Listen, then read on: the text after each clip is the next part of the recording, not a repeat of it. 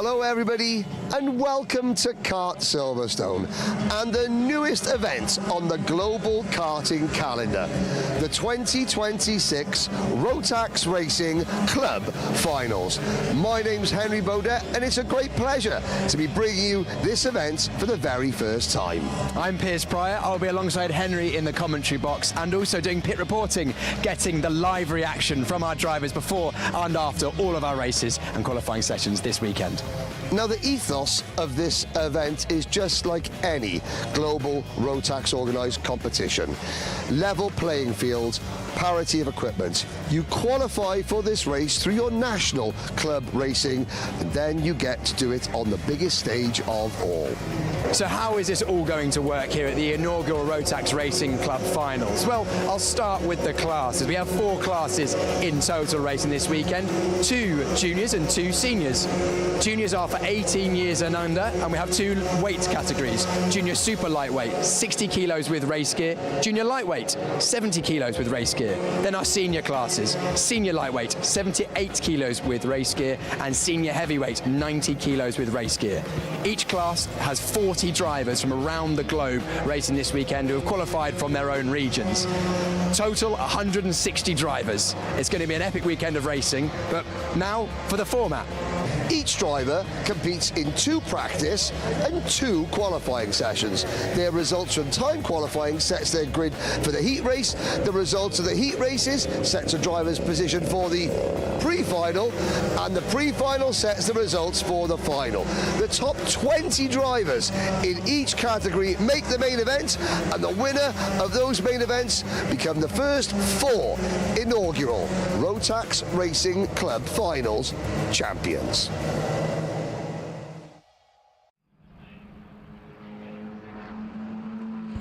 Well, good morning, ladies and gentlemen. Welcome to a beautifully sunny Kart Silverstone, and a day that is possibly one of the most important in terms of opening up the world of Rotax karting to the other 99% of the human population that cannot or don't do owner-driver racing, because this, ladies and gentlemen, is finals day of the inaugural running of the Rotax Racing Club Finals. Piers Pryor, we look at the beautiful, brand new, ultra-modern pit building and clubhouse at Kart Silverstone, and it's really fitting that the newest venue in global karting plays host to the newest event in global karting. It's a historic venue. It's a place that so many people around the world know as a home of motorsport, definitely in the UK, but an iconic location to have the inaugural Rotax Racing Club Rotax Racing Club Finals. And today we're going to crown our first champions, 4 of them coming up. We've got plenty of racing between now and crowning those champions. We have heats, pre-finals, finals. 8 heats. 8 heats total, 2 for each category. Then we have, of course, the same for the pre-finals. 8 pre-finals. And then the all-important final. Very simple. Then you've got B-finals. Yeah, last chance qualifiers. But ultimately, it works very, very simple. You win the final, you are champion. We are going to whittle each class down. They start with 40 drivers in each category. The top 9 finishers in each heat, I believe, go through to the pre-A final. So that means that there will be 22 drivers in the pre-B final. The top 2 finishers from the pre-B final will go through to the pre-A final. And then the remaining runners, that puts up to 20 drivers. And then everybody else hasn't yet qualified, they go into the B final. The B final is the last chance saloon, isn't it, Piers? And the top 4 finishers from each B final make it, scrape it onto the back of the main event grid. And 24 of each class go out in the main event. It's going to be a hard day, a lot of racing. Piers, you've driven these karts, you have driven many, innumerable amount of vehicles. You know what those drivers are feeling at the start of finals day. There's a feeling in the air on a day like today, the start of a big event, especially a one-off event such as this, where it's been a year's worth of effort to get to this point. Sometimes longer, a career's worth to get to the level to be able to qualify to get to the main event. And here we are at the main event today. There'll be a mixture of excitement, anticipation, trepidation, nerves going through the air. I had a bit of a breakfast this morning, so that's the nerves you're feeling. And all the drivers will be feeling it. They will be aware of this feeling, but they also know it's the day. This is the time that you have to perform. Yes, we've had qualifying, that's important. Yes, you've had to qualify to get here, but it comes down to single decisions throughout today that are going to define whether you will be able to take that crown or not. The decisions that go with you or against you may be this morning in the heats, they may be in the pre-final, they may be on the last lap on the last sector of the last race of the day. They don't know that yet, and it's all to come, and we'll be here for every moment of action, Henry, and I cannot wait, because the racing we've had at Kart Silverstone since it opened has been some of the best. And I'm not one for hyperbole, Henry. I don't like waxing lyrical. I'm not one for being over dramatic if I can help it, but from my core, the racing we've had at Kart Silverstone since it's opened has been some of the best racing. The layout lends itself to racing. These karts match it absolutely perfectly, and the parity between the karts has meant that we've seen some incredibly close action in qualifying, and I expect more of the same as soon as we go racing in just a few moments' time. Yes, well, like yourself, Piers, I'm usually very understated, very subtle with my approach to everything. Of course. Notoriously so. Notoriously subtle, notoriously understated, ladies and gentlemen, as you know. What's the one word I'm looking for? What's the one word? You're not allowed to say that one. It's absolutely amazing! There we are. That's about the racing, the standard of racing. It's an incredible facility. The circuit races so well. It really does. We'll be looking for plenty of overtakes, inside, outside, cutbacks, three wides. All of that's coming up today. And interestingly, Henry, for those super karting nerds out there today, we've got some brand new front tyres on these karts. So the drivers will have to adapt their driving compared to what they were yesterday. The Dunlop tyres, they are very durable indeed, and on these Burrell ART chassis, they handle nicely, but the front tyres tend to wear a little quicker than the rears. The brand new tyres mean for the 2 or 3 laps practice that we will have for this first run in this first session, which is the Junior Super Lightweight Heat 1, Group A. They will experience a fair amount of understeer while the tyres bed in, but as soon as they get warm, they will then have more front grip than they had yesterday. And then that extra front grip, so a bit more balance towards oversteer, will maintain for at least the first 3 or 4 races, which is something that, again, the drivers who have raced at big events like this before, they will have experienced changes in circuit conditions, changes in kart handling. We saw it throughout yesterday, Henry, didn't we? We saw as the track temperature and the air temperature went up, the track went away, lost 2 or 3 tenths. That would have also impacted how the karts handled as well. So the drivers have to be not only absolutely dialed and take everything they learnt yesterday through to today, but also will have to be dynamic, adaptable to the circuit conditions as they continue on, because it's all well and good being fast in qualifying. If you can't carry that form through to the racing and then the final later on this afternoon, then you're not going to become champion. This is where experience will come into things, because we've got so many drivers. Yesterday was all about singular fast laps. Yes, you had to find partners to work with, but you know, today you've got to learn to race. Some of the drivers from some of the 24 different nations, they've got to be very careful that you race the people you're up against, not the event. As you can see, drivers are in karts. We're about to go racing. The first race of the day is coming up.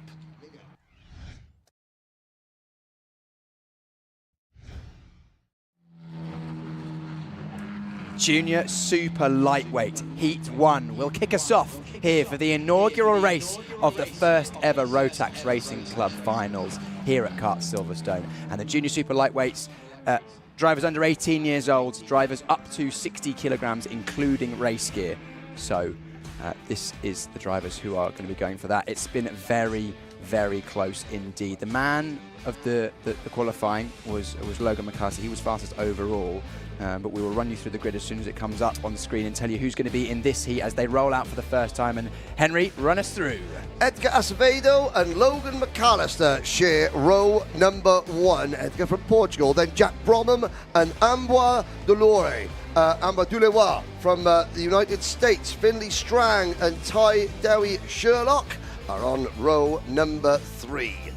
Row number 4 on what will be a 20 kart lineup with the number 94, George de Good. Behind George de Good will be Matteo Ehrenfuchter in kart number 62. Matteo Ehrenfuchter is from Germany. Fawaz Adra and Alex Rattan round out your top 10, with Miles Harrison and Zachary Belch up next. Miles was quite pleased during the be part of the drivers' parade this morning. Leo Anderson and USA's Tyler Tobes, or USA via Vietnam for Tyler Tobes, another one of the Rotax Racing Club California drivers. Back on row number 8, we have Paige Martin and Jack Yates. And then the remaining starters, the last two rows, Jonathan Taylor, Caitlin Steppenbach, Zuan Bradenbach and James Wall. Zuan Bradenbach in kart number 43, coming one of the number of drivers from Level Up Karting in South Africa. So, the UK, Portugal, the United States, Germany and South Africa all represented in this race. Now, as Piers said, they're doing some practice laps because of the new front tyres. On-board cameras. We have a number of on-board cameras today. And the number 94, George de Guy. I hope that's how I'm pronouncing his surname correctly. De Guide. George de Guide. Starting P8, right in the hornet's nest, going through turn number 1, which of course is Wellington. Hello to everybody watching on the YouTube channel, whether it's on the Alpha Live YouTube channel or the Rotax Karting YouTube channel. Please, I'm trying to access both channels. I've got the Alpha, the Rotax Karting YouTube channel up at the moment in the live chat. We've got drivers, a lot of people supporting Alex Pritchard, all the South African drivers, and of course ABS, Anwar Beryl Smith, who was Mr. Club 100 UK. I just noticed ABS, his brother Ian must be a bit devastated because his nickname's IBS. Brilliant. I don't know if Anwar's got a brother called Ian. I just made it up, ladies and gentlemen. However, it would be quite humorous. It would. Yes. So, okay, we just rode on board with George de Guide. He is one that we're going to have the onboard camera. We have a number of onboard cameras, so we'll be bringing you not only track pictures, but also right from the thick of the action. And George de Guide is going to be on board. He's starting 7th in this race, in the thick of the action this time. 16-year-old from Hinckley. He's a driver that has raced in this category in this season, and he's also done some endurance karting recently, and also was in Junior Super Lightweight last year in the Club 100 Rotax Racing Club UK as well. So 7th place is about, I would say that's in the mixer. Yes, I mean, you've got to. So this is a. It's not an accumulative points event. It's a single race result event. It's simple. You finish in the top 9 in this race, then you're guaranteed a place in the main event. Finish the top 9 in the heats. In the heat race, 18 drivers automatically go through. There is the famous Club 100 pace kart. The top 9 finishers will go through to pre-final A. Everybody else will go into pre-final B. The drivers from pre-final B, the top 2 finishers from pre-final B, will go through to pre-final A and join the top 18 drivers from the heats. And then the remaining, the remaining 18 drivers, I think it's 18 drivers, the remaining 20 drivers will battle it out in the B final itself. The B final itself, the last chance saloon, the top 4 finishers go through to create a final grid of 24 for the main event. Yeah, and that's winner of that final, the A finals for all 4 of our classes. Quite simply, win the race, take the crown, inaugural Rotax Racing Club champion. But we've got, as you mentioned, Henry, 10-minute heat, 12-minute pre-final, and 15 minutes of final for each class before then. Well, we're looking at the short final pace lap. Number 10, Edgar Acevedo, Portuguese driver, raced in the British Indoor Kart Championship, was third in the BIKC last year. Top rookie in Club 100, so he's based in the UK, is Edgar Acevedo. Logan McAllister in the number 95 kart alongside. They come out of wing, they're going to go one more time around. This time, Piers, I think it's going to be a great opportunity to sort of take the viewers around some of the karts. They're not going to do a full lap, warming those new tyres. So turn one, this is Wellington. Yeah. So we're going in the left-hander at Wellington. We'll now go through the cut-through. into basically back through to club into the final sector. The reason we do the short loop is just so that we can get more goes round and make sure everything's ready, so we don't have to do the full 1,400 metres nearly of the Silverstone circuit. Our two front row drivers in this heat were the class of the field yesterday. They were fastest in both of their respective qualifying sessions, and therefore they are now first and second on the grid for this. So we're looking forward to seeing how this battle is going to ensue, because those two, I think, will be there or thereabouts for the final. Pace car has pulled off, so we're probably going green for the first time at the Rotax Racing Club finals. Over the line, a great start from our pole sitter as Acevedo defends instantly. Logan McAllister has lost a couple of positions already. Yeah, McAllister there in the red and white race suits in the middle of the pack. They're losing ground. They're 3 wide coming out. This is out of turn 2. Somebody over the grass through Jimmy's curve and into Brooklands. What's for Brooklands? It's going to be a flashpoint today. Now, through this incredible section, Maggots, Beckett's, just like on the F1 track, downhill, they plunge down towards Bridge Corner and then back up. It looks like the bottom of the Nürburgring, that carousel-like corner, up through the express curve here, and now down into Priory. Another huge overtaking opportunity, the right-hander at Priory, somebody just getting 2 wheels off the outside line. Then into Club, we go through Ireland, and now into the switchback section. Seagrave is the first of these corners, and now we're into Seaman. Out of Seaman into the wing curve. Then you've got, there's wing, that little flick there. This is Museum Bend, and you head uphill now, open the kart up through Farm. That is a lap of Silverstone, kart Silverstone, and Edgar Acevedo leads Jack Bromham, Logan McAllister, and Ambroise Dulewa from the USA in 4th place in kart number 12. Yeah, dream start for Acevedo at the front of the field, gapping the rest of the field by almost a second.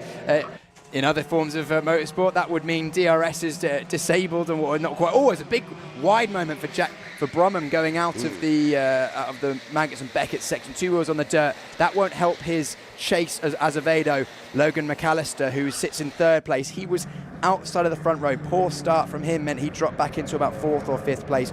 Already coming back, and he's on the back of Bromham now for 2nd place. I think it's only a matter of time before Bromham is going to be taken for 2nd place, maybe even in this corner. No, not quite yet. This is the point of the race early on where the likes of McAllister will be sizing up Bromham, saying, am I going to be quicker following you and pushing you to the back of Acevedo, or am I going to be better off forging my own path and trying to close that gap? Now, of course, all the karts, brand new Birrell ART chassis, brand new Rotax engines. The equipment is as equal as it is possible to get it. However, there are always little intricacies. Certain karts, just drivers feel more of affinity. The performance of a kart suits certain drivers' style. They can get to grips with the handling. Some karts are better at pushing others. And by that, I don't mean contact driving, I mean slipstreaming. Other karts are better at being pushed. This is what Bromham and McAllister are sussing out between them. Now, Logan McAllister has given Jack Bromham a full lap virtually at the head of the field. He is looking at the driver in front. He's looking at Edgar Acevedo.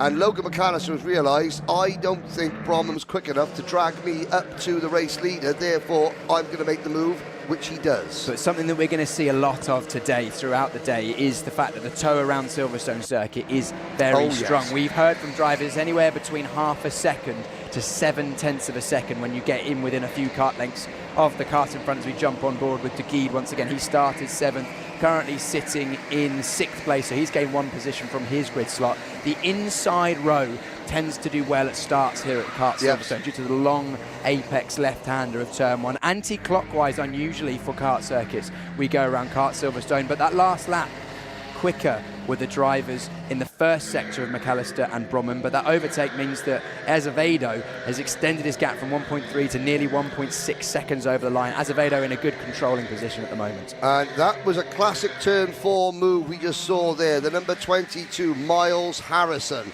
passing the 55 of Alex Rattan. Rattan, for a brief moment, thought about doing a switchback, and then he realised, I don't want to have any partner going through Maggots and Beckett side by side, because that, of course, is a really high-speed, single-file part of the track. Now, for those of you that are new to Rotax Racing Club, or the Rotax Racing Club universe, as it were, there are you'll be hearing a number of different terms and terminologies for various things. Now, the incidents, you have TL, track limits, you have an ABC penalty, advantage by contact, the video referees up in the room. So there are various things, and of course, there's cone abuse. There are cones situated on certain very, very high curbs around this circuit. That is to say to drivers, you're not allowed to use those curbs, or you're not allowed to hit the cones. Well, the cones sit behind the curbs. The drivers are well within their right to use the curbs, but go beyond the extremities of the curb and you'll hit a cone. There's some cones through the exit of the Maggots and Beckett. Cones. Yeah, 2 nervous cones that will probably only be cones for a certain period of time. Their lifespan is somewhat akin to like a frontline sergeant tsetse fly or during something. no, there was apparently in World War I, there was a frontline sergeant's life expectancy once he got to the front was 30 minutes. Similar to a cone. I would say so. I would say, yeah. But the drivers will be trying to avoid those cones, because if you touch a cone, you almost certainly will be penalised. Seen to do so. And with the spotters out on circuit and the video referees and observers, you will be getting a 1 position penalty for each cone offence. As McAllister clouts the inside curb at the last corner, that will hurt his exit. And that gap at the front of the field, Azevedo has absolutely dropped the rest of the field. He's lapping a 10th and a half quicker than the rest of the group, a 1:10.0. We're getting close to the times we saw in qualifying already in this first heat of the day. Amazing what a fresh set of front bones will do for a driver and to do for the handling of a kart. There's that great image, just to show you on the absolute edge, clipping that curve, getting the car unweighted as you head downhill towards Bridge Corner. On the live chat, again, Edgar Acevedo getting plenty of support. This is 2nd, 3rd, 4th and 5th you're looking at. McAllister, Bromham, Dulewa and Jewis Sherlock. Camera Kart, George De Guide is next in line in 6th. Then it's Miles Harrison, Alex Rattan, Fowers, Adra, and contact warning for Zach Belch in 10th place. Leo Anderson, Paige Martin, Matteo Ehrenfuchter. I said Ehrenfuchter before anyone gets upset. Jack Yates, Finley Strang, Jonathan Taylor, Zuan Breitenbach, Caitlin Steppenbach, Tyler Toves, and James Ward. Tyler Toves down at the back of the field. The young Vietnamese-American driver from living out in California. I think during qualifying, Tyler raced the event. He raced the event, not the people around him.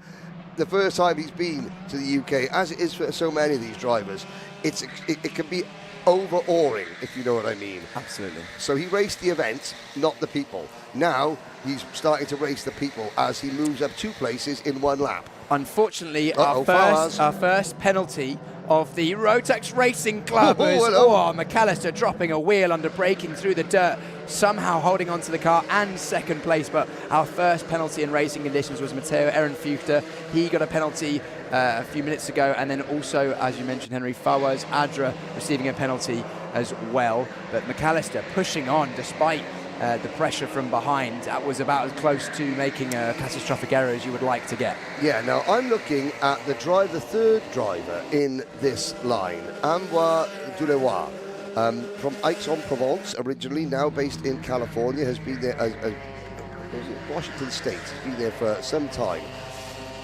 He has been very, very mature, and now watch him take advantage because the crossover there. Now, watch Duleroy, he'll get a really good run because these two are going to slow each other down through the Maggots Beckett's. Duleroy, if he's in a position, he can't dive bomb up the inside. Now, Ty Dewis Sherlock is there, has caught them, so Ambroise Duleroy will look to the outside. McAllister and Bromham defending. Acevedo is going to open this out. There's a move for fourth place. Duleroy holds off Dewis Sherlock. Yeah, the reason that Bromham is trying to go through is on that previous lap, he set the fastest lap of the race. Only a couple of hundredths quicker than our race leader, but still feels like he's got more pace at this stage than McAllister in second, and especially when McAllister's making a couple of small errors that we saw him make in the last couple of laps. Henry, if you're following a driver and you're pushing on and you see them make a couple of mistakes, you think, right, I need to get through. Yes, yeah, it's the same thing. You know, momentum is key, especially in these sort of slightly detuned, obviously restricted Rotax engines. You haven't got the amount of oomph. You've got an awful lot of oomph. That's a technical term, by the way, because these are the fastest. It's the fastest type of karting you can do without owning your own kart. That is Rotax Racing Club.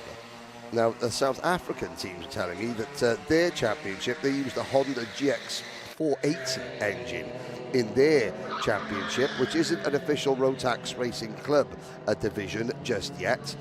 It will become that. And there's the move. Oh, good move into turn number 11 there for second position. Finally, Jack Bromham gets it done. Now we're four wide almost. Up the inside goes Ambroise Duleroy. Bit of a hand gesture there.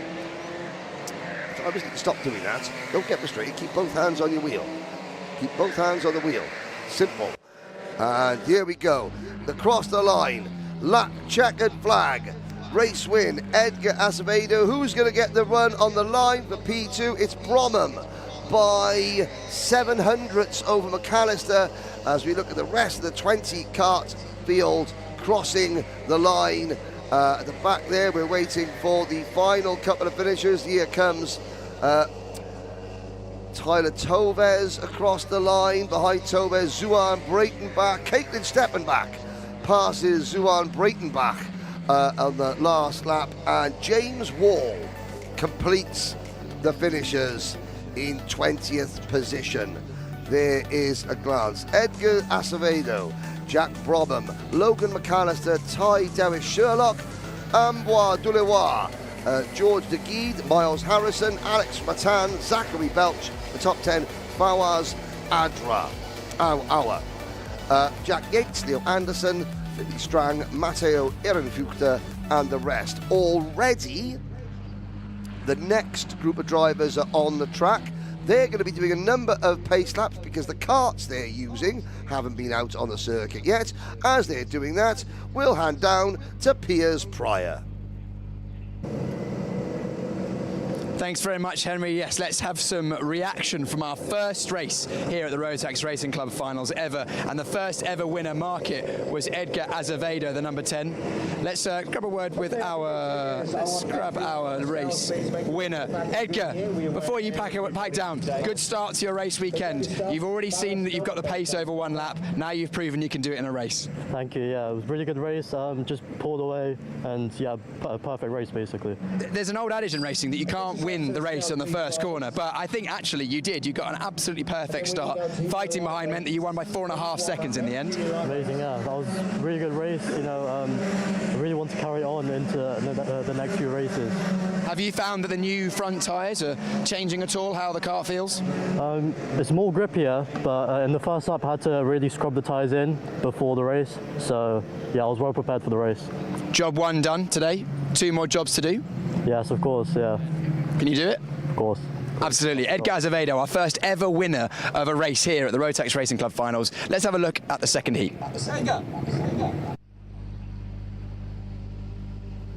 Thank you very much, Piers. So, after, of course, the results will now be ratified. Penalties will be reviewed by the video referees because obviously there were an awful lot of warnings and drivers under investigation.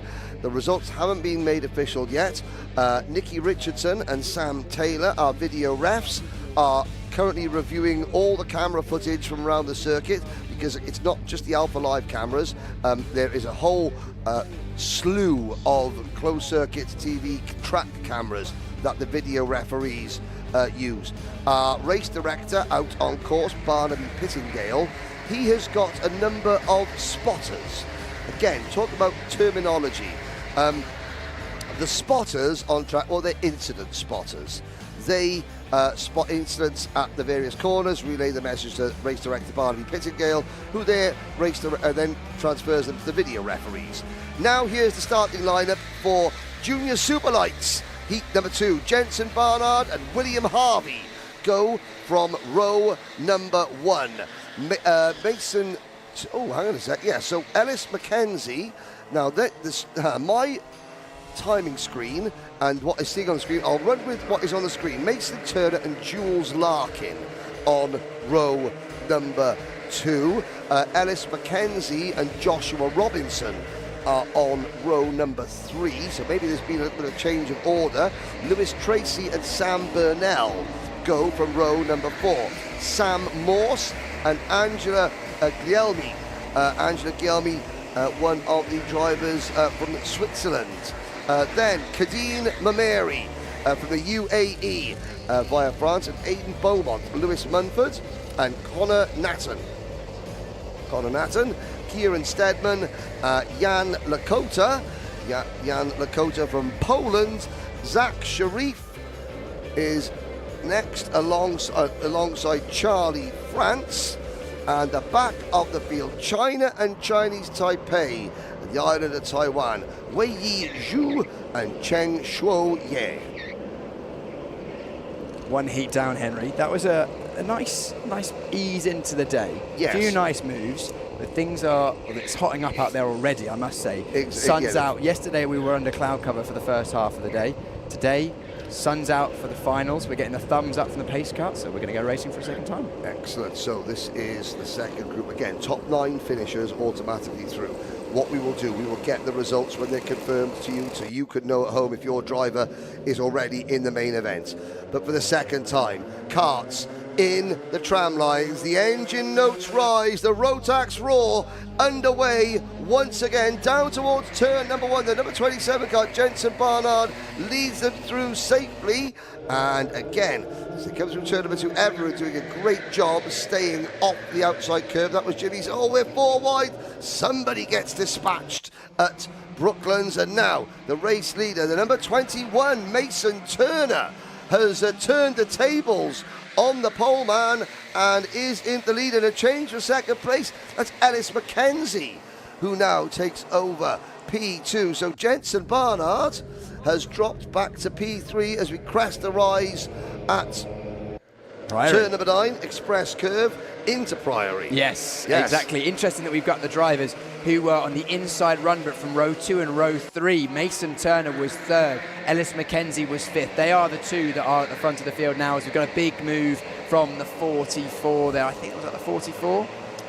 The number 44, no. Connor Nathan is in the number 47, and Joshua Robinson's in the number 49. They're in that hornet's nest there. 49 it was, my mistake. I called that wrong. Joshua Robinson with a robust move up the inside. The 21 defending Mason Turner, looking to the outside. Ooh, squeezes round the outside. So, number 21, Mason Turner, gets the job half done going into turn, but now he runs wide. Oh, all that good work undone. And they're going to try and go 2 wide through Maggots and Beckett. Yes, they do. And at the back of the image there's somebody modifying the tyre barriers at the back of the pack there already. Incident Marshal's driver up and out of the karts, trying to get them back in the race. We'll get a number check on that driver for you next time around, but they're absolutely fine. Meanwhile, the battle at the front is raging on. The driver in the wall was Jan Lakota, number 99. As you mentioned, he is absolutely okay. Kart being retrieved. He's getting back in. He wants to rejoin this race. Yeah, he does. One of the Club 100 or Rotax Racing Club UK officials, in fact, one of the spotters helping him back in the car, Jan Lakota, does get back in the race.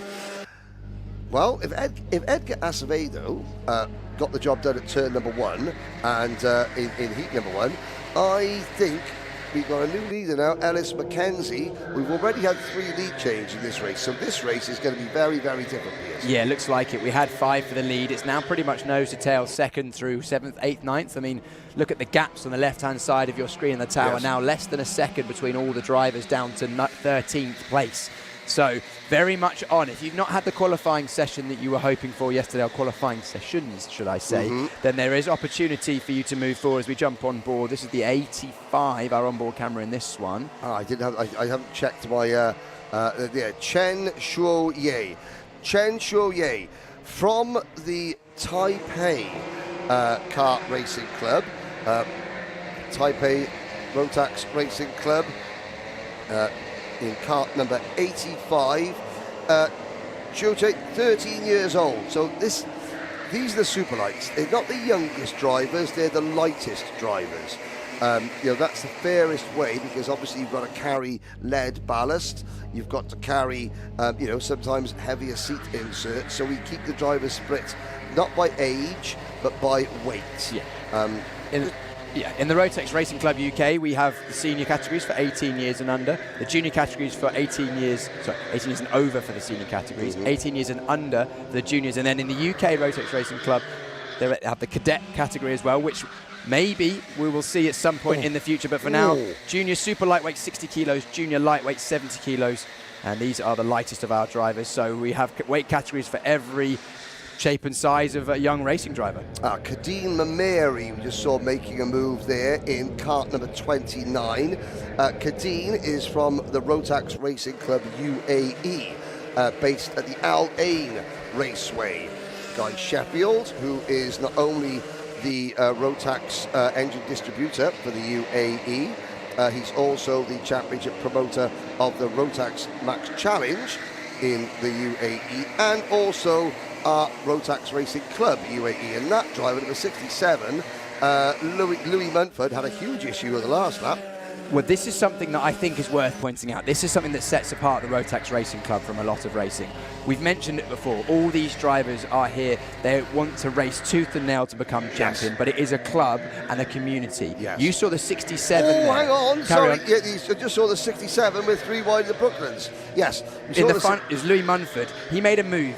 He made contact. He wasn't happy with the move, and he waved the driver who he'd made contact with through and said, no, that wasn't fair. You go back ahead. I'll overtake you at the next corner. Yeah. And so he did. That's the spirit of competition, but that's fairness as well. And that's also knowing that the rules, the drivers have faith in the officials to make the decisions, and they would have, he would have gone, Louis would have gone, okay, I've been busted on that one, I'm going to get a penalty, so let's just carry on. And the spotters and the video referees will see that. If you make a move and take an advantage by contact, but return that advantage, there's a good chance they will say that as a, do you know what, fair play. Yeah, we'll let that slide. Yeah, I mean, it's slightly different is if you send somebody, onto the GP track and then allow one other driver to pass you. You have to rescind the person you've offended, of course, and also but there's a differing, harsher penalty for making contact for a driver who then comes to a stand. Maybe Louis Munford should have done the same thing what he did for you back in this race, because you just been given a penalty. Maybe there was something else. It was a separate move. Let's have a look. Let's under investigation. So the first penalty is for Louis Munford. I know what it could have been for, because coming out of this corner a couple of laps ago, Louis Munford sideswiped that tyre barrier and moved the tyres a long way back. So maybe in the spirit of cone penalties, as there's a move further up, the number 27, Jensen Barnard on Sam Morse. This is third, fourth and fifth. Now it's getting a little bit tetchy. Ellis Mackenzie is up the road. Sam Morse in second. This is third, fourth, and fifth. Wow. This is Jensen Barnard, Josh Robinson, and Mason Turner. No love lost there. Yeah, the 21 of Mason Turner has the fastest lap in this race, so he's closing in, and these two fighting will help as well. You can see the frustration from the 27 of Barnard there, saying we're losing the lead, but there's only 2.5 minutes just over to go now, going wide for looking for the cutback, but the right-hander comes up quickly of stage. They go through Jimmy's, defensive still, the 49 of Robinson, defensive into Brooklands. That'll leave him vulnerable. It'll be right up and behind there as they go through towards Magnus and Beckett's once again. Only just, not quite flat out, the drivers are saying, through that section of corners. Now, if you are unfamiliar with Rotax Racing Club rules, you're used to watching owner-driver two-stroke karting, the race time is slightly different. It doesn't say 2 minutes, 15 seconds plus 1 lap. That's because it's not. The drivers need to calculate in their own heads as they cross the line whether this could be the last lap or not. The minute the clock strikes 0, the next time the leader crosses the line, it's checkered flag. Oh, wide goes the 49 of Robinson. Maybe with a little bit of assistance, which he doesn't give back. Let's have a look. That is deep into Museum Bend, up the straight through the Kinkton Farm corner. 1 minute 45 seconds to go. We're lapping in 1 minute 9s. So the race leader, Alex McKenzie, again, 1.8 seconds up the road ahead of Sam Morse. Sam Morse is now over 2 seconds in front of this battle.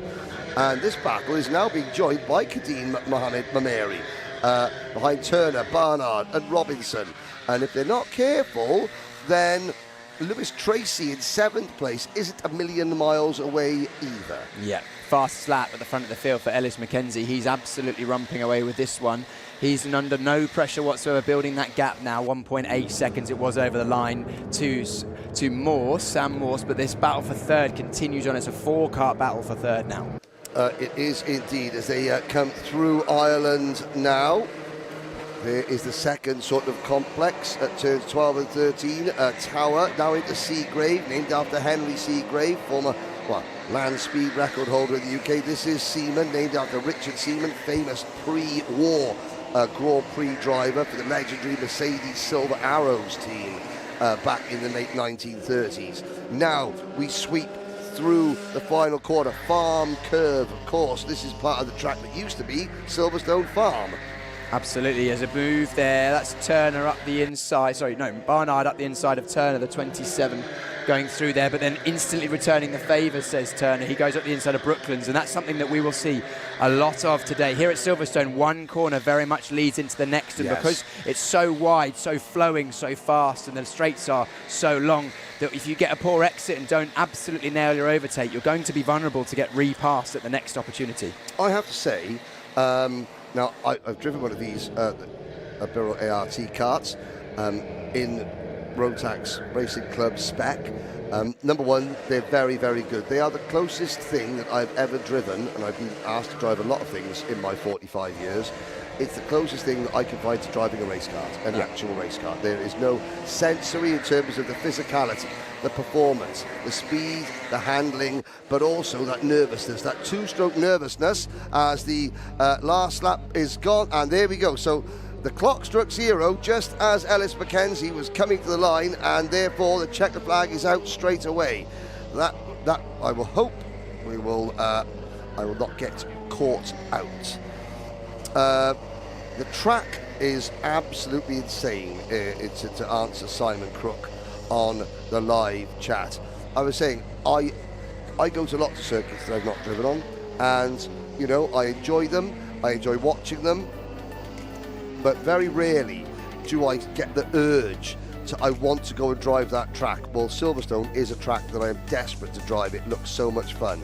So here's your provisional results. Ellis McKenzie, Sam Morse, Joshua Robinson, Kadeem Mohamed Mameri, Jensen Barnard, Lewis Tracy, Mason Turner, Kieran Steadman and Sam Burnell. Look at that. Sam Burnell finishes 600ths of a second in front of William Harvey. The top 9 provisionally are all automatically into the main event. You're looking at the drivers now. These drivers, they have to go into the pre-B final. Now there are 2 opportunities for drivers to make the main event. that aren't directly through the heat. So we've got now 18 of our 24 drivers automatically through to the main event. Everybody else, 2 will qualify from the pre-B final, 4 will qualify from the B final itself. Piers Pryor is going to speak to one of the drivers that doesn't need to worry about all that because they've just won the race and they're already into the main event. Take it away, Piers. Junior super lightweights heats are done now. Ellis Mackenzie took the victory in that one. Pretty convincing, actually. 5th on the grids, which showing that means that you can make positions if you're qualifying exactly where you wanted. Let's see if we can grab Ellis as he's come into the pits. Ellis, jump up and have a quick word with us, please. Our winner of the 2nd heat in junior super lightweights. Ellis, qualifying wasn't ideal yesterday for yourself. I know you would have liked to be higher, but you've proved you can do it in the race today. Yeah, definitely. I mean, I was definitely a bit disappointed with yesterday, but obviously I had a good start today and then I just extended the lead, so I'm feeling a lot more confident than I was yesterday. It seems like you've taken a step forward in pace as well, setting the fastest lap of the race in that one too. Have you changed anything in your approach overnight? I think I was probably a bit more calm than yesterday. I think yesterday I was a bit too apprehensive maybe, but today I've just calmed down a lot and I think that's obviously helped. You've proved that you can do it from row 3 on the grid. You're going to be starting further towards the front for the pre-final. Do you think that's going to give you an even better chance? Yeah, hopefully we'll be fine for the lead. See what happens later. We'll see exactly. Ellis was our winner in the 2nd heat of super lightweight. The first race of junior lightweight is out on circuit doing their practice session now, so I'll hand back to Henry so we can preview that one.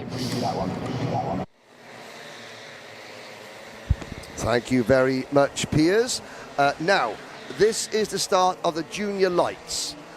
Junior lights, so we just had junior super light, now we're at junior lights. Once again, we will have 3 laps of practice for the simple reason that not all these karts have been out already. Here is a look at your starting lineup. Jamie Tyler Gooden and Enzo Ricciardi. Enzo Ricciardi from Switzerland on row number 1. Anthony Roberts from Wales and Leo Engels on row number 2. We look at the next row. Row number 3, Max Sheldon Hayward and Ollie Brunel Weil. Zach Watson, Jake Dilworth Parrott are on row number 4. Behind row number 4, Benjamin Hamilton and Thomas Welsford. They round out your top 10. Row number 6, Morgan Humphreys and Tyler Gibson. Then Tyler Gibson carrying the Scottish flag. Then our only driver from Hungary flashes through, Jonathan Fuchel, alongside Ashton Walger and Seth Dodds. There is Jonathan Fuchel starting 15th alongside Tom Justice.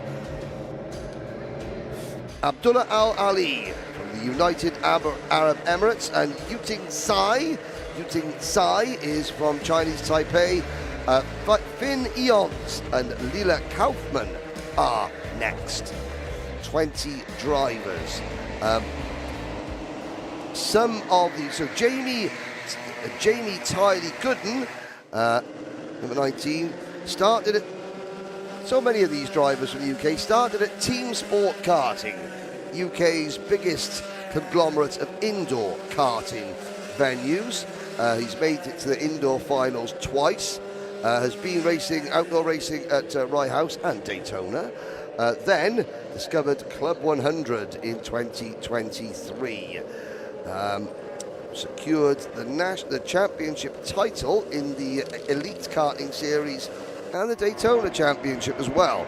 That is your pole sitter, Tylee Gooden. Now, in the insert, you can see one driver changing karts. Now, I believe you could go out and after 1 lap of practice, if you feel there is something fundamentally wrong with your wagon, you can bring it in. Yes. Apart from that, you can't. You're stuck. You've got what you've got. and you have to come in after only one lap. You have to come in before the checkered flag flies in practice. If you come in after the checkered flag, you are committing yourself to start at the back. Now, you may, if you find an issue afterwards, you may decide, I'd rather be starting from the back in a better position. But it means that the drivers, yes, they have no choice in which kart they're given. But if there is an issue, which is very rare and unforeseen, that you're not having to lump it for the whole entire race. Now, but that driver, I think, will have to join the back of the queue at this stage. And of course, these aren't the same karts we just saw in the previous race. Because Club 100, we've got 20 drivers in the race. Club 100 have got well over 60 go-karts here. Yeah. Well over 60. Yeah. All brand new. They're rotated equally. There is a system that ensures every kart on track has equal fuel, equal tyre wear within one heat race. Yes, absolutely. But again, they all weigh the same. Here's Pryor. We are locked and loaded and ready to go racing here. Here we go. First heat in the junior lightweight, and Jamie Tylee Gooden has an absolutely perfect start over the line. They head down towards turn 1 at Wellington, and through it is our pole sitter Tylee Gooden. 2 by 2 with the rest of the field go through turn 2, which is stage, and then through Jimmy. Side by side we go, still 3 wide into Brooklands. One driver running wide, that's a black suited driver who's been shuffled onto the dirt. He's lost a fistful of places. It's a black suited driver that's now booking an appointment with their chiropractor after that bumpy ride through Brooklands, Maggots and Beckett's. Another driver was off on the grass coming out of that complex. Here we go, 3 wide into Priory. That's Hayward having a look up the inside of Priory. They went through there side by side. There was also drivers further back on way up to Express Curve having a conversation in sign language. I think hopefully they've figured that one out now as we head into that technical final sector. The 33 again of Hayward, who started in 3rd place, dropping down the order well inside the battle. He must be lower end of the top 10 now. Still side by side. This has been a gaggle of karts for the whole of this first lap. The 17 getting shuffled wide. Yeah. That's Dilworth. Parrott's just getting 2 wheels on the dirt. I don't think that was entirely of his own doing. No, Tyler Gibson on the inside, I think, just miscalculated how much room he left on the outside. The answer to his question is you hadn't left enough room. Somebody has sadly had a problem. Leo Engels, number 23. Leo Engels, the GX UK Junior O-Plate winner. Well, unfortunately, it's oh no for the O-Plate, and he is out of the race at the side of the circuit. Yeah, down into bridge once again, sliding their way through this corner. Again, these drivers, first time they will have raced on these karts, today, which means that they are getting used to those newer front tyres. All sideways on the entry of Priory. How many times have we seen drivers pushing the limits of track limits there and 2 on the dirt? And unfortunately, misjudgment of side-by-side action there. Saw the 17 of Dilworth. Parrott once again finding himself forced slightly off the racing line. So, you talked about the driver getting a new kart. That was Morgan Humphreys. Thank you. So we got Kieran Mogg from Alpha Live is busy sort of feeding us information. Morgan Humphreys, decision to change kart, decision validated. He is up into 9th position in number 72. So that is a good performance from Morgan Humphreys. We've got movement. It's Silverstone, therefore it must be hammer time. Oh, that'll be Benjamin Hamilton. He is up into 4th place, and with here he is in kart number 26. Yeah, Benjamin Hamilton, a driver that's fought for titles in the Club 100 Rotax Racing Club UK roster in junior categories. He didn't have the qualifying he would have hoped for yesterday. He started down around the back end of the top 10. He's made his way up and is now fighting for podium position. He needs to bridge the gap to the front 3, who has somewhat separated themselves now.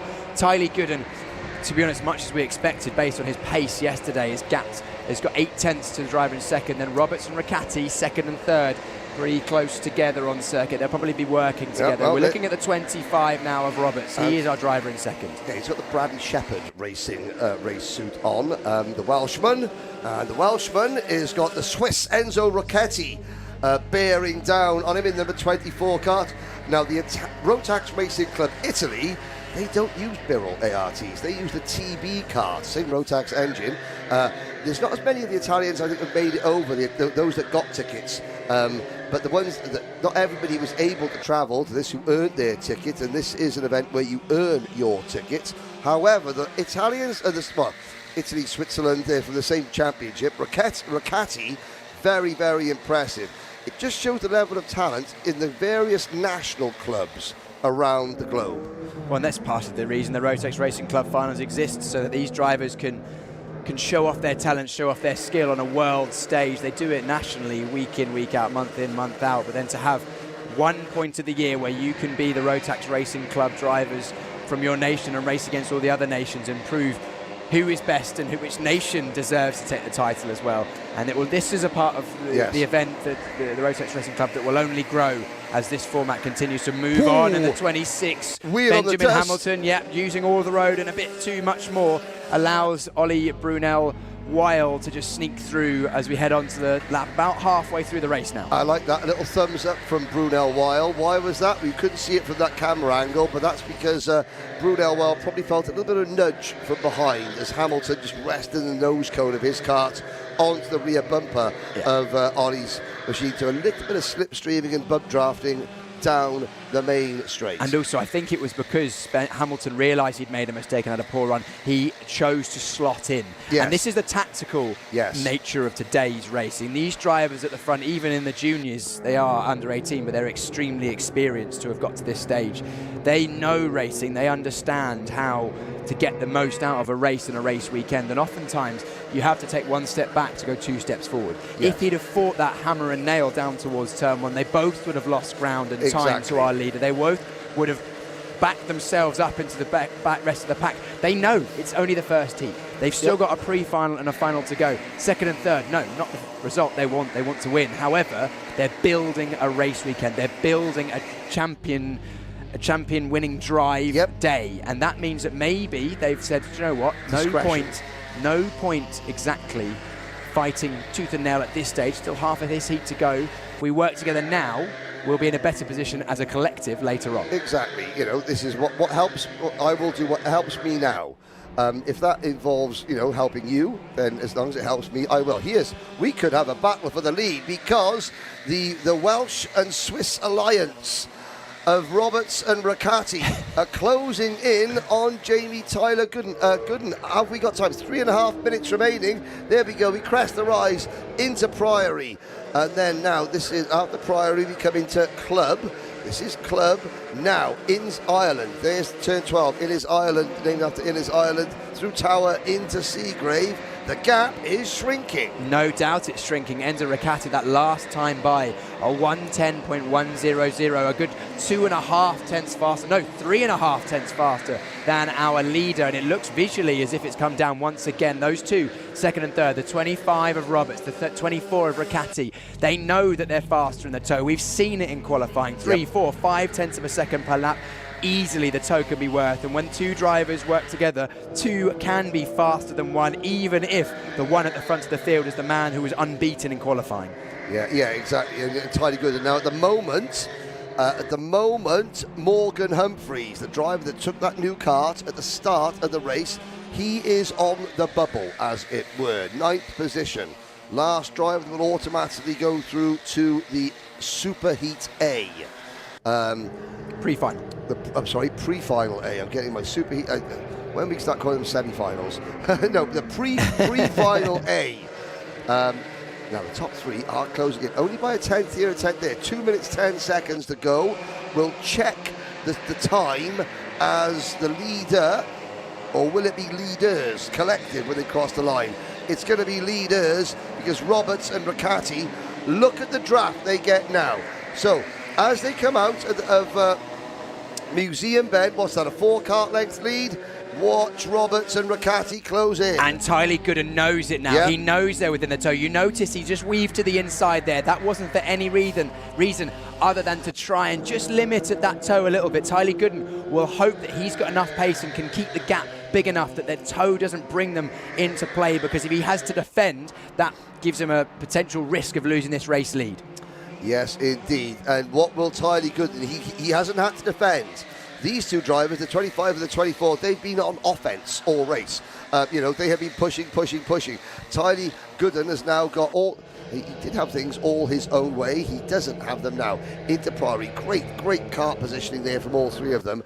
If they had been 6 inches further left, they would have put a rear wheel on the dust. 6, more like 2 or 3. The precision of these drivers, we'll see it all day. Hanging a part of the tyre over the edge of the tarmac. You'll see it into that corner. We'll see it once again as we head towards the penultimate proper corner on the Circuit Museum. Watch the left-hand side of shot, right-hand wheels of Tylee Gooden hanging over the edge of the circuit. Yeah, well, I mean, that's at least 6 inches. Doesn't look like much, but it is. There we go. The gap, Tylee Gooden's done well to actually maintain the gap at 3/10 there, but 3/10 is absolutely prime drafting range now. And actually, that last lap from Roberts, fastest of the race so far, a 9.7. Enzo Ricciardi made a mistake in that middle and final sector, dropped away from the back. He's 3/10 away now. We've got a battle on for the final place in the top 10 as well, Henry. Oh, yeah, indeed. Here we go through Maggots at Bex. The 26 car is Hamilton. Brunel Weil in 5th position is the 95. This is 6th and 7th, the 88 of Watson, the 33 of Sheldon Haywood. Behind here, the top 3 are together. This is the final lap. Down towards Priory, defending for 4th is Hamilton. Are we going to get the crossover? Great crossover there from Brunel Weil. Can he stick it in the inside? Yes, he can. Going into Club for the final time. Meanwhile, here are your leaders. I think Jamie Tylee Gooden has done just about enough. Although Roberts, one final run for the Welshman, not going to happen. Tylee Gooden wins from Roberts and Ricciardi. Who's going to finish 4th? Great sportsmanship there at the end. Across the line, fist bumps all round. Hamilton and Brunel Weil are next. Now here's the main battle. It's going to be the 72 kart. Crossing the line, Humphreys in 9th position, just 4/10 of a second up on Tom Justice. So provisionally, the top 9 finishers will flash up on your screen now. Jamie Tylee Gooden, Anthony Roberts, Enzo Ricciardi, your top 3. Benjamin Hamilton, Ollie Brunel Weil, Zach Watson, Max Sheldon Haywood, Thomas Welsford, and Morgan Humphreys. Humphreys, the final provisional qualifier automatically. This group from 10th on back will go into the Pre-B final, and the top 2 from that race will make it into the main event. Piers Pryor is again down in pit lane speaking to a very happy chappie. Take it away, Piers. Yeah, we're going to grab a word with our winner, Jamie Tylee Gooden. Jamie, we're going to become good friends this weekend. I've chatted to you after every session. Well, that's the aim. Hopefully you chat to me after every session. No, good race from yourself there. Pace showed, especially in the first half, but we also saw quite how strong the toe can be. They nearly got close enough to mount a challenge. Yeah, those two are bumping. I could see them gaining a tiny bit every lap, and I was just thinking, God, can this race end? But yeah, we managed to take it. So. Amazing. Well, congratulations. Another first win for Jamie Tylee Gooden. Driver in 2nd place, Anthony Roberts. So close, so close. Did you think you could catch Jamie? I might have been able to go for a move at the end, but it would have been a bit risky, and I'm happy with 2nd. I mean, I think we put in some good lap times, so should put us in a good place for the finals later on. It must give you some confidence that you were able to close the gap to Jamie. Jamie's looked very, very quick, testing, qualifying. You guys did close the gap even before the toe came into effect. Yeah, I mean, I think the pace is there, but we just need to work on the consistency a little bit. I was catching, falling away.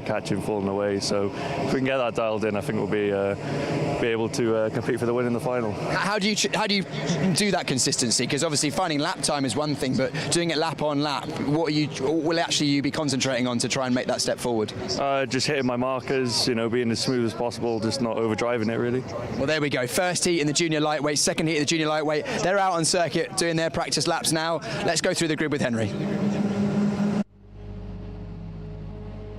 Thank you very much, Piers. Yes, 20 more drivers at the end of this race. We will have completed 1/2 of the heat races that we have scheduled for you, Jacob Marples, and our camera kart, David Sneetsko. Sneetsko in kart number 39 on the outside of row number 1. Ollie White and Josh Taylor go from row number 2. Jonas Klimas and Dan Griffin, who has got people watching from Baltimore, Maryland on the live stream. David Suksfarkas and Josh Melling are on row number 4. Row 5, Ethan Saunders-Wilkes and Zach Hassan. Behind Zach Hassan, Jamie Riches and Sam Chilton. Then it's James McLaughlin and Callum Boots. Mason Watson and Riley Lewis are up next, with Jaden Giles, Kira Boylan on the penultimate row. The final row of the grid, Spencer Rust and Dylan Sagu. Now, I spoke to Spencer's dad because there is a driver in owner driver racing for the Netherlands that called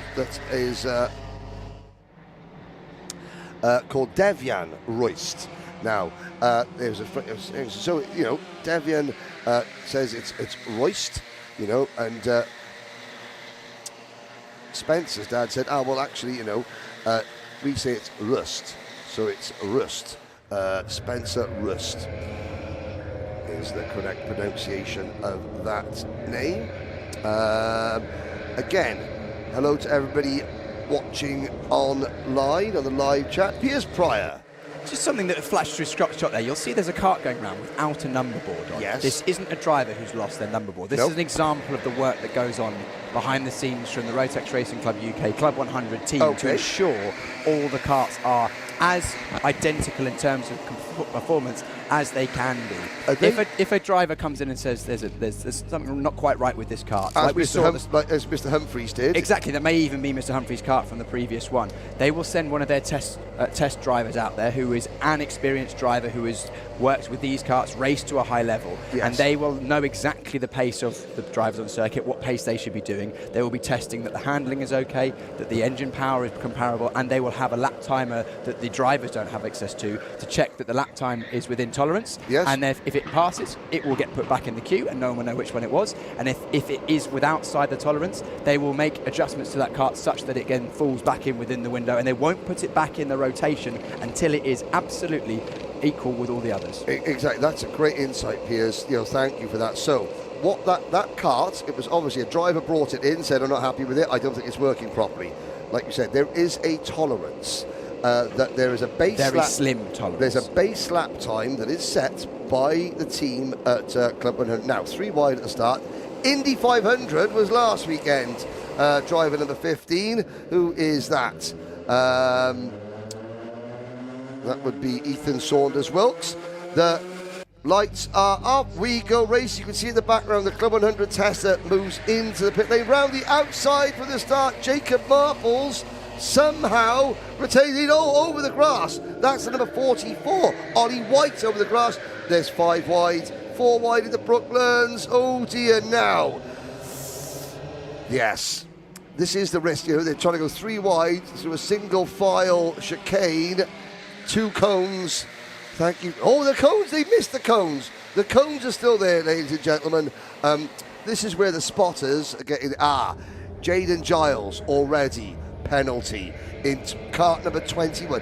Jaden Giles started 17th, and he's currently running in about 4th. That's a good start. That's a very good start indeed, that's why that start was so good. That's why he's got a penalty already. Yes, probably. But there's a skill in itself, is being able to make positions at the start, because the start is the point of the circuit when all the karts are closest together. So if you can nail the start, then you can gain handfuls of positions. Unfortunately, the 44 of Ollie White, who has a track limit warning, he was a driver who started on 3rd place. He's well outside the top 10 after we saw him go through the grass at turn 2 of stage. And the leader over the line, Jacob Marples, he did a great job to get into the lead. Went to the outside, which is high risk, but it was high reward. Now, Dylan Sagu in the number 79. I just saw that. There's another move. That's David Suksfarkas up the inside of Jonas Klimas for 2nd position. Our camera kart. David Schnitzko started 2nd, and is now 39, is now in 14th. So not right, here he is on board. This is what P14 looks like. Sniczko looking to make advantage of this as we see the 44 ahead of us there with the yellow Hamilton-inspired helmet of Ollie White.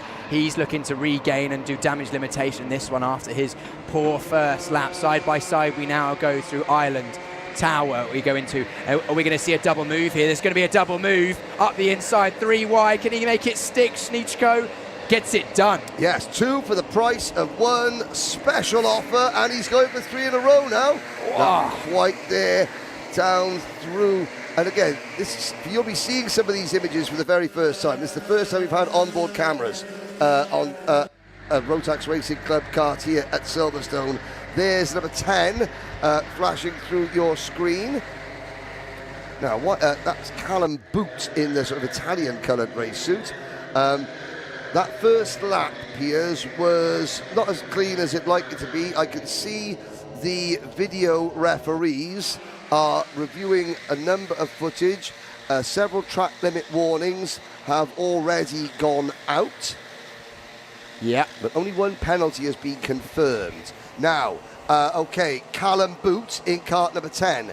He is now under investigation. So a spotter, I'll explain the process. Either Barley Pittergale, our race director, or one of his spotters on circuit has seen an incident. They called it in. Now, currently, it was Callum Boot, advantage by contact, BAP. Bump and pass. Bump and pass. I thought it was BAG, bump and grind, but maybe that was something different. That was early noughties, Henry. Okay, fair enough. Now, the video referees are currently reviewing the incident, going back through the camera footage from driver number 10, Callum Boot.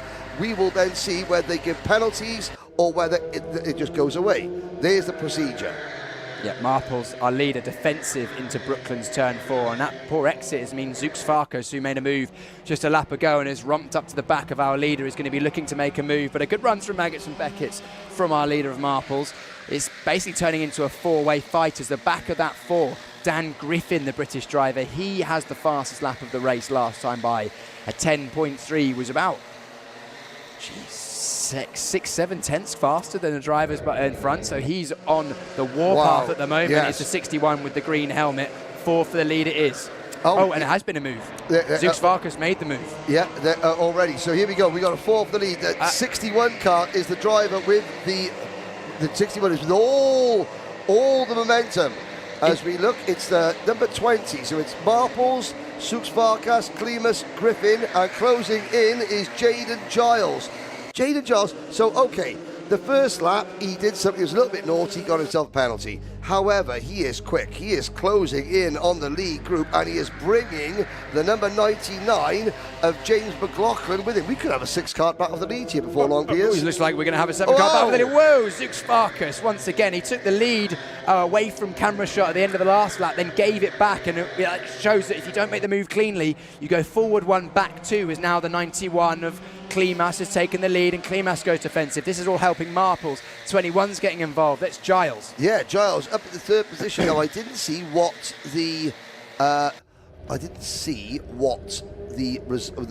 what his penalty was for, or how many place penalties if it was given. If it was a bump and pass ABC, it should be 4 places. Okay. Now, that's not ideal for Giles. However, he's still racing for position. Every position he gains is a position higher for his race. He may not finish where he is on the road, but if he gains a position, that's still a position higher. So he is racing the rest of these drivers. Even though he may not take the win, he will be looking to gain as many positions as possible to minimize that damage.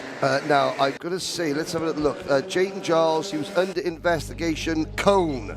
+1. +1 penalty. So +1 lap, one corner, 1 penalty. +1 position. +1 position, sorry.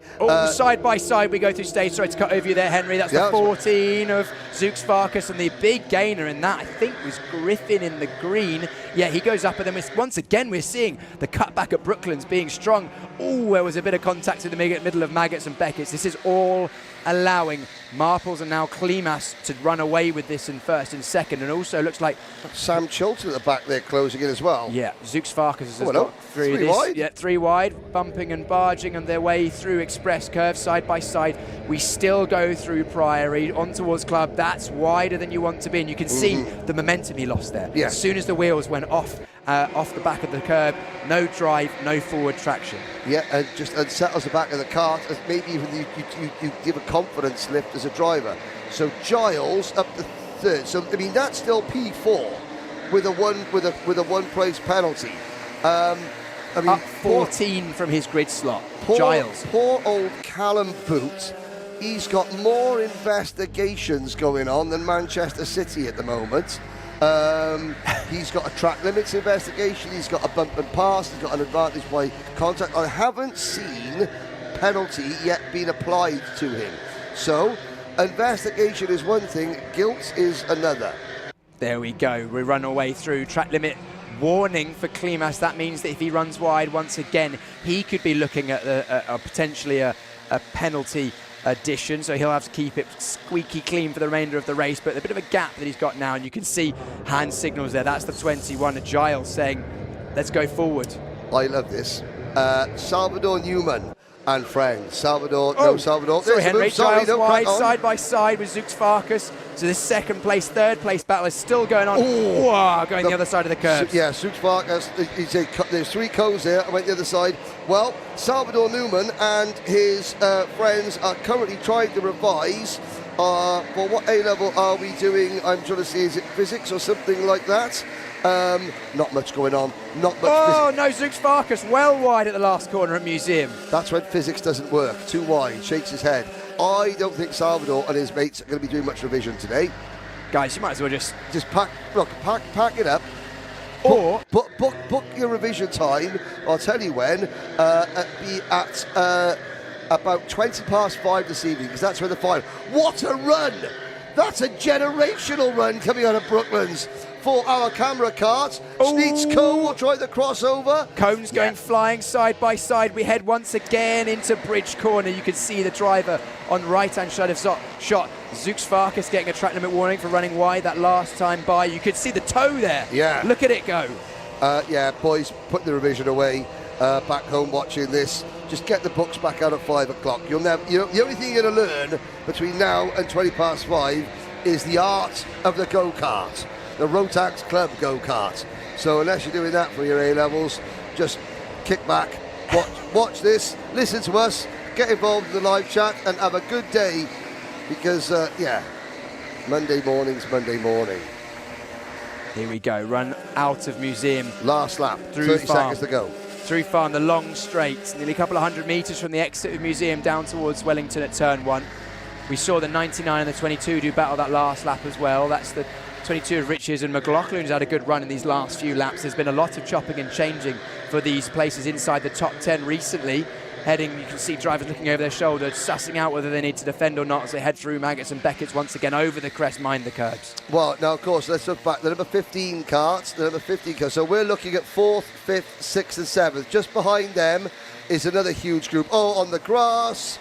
I said there's more people doing grass this morning than Bob Marley at the moment. It's going to be the number 97, the number 15 cart. That is the last driver, Ethan Saunders Wilkes. He's got an advantage of about 0.4 of a second. We're going 3 of them again once into the final sector of the lap. Seagrave first in the right hand. Oh, just a bit of a nudge there. Defensive once again, and who's taking advantage of this? That's up the inside, the number 91. Klimas once again gaining positions, but the driver at the front of the field, Jacob Marples takes heat victory. Yep, Dan Griffin is second, Jaden Giles third, that'll be a penalty. Now look at this, the transfer spot has changed. Our camera cart gets it right at the end. David Sneetsko takes the final automatic transfer spot by 0.4 of a second over the 10th place finisher. Oh, Callum Boot, he was in the mix throughout. Sam Chilton loses out on the final lap. That is a shame as well, so he drops out. We'll see them again Their chances of winning aren't over. David Tooks Farkas, Ollie White dropping down, Josh Taylor having a poor run down in 15th position. Kira Boylan, Mason Watson, Dylan Sagoo, Riley Lewis, Spencer Rust. We'll see them all again in the Pre-B final. So still plenty of opportunities for drivers who didn't make it in this race finish to get into the main event. Hello, you gotta be joking, Bob. You gotta be joking, Bob. Watching from New South Wales. Not Old South Wales, it's just New South Wales. It's just the same, the weather is the same. It's New South Wales has more sharks that eat occasionally a New South Walian or two. Piers Pryor is down on the pit lane to speak to another of our successful drivers. Take it away, Piers. Thanks very much, Henry. Jacob Marples. Jacob, can I get you to stand up? I think you've got an exception because we're going to chat to you on telly. Come over this side for me. Great first heat for yourself. Took victory. It wasn't easy, though. No. I think just keep calm and collected and just, drive away, make sure you make the right decisions and you'll be all right. Pace looked pretty good in that one for yourself as well. No toe, but still a good lap time. Have you made a step forward since yesterday? We weren't as good yesterday in the second quali, but I think we've done better as we thought we would. So. What's the plan for the next pre-final? Win. Thank you very much, Junior. Just win it. Yeah. Jacob Marples, your heat winner there for Heat 2. Next up, we've got our first senior heat. They're out on practice, so I'll let Henry run through the grid. They will help you carry your ballast if you need it.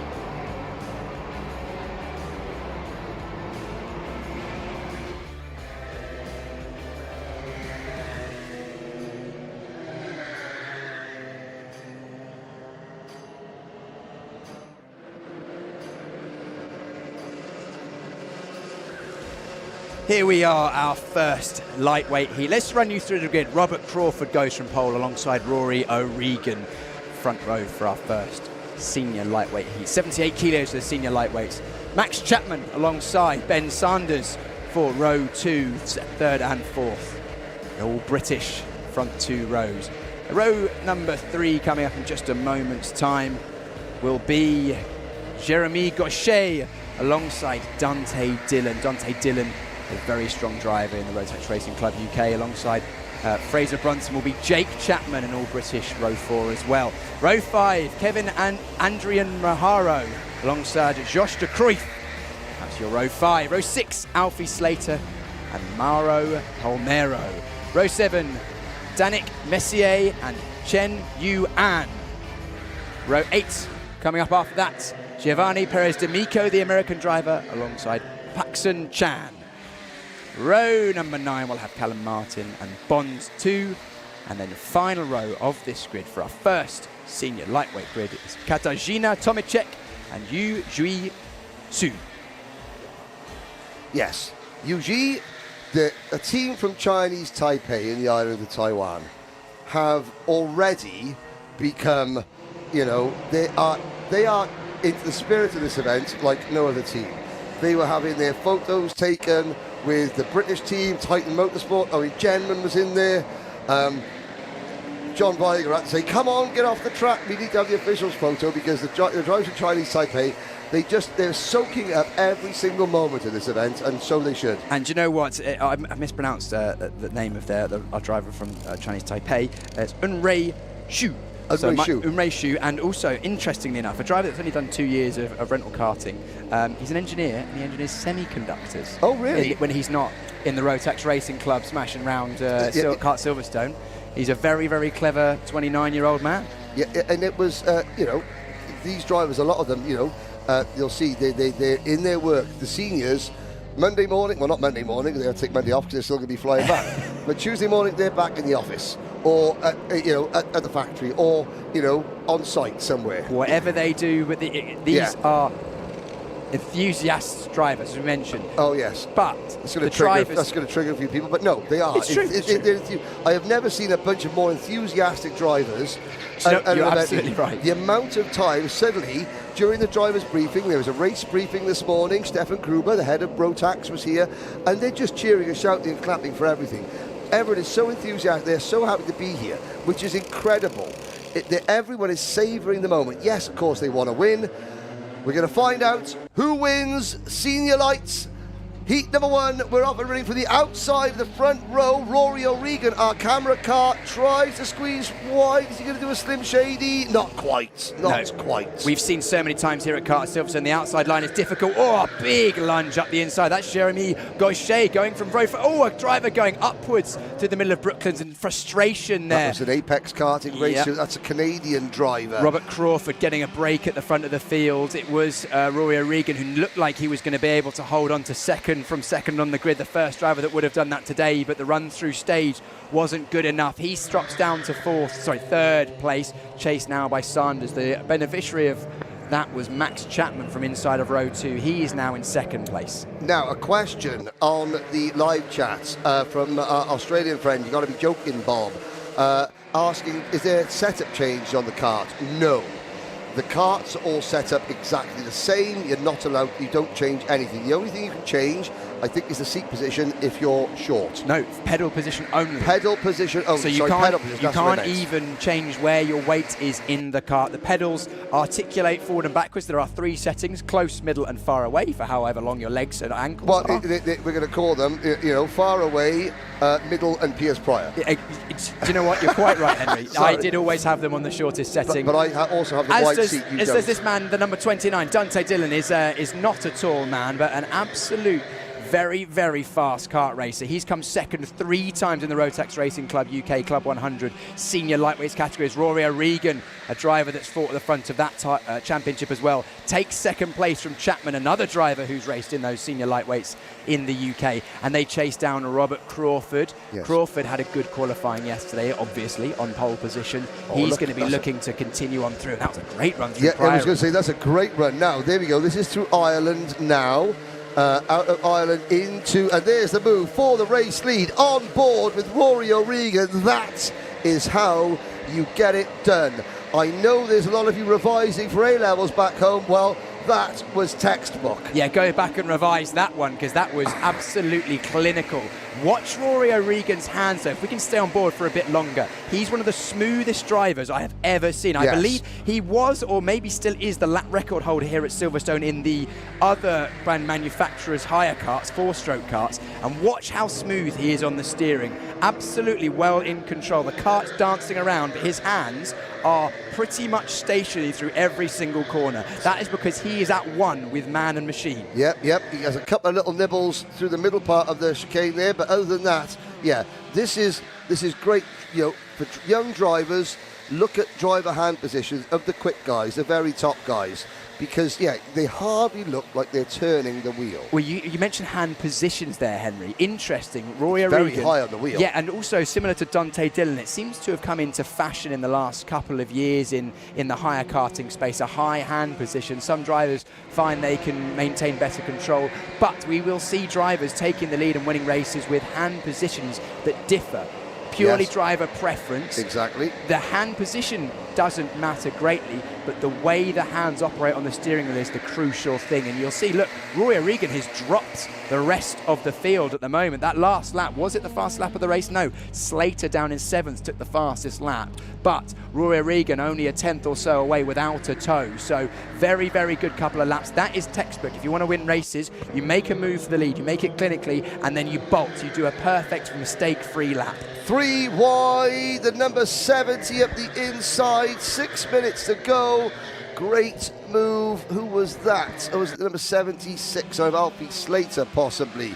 The 46 of Fraser Brunton, and you've got the number 21 kart in the middle of that of Jeremy Gaucher. Gaucher. French-Canadian driver come Yes. over. He's in the Sodi kart suit, the orange and black. If anyone wants a driver to keep half an eye on today, Fraser Brunton, qualifying didn't go his way. I spoke to him yesterday. Wasn't most happy. Said that maybe didn't quite get the rub of the green in terms of positioning and kart selection.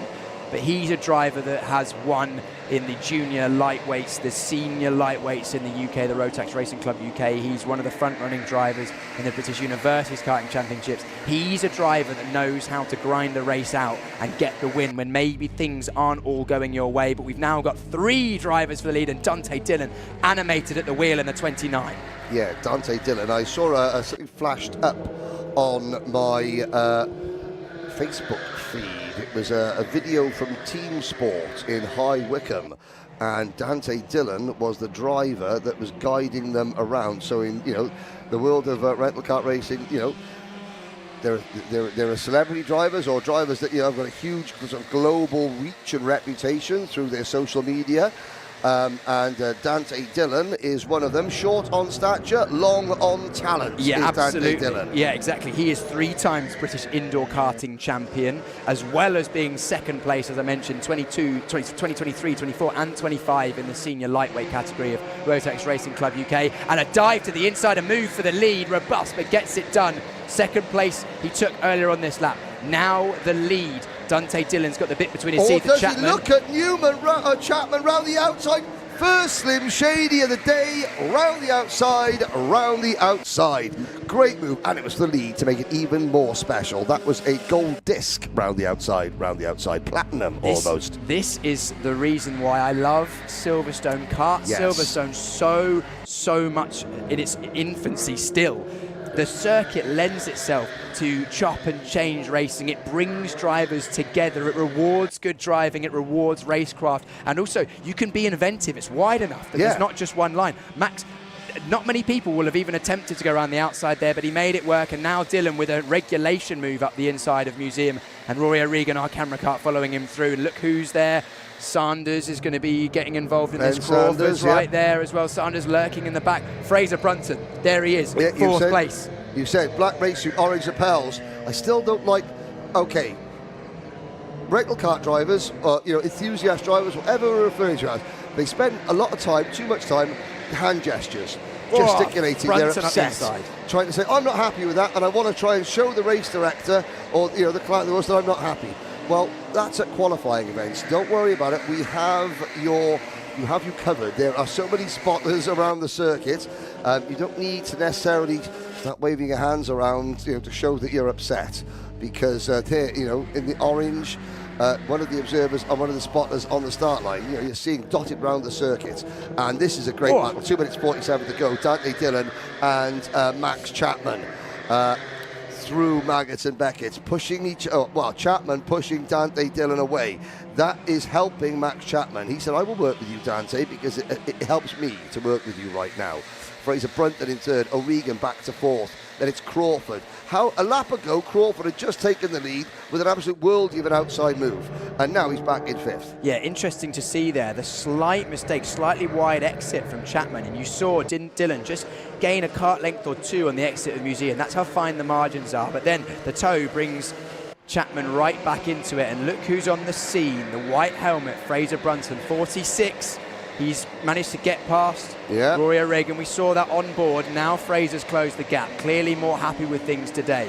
we head into the final 2 minutes of this race. It will be this lap and one more as we head over the line. So penultimate lap starting. Dylan looks over his shoulder, sees Chapman, looks past Chapman, sees Brunton, goes, all right, mate. Yeah, hello. Right. Fancy seeing you here. Yeah, come here often.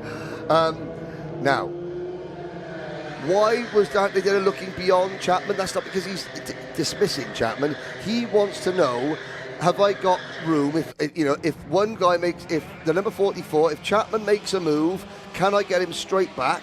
Or will there be another car blocking my ability to do a crossover? And also, these drivers, especially, you can see him do it again, seeing who's in the train behind Chapman. Who can I trust? Who can I potentially work with on the final lap? Okay, so the top 4 or 5 drivers are 6 Crawford as well, racing these 7 drivers, all race in the UK regularly. Yes. They know each other, they know their strengths, they know their weaknesses, they know who they want to be in a battle with in the closing stages, they know who they will rate the racecraft against. They will race different drivers differently based on how they expect them to behave in the race, especially at this early stage of the weekend. Yeah. Some drivers they will trust to not make rash moves and force you off. Other drivers, they may just defend a little harder to not allow a sniff of a move because they know it might go worse for them. It's all risk versus reward at this stage of the weekend. Yes, taking victory in the heat is good, but they need to be at the front to give themselves a good grid position for that pre-final and give themselves an easy job for the final. Dylan, defensive posture into Brooklands for the last time. Didn't need to defend, though. That's the other thing. Look at, he was too defensive, and now he's under pressure. And it's bringing Fraser Brunton in as well. If he had just taken the normal line, he would not be in this situation now. He's going to try and back Chapman up into Brunton, up the hill, out of bridge, through express curve, on the inside. Chapman, 2 wheels on the dirt, wheel-to-wheel stuff. Dylan defends, he's going to get swamped now, 3 wide. Look at Brunton. 3 wide move to the inside for the lead as the clock strikes 0. Chapman's on the grass. Here comes Dante Dillon. The checkered flag is about to be waved. And it's Rory O'Regan now trying to get involved. O'Regan round the outside. Surely not. Surely not another Slim Shady round the outside. Dante Dillon stops it from happening. But they're coming to the line. And it's going to be a fantastic, expertly timed win for Fraser Brunton. Look, somewhere, 9th position, crosses the line. Jake Chapman, driver number 40, gets the provisional final transfer, automatic transfer spot by, well, eventually it's by 1.2 seconds over Canada's Jeremy Gauthier, then Mauro Palermo, Callum Martin, Kevin Andrea Maharo from Madagascar, now living in Canada. So the top 9, Brunton, Dillon, O'Regan, Chapman, Crawford, Slater, Sanders, De Cruyff, and Chapman. They're your automatic provisional qualifiers. Then you've got the second page. These drivers, a lot of the international drivers, it has to be said, they will battle it out for one of the final 6 places in the main event later on. As you can see, going down the order, UQC, Paxton Chan, Katarzyna Tomczyk, Chen Yu and Giovanni Perez D'Amico among those who will have to battle it out again as Piers Pryor is down in pit lane. Thanks very much, Henry. That was probably race of the day so far. Loved that one. Saw plenty of battling up and down the field. Our race winner has stopped all the way down here, so we're going to go for a wander because we need to chat to Fraser Brunton. Fraser, very experienced driver, former champion in the Club 100 Rotax Racing Club UK, lightweight seniors, and also I believe he was a junior champion as well, if I remember off the top of my head. Race here is in the 8 hour at least. I think he was also involved in the 24-2. Why has Fraser brought his car into the garage? Either the car was too fast or he's just so good that he can win with a car that isn't fast enough. Going to go and interrupt the conversation we've had with the mechanics. Fraser, I'll let you put your very heavy race suit down. Good drive, mate. That was a hard fought one, wasn't it? I'll let you take your helmet off. Good drive. Fraser started lower down the order, qualifying wasn't exactly what you planned yesterday, but managed to get it done in the heat. Yeah, it was good. I had a pretty rough start, to be honest. I thought I'd be trying to be aggressive, but yeah, I think I got tangled with another kart, which put me down the order, but I knew my kart was good because it was fastest from the last race, so yeah, it was good. Felt confident there. Absolutely. You've brought the kart into the mechanics area. Yeah, I just don't want anyone else to have it, to be honest. Yeah, simple as that. Simple as that. You're very, very tactical drive in there. From yesterday, as I mentioned, we don't often see you that low down the order. I said that low. You weren't that low, but 7, exactly. But we're used to seeing you up the front of the order like you were in that race. Yeah, I couldn't quite get one of the corners right, but I think I've got it now. So yeah, no, feeling confident. Good. Fraser Brunton, winner of heat number 1. Heat number 2 is out on circuit now, lightweight. So let's have a look and see the grid for that one. Thank you, Piers. Well, Fraser, unfortunately, your wish will not come true. I believe Club 100 Rotax Racing Club UK brought the first 5 karts into the pits. We'll go through that in a minute. It's going to be Joe Simcock and Tom Northcott on row number 1. These are completely different karts, the ones we just saw. Jack O'Neill and Sam Lovelace share row number 2. James King and Owen Genman, the Red Bull Track Attack champion. Genman, Axel Schlepsevich and Harry Clark on row number 4. Tommy Lee and Andrew McWilliam are next. And so we get Jacopo Mongelli, our Italian driver. Shuning Gong from China is next. George Lawler and Caden Greenleaf from the USA. On the outside of row number 7, Riccardo Di Filippi from Italy and Karen Leung from Hong Kong. Joao Pinto from Portugal and Jinghong Cheng from Chinese Taipei. Lisa Nunge from South Africa and Shyam Raguba, born in Mauritius, now lives in California, drives for Rotax Racing Club California. It's only his 2nd year of racing anything, but he's a very smart, intelligent young man, is Shyam Raguba. He says when he can't afford to race, he will practice on the sim until he, just to keep his reaction sharp. He said rather than get down about not being able to actually be in a kart, he said, well, let's go and prepare myself the next time I am in a kart. I am in the best, shape possible in terms of, reaction, relearning the track, because we're not in Silverstone at the moment. It's not on iRacing, I don't believe. I don't do computer games. Sorry, too old school. Now we watch and wait the 43 of Tom Northcott on the front row of the grid. 20 drivers. They're starting to build the speed up now. Into the tram lines. Oh, Northcott, the outside row's been left behind there. Now they got Mentally cuts across in 3rd position. A bit of a spaced out start, but that might make it a little bit better through these corners. Yeah, look at that, a lot tidier through the first 3 corners, and going into Brooklands only 3 wide this time. Poof, amateurs, dearie me. Across the top through Maggins. Oh, there we go. 2 cones, 1 sent skyward into the Northamptonshire ephemera. And we thank you for your service, cone. You will have a brother out to replace you, but that cone is no more. The leaders come through Tower, through Ireland. Now into the switchback section. There at the inside, the number 67, Owen Genman. Now 44 years young, Owen Genman, and still getting it done. Oh, threaded the needle on the outside, Genman, and doesn't gain a place there, but that was precision driving. As crossed the line at the end of lap number 1, Jack O'Neill and Joseph Simcock tried to pull away. Here is our camera kart, and this is behind Jack O'Neill. So this is Joseph Simcock, our camera kart. Now we saw a move for the lead in the previous, or with Rory O'Regan. We're following Jack. See, the cones at Baggett's and Beckett's are already back on the curb. That is how quick the spotters work, and of course then the incident marshals here with Club 100. Really good stuff. That cone, wow, that cone went about 30 feet in the air before landing. It got higher than Elon Musk's last rocket. Yes, Cone X. Yeah, Cone X. Cone X is now an X-cone. Yes, there we go.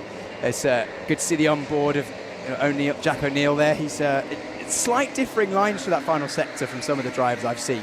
Some drivers choosing to just tip the kart in early, trying not to unsettle it. And Henry, advanced tuck technique here. Oh, arms under. Yes. Advanced. So that's the up and under. That's old school moving forward, but advanced up tuck. The nip and tuck.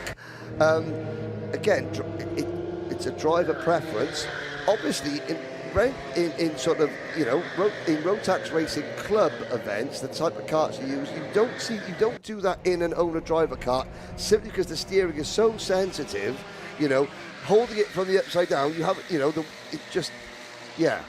what I'm trying to say. The steering's more sensitive, so you don't hold the wheel. You hold the wheel from the very top. Yeah, here we go. More battling further down the order. This is from Sam Lovelace, 6th, right down to, I think, Harry Clark in 11th. So 5-kart battle for the final places into the pre-A final, the automatic qualifying places for that pre-A final before the repechage from the pre-B. So this is important for those drivers who want to give themselves the best chance of coming through. Driver in the green helmet there.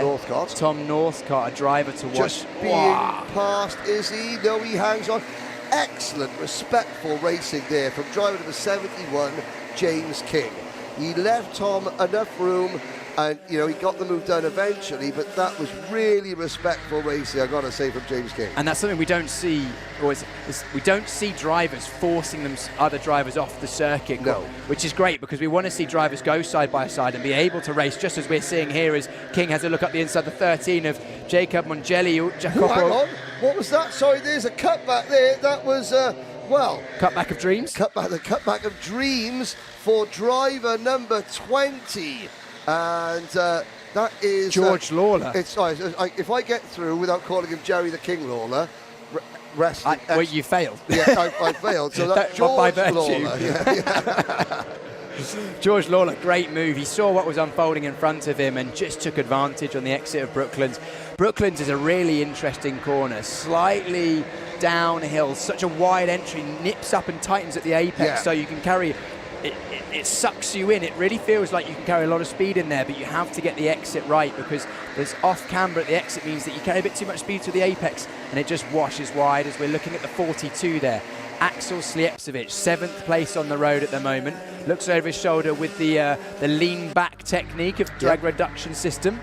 Yeah, the first DRS system employed on one of the Club 100 karts, the Rotax Racing Club UK machines. I'm yet to see a Ferrari or Red Bull rotatey drag reduction system. Okay. That would be impressive in a Rotax Racing Club car. That would be indeed. Now, Brooklands is a corner. Now, for those of you familiar with our work at Kart Masters, the British Kart Grand Prix, we used the Thomas Flembog scale for naughty cutbacks. Flembog, I've not heard that one. Not the Flemdog, the Flembog. The Flembog scale. Who actually recently, did he take victory at the World Endurance Championship? Yes, Thomas Fleming, yes. Ex British University Kart Championship, driver. Yeah, British Kart Championship driver as well. British Kart Championship driver. There's a move. That is the number 3. Is that Harry Clark? No, Tommy Lee on Sam Lovelace. Okay, yes. Missed that there. Slepcevic is there behind. Slepcevic just having a look around that number 42 kart. But yeah, at Kart Masters, we have this thing about the naughty cutback, and Thomas Fleming came up with that phrase, and he actually comes on the live stream to judge them out of 10. Brooklands is going to be Silverstone version. You could do some, we're coming here. In this corner, let's have a look. Let's see if we're going to get a naughty cutback from the number 269 car. Oh, naughty, as if by magic. Henry, we're the puppeteers of this. Yes, we planned it all. In the words of the shaman, that was naughty, very naughty. But again, there's track design for you. This circuit has not been designed by some corporate heads. It's been designed by racers. I know Danny Curl was involved. Paul Carr was involved. This track it's by karters for karters. And it shows off karting in such a good light. I don't know if I'm rubbing anyone the wrong way here, but I was concerned when I heard that Kart Silverstone was being built because it's such a big organisation. That often people who haven't raced on the ground in karting could put fingers in the pie that might then cause things to be as good as they could.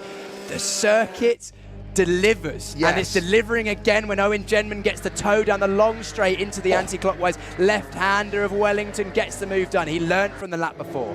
Not too much speed. He tried at Brooklands, decided, nope, my move is going to be into Wellington. Genman, second place. Simcock now third. Andrew McWilliam, former Club 100, Rotax Racing Club UK lightweight champion, is chasing them down as well in the 50. You can see just in the back of shot there with the white suit, orange helmet. That's a driver that's very, very quick, both in a car and also on the simulator. He spends a lot of time when he's not racing a real kart. He races simulated vehicles as well. So a pure racing nut. I mean, we're going to get, Tom Northcott in the number 43, green crash helmet. He sat on the front row of the grid. At the moment, he is the first driver on the outside looking in. He's been passed by the number 33 of Harry Clark. Under investigation, James King. Under investigation, Tommy Lee. No penalties, under investigation. I can see video referees looking at something. Now look at this.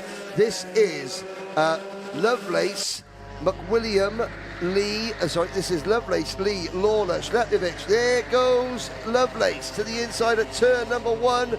Slepčević tries to go to the outside and is going to lose a position to number 20, high, wide and handsome. Oh, Lawler gets squeezed like a pimple on the outside line there, has to slot back into line. There we go, Slepčević trying to get involved, trying to make places there, was following Lovelace through, couldn't quite do it, and then unfortunately Slepčević just misjudging the bridge corner there, just tapping the back of the driver in front and losing his momentum. Gap opens out, now puts him under pressure from Clark in the number 33. So at the back of this group, you can see the number 23 kart just trying to close in. That is Riccardo Di Filippo.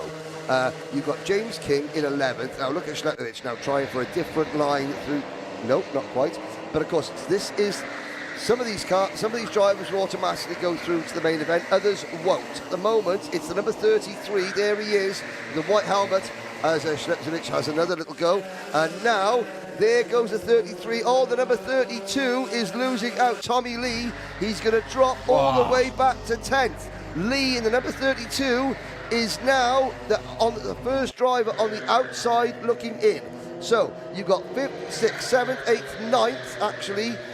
Lawler is back in the bubble. The 23 of De Filippo making a move there. He's a driver that knows something about world-famous venues. He comes from Monza, flown over from Monza to arrive at Silverstone. I wasn't the 23, so remind me, so that's the 13 of Jacopo Mongelli. He's made the move, but I was still, my point stands, we've got some drivers from all over the globe.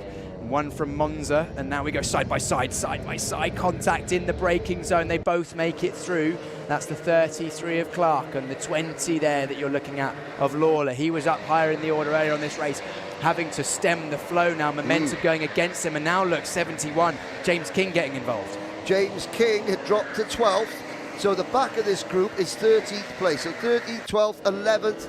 Here is your race leader. Make that race winner. Jack O'Neill crosses the line, wins by 2 seconds from Owen Genman, Andrew McWilliam and Joseph Simcock. And who is going to take the final few provisional places? It's Lovelace in 5th, Slepčević in 6th, Northcott 7th, Clark 8th, Lawler in 9th, James King and Tommy Lee just miss out. The two Italians, Jacopo Mongelli and Riccardo Di Filippo, are next. Shane Raguba, from the back of the grid, up into 15th position. Then it is Xuning Gong, Joao Pinto, Karen Leung, Jinghong Cheng, and Lisa Mingay. There is the number 18 kart, Lisa Mingay. Lisa did promise me her bucket hat, her South African bucket hat, so that, well, I could wear it because it's really, really nice, I've got to say. Hello to everybody in South Africa who watch the Commentator's Curse podcast. Let's go down to Piers. Thank you, Henry. Lightweights delivering once again. Any one of the top 10 in either of those heats probably could have taken victory, but the man who did it, Jack O'Neill, Andy O'Neill's brother, took the victory. Jack done very well, and also a Titan 1-2. Owen Jenman in second place. Those two will be teammates on Sunday's team trophy. Jack, let's have a quick word, shall we, after your win? I'll let you do that first. They'll wait for you, mate. Just come straight over. It's okay. People wait for you when you win races. Come this side for me, Jack. We spoke to you after qualifying yesterday. Good result for you then. Managed to make it work in that race as well. Oh, it was yeah, lovely race actually. Just got into the lead fairly early on, then sort of controlled the gap from there.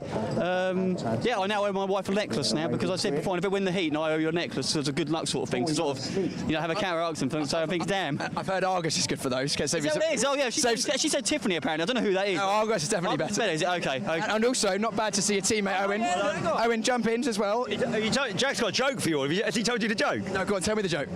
No, Jack's got a joke. Knock, knock. Who's there? Domino's. Domino's who? Domino. For anyone who's not from the UK, that will make no sense. But anyway, Owen, chasing down your teammate for Sunday? Absolutely, yeah. He's always a big threat, always quick and consistent, Jack. But yeah, I messed up quali yesterday.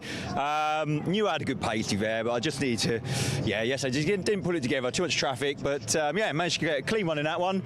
Get to the kind of second position. That gave me a good start for the pre-final. So yeah, we're in a good position. Are you working together for now? Hell no. I love to hear it. That's tomorrow, that is. I've been starving myself all day because I'm literally overweight, so I'm going to go and celebrate now a pack of salt and vinegar chipsticks over here. I'm going to go and help myself to a packet of them. Other sweet treats are available? Of course they are, but salt and vinegar is the best flavour, okay? You'll have to bribe me. Salt and vinegar. You'll have to bribe me with some. I've not had any. Anyway, Titan duo first and second. That is Jack O'Neill, who won Heat 2, and Owen Jenman, who was second place. Let's look at the heavyweights now. Thank you very much, Piers. A great set of interviews there. Owen Jenman raises a very, very extremely important question. This is an international event. It's a global event. I would back, apart from a Brannigan's crisp, which they're no longer available, Brannigan's ham and mustard crisp. We'll talk about crisps after talk about grids and drivers. Kurt Holmes and Alex Pritchard on row number 1. Jarrett King from the USA and Hayden Harris on row number 2. Joe Holmes and Mr. Club 100 Anwar Beryl Smith ABS on row number 3. Kyle Walker and Marcel Chmielewski is on row number 8. Scott Parker and Lewis Sills round out your top 10. Ross Sandwell and Zach Cuff on row number 6. Peter Jankowski and Alistair Mingay, another one of our South African friends. Then it is Yi Chang Si and Zachary Marchand from Canada.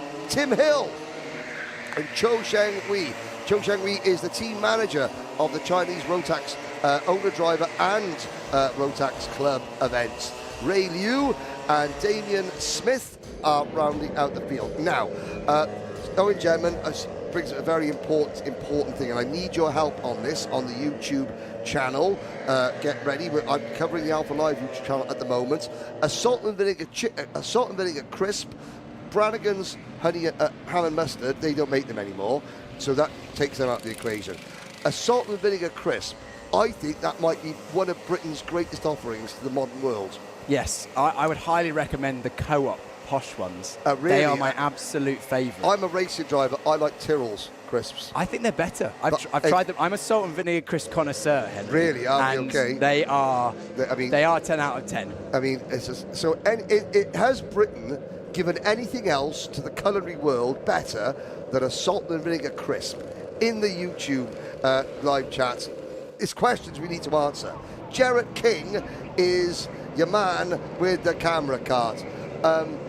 Jarrett and I did a day of driver coaching, at Santa Maria in California, part of the Formula KFX Academy. Santa Maria Kart Circuit in California, the oldest kart circuit in existence, built in 1958, 2 years after Art Engels put the very first ever go-kart down. That was in a car park in Los Angeles. Santa Maria is a couple of hours north of Los Angeles. We were on the track at Santa Maria where the godfather of go-karting, Art Engels himself, once raced. Lights are out. Let's go racing. Yep, Kurt Holmes from pole position takes the lead, got a jump on the outside row. So once again, Alex Pritchard finding that second place is not exactly where we're finding drivers making positions. We've got Jarrett King as well getting involved side by side with Joe Holmes. Both of the Holmes at the front of the field here, they are related. They are very much part of the same family, but family off circuit, foes on. Yep. Oh, look at that, nervous. Brilliant there. Look at that, was great running through the Maggots Bet chicane. Already the Chris debate is raging in the live chat. Keep those coming in. Thank you very, very much. If you want something a little bit left field that is really good. If you start talking about Watsits, I'm going to turn the microphone off. Salt and vinegar crisps, especially the Kurt ones with hummus. Oh, what about those like chipsticks? The little, the Smith chipsticks there, that they dissolve in your mouth. Don't give me that, Henry. Back to the racing. Kurt Holmes now has his brother Joe Holmes, I think his brother, breathing down his neck. Harris getting wide through the exit, looking over his shoulder. Can see the drivers of front driving away. That is not what you need at the start of these races, but Kurt Holmes this weekend especially has been electric and pace. He was the fastest full stop driver in practice, had an electric time that would have challenged quite some of the faster drivers in the lightweights, considering that we are 12 kilos heavier in these heavyweights than we are in the lightweights. 90 kilos for driver and race gear in this session. We're on board with Jarrett King, who's dropped a few positions. ABS ahead, Anwar Barul Smith, as they head through Maggots and Beckett's. Once again, completely flat out, it looked like, from Jarrett there. Now, and we've got ABS, Mr. Club 100. Yep. He is such a supporter of this concept. He, Philip Pegler from Rotax Racing Club California, has got to know Anwar over the years. When Philip launched, or when Philip took his first event in Formula KFX, ABS travelled to the USA to support that event and give it some star power. And during that event, he became very good friends with the man we're on board with, Jarrett King.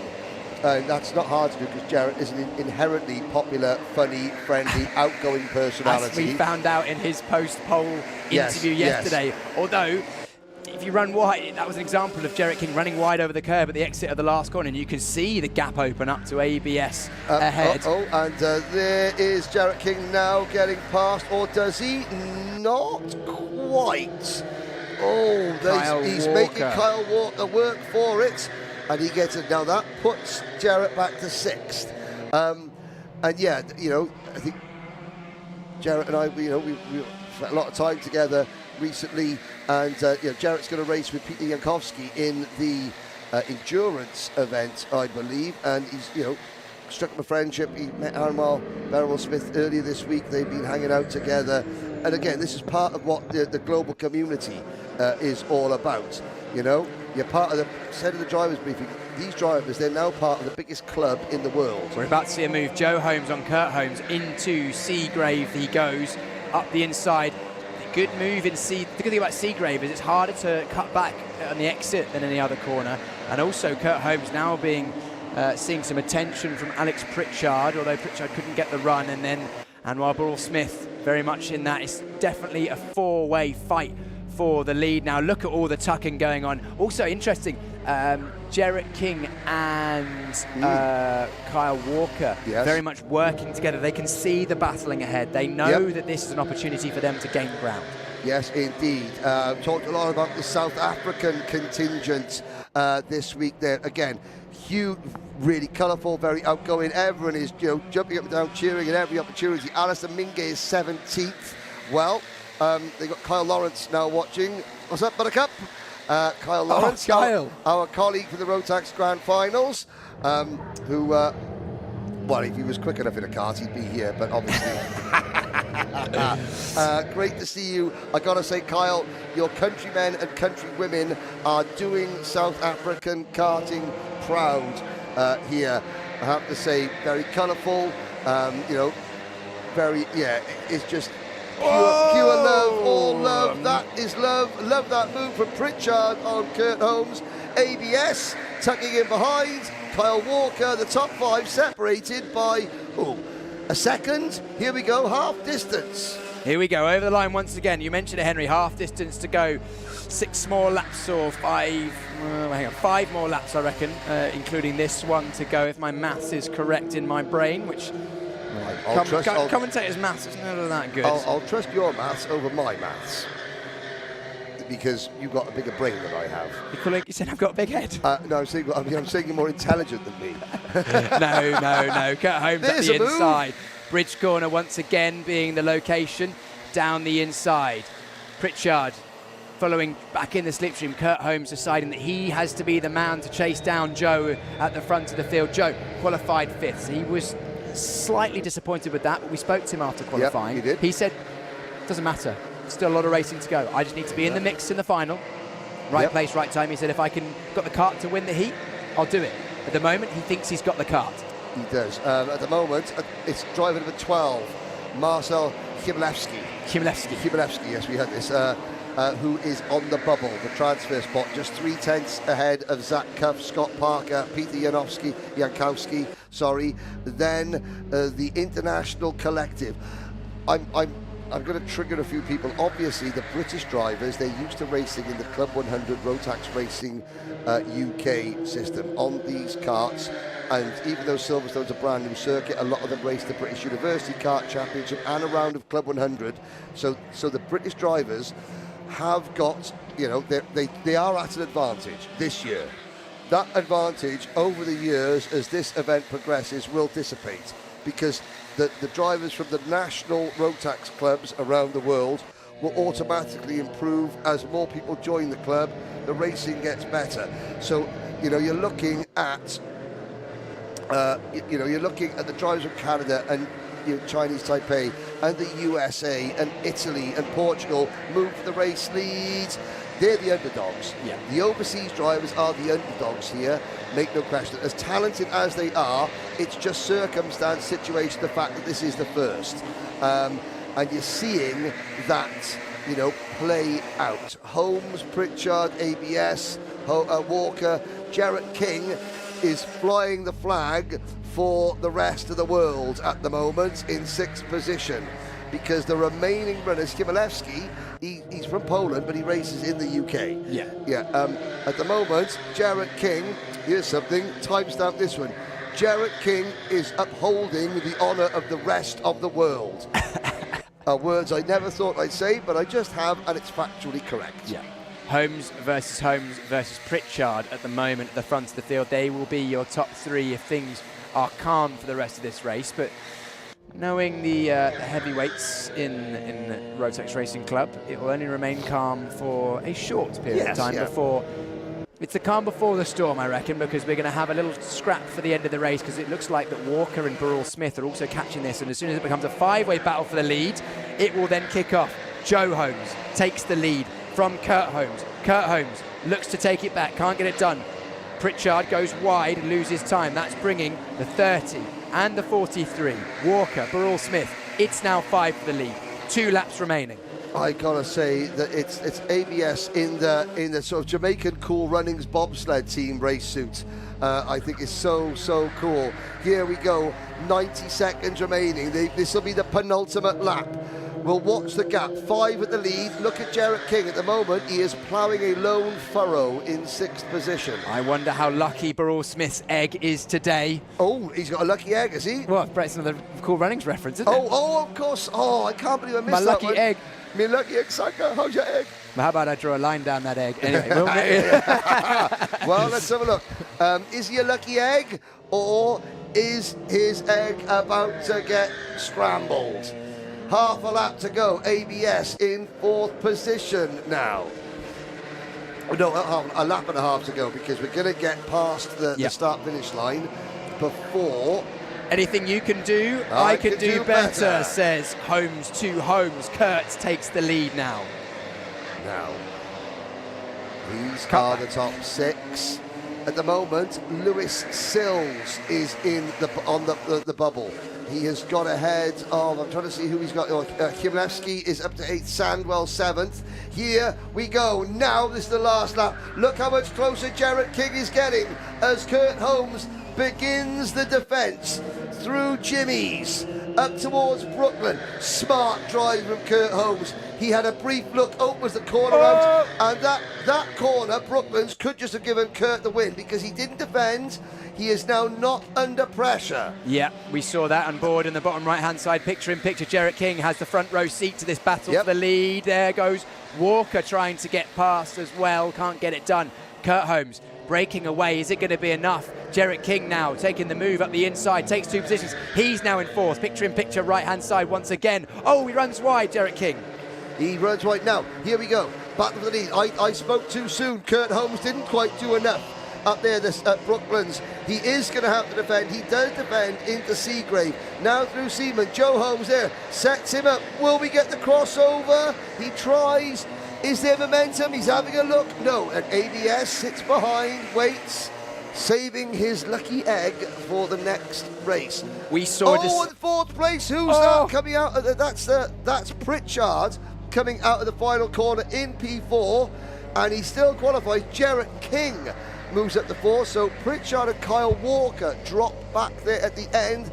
Ross Sandwell, Marcel Chmielewski, and Lewis Sills are the final automatic transfer drivers. Zach Cuff just misses out. He will be at the front of the pre-B final grid. Scott Parker, Zachary Marchand, Peter Janowski, Shengwai Cho, Yichang Xu, Alistair Mingay, Damien Smith, Tim Hill. Interesting fact, Tim Hill, he is not only the oldest driver here at the 2026 Rotax Racing Club Finals, he is just 68 years young. His son, who remains nameless, his son played one of the main characters in Game of Thrones. He was a member of the Stark clan. There we go. I shall say no more. But there we are. And again, so that's something for you to learn. Tim Hill, 68 years young. And, well, if Piers Pryor looks like Tim Hill at the age of 68, Piers, you'd be doing very well indeed. Down to you, sir. Thanks very much. What a race from the heavyweights. Kurt, that was a good race from yourself. It looked fun. Yeah, it was a good laugh. Racing with Joe's always fun. It's firm but fair. So, yeah, good laugh. And we've got the 1-2. That's what we come for. Always good to see a bit of Holmes v Holmes. Yeah, that's what we come for. We always want the 1-2. Joey, I saw a decision was made on that last corner. You had a look and you went, nah. The thing is, I knew that everyone were behind, and if it goes wrong, it's a case of you could find yourself instead of 1-2, you could be 5-6 or something, I think. I was trying to see who was behind to see how much room we had to kind of battle. But yeah, happy with that. Butch was in a good position for the pre-air. Absolutely, and you said yesterday after qualifying, you just need to be in the right place. Yep. You said if you had the kart to go for the victory, you'd go for it. You were in the lead in that one, so clearly a good start to the day for you. Yeah, don't jinx me though, it needs to end well. Well, Joe's going to win then, isn't he? No, Joe. Kurt, I think your pace has been electric this weekend. Thank you. Really been comfortable on circuit. You liking Silverstone? It's a great track. It's an awesome facility, and it makes for good racing. It's wide. You can overtake into every corner, so there'll be fireworks in the final. What should we be looking out for? Everything and anything. I love the sound of that. Kurt, winner of Heat 1 for the heavyweights. Heat 2, final Heat 1 from this morning. They're out on practice now. Let's have a look at the grid. Thank you very much. What a view from atop the museum corner. In the background, a smattering of spectators in the grandstand for Formula Car racing, but this is the main event for faux show. Adam Nather and Andrew O'Neill are on the front row of the grid. From Spain, Miguel Hall. From Italy, Patrizio Barca are second. Row number 3, Mikey Nichols and Francis Jerome Vivier. Row number 4, Sam Iddles, and the youngest driver, the second youngest driver, Larry Tyndall, 18 years old. Samuel Bensley and Colombia's Fernando Rueda, although he races in Rotax Racing Club California. Mike Philippou and Tim Tennerpenny, starting 12th. Here's the youngest driver in the heavies, Henry Lopez Gracie. He's 17 years old, alongside Michael Charbonneau. Simon Flam from Canada and Mingri Ji from China, followed by Stephen Westwood. Greg Watt. Greg Watt, one of the real characters. He's been racing now for 8 years from Australia, now representing the UAE. He starts 18th there to Derek Martin and Suzanne Chen. And I know Greg's family and his daughter, especially, who I met at the UAE presentation evening, having an absolutely great time. The entire family were there, and I met Greg's wife and his daughter. Really, really nice family. There's a lot of people watching, and so you got to be joking, Bob, in New South Wales. Well, Greg's your man in this one. He doesn't do the Aussie, oi, oi, oi anymore, and he's just stopped saying, yeah, nah, at every single opportunity. He is fully acclimatized over in the UAE, is Greg Watt. But he's there in kart number 67. I can tell you what, though, Henry. Go on, then. Just like that. I tell you what. Oh, he's done well again there, ladies and gentlemen. It's feeling rather tropical out there. Ooh. Sun is beaming down. You can see it. Circuit temperature certainly rising. Air temperature must be getting towards the mid to high 20s. I've missed a couple of Piers' very, very quick comebacks. That's because I'm used to dealing with people like Anthony George who just aren't as quick-witted. Let's go racing. Heat 2, final of the first round of heats for this morning's running. Final heat of the day. Adam Nather goes from pole once again, second place, struggling to stay in second as our driver inside of row 2, Miguel Hall, goes through, although actually Andy O'Neill's managed to stay in second place. Has he? 4 wide, a legitimate 4 wide. Spin! And our first spin, is that our first spinner in the first lap? Yes, on the first, we had one of the tyres at the first race, but that is the first multi-kart spinneroonie that we have had today. Everyone safely gets through at the back of the field. It looked like Suzanne Chen was held up and delayed a little bit.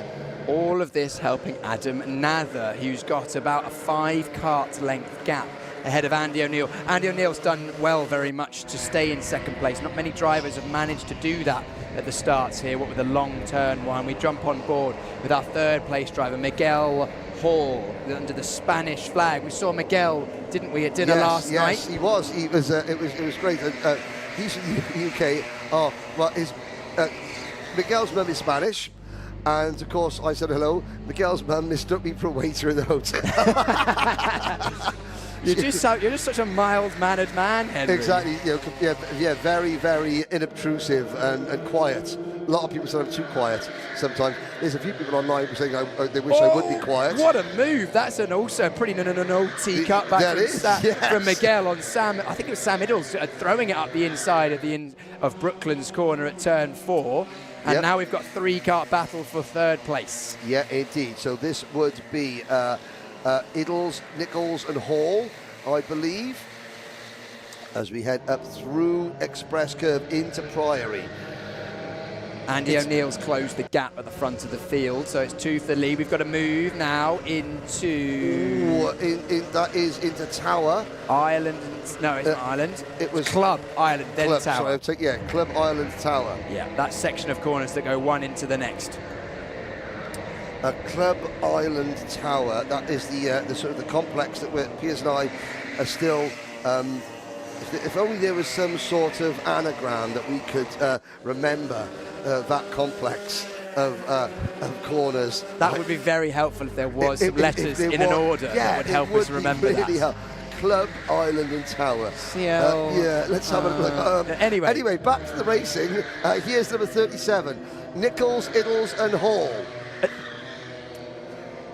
Adam Nather and Andy O'Neill up at the front. And then you have Charbonneau in 6th position. Yes? Will Warren just said it took us a while to find that acronym. Yes, okay. Our producer Will. Yes. We'll wait next lap around. We'll see if anyone else twigs.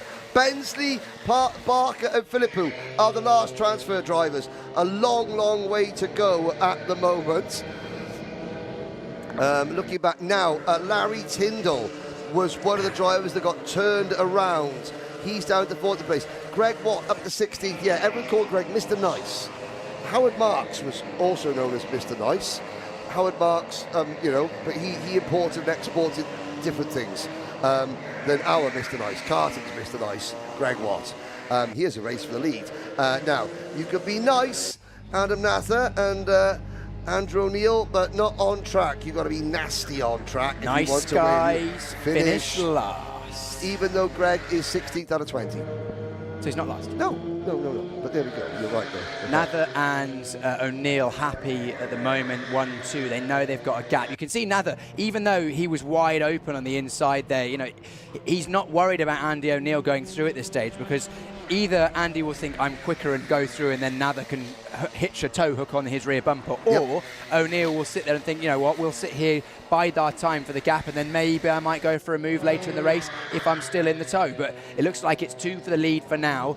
This is the main battle, our 3rd, 4th, 5th place battle, Nichols, Hall and Iddles. Now, you can see dotted around the circuit, the pink tabards, they're the media members. There are a lot here. Rotax have brought over quite a sizable social media team. Obviously, Rotax Racing Club UK have got their own social media team. The people on circuit, the men and women on circuit wearing orange, they are the incident spotters. You can see them dotted around. There are spotters out on track. They also help deal with any incidents, although we've got specific incident marshals for that. You can see them, arms folded, watching specific corners. So the drivers will begin to understand that at this level of event, that you don't need to keep waving your hands to try and attract the attention to tell the on-track officials that you have just been done an injustice. The spotters are there, and the video refs are there, so that you can keep both hands on your wheel. Talked about, are there any setup changes? No, you can only change the pedal position. This is a pure driving experience or racing experience. And do you know what? I spoke to Jimbo, who's head of basic kart maintenance for all of these karts this weekend, works for Club 100 a lot, and is of course in charge of all these karts. The Rotax Racing Club finals here. And I mentioned to him when I saw all the new front tyres on the karts, I said, new front tyres I noticed. Do you change the setup? Do you change the front width? He says, no, we keep it exactly the same. We don't even move the spaces from the hub axle to make sure that we don't make a mistake and make a kart different. The attention to detail and the care in making sure, the pride that the team here have in making sure that these karts are the most comparable racing hire karts in the world is so impressive, and part of the reason why Rotax Racing Club UK through Club 100 has been such a success, and why potentially we're seeing such close racing this weekend so far, and hopefully we will see in years to come for this event. Oh, speaking of close racing, doesn't get any closer than this. The leaders separated by about the width of a mouse's whisker down towards Bridge, the bottom of the circuit. Miguel Hall chasing Mikey Nichols. Although actually Nichols is escaped. It's now Miguel Hall and Sam Iddles who are together. The 91 kart looking at, now is it the 91 or is it the 51? It is the number 91. So I do apologise. These are the two leaders coming out of Seagrave down towards Seaman. 3 minutes to go. Michael Charbonneau, a big mover, up into 6th position, and France's Jérôme Vivier is on the bubble, as it were. Yeah, like Philippou involved there. Is it Charbonneau? Charbonneau or Charbonneau? Well, we will confirm. We will confirm. Whoa, side by side over the line. The 48 and the 51 doing battle.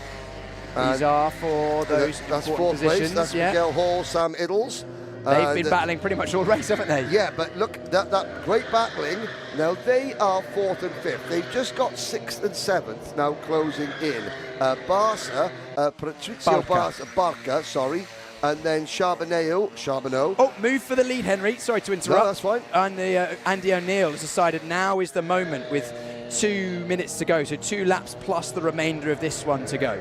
Now, the battling for 4th and 5th is now 4th, 5th, 6th and 7th. They want to be careful because Philippou, Lopez, Gracie and Penny are not far behind. You don't want to fight your way out of the transfer spots. There's the number 38. Whoa. There is Barker going through, Patrizio Barker, up into P5. So again, really strong run from the Italian driver. We'll jump on board once again in this battle. Through out of Museum Corner we go. Past Farm, flat out on the run, staying in the slipstream. We're about 4 or 5 kart lengths back here on Barker. Just running in the toe, just trying to make the most. Thing is, you know when you're this far away, the closer every good corner you have, you put yourself half a kart length closer, which gives you half a kart length more slipstream. Vivier makes a move up the inside of Brooklands. Yep. Drops back in as they go through Maggots and Beckett. Is he going to pass back down towards Bridge? Yes, he is. Up the inside. Lovely move. And leaves a little bit of room on the exit, doesn't need it. Oh, the crossover, look at that, appearing on the left-hand side. Vivier gets him back. Naughty cut back from Vivier. Are we going to see another one now? He's going to try it. And we've got battling further ahead. Yep. Looks like those two have come together, and we cut back to the battle for the lead. Nather has got back past through on O'Neill. This is the penultimate lap of the race. Yes. We're looking at the battle, though, for fourth downwards, as Nichols has scampered clear a little bit there. Let's cut back to that, see how that all played out. There's Nichols. Then a bit of a gap. Then it is 38. Barker has made positions. Now look at this. We talked about it. It's now 4th, 5th, 6th, 7th and 8th. There's 4th, 5th, 6th, 7th and 8th. And look at 9th, 10th and 11th now closing in. This battle in the space of 1 lap, they've gone from having lots of room to play with. One mistake now from either Iddles or Barker, and their chances of automatically making the main are gone. I think Barker actually let through so maybe Vivier or Iddles there to potentially there was a move that he wasn't happy with. Yep, and that is again smart driving. You don't have to say, because I'm looking there under yes. So Patrizio Barker under investigation. Advantage by contact, bump and pass. Yes, that is why he was. So there we go, and I can see the eyes. I can see, the video reps are looking at something. That's the investigation. They're also looking at Miguel Hall for blocking. Defending is one thing. Weaving, turning round, seeing a driver on the inside, right hand downing, and then that's blocking. Here we go. This is Nather and O'Neill. They're having a conversation between each other, and it is going to be Adam Nather just about that takes it. Yep. They tried to move. They both had a poor exit, but it is Nather that comes out on top. And again, I think I saw a thumbs up there. O'Neill, we missed that fist bump. Perfect. Great racecraft. It's great racecraft and great sportsmanship, which is something we see a lot from this event. Absolutely. It's something we see from the drivers at this event. It's a key thing. It's the personalities. We were having a debate yesterday, what do we call the drivers? Because obviously Rotax have to call them a certain, it is, these drivers will be referred to as something that a Rotax language has officially been decided upon, and again, that language, enthusiasts. It's karting enthusiasts, not karting hobbyists, karting enthusiasts. You do not get a much bigger bunch of enthusiastic drivers than we've got here. Yes, some of the very, very top drivers are more than just enthusiasts. The likes of Owen Gentleman, they've dedicated themselves. Yes, they're still enthusiastic, but they're very professional in their outlook and their preparation. However, these are the 160 drivers that have made it. Rotax have plans for tens and tens of thousands more who will be, trying to qualify. Those people that are new to karting, they're the real enthusiasts. So, we have, those terminologies that rub some of you up the wrong way. However, this karting has to come together. We have to consider ourselves a great collective. One thing, we're all enthusiastic about racing, and I am so enthusiastic about this next sentence I'm going to say. Down to you, Piers Pryor. Thanks, Henry. Yeah, let's grab a word with our race winners. Adam Nather won the race, and I don't know where he's gone. Adam and Andy, let's have a chat, both of you. We'll get you both over. We fuel up these carts before we Come on, Adam. Sorry, do it afterwards. We got time. They're having a chinwag of their own. They want to talk about stuff off camera, clearly. Maybe this isn't TV safe. Adam, we'll get both of you. Andy, come in as well. You can do that afterwards. We've got TV to do. Come on, Adam. about the media, Adam, a good race from yourself. You guys, you and Andy, got to the front of the field, and then you kind of just chilled there for a bit, and then war broke out in the last couple of laps. Yeah, I mean, to be honest, I think Andy was really nice to me because I kept making mistakes out in front. I knew he could have gone for the move a bit earlier, but he just kept pushing us along, I guess because we were making the gap out. And then, yeah, like last 2 laps he got past. I was just going to push him along, but then through the chicane he made a mistake, so I went back past, and then it was just a nice crap on the last lap. And also, I saw you both come out of the penultimate corner, both going, oh God, I've had a terrible exit. That was entertaining. I know Adam did. I think he was just pleased I did. I mean, I tried to park on the apex thinking he might just hit the back of me, so I don't know what's better, come in second having a barbecue this summer, you know. I don't know yet. It was a good race, so no, I had good fun. Adam, you did a great job. We just, as he said, I thought I could overtake earlier, as he said, but you might as well just work together and just break away. It's just a heat. This isn't the final, so we'll just see how it goes for the rest of the day. Do you think the intensity is going to ramp up as the day goes on? That was a heat. We've got pre-final next, then the final. I think pre-final will be fine, but I think for the final you'll see half the carts off at turn 1. I reckon. So I think that's what's going to happen. So I think people halfway through the back are banking on that. So let's see what happens. Let's see what happens indeed. Next up, pre-final. Adam, can you go again and take the victory? I weren't expecting to take this victory, so we'll see how it keeps going on for. If Andy keeps pushing me, it'd be nice. Okay, well, we'll see what happens in that pre-final coming up later on. We've got a couple more races before lunch. Let's go and have a wander into the crowd and soak up some of the atmosphere. You can just keep walking forwards, Luke. I'll go backwards. Don't worry. Camera operator Luke was struggling to keep up with me there. We've got a real gathering here underneath the tree. You can get a sense of the community spirit here at the Rotax Racing Club finals. Also, an insight here. This is the weighbridge, the scales, which all the drivers must jump on after every session. Thank you. Everyone been on weight in that race? No one under? Everyone is on weight in that race. No one under. There we go. But we are missing 2. We're missing 2. Oh, we don't know where they've gone. But we'll find them. But there you go. So, yeah, 90 kilos for a reminder for the heavyweights, 78 kilos for the senior lightweights. Then we had 60 kilos for the junior super lightweight and 70 kilos for the junior lightweight.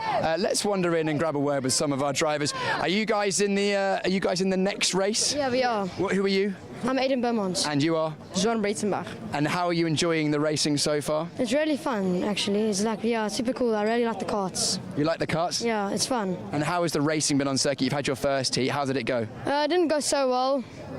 There was a bit of an incident in the second lap. But yeah, hopefully I can do better this race. And who's here with you? Have you got family and friends supporting you? Yeah, I do. Anyone at home watching? I think my brother. Do you want to say hello to him? Hey, Keegan. Keegan, where's Keegan at the moment? South Africa. Amazing. Where are you from in South Africa? I'm from Cape Town. Cape Town. Apparently it's very nice there. I've never been. It's very nice there, yeah. And is it South African weather here today? Yeah, it is actually. It's very nice. And remind us who you are and where you're from? John Breitenbach. I'm from South Africa. You're South Africa as well. Is it Cape Town too? No, Johannesburg. Johannesburg. Which has a better karting group?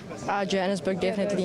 You reckon Johannesburg as well? But you're coming over here. You guys are having a great time. Great to chat to you. Thank you for coming so far. Is this family as well? Let's have a wave. Everyone wave. And also, are you racing in the next one too? Racing in the next one, yeah. What's your name? Jonathan Taylor. Jonathan, talk to us about your day so far.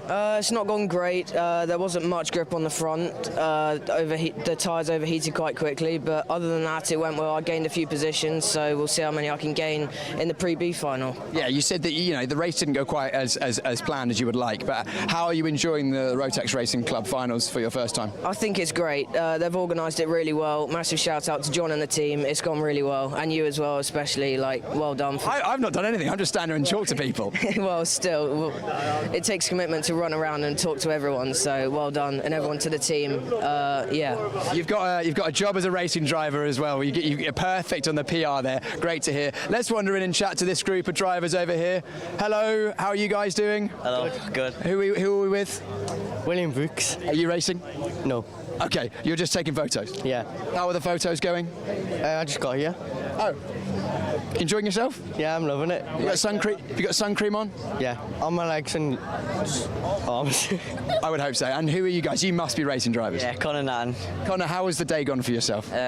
All right, got a couple of penalties, but yeah, it's going good. Going good, enjoying yourself? Yeah, it's been good. Are you racing as well? No. Who are you? Spencer. And what are you doing here today? Just watching Connor. Are you having a good time watching? Yeah. Amazing. Is this Dad? Yeah. Dad, who are you? Stephen Nathan, Connor's dad. Stephen, how's Connor's been going? Yeah, it's been going well. He had some coaching on Friday, which really helped him fix some of the corners. Today has been a bit challenging, received a couple of penalties, so he's just trying to work on that for the next round. So pre-B qualifying, pre-B race, and then try and work his way up the grid to get into the A final, hopefully. Amazing. Well, talk to us about this event so far from the perspective of a parent. We've spoken to a lot of the drivers, but are you enjoying it? Is it stressful? Are you nervous? How has the setup been? Yeah, the setup's fantastic with Club 100 and Rotax Racing. I've found that it takes a lot of the stress away as a parent, so we've got time to chill, connect with other people in the paddock and make new friends. He does. So yeah, it's been really cool, and you know, in comparison to owner race, and yeah, the stress levels are pretty low. I've enjoyed seeing there's got a bit of intermingling between groups that know each other, some people that have come over. I think the drivers who have flown in and made the trip have felt really welcomed. Oh yeah, definitely. The boys have been talking to some guys from South Africa and other countries, so it's really cool to see all the flags out there, and yeah, it's a real special occasion. Amazing. Well, I'm glad you're enjoying it. We'll see how your boy gets on later on. Cool, let's wander this way, as we've got a few drivers I think that have come out of the karts recently. Let's jump in here. Sorry to interrupt, Dante. Dante, we saw you right in the mix of the action for your heat earlier on.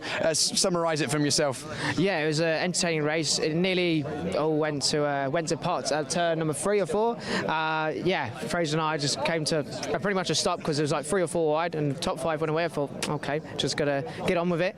Caught the pack up, made a few overtakes, and we had some great, you know, with Silverstone it's so wide, so there's so many places where you can dive bomb, and it's a very raceable track. So yeah, and then slowly made it to the lead. I was like, okay, it's pretty good, good recovery, and then had Max as well, and then Fraser was catching us like no tomorrow, and yeah, very hard to defend around here on the last lap. Yeah, I tried my best. It got very close. Could have been facing the wrong way, so I'll take a P2. I'm really looking forward to the pre-A final, but also the lightweight A final. I think the lightweight is going to be the most competitive, because I genuinely don't think I can call a winner at this stage. What about yourself? Other than yourself, Dante? I completely agree with you. I think it's a very stacked race, because obviously the lightweights is kind of where it's the perfect age where the juniors who have moved up, they're all fresh, they're ready, you've got the old timers there.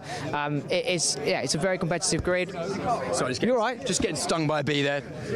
Poor bee. Yeah, in terms of calling it, you can't call it. It's going to be very tight. I was going to say something else, but I completely forgot now. Yeah, we'll come and chat to you later when you win the pre-final.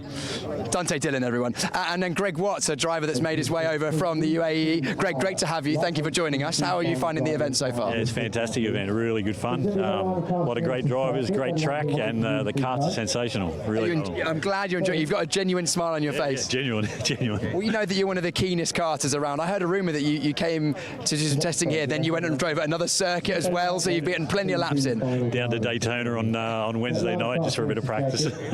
Amazing. What's your hopes for the rest of the day today?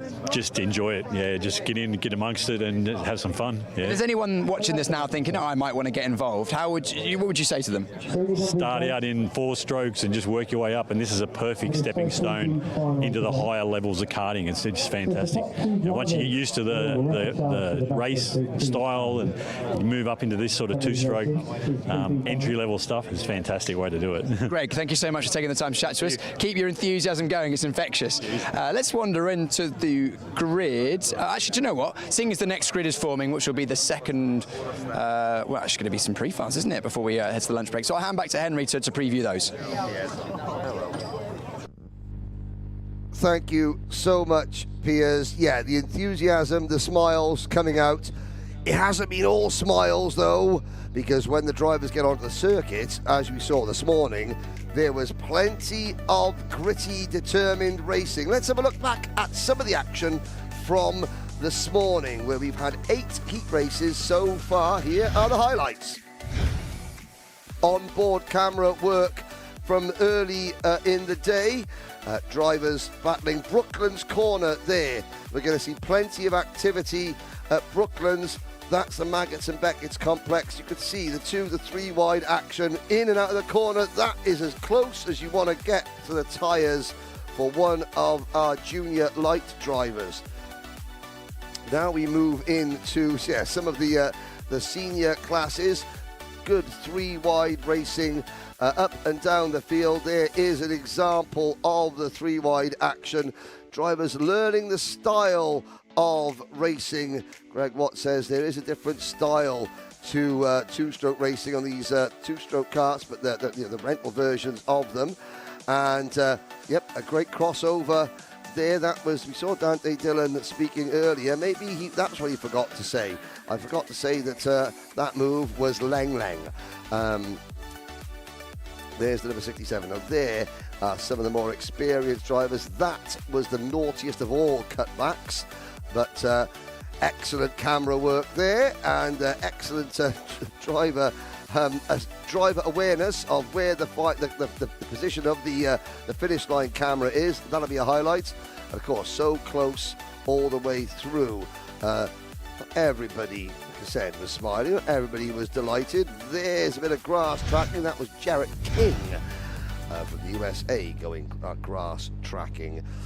There we go. So the heats are now done. These are the pre-B finals. So every single driver will get at least one pre-final. The drivers in the pre-B final, the top 2 and the super lights, junior super lights, are going out first. The top 2 finishers from this race go into the pre-A final. The remaining runners will have to duke it out in the main B final, the last chance saloon. It has been a lengthy construction period as you look at what better way to spend a Saturday afternoon. Get your deck chairs out, bring a cooler, sit on a grassy bank at Silverstone watching your driver race karts. That is driver number 18 in the junior superlights, Kieran Stedman. He will be going out in this next race. These next races are 12 minutes, and there's no more laps of practice. It's one rolling lap, and we are straight into the racing. Looking at that's Kieran Mogg saying, our camera kart for this one, we haven't got one yet. We have got one, but we haven't had information on who it is yet. Here's great stuff out there in the pits. I thoroughly enjoy watching and listening because the enthusiasm is infectious, isn't it? It really is. I don't have to try that hard to get people to have a good time and be entertaining on camera, because it really is very easy. I just go up to people and they're already having a good chinwag. I go and interrupt, and they're all happy to chat, and it's a real community atmosphere out there, because also all the drivers are here on their own. They've got to just put their stuff down somewhere, and there's no teams or anything, so there's no cliques forming. Yes, no cliques, but here is the grid. Angela Gelemi from Italy is your pole position starter, alongside Jack Yates, Louis Munford and Fawaz Adra on row number 2. Leo Anderson and Charlie France are on row 3. Finley Strang and Kieran Stedman on row 4. You have to excuse us, there's an alarm going off somewhere. I think we may have to pause the grid. Oh, really? Because I think we have to leave the building, Henry. Is that so? Suddenly everyone is getting up.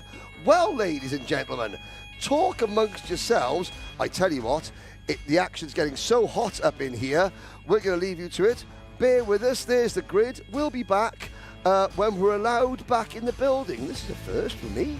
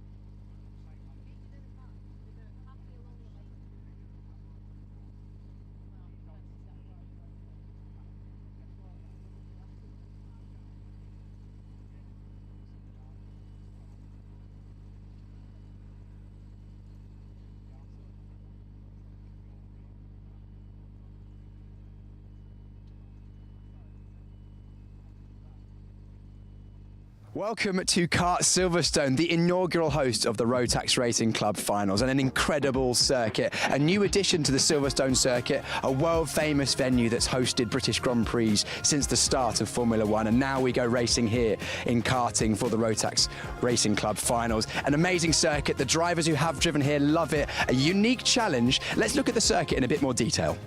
One of the cool things about the Silverstone kart circuit is the fact that a lot of the names share names with the Grand Prix circuit. Right next to the Wellington Straight, we have Turn 1 and Wellington Corner, the first challenge for all of our drivers here at the Rotax Racing Club Finals. Deceptively banked, very fast, a late apex required, and when you've got such a long straight leading into it, the starts especially are going to be crucial. After Turn 1, we've been through Stage Jimmy's and then Brooklands, with the Brooklands Suite and the BRDC Grandstand right in the background. We head to a world-famous sequence of corners on the Grand Prix circuit and here at Kart Silverstone. Maggots and Beckett's, an equally challenging chicane as the Grand Prix circuit, only just flat out if you get it right, and single file in the races is what is required to get through here cleanly. Exit is crucial as we head down towards Bridge.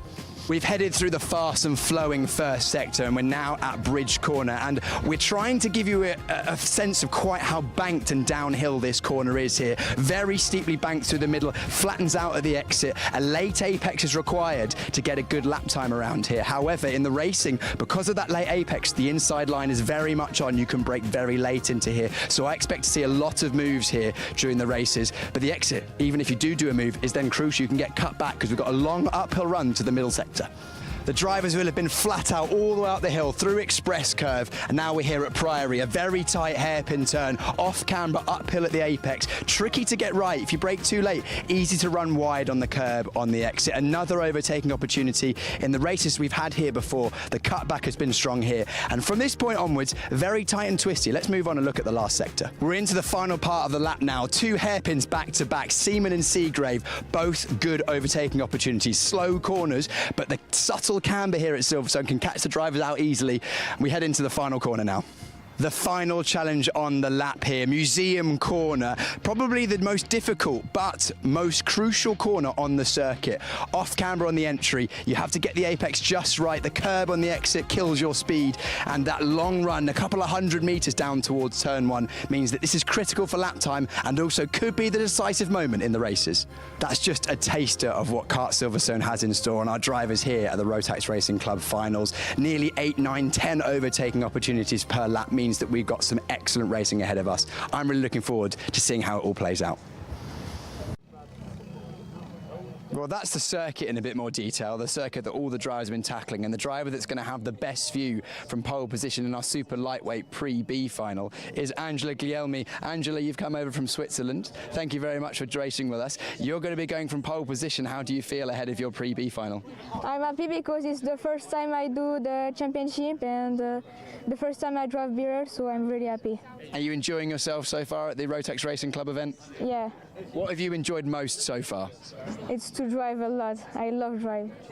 What about the Silverstone circuit? We just played a video of me showing everyone the details here. Are you enjoying racing here? Yeah, I'm really happy to drive there. What is your usual circuit? Where do you normally race? I drive every week. Where do you drive? What circuit do you race at? Which track? I drive in Switzerland to Payerne, and in Italy a lot championship. Amazing. Well, Angela, good luck in your pre-B final. Pole position, 2 promotional spots to the pre-A final. I assume that's what you want to do. Yeah, I want to go in the Group A.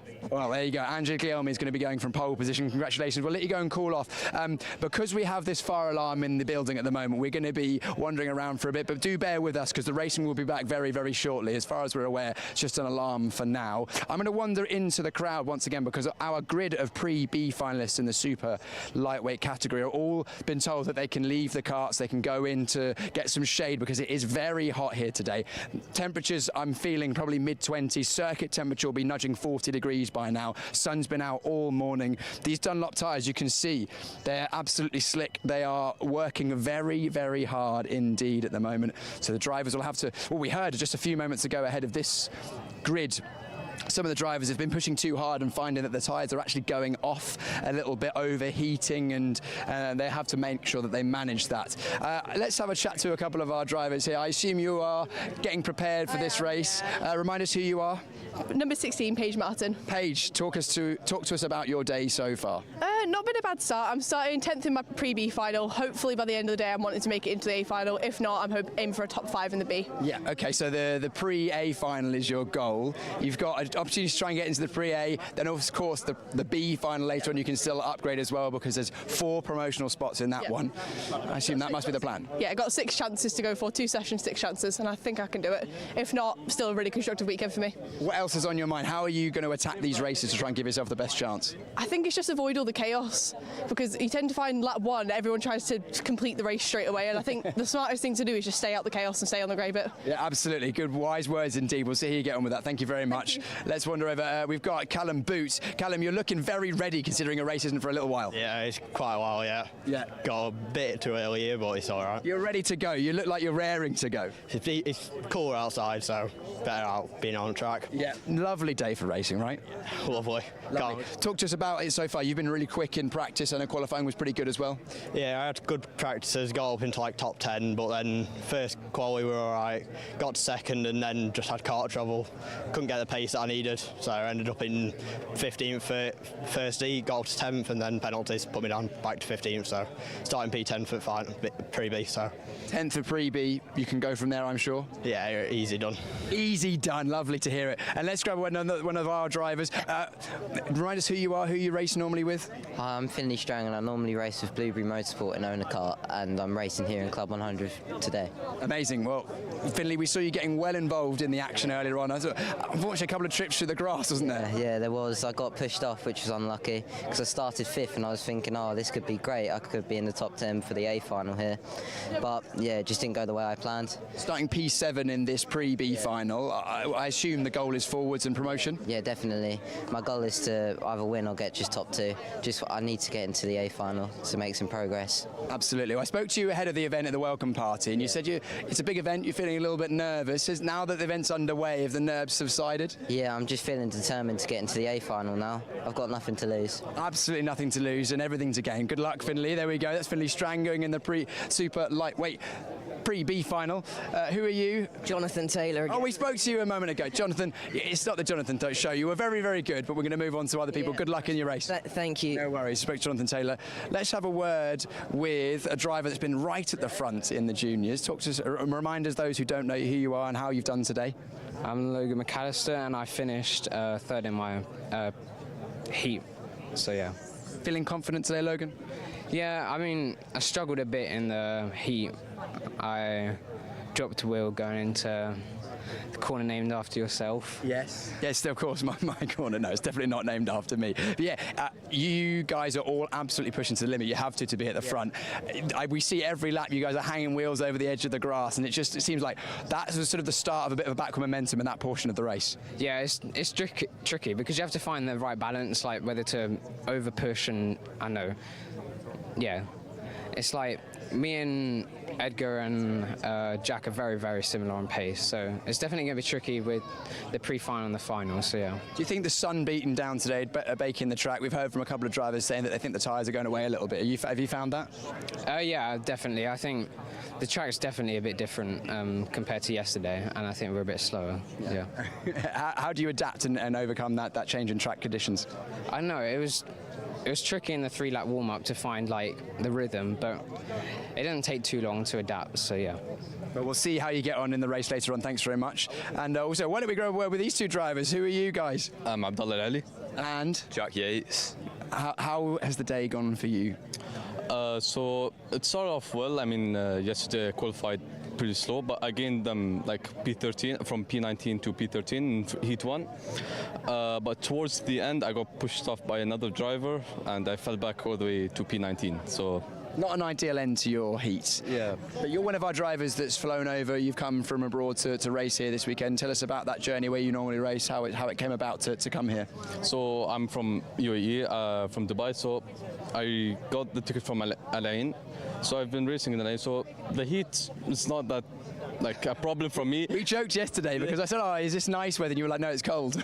Yeah, it's in the morning. It's freezing cold. I came here. I was wearing like 2 jackets. I'm freezing. For us, this is lovely. Very nice indeed. And how's your day been going? It's been all right, really. Not had the best of days for qualifying, really. Quite poor in qualies, but as soon as the heat started, P16 got to P11, starting second in the pre-B. So it's a solid start, but I've got to watch that outside because trainer karts come up on the inside. But I'm quite confident because in round 1 I came second in the A final, so it's one of them things where it just builds up confidence. You say round 1, that was round 1 Rotax Racing Club UK Club 100. Yeah, so obviously these karts are a lot different, a bit faster.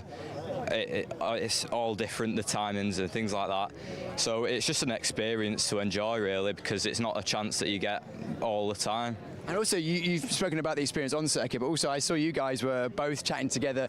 I assume you've never met before this weekend? No, this is our first time. I'm from the UK, and where are you from? Dubai. So it's first time meeting, but it's good to meet other people and just socialise and see how they do, get tips off them and all sorts. It seems like a really good social environment. Everyone's kind of accumulated here under the trees. A lot of people chatting about different things, both on track and off track. So it seems like quite a good fun event to be involved with. I mean, yeah, as obviously each country and their drivers and their karts are different, so it's good like to connect with other people and learn about how to drive in their country. Like, for example, the RD ones are different from these ones, and the track surface is different from what we have. So it's good, to connect and ask and learn from them. What have you had to been learning about the track surface? You mentioned the track surface changing. Is it grippier, slipperier? Is it just a different way of driving? It's mainly like slipperier than what we have because of the cold. It's a bit slipperier, and it just feels different than what we have. Different challenge, which will make it entertaining and also feel even better when you succeed at the end of the weekend. Yes. There we go. Thank you very much, guys. I'll leave you to it, having a chin wag there. Great to see the drivers from different countries, connecting and bonding over motorsport. Guys, you both drivers? Yeah. Yeah. Remind us who you are, who you race. Dylan Sagut. Dylan and Jonas Klimas. Jonas Klimas, we saw you out in a race just not long ago. Dylan, talk to us about your day so far. So, hasn't gone to plan, but I've had moments of sort of good results. So, through the last race, I went from, I think, last place to about 6th, then got pushed off wide, got a penalty, so not really much I could do, but just trying my best, staying resilient, and hopefully I get a good result later. Yeah, and you guys, I imagine, haven't met before this weekend. No, we have. Oh, you have met? Yeah, we race in Club 100 FP40 together. So yeah, amazing. And talk to us about your day. You were well up the order earlier on, and we saw you getting stuck in with the action. Yeah, I was looking to start P3 was the outside. I was like, well, might as well take it. Sent it. Almost got in the back of Marp. I was like, it was lucky. It was a good thing he stayed on the track. I was trying to push him. I think number 14 tried to send it up the inside down that right hand. I was like, why? Because if we work together, we can pull away. Then we can kill each other afterwards. And then. Yeah, went down to P3 and then probably should have defended into the first corner, and then from there kind of all derailed, let's say. It looks like you're having a good time there. You were talking about it with a big smile on your face. Yeah, it's quite fun. Qualifying, it was a good thing we got into P5 despite Q1 we were battling, Q2 we tried on our own that you need the toe around here, so at least you have a good pace. Where are you going from your pre-final? P14, but I think with the chaos we've seen, we can easily end up top 5 if we play our cards right. Amazing. And where's your pre-final starting position? Dead last, so I can only go up. The only way is up. We look forward to that. Right, I'm going to hand over to have a look at the Rotax Racing Club karts in a bit more detail before I then go through our grid for our first pre-final, which is coming up in just a few moments. A brand new and very shiny fleet of karts here for the Rotax Racing Club finals. And Jimbo, tell us a bit about your role with Club 100 and also then as an extension here at the Rotax Racing Club finals. So my job initially starts as event coordinator, make sure the event runs on time and everyone's doing the right thing. But it also involves bringing the fleet of karts here that you guys are going to be racing on for the weekend. There's 46 here today, all brand new karts from Birrell Arts, and Rotax have supplied brand new engines as well. So this is a completely brand new product. they only got tested yesterday, so I've had 5 of our kart testers out there making sure that all the equipment is of a decent standard, a decent spec, and there's no anomalies, no fast karts, no slow karts. They're all of the same parity, and yeah, we work really hard to do this. And it's a product that you're very familiar with these days. You've been running this setup for a long time. You've ironed out, you know exactly how it works. Just give us an idea of how much prep goes on behind the scenes, because they don't just turn up ready to go. You guys make sure that they're absolutely tip-top. No, absolutely. I mean, to be honest, these fleet of karts did turn up quite short notice. This event has been planning for a long time now, but there's always delays with products, even to the point where the wheels only turned up 4 days ago. So it was a bit of a push to get ready for this event. But yes, it's a great looking fleet of karts. We've got the special livery, of course, as well. And there's some really interesting features on these karts. So for someone who's not done a Rotax Racing Club event before, what might be different from this kart to a hire kart they may have just driven at their local circuit? So something that Club 100 and Rotax pride is having an equal parity amongst their fleet, so these karts don't get raced day in, day out, and smashed and crashed and bashed. So they're purposely prepared to be... Well, they're purposely prepared to do just this, and that is go racing. We are on the rolling lap, 12 minutes. Angela Jalelmi, Jack Yates, Louis Munford, Fawaz Adra, 22 drivers in this race. The top 2 automatically qualify for the main event. Everybody else will have to battle it out in the B final, the last chance saloon. We go racing, and across the line, it's the number 81 who has the lead. Then she gets squeezed a little bit wide, so Angela Jalelmi gets forced back into about 6th or 7th position as we go around Brooklands. Again, for those of you who wondered why we had bonus piers, well, we had bonus piers because everybody had to get evacuated out of race control here at Silverstone. But it is good to see. I mean, the Silverstone events team were exceptionally good at getting everybody out. I am told that the culprit has not been found. Well, the culprit was one of the fire alarms on the roof was pressed. So there is somebody who was up on the roof that now, I don't know who it is, neither the Silverstone, but yes, you were the reason that we had bonus piers and that we all had to leave the buildings. And no one wants bonus piers, there's enough of them already. Well, I don't know. The people were really enjoying that. The people are really enjoying Louis Munford leading as the Superlights complete lap number 1 of their pre-B final. Louis Munford and Angela Jalelmi, there she is, young lady from Switzerland, although she's qualified through the Italian Rotax Racing Club Italy, which is the IPK Promotions Championship, to give it its full name. She was 4th in that championship, 2nd in the Winter Cup, and 6th in their R-Max Junior Championship.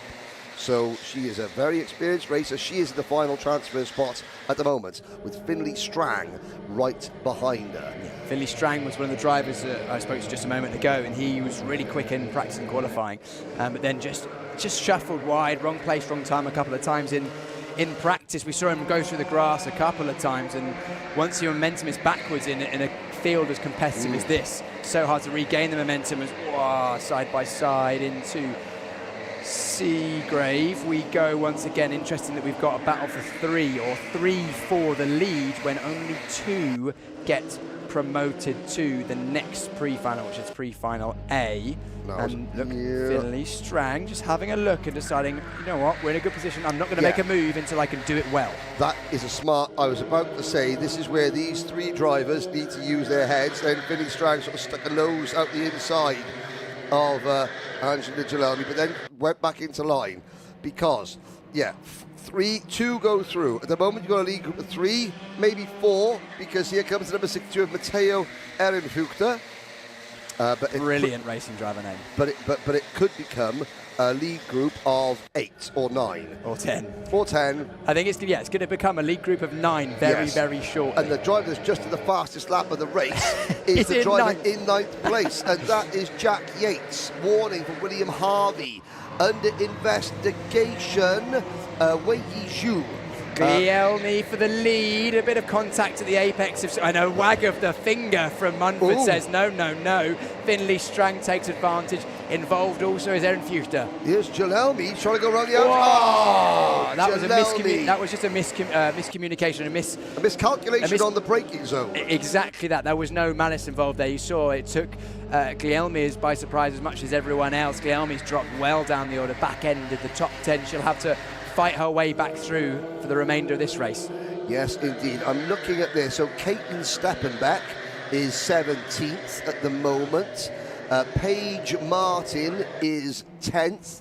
Angela Guglielmi, she is now 4th. There's the three ladies in the junior super lights. It looks like all three of them are going to have to they'll all be in the B final, the last chance saloon as things stand. That was quite funny. Stedman looked over his shoulder and pointed to say, let's go forward. He looked over the wrong shoulder and went, where's that cart? Looked left and there was a cart alongside. Yeah. Tricked him. That was, And this is why, and some of these drivers, learning not to keep looking over your shoulder, you have to do it, but not all the time. It's also when and how you look over your shoulder, because I remember Danny Curl, former world karting champion, used to have a very deliberate turn, and he used to stare. And it was so much. If you're someone who's glancing over your shoulder, left, right, it gives off the body language as I feel under pressure, I'm not in control. Yes. Danny Curl used to turn around and look in the eyes of the driver behind, stare for a second and then slowly turn back. Just to say, I know you're there, I just need to see how close. And that's at 80 miles an hour, by the way, ladies and gentlemen. He's turning over. There is Strang now leading from Munford, Aaron Fuchter. Move up the inside. Munford retaking the lead. Aaron Fuchter's going to get a great run up the hill. Look at the car on the inside. Number 62, Matteo Aaron Fuchter. Can he get to the inside going through Express Curve? No, he's on the outside line for the run into Priory. And he's going to try another crossover. Doesn't happen. But look at this. In fourth position, Leo Anderson is making his way he's making his way towards the front. He's getting closer and closer. He's just been passed. Yeah, Guglielmi's also returning those positions that she lost earlier on, so doing a great job of recovering after that issue down at the penultimate corner, should we say, at Museum. We head into that corner where she had that issue 2 or 3 laps ago, but pace for Guglielmi, definitely not an issue. Back up into fourth. Can they bridge the gap though? Reminder, 3 for the lead, 2 promotion spaces for the pre-A final. Strang looks at the inside, can't get through. Now, South Africa, Aidan Beaumont up in the 13th position at the moment. He did have the fastest lap of the race so far, a 1:10.875. Finley Strang has just beaten that over the curbs. Here we go, down towards the turn number 8, down towards Bridge, up the hill we go. Munford, lots of looks over his shoulder. There's the bit, now people will say he's nervous. They're going to attack from all angles now. Yeah, absolutely, side by side. Strang looking into the inside of Priory, going to get it done. We still side by side through Ireland. Side by side Look we go. At Aaron Fuchter. The cutback of dreams. What a move. 2 in 1 through a single file part of the circuit. Yes, please. We'll have more of that. That was just planning, and he perfectly executed it. Here come the cavalry. 4 minutes and 57 seconds to go. Munford he was leading, now he's not. Louis, put your hands on the steering wheel. Just get going. Strang defends. Aaron Fuchter and Strang have the 2 transfer spots. Munford, Anderson, Harvey, Guglielmi, Stedman, Yates and Paige Martin are all in with a shout. So Charlie France, and that is Louis Munford. Well, Munford and Sons, they're getting a little bit crossed up. And that was the first type of incident we've seen of that nature. I have to say, it's backed everybody up. Poor old Finley Strang is now in the hornet's nest, and this is why we have lots of spotters, and they're 4 wide through Express Curve. Yeah, this is all hotting up now, pre-final. They know that the promotion space is just ahead with 3 wide into Priory now. I think that's Yates involved there as well. Stedman, Martin, France, all looking at the back of this going, yeah, I'll have some of that. But what a move from Aaron Fuchter. He's got a lead now, and I was about to say at the start of that last lap, Strang, high risk a strategy from Strang to start defending in second place in that final spot, because you start fighting for second, it's only a sort of 50-50 chance, whereas if you keep your head down and try and gap back to the front of the field, you give yourself 2 opportunities at it. But now the 37 of Anderson closed the gap strongly on that last lap, 3/10 faster than our leader. Anderson is absolutely on fire at the moment. But if he catches, and it looks like he is going to catch, he doesn't need to make the move, because we're in the main event. We're in second position, Leo Anderson. And look at that as they crest the rise down the hill. This is 3rd and 4th place, Munford and Harvey. This is the rest of the field: Yates, Strang, Jalelmi, Steadman, Connor Nashan. Then Fawaz Adra rounding out the top 10. Matteo Ehrenfutter, he's dedicating his career to sort of this form of racing, because he was Club 100 cadet champion back in 2024. But he also has gone and done some 24-hour racing in his native Germany, which is for a 14-year-old. I mean, that's not 24 hours on his own, no, but that's still a test of endurance, mind, body and spirit. This is, I've got to say, that was a test of the structural integrity of the rear bumper of Finley Strang, of the number 17 car, Jack Yates, by Finley Strang. And Strang needs to be careful because he's under investigation for an ABC bat already, and if that's found to be confirmed, that'll be a 4-place drop, I think, in this final. Through goes Strang cleanly that time. We'll keep an eye on the investigations. I can see the frantic work from the video refereeing team to our right, taking a look at all of the incidents from those last few laps, which were pretty intense. Yeah, indeed. Now, a couple of other drivers, they're looking at several incidents. Louis Munford has already been given a penalty, so Munford will not make the main event from this race. He will have to try again in the B final itself. Also under investigation, ABC bump and pass for Finley Strang. Track limits warning for Connor Natton. So Munford has been given a penalty. Strang under investigation. Interesting, isn't it, that our grid is almost flipped on its head. I'll run you through 1st through 4th place and where their grid slots: 11th, 5th, 3rd, 9th. So we've had a lot of movement in this race. It's up the inside of the Final Corner Museum, and Steadman goes wide. Dear. Steadman goes wider and wider. Oh, you could just see the kart dug in. And another one round. Yeah, another at the back there. That's and Steadman, he's sort of carrying on. He just got onto the dirt, and then of course the kart was bouncing, and it just sort of almost pitched it towards the wall. Obviously there's a lot of runoff here at Kart Silverstone, but he controlled the kart well, not to spin it and get back on.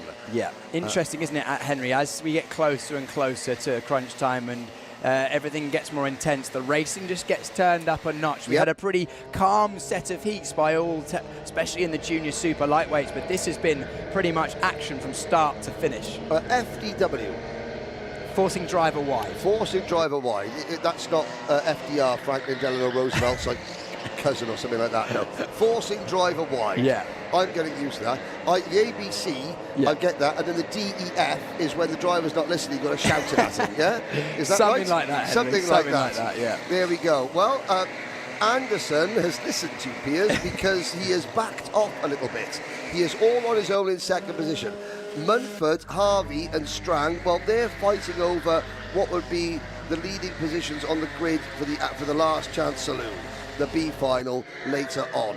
And Aidan Beaumont for South Africa cracks the top 10 under the watchful eye of Kyle Lawrence, who's probably he's looking at the drivers and then trying to get their Instagram handles so he can offer his driver coaching skills to them.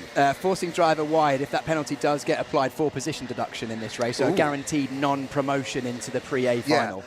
Penalty, driver number 24. The investigation into Conor France has deduced that he is guilty of his offence, which was track limits. Yeah, Munford, very, very clever defence there. Slowed it up on the apex, parked the bus at the apex, stopped the cutback, which is all well and good as we get a lovely little focus pull there from one of our Alpha Live camera ops, but it works for Munford. But the number 63 behind was gesticulating violently. That's Harvey, but our winner, Ehrenfutter, with that outstanding move to take a double move for the victory. And that was a smart. Do you know what the most positive thing about this is that we've got, and again, this is not a trigger.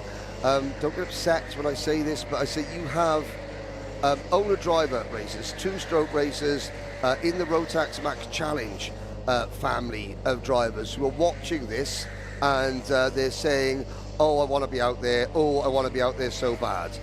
You know, they're owner drivers. The two-stroke races. They're the tough audience to please, the owner drivers. But they're saying, if they're saying they want to be out there, then that must mean the product they're watching, the standard of racing they're watching, is very, very good indeed. As you look at the good drive from Tyler Toves, up from 20th to 12th, and James Wall, sadly, at the back of the grid. Now I'm looking there, obviously you have, don't forget, two of the bad three penalties, ABC, BAP, advantage by contact, bump to pass, and ABC, TO, and forcing a driver wide is normally an exclusion in Club 100. Well, there are slightly different rules and regulations across the board. Generally, the overall framework is based on the Club 100 model, even though different championships of different national clubs from around the world have different karts, sometimes different rules, but they all have the Rotax engine. Now, we are on the grid. This is Jonathan Fuchsal, David Suks-Farkas, Max Sheldon Hayward, Ethan Saunders-Wilkes, Seth Dodds, Ollie White are the top 6 in Junior Light. Another 12 minutes and we are off and racing. The Junior Lights head through turn number 1 into turn 2 and now on the run towards Brooklands through turn number 4.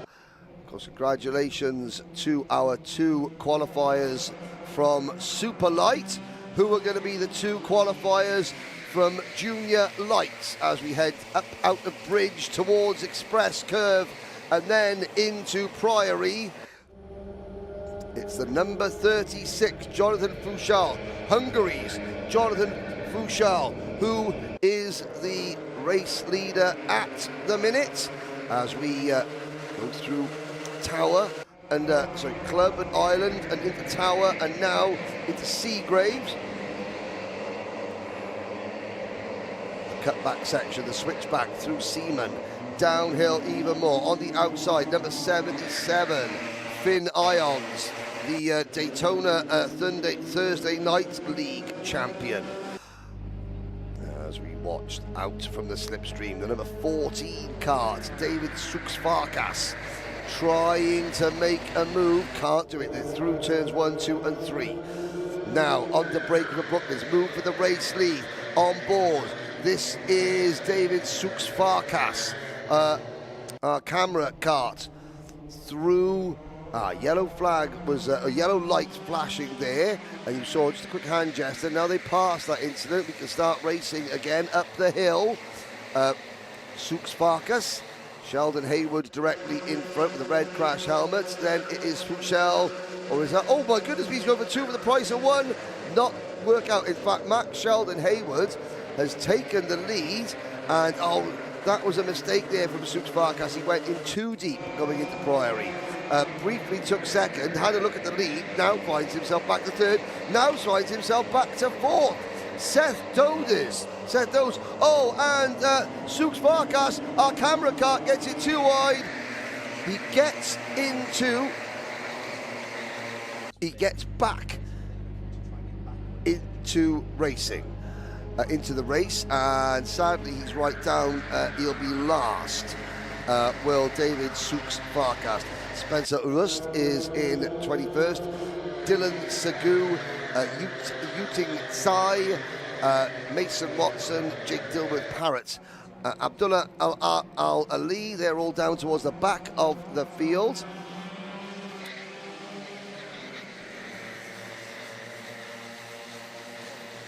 Up out of bridge. Sheldon Hayward, half a second in front of Jonathan Fuchsal. Behind Fuchsal, you can see them: Sleetsco, Dodds, White, Saunders, Wilkes, Irons, Gibson, Kaufman, Boots, rounding out the top 10 at the minute as we click off the lap number 2. Click off lap number 3. There is 3 seconds covering the top 10 at the minute. There we go, parity.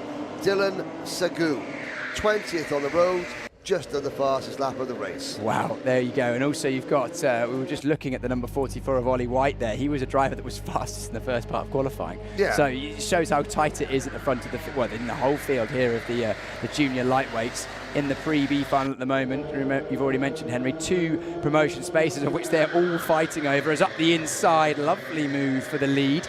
And a promotion space takes the position. 36 of Fuchsel. Well, again, only 2 of these drivers will automatically make it through in this race alone. These are the drivers that did not finish in the top 9 in either of the 2 heat races that we had earlier on for each class. So the best that any of these drivers finished in their heat was P10. As we watch, 3 karts, almost 3 wide. Now, watch the third place driver, Sneetsko. We'll try and cut back under. Nope, because there's too many other drivers behind him for he to correctly position his kart for maximum cut-back ability. This is the weird thing about group racing like this. You'll see a group come together and then naturally it will start to break apart as people start to fight, and then because it breaks apart, people then work together, so it brings it back. And you end up with this to and fro. Is now to the outside, was looking, the Sneetsko looking to try and go around the outside. We haven't seen that move done so far at this event yet. The 39, it's pretty much 4 for the lead. 33, Sheldon Haywood goes for it, gets the move, but a naughty cutback is coming through. No, slotting back in. Good heads-up driving. How are they going to get through here cleanly? Oh, in fact, the 77 Bales, the 27 kart Bales, or was that the 23? There was Seth Does and Finn Ions. Both just went, we're not going to make this, and they'll still get a penalty for cutting the track. That'll be a track limits penalty. Or a warning if they haven't. Maybe a word of warning, yes. So I'm not going to call a penalty. I'm just saying that even if they miss the cones, they miss the cones on the other side, on the grass, that also will require a second viewing from our video refs. No doubt, they'll decide. The video referees will decide whether they jumped or if they were pushed. As we go side by side once again through Seaman. Hand on the steering wheel again, and look at Ollie West coming through, sorry, Owen White coming through up the inside. Cut back of Dreams is on, not quite. Oh, it could have turned into a nightmare actually, because the driver with the Lewis Hamilton crash helmet, the number 44, obviously, Ollie White. He was easing and squeezing everyone to the inside, going through that final kink, and they had to back out. Well, as we watch this snake of karts thread their way through the chicane. Oh my goodness, do really enjoy that camera shot, I have to say, Piers. Here's the 77, who is now in 13th position. So this is a battle for, the top 2 transfer. This isn't even a battle for the top 10. And oh dear, Abdullah Al Ali has had another spin. Riley Lewis down towards the back, so Kira Boylan. David Suksvarkas, our camera kart, has had a spin and is back to 19th position now. And that was one of the drivers that was fighting for the yes, lead in the heat, sorry. So that shows how quickly fortunes can turn. I think it was a trip through the grass in the heat that dropped Suksvarkas down the order, and then unfortunately another trip through the grass. Whether he, I don't know if it was causal or if it was forced. Cause or effect, we don't know. Cause or effect, we don't know. But there we go, side by side once again through Wellington and Stage and Jimmy's. We head down to Brooklands again. Drivers choosing not to use the curbs on the exit in some places on the circuit. The 2 at the front of the field, Sneetsko and Sheldon Haywood. They look like they formed some sort of alliance because their last lap time was only 1,000th of a difference, 1,000th of a second different, which says to me they were probably touching over the line the first time and then pretty much touching over the line the second time. Yeah, exactly. The driver in front has to thank the driver behind for his lap time. Yeah. Because they wouldn't have done it on their own, put it that way. Yeah. Well, looking at the times, Ollie White's doing a good job to stay in sort of touch in third place. Oh, over the grass goes the number 18. Sorry, Piers. Is that the number 18? Yep. Yeah, over the grass. That Lila Kaufman. Lila Kaufman. Getting, again, they're all getting stuck in so much. And the 77 on the grass, they're threading the needle on the curb, which of course unbalances the car. Oh, the lettering on the tyre, on the outside of the tyre, was hanging off the edge of that curb, and yet Irons kept the car pointing the right way. You could not get closer to disaster than that. Irons was centimetres from disaster. Oh, a bold move up the inside of Brooklands. Bit too sideways, just about in control.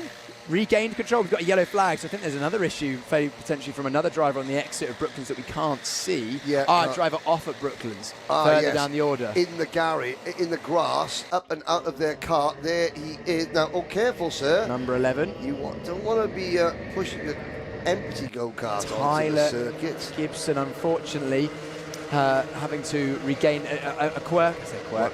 One thing about this is you may think, oh, why is that driver out of their karts? Well, the rules of this event are, if you come to a stop on tarmac, you may carry on from a stationary position. If you come to a stop off tarmac, either on gravel or grass or off the circuit, you must get out, walk your kart to hard standing and then start again, because if you try and start on the grass, it can burn the clutches out, and then that means that kart could be damaged for the remainder of the event and affect other people's racing. Effectively, the clutch would have been a little bit burned, so whoever sits in that kart for the rest of the day is at a disadvantage. Yes. Because effectively you're wearing the clutch out more than the karts that are just going around on circuit. Yes. So again, just trying to remain keep parity between all the karts. No, and it's good that the drivers take that in, because again, that's a unique rule. And they have to, because if they don't, then they will be expecting either an exclusion or some sort of heavy penalty. From John Vigor. I don't know if that's officially in the rules. One of the t'other, you know. 3 wide Henry, 3 wide up the hill, not quite as we go through Express towards Priory once again. We're on board with Zux Farkas, who's making a return to the field. 3 wide again we go towards Priory. Irons. He's going to pick up a couple here. Easy. I don't think I've seen Irons not alongside someone all racing through the grass. Did Irons leave the Mitsubishi-backed driver that he was battling with any room there? Irons, was that... it was Jake Dilworth Parrott, who had the Mitsubishi logo on the back of his race suit. He has been dispatched down the order. And here we go, a minute to go. Oh, this is going to be tight. I think they're going to get... I think this could be the last lap, if not within a second or two. Let's see. Into Brooklands we go. Sheldon Hayward, Sneaksco, White and Engels. 4 for the race lead. Fuchsell, Saunders, Wilkes, Woolger, Boot and Taylor are next. There are lapped karts ahead of us as we watch Engels. So this is actually, no, this is not lap karts. What am I talking about? This is 4th, 5th and 6th and 7th positions. None of these are the transfer drivers. There's no battle going on between the 2 transfer drivers. There's a move, is it? 3 wide coming out of Priory. Oh, the number 38. Somebody called the police. There's been a robbery because the driver 36. Number 36, Jonathan Fuchsell, has just stolen a couple of positions, but it's well, you know, law into themselves. It's let society fix its own problems as Fuchsell gets shuffled back again. Are we going to make it over the line? Yes, we are. Just about one more lap we have to go. Sheldon Hayward and Sneaksco have decided that they are an alliance and they are going to promote themselves. It doesn't really matter which order. We'll see, though, if they start fighting. It will be unwise if they did, because Ollie White's just on the coattails there.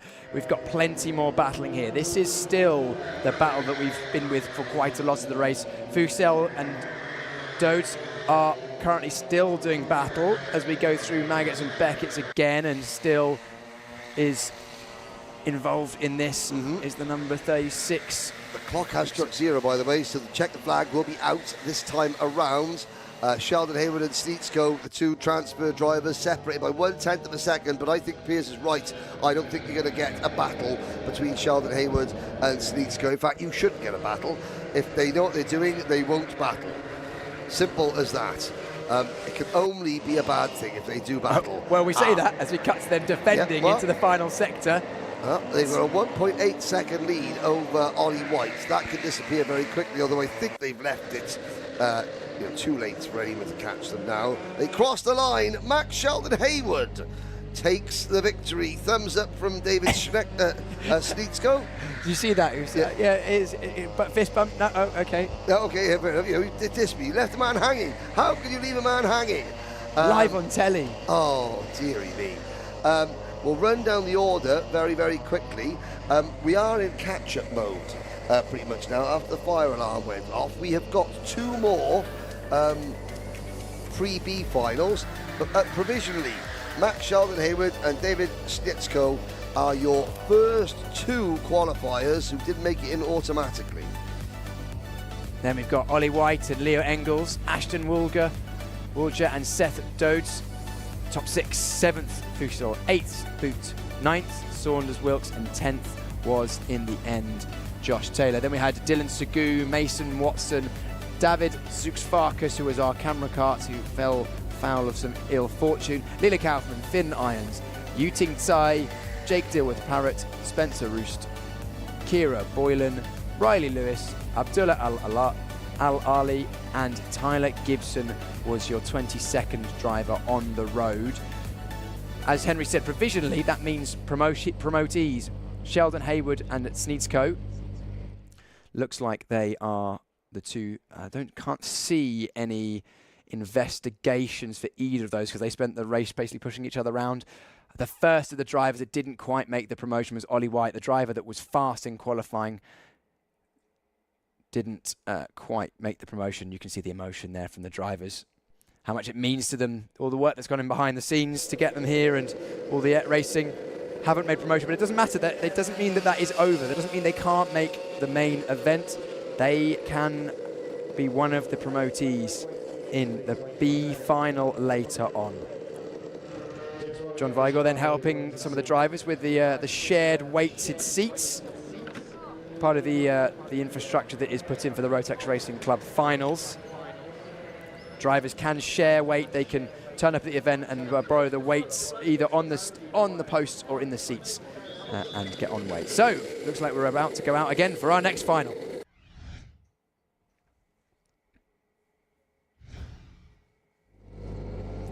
Here we go, senior lightweight pre-B final. We're heading out onto the grid and it will be a quick run through because we're going to get racing pretty much as soon as possible. Here's the grid. Kevin Andrea Mujaro is pole alongside the driver. Jakob, imagine I've missed them and it hasn't updated yet. Let's go back. Let's try again. James King second, Jacopo Mongelli, then Jamie Gaucher, Danik Messier and Ricardo De Filippo, Bond 2 and Tommy Lee.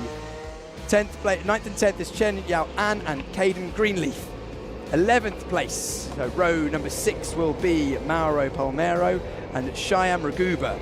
13th, Callum Martin. 14th, Shuning Gong.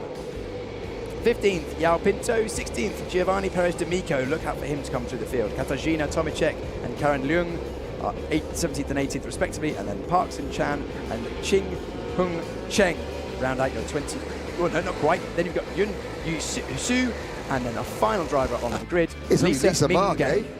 Lisa Minge or Marge? This is not the starting formation that the drivers or that the race direction team will have been after, because you should be within the tram lines, but we're racing regardless. And around the outside, Kevin Andrea Maharo, I think, has done what no one else has done so far. Not quite, going around the outside. Kevin Andrea Maharo, officially Madagascar's leading kart racer. He lives in Canada now. Hands in the air.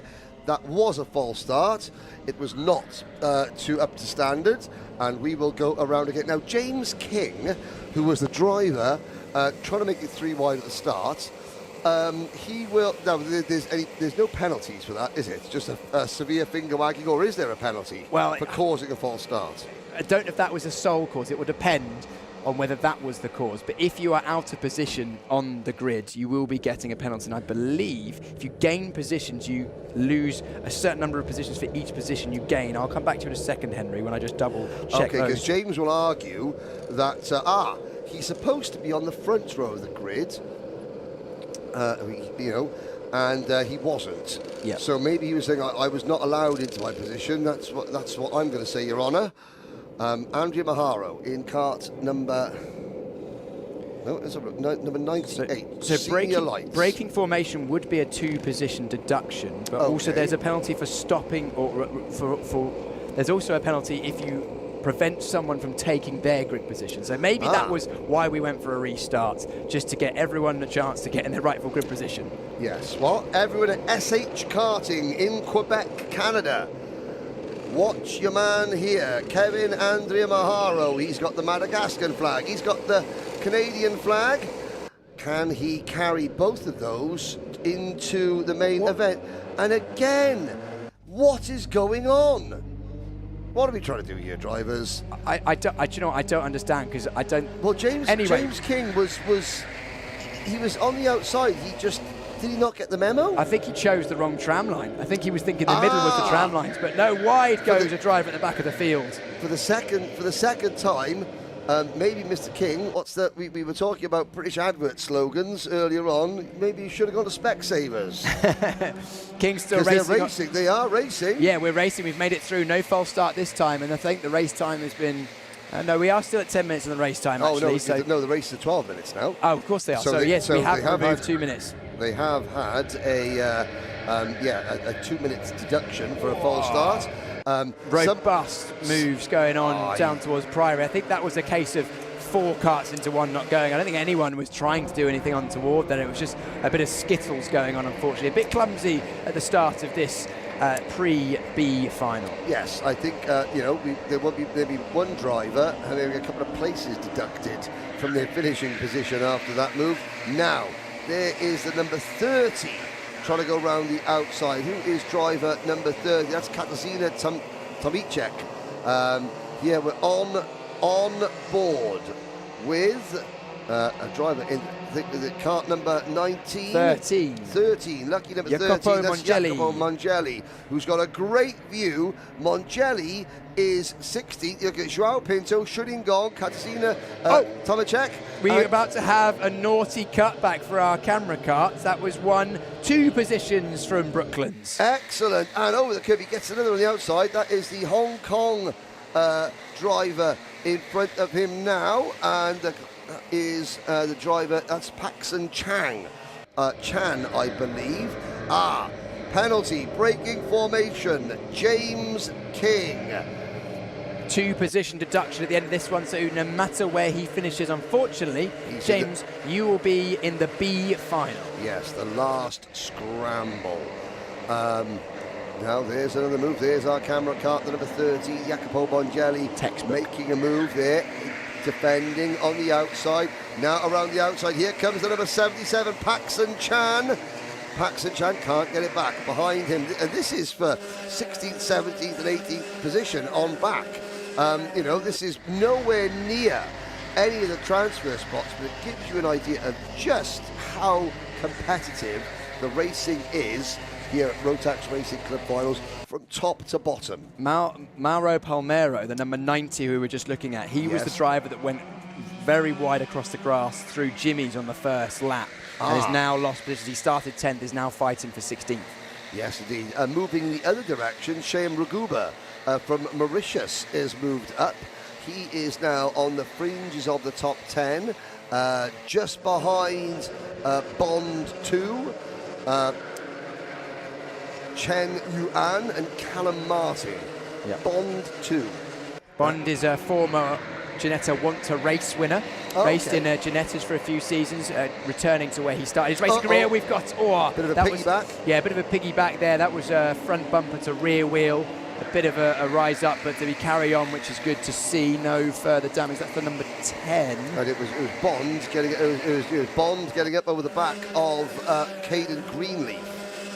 Yes, those are the basically battling for the final place in the top 10, isn't it? It's cost them both a little bit. Ricardo Di Filippo is now up into 4th position, and also Danik Messier from Canada. So this is, contact warning, Bond 2. Yeah, Bond, that was before that. Monge 2, Mon Ami, or Monge 2 Rodney. Bond 2, I can't, just thinking of Only Fools and Horses. up the field. Now, looking over their shoulder, that's Giovanni Perez D'Amico in 11th place, driver number 11. Looking back over his shoulder, he sees Shane Raguba. Now, these two drivers, Perez D'Amico and Raguba, they battled out for the first ever Formula KFX Rotax Racing Club California Championship last year. It boiled down to a drag race out of the final corner of the final race, and Perez D'Amico won it by 600ths of a second. And Shane Raguba says, I'm not going to forget that, because that was his very first year of karting. To the end of his very first year of karting, misses out on a title by 600ths of a second. Up in front of that battle is the number 17 of Callum Martin and the number 88 of Bond 2. As you can see, Perez D'Amico now joining the back of that. Raguba is there as well. This is 8th, 9th, 10th and 11th, with 12th place driver Joao Pinto now in the mix. Here, up at the front, is the battle for the two transfer spots. Have Canada managed to steal a march on everybody else? I think they may have done. Gaucha and Andrea Maharo lead the way. The Canadian Madagascan collective. Andrea Maharo, who's got his family here. They were all at Le Mans last weekend for the Sony World Series International Finals. You know, we will talk about other championships in rental kart racing are out there. This is the only two-stroke. This is the leading two-stroke one globally. Yeah, absolutely.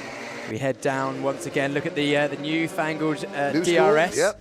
As Andrea Maharo goes over the line, has his countryman Gaucher behind him. Tommy Lee pushing on fastest lap of the race, also bringing De Filippo with him as well as they head over the line. We are probably, 4 laps remaining. Yeah, massive understeer going into turn number 1 for Palermo. And is this a lead change around the outside of Brooklyn's? My goodness me, that's not a lead change, but that was a great pass. Absolutely great pass for driver number 17, Mr. Martin, Callum Martin. Great move. Now Perez D'Amico trying to close in on Bond 2 as well. Yeah, head uphill through express curve. Now Bond's going to have to be defensive as Perez D'Amico goes up the inside. Can he get it stopped? Just about, but Bond holding the outside line, keeping the speed, means he holds on to the place as well. Well, 3 minutes to go. Andrea Maharo, Gaucha lead, but they've got Lee right behind them. Then De Filippo about a second back, followed by King for his penalty. Then it is Chen Yuan, Messier, Martin, Toad, Perez D'Amico, Raguba, Pinto, Greenleaf, Gong, Palermo, Mongeli, Chan, Tomicek, Su, Lung, Cheng and Mingay. Here we go. Over the line once again. We're looking at this literally nose to tail, isn't it, Henry? Nose to tail. That's our battle. Where are we? 8th down to 17th. Just 9 carts in a row. Just the 9 carts. And 8th place almost became 18th place because Bonds 2 went in on Callum Martin there and backed out of it last minute because he was about to harpoon Mr. Martin. Down through bridge once again. Again, great camera angle showing quite how steep it is downhill there and flattens out the apex. Jump on board with our onboard kart once again. Breaking up Jacopo Mongeli through Priory. Then Ireland is the next right-hander. Side by side ahead. Oh, they're offline in front of him, so he's going to get a good run. Has to back out of it though because, yeah, he had no track, no free track. Yep. Gong is wise to the fact that he's had a poor exit defends there, but is Seaman going to be the opportunity? Yes. Bit of contact, but was fairly well alongside. Just sharpening his elbows up for later on when he's got to try. He's got one more race to make up. And up one, down one. Anything you can do, I can do better, says Paxson Chan. Across the line, Paxson from Hong Kong now moves into what I think is 15th position. So this battle is getting further and further back in the running order because the minute somebody gets to the front of it, they can escape. So I'm not quite sure who the cork in the bottle is. Back to the front. Crossover. What a move. That was outstanding. Sold the dummy. Is that Tommy Lee, I think, potentially took the lead. It was defensive from Andrea Maharo, but then cut back to the racing line, and the cutback was strong, though. Here comes Gaucher as well. Three abreast. Well done, drivers. And Gaucher gets through, and look at the P4. Here comes the Italians, Riccardo Di Filippo. 45 seconds to go. They'll get one more lap in after this one, Piers. Yeah, here we go. Still side by side up. Back up the inside goes Gaucher. Contact. And then front to rear contact as well. Gaucher puts his hand in the... no, sorry, it's Andrea Maharo. It's Gaucher that's managed to scamper away at the front, who took a best advantage of that. Gaucher's got an ideal start to this lap. Warning for Andrea Maharo as well as we come over the line for the final time. 21 seconds. We will have the checker flag at the end of this lap. The 23 to Filippo. He's come into this as a battle. Looks like the front two may have cemented themselves those promotion spaces. As long as Tommy Lee doesn't look over his shoulder and start defending when he doesn't need to.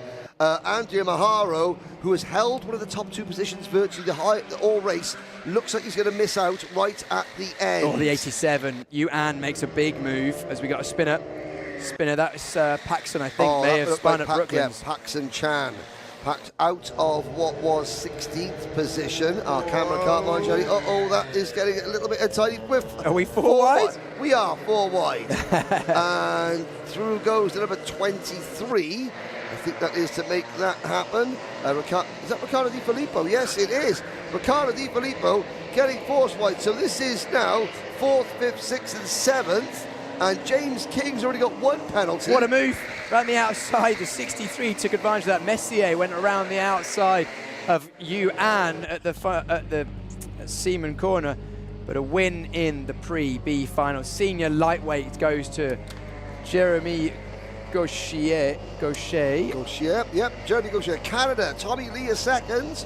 Well done. And then Kevin Andrea Maharo was third in the end. We'll be disappointed because he held a promotion position for so much of that race. And then look at the disappointment, Henry. You can see how much it means to these drivers. Of course, 90. Yeah, we say that they're enthusiasts, and you know, they're enthusiasts, but they still love the game. You know, they're here to have a good time, but they are all here to win. You know, that's something that every racing driver has to have in their mind at the start of every single race they ever do. I am here because I want to win. Well, Jeremy Gaucher and Tommy Lee, they have a chance still to be inaugural Rotax Racing Club final champions.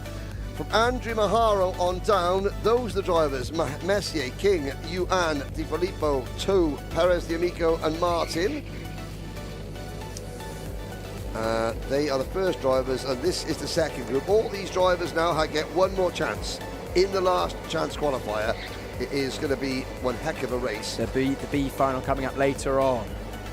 Now it is the time for the last race of the morning. Correct, Henry. Very much looking forward to this one. The heavyweights have given us great entertainment today. This is the heavyweight Pre-B final, same format as the others we've just watched. So 2 promotion spaces available in this one to the Pre-A, which will be coming up after lunch. Now, drivers hopefully will make a better fist at the start. It's Zach Cuff and Samuel Bensley on row number 1, Stephen Westwood and Scott Parker on row number 2. Row 3, Zach Marchand and Larry Tyndall. Then it's Peter Janowski and Minghui Ji. Row number 5, Simon LaFlamme and Cho Sheng Wai. Then it is Alistair Mingay, Derek Martin on row number 6. Row number 7, Michael Charbonneau and Damien Smith, with Greg Mott and Yichang Xu, Ray Liu and Suzanne Chen, the next drivers. At the back of the grid, Hayden Harris, Tim Hill, and the final starters, Patricio Barker and Fernando Rueda. Here we go, heavyweight Pre-B final. These, as a reminder, as you mentioned earlier on, Henry, these drivers were the drivers that finished 10th and lower earlier on. Looking forward to this. My onboard kart is going to be our pole sitter, Zach Cuff.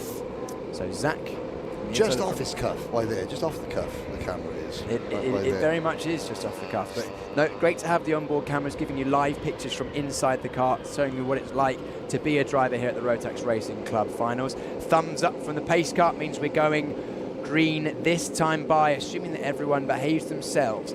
Into the tram lines we go again. This is an opportunity for the top 2 drivers in this Pre-B final to get themselves into the Pre-A and have a shot at getting a good starting grid for the A final. We go across the line. We are green, and our pole sitter, Cuff, actually came over the line second, just about, but manages to hold the lead into turn 1. We go through once again, Stage and Jimmy's. It's pretty well behaved, fairly single file as we head through here. A few drivers running wide. There's Watts getting involved and someone going very, very wide. At the back there, that was unfortunate. That driver arrived on the scene just as 3 other drivers were sorting themselves out. He bailed onto the grass, you know, but thinking I'm going to avoid an accident, and sadly for him, the accident never happened. Yeah, didn't catch the number of that driver, but they have a bit of an uphill battle from here on out. We'll get the number check next time around, because that will be the driver in Stone last place. But again, our leader, camera car, Zach Cuff, through Club Island and Tower. That great combination. Through Club Island and Tower. And now there's number 11 driver up the inside. That's Tim Hill. Yeah. Tim Hill, the oldest driver we have here, 68 years young. 69, I believe. Actually. Is that so? Okay. I spoke to him yesterday. He said he was 69 today. I thought he said he was 67. I'm not quite sure if he was correct on that point of view. Confirmation, unfortunately, it was Damien Smith, who was our driver, that dropped right down the order at the start of the race, although he's actually recouped a couple of those positions as he came over the line. Cut back potential from Tyndall. Can't get it done on the exit of Brooklyn as we head through Maggots and Beckett's, and watch the drivers jump over that curb on the exit of Maggots and Beckett's. Now it is the 14 Tyndall looking to the outside.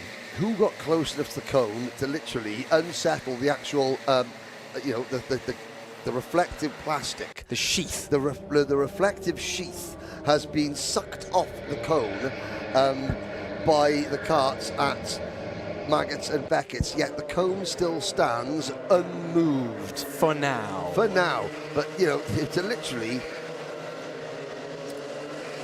Now, tripping over each other. Oh, are they?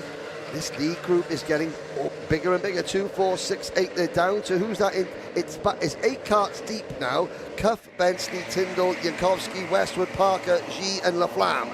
Those are the drivers on your screens now. 3 wide we go over start finish through Farm Curve down towards someone. No, do you know what? 4 wide. Why not? Why not? This isn't Bambino racing. Normally in Bambinos, because the karts are so narrow and the track's so big, you say, let's play the game. How many wide can we have?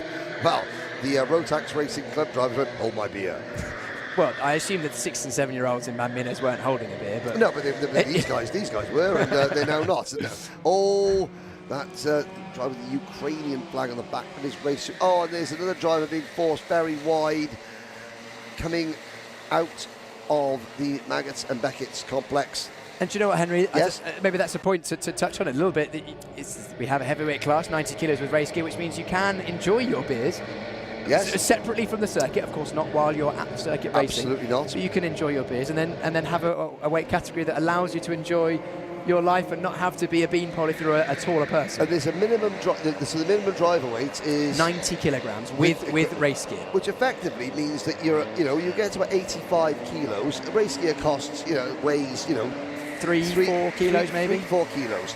So you can still be competitive at the weight of 85 to 86 kilos. You haven't got any lead on your cart, but you're not over the weight limit. Yeah, exactly. So that's great. We've got all the different weight categories through junior super light, junior lightweight, senior lightweight, and then senior heavies as we head down towards turn 1. Once again, Wellington right beside the Wellington straight that heads down there on the Grand Prix circuit. We go through Jimmy's and Stage. A little look up the inside, but not quite good enough, and then running wide shows you hit the curb on the apex, and it hurts your exit so much you get past. Change to the lead. Tyndall now at the front. Cuff drops back. Yeah, Larry Tyndall, 18 years old, and now here's a bird's eye view of the back of Larry's kart as Zach Cuff now tries to learn.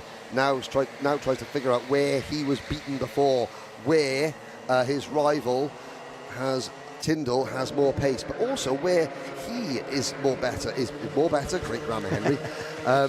He is better than the race leader at certain parts of the circuit. Of course, you can only really learn that by following them, and he got a little bit crossed up there through the apex, didn't he, Piers? Yeah, big lunge from a driver on the inside. We didn't catch which number driver it was being on board, but fending off the attacks, and looked like another hand off the wheel. I think there was a tap on the apex there, which has allowed Cuff to escape. Sorry, it's not Tough, it's Tyndall to escape. Yeah, Cup onboard kart, and bearing down on him are Westwood, LaFlamme, Jankowski, as well as through the Samuel grass, Bensley. Henry. Sorry to interrupt. That was Bensley going through the grass at Jimmy's and stage and rejoining. Now they're heading side by side into Maggers and Beckett's, probably wisely deciding to go through their single file. Yes, I would say and wisely. 2 wheels on the dirt. And that's actually something to talk about. The drivers, you run too wide, you will be getting a track limit warning. Do it too many times, you might be expecting a penalty. But running wide is not something you want to do because you will pick up dirt and dust on your tyres and you'll have less grip for the next 3 or 4 corners. It doesn't help. That's the thing, running wide, no matter what way you cut it. 6 minutes to go, still halfway through, still half race distance to go. Well, Tyndall trying to pull away. Westwood, the Flam, Jankowski, Bensley, they're all very, very close together. Good move into Seaman there. Yes. And the cutback is on, the 26 looking for that. And Cuff couldn't quite get it done, and around the outside. Another one from LaFlamme. Can he get it done all the way around the outside? Let's have a look. Circuit curves left, he'll have more speed. It depends on the toe, I think. And he gets a bit of a toe.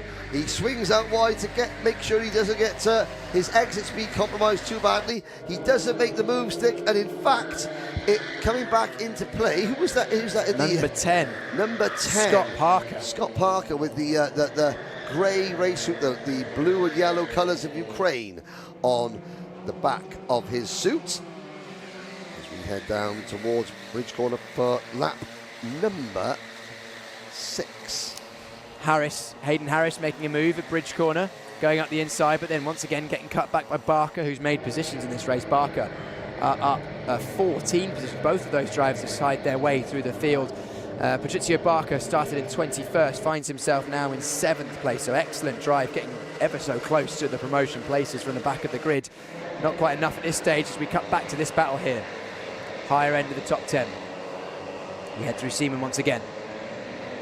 The 26 we're looking at of Cuff, that's our onboard camera. 10 behind him, Scott Parker. They've been doing battle for a number of laps now as we head through Museum one more time. We have 4 minutes and 30, just over halfway, so 5 more laps. 2 drivers off wide in the background, exiting Museum. And towards Wellington.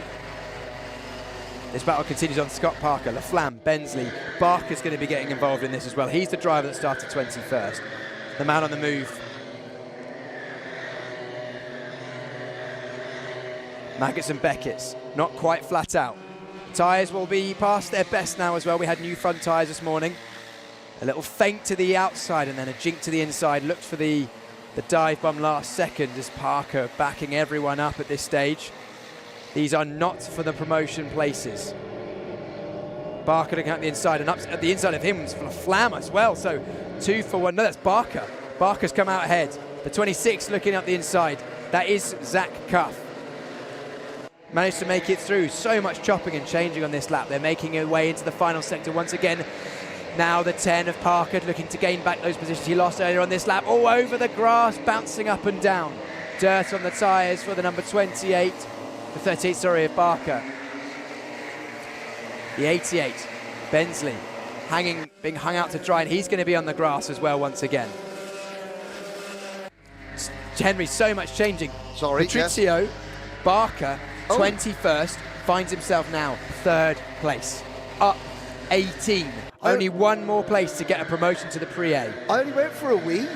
What happened there? That is a lot, too much to fill you in on. That's probably too much information for the audience, but you know, facts are facts.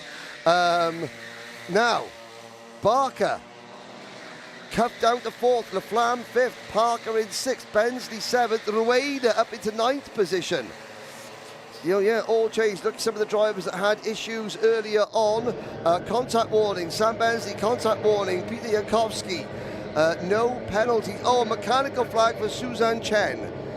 Didn't see that. And oh dear, hand in the air. Somebody running very wide there at the back of this group now. They ran wide, and it was the number 99 driver. That was, looking at the list, that was Michael Charbonneau. Or Charbonneau until he tells me otherwise. The 58 kart on your screen. That is a very, very smart race suit for Zhou Shenghai. You could hear one engine sounding a little bit throaty, like maybe the exhaust bracket has broken out just across the line there. The exhaust isn't exactly in the position that it left the grid. Black flag for Suzanne Chen. That is. She's not listening. Suzanne Chen, he is not understanding what the mechanical flag is. He'll understand what the black flag is when John gets hold of him later on to kind of explain the rules of racing. We head once again uphill through Express towards Priory. This battle, Henry, this has been the one to watch the whole race. Yes. Scott Parker has been well involved with that. Our camera car, Zach Cuff, in the orange, also well involved. Scott Parker, that's a late move into club there. Ireland, we saw side by side across the grass. And look, there we go. Harris, karting. Hayden Harris. Outside. He's another one of the drivers who's made a lot of positions. Started this lap in P6. Started P19. And he's now P4. He's just picked up 2 more places. In that lap, and again the defensive driving. 1 minute to go. That was really rather robust. Well, we didn't see the assailant, but certainly that driver, our onboard camera car number 26, has been assailed. Zach Cuff has been assailed back to 12th position now, and I think it's safe to say he has lost his focus after that incident that we just saw. He gets his line wrong for the first couple of corners. There will be Scott Parker under investigation, forcing driver wide. Peter Jankowski under investigation, contact. But up at the front, Tyndall leads westwards by 1/10 of a second. So we're looking down the order. So yeah, Larry Tyndall, Stephen Westwood, they're away. They're nearly 4 seconds in front of Patricio Barker. Yeah, very much formed an alliance in this one. They realised they had a gap and they thought, well, the whole point of this race, promotion. We'll both be promoted if we just behave ourselves. Just got to do what we got to do. Behave themselves, they did. Looks like it's going to be formation flying over the line for those two as well. Was going to get very close. Just close. Just hangs on as Larry Tyndall. Westwood second, Barker third, Harris, Parker, Laflamme, Rueda up into 7th position, but it's Larry Tyndall and Stephen Westwood who are your 2 automatic transfer drivers. Piers Pryor is going to go down to the pit lane. We've got a lunch break at the track here coming up. Wanted to just mention a couple of things about the beauty of Rotax Racing Club. Obviously, the national clubs, their championship promoters, as you look at the provisional results, their championship promoters, they need to stay within the framework, the general concept of Club 100 in terms of parity and the efforts that you have to go through to make sure the karts are as equal as it is humanly possible to make them. But it does mean that the promoters have got a little bit of freedom to come up with some events that have never been done before. In August, at the end of August, I have been invited to go to the Lodi in California for the first ever America Freedom 250. There are 72 places in the 4 classes of kart that you have here available. It's open to any competitor. What is so special about the America Freedom 250? Well, Lodi is a dirt oval. It's a dirt quarter-mile oval.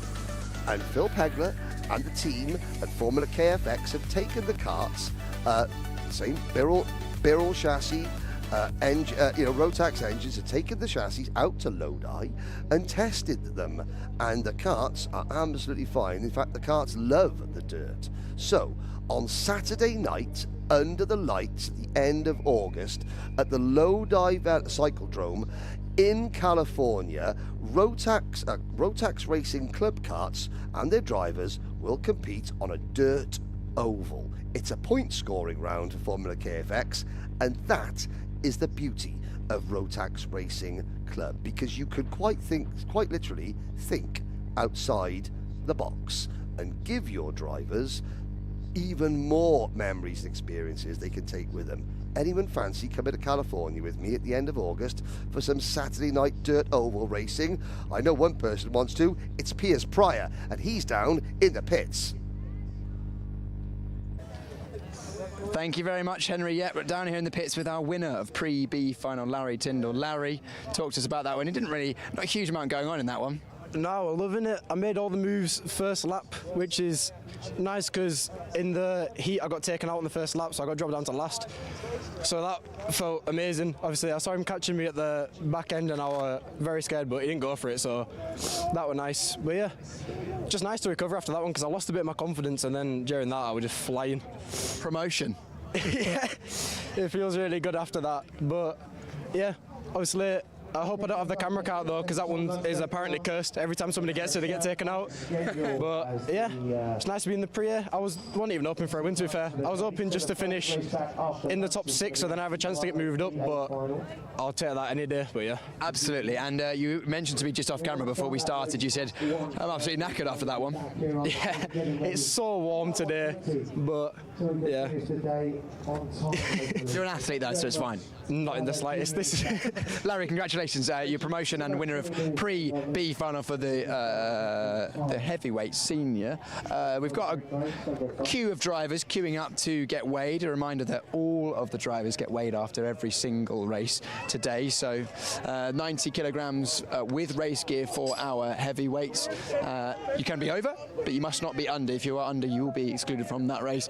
Number 26, you were well involved in the battles there, weren't you? Remind us, Zach Cuff. Zach, you were our camera cart.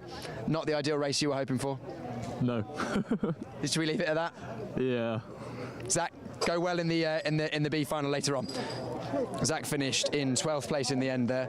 Let's have a chat to some of the drivers that are enjoying themselves after that one. Number 58, you are... Zhou Shengwei. Zhou Shengwei. You look like you enjoyed that one out there. Yeah, of course. Very competitive, very fun. And B final coming up later. What's your plan? What are your aims? Stay on track. Don't make a mistake. Sounds good.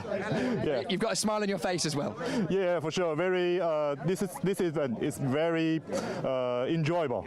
I'm glad you're enjoying yourself. We'll see you go from the B final later on. Hi guys, how was that? You guys were both out on circuit in that one. That was a bandit race. That was fun. Do you know what? I'm glad you said it, not me. Yeah, that was a bandit race. It was pretty quick. Got up into 5th off of the start from 7th, and then mayhem happened. There were a lot of guys off the track and coming back on in the middle of the track, but it was good fun. You know, enjoyed the racing, and yeah, we've still got one more, haven't we? I think so. 18, Peter, right? Yeah, that's me, Peter, representing Brazil and the United Kingdom. Amazing, Peter. Great to have you. Anyone watching that you want to say hello to? Hello to Brazil. Tudo bem? A corrida foi boa. Pode ser melhor, pode ser pior, mas divertido. And hi, family. You might be watching. Hi, Maísa, watching from Portugal. My girlfriend. Love you. There we go. Well, couldn't have said it better myself. In fact, I couldn't have said it myself because I don't speak Portuguese or Brazilian or... Is Portuguese and Brazilian the same language? Yeah, Portuguese. Amazing. Portuguese. Well, great to have you. And you were just having a little chat with... Yeah. How's it, man? How are you doing? Remind us what number you were and who... 27. 27. So you finished... Alistair Minge. Alistair, thank you for joining us from South America. South Africa, yeah. Sorry. Got South America in my brain after Brazil. You look like you've got a smile on your face. No, it was a lot of fun, eh? We come here to race. We all gentlemen when it gets to that, sort of. But I tried to defend a few times. Got left out on the outside, lost about 6 positions, and then made them all back during the next race or the next section of the race. So it was a lot of fun. We come here to race, but that's what it's all about. And racing we shall. Absolutely. Amazing. Thank you very much for joining us. Thank you for chatting to us. We've got a little break now, so we're going to, again, soak up some of the atmosphere here at the Rotax Racing Club finals and talk to some of the drivers who are getting themselves prepared for this afternoon. Remind us who you are, which class you're in. Hi, I'm Sam Lovelace in the senior lightweights. Sam, you were well in the thick of the action in that in the races that we've seen today. Yeah, I mean, that was a tough race, actually. It was more of a defending race and just sort of keeping my nose clean. Obviously one error and then like you're 5th to 11th, so it makes a lot of difference. Absolutely, very, very close to the field. I think lightweights is, I would say, arguably the most competitive. It's been chop and change. The times have been so close. We've seen so many drivers so close together. Yeah, absolutely, I agree. It's small, minute details make a lot of difference. So yeah, the difference between 1st and 10th is very, very small. What's your hope? We've got another race or two coming up out this afternoon. Where are you starting? What are you thinking? Yeah, so I'm 10th in the pre-A final, so maybe just make some progress there, and just keeping myself clean, ready for the big race at the end of the day, and then we'll see how we do. Oh, so little birdie tells me that you're teaming up with one of your foes tomorrow for the team trophy. Yeah, me and Dante will be teaming up tomorrow, so I don't know what the plan is for the A final if we're together. I don't think there's any sort of plan. Maybe. Every man for themselves today. Yeah, I mean, if he buys me dinner, maybe, but we'll see. Dante, looks like you've got an expensive evening ahead. Sam Lovelace, thank you so much. Great to chat to Sam. He's been well in the thick of the action today in the juniors. I'm going to grab our drivers who are just out. Thank God that's not me. Hayden. Yes. What a drive. Hayden Harris started P19. Yeah, it was nice. Finished P4 with fastest lap. The purple lap for a purple t-shirt. Yeah, it was needed after heats. It was needed that. Yeah, what happened in the heats? Why were you down? It just all went wrong, to be fair, off the start. It wasn't the best start which I had, and then I just got put into the mid pack, which just went wrong really. Well, clearly you've seen you've got the pace. You were rapid in, was it fast in one of the qualifying sessions, or at the top at least? Yeah, I was fastest on quali 2. Yeah. So, but yeah, I needed that. It was a good recovery, so it puts me in a decent place in the B final to try and get back into the A. I was about to say you're 4th place starting in the the B final. Yeah, the B final. So you've got an opportunity now to then go up to the A final with 4 promotees from that. Yeah, I'm hoping to do that. We'll see what happens. We'll see how the first lap is, because it's normally carnage. But it has, especially the pre-Bs have been not as good. I would say the quality hasn't on average been as high as we saw from the heats. The heats racing was pretty. Everyone I think was sizing themselves up. Are you feeling like the drivers, as we get closer and closer to the main event, the pressures on the drivers are a bit more maybe desperate or just trying a bit harder?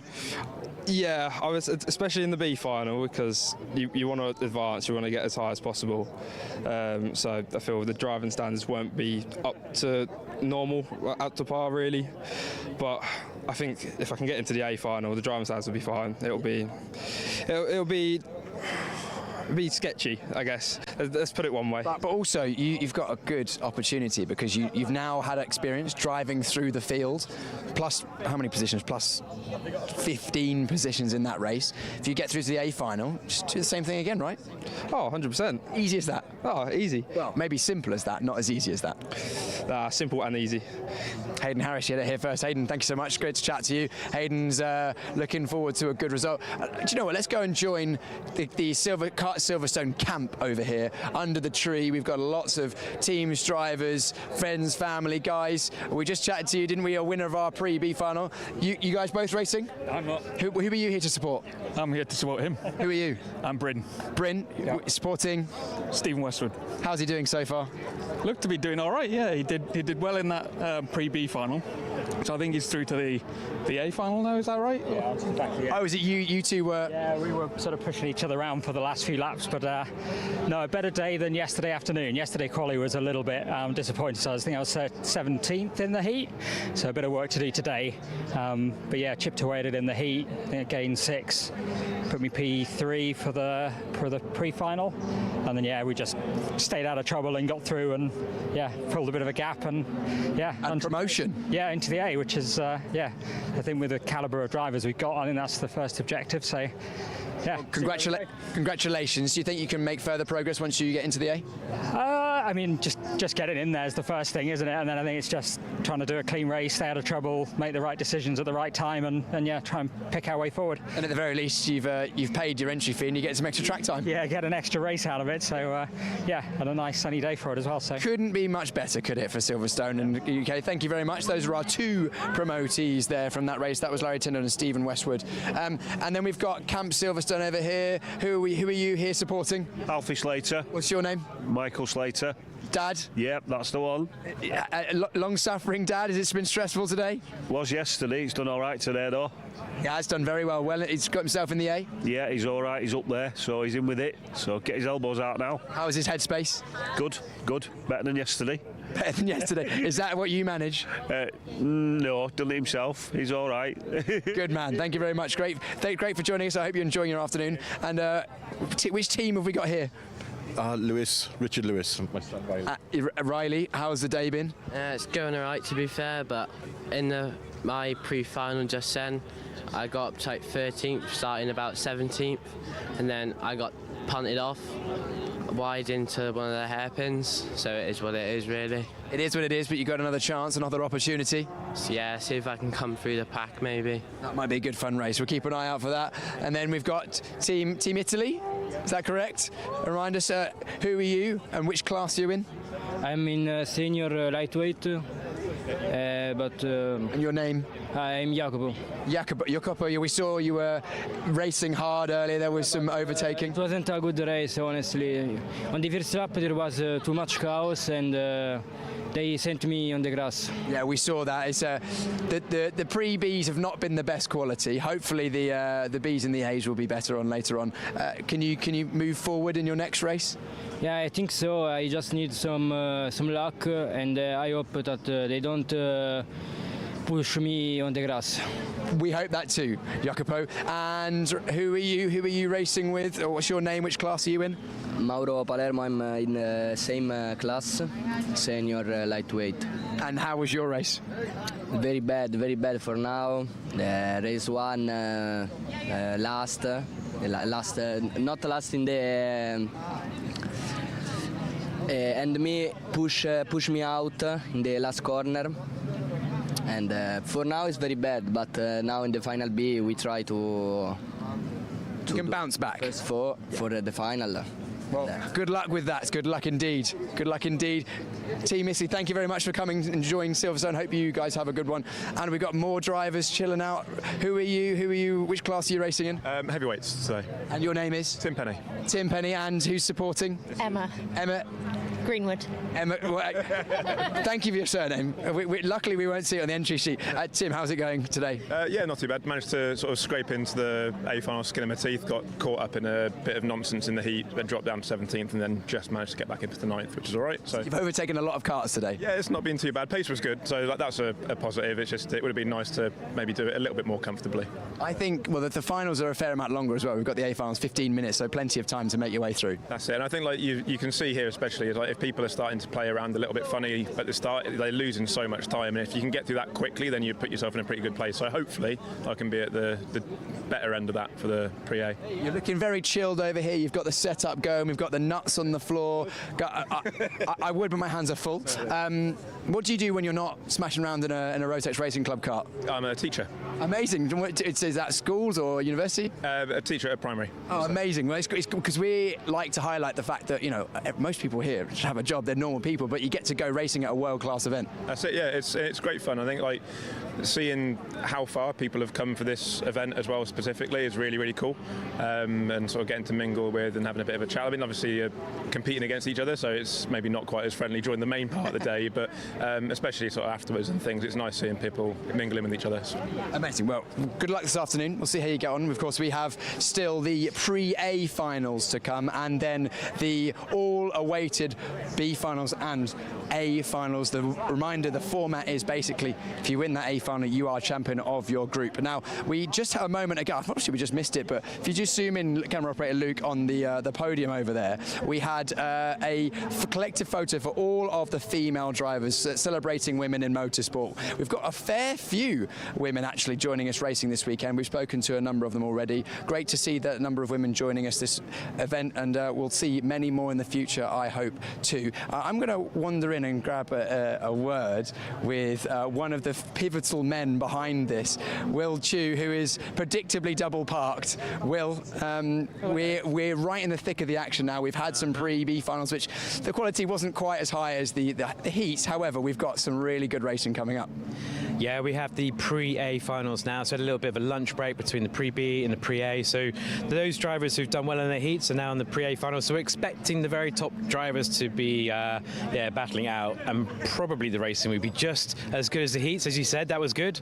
We'll see. But it's you know what's the best thing about all of this, no matter what happens, is just bringing all these people together from all across the world. This first ever sort of global finals for this philosophy of kart racing, which is really the most accessible form of high performance kart racing you could possibly do on an arrive and drive basis. You know, for the 99%, as we say, it's just mega. It's the first of something which I think is going to be super big around the world in years to come. So it's just awesome seeing this. I completely agree with you. For those who don't know, you Will Chu, you've been pretty pivotal in making this event happen and working with Rotax to get this initiative off the ground.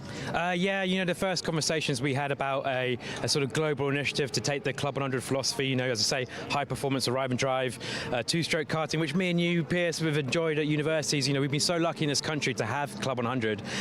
So to take that philosophy around the world, Stefan from Rotax got in touch with John and I back in 2019. We first went to their grand finals in Sarno. It was amazing. And Stefan showed us this vision of taking our philosophy around the world as well, because this is like just a much more accessible version of kart racing, you know. I've talked about it before, but just this is accessible to, you know, people who really want to do it, but who haven't got the money to own their own karts. So for me and for many people like me and all the kids and the parents and the families who are here, this is our sport, and so this is just mega to have the first ever world final.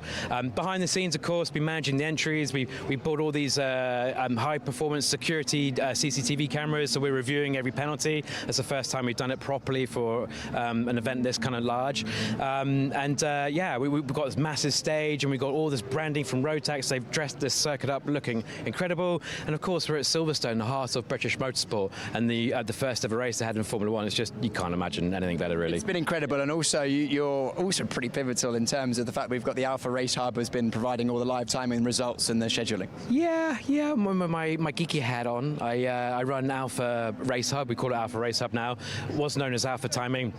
We've been going for 13 years, and yeah, we're focusing on competition racing, kart racing, car racing, bike racing, and so on. And we're spreading around the world, which is really awesome. Yeah, and the whole of the event is run on that. We were sending data to Alpha Live, our sister company, who are doing all the graphics, and here we are. And you guys are here. And yeah, it came out of Club 100, and we've just expanded from that. And it's just awesome to see it being in use for a truly global international event. Yeah. Will, thank you very much. I'll leave you to it because I'm sure you've been very busy. You look less stressed now than you have done in the lead up. Yeah, I've lost lots of hair. I had a full set before this. So, this event, it's good. It's really worth it. So thank you for everyone for coming, especially all the international drivers. The amount of effort they made to get here, I just really appreciate it. So thank you, guys. Yeah. Amazing. Well, I'll leave you to it, and we're going to grab one of our drivers who we've spoken to a couple of times already. Abdul is it Al-Ali or Al-Alal? How would you say it? In Arabic we say Al-Ali, but in English you say Al-Ali. Al-Ali, okay, I'll go with that, if that's okay with you. Abdullah, we've spoken to you a couple of times, still got a smile on your face, still enjoying things? Yeah, a bit disappointed with the pre-final. I was had good pace. I was catching up to the guys in front, possibly could have been top 10.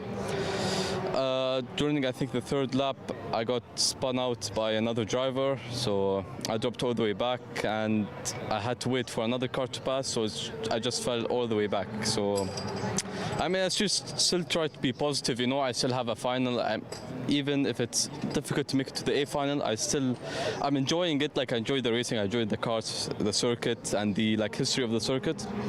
So I mean, I'm still happy that I'm here, you know, top 40 in the world, and you know, I still have the shot at being top 40 in the world, and still have the shot at being maybe 30th in the world or something. So you know, you just have to be positive, you know. You have to, everything that happens, just put it in the back of your mind and just drive. Be present, enjoy the experience, do the best you can. Yes. Well, Abdul, thank you so much. Enjoy your afternoon. And I'm going to grab a word with our Polish drivers, who I saw were lingering in the back of show. I was like, fine, I'll come and chat to you. For those who don't know, who are you? Which class are you in? Super Junior Lightweight. And your name is? Jan Lakota. And we have? Katarzyna Tomiczek, and I race in Senior Lightweight. Katarzyna, did you like my pronunciation on the live broadcast? Katarzyna?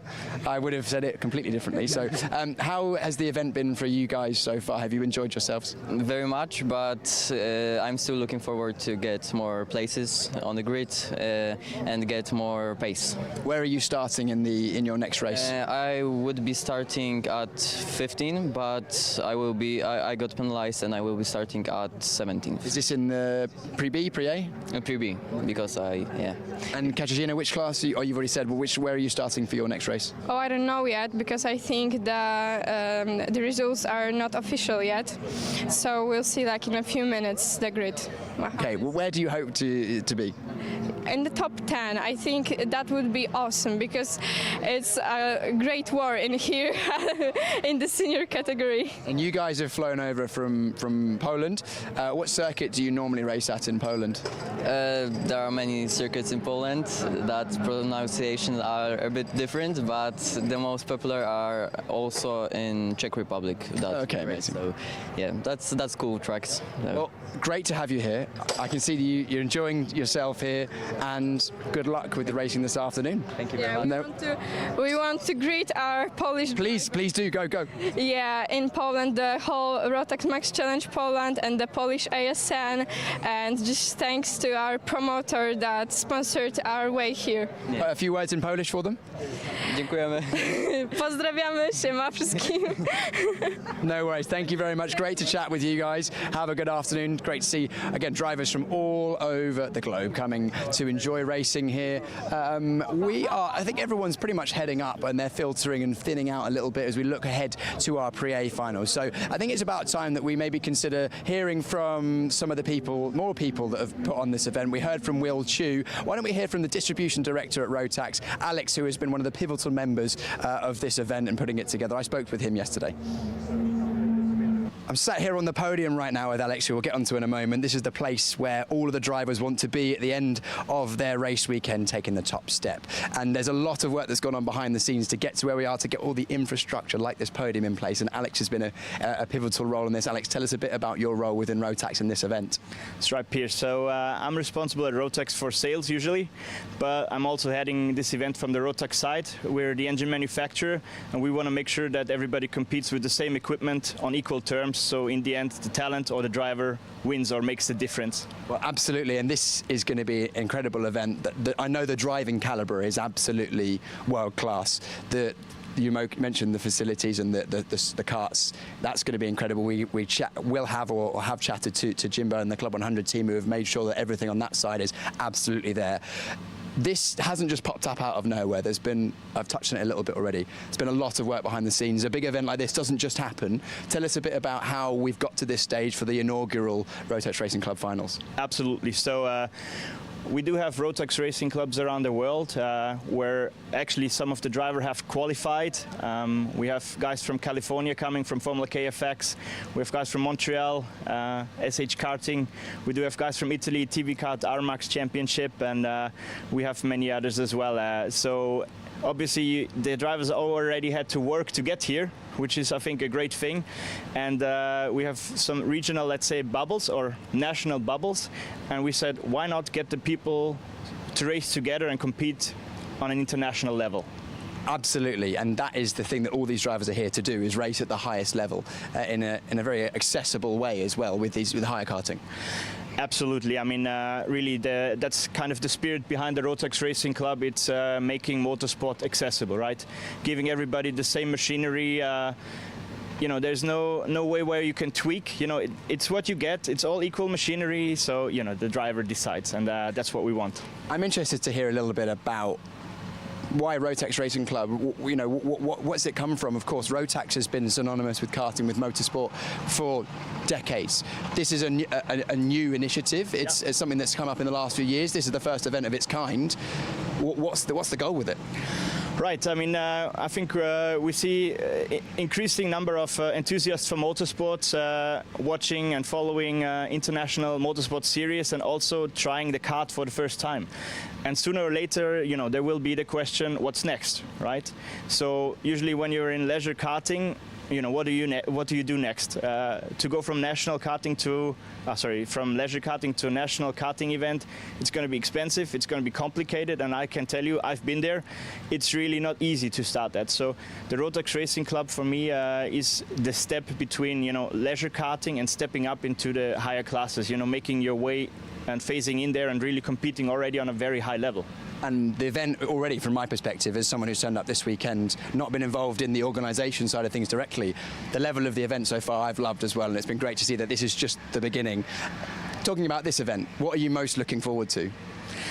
To see, for the first time, the drivers that come from different nations to compete at Silverstone, at a great facility, I would say.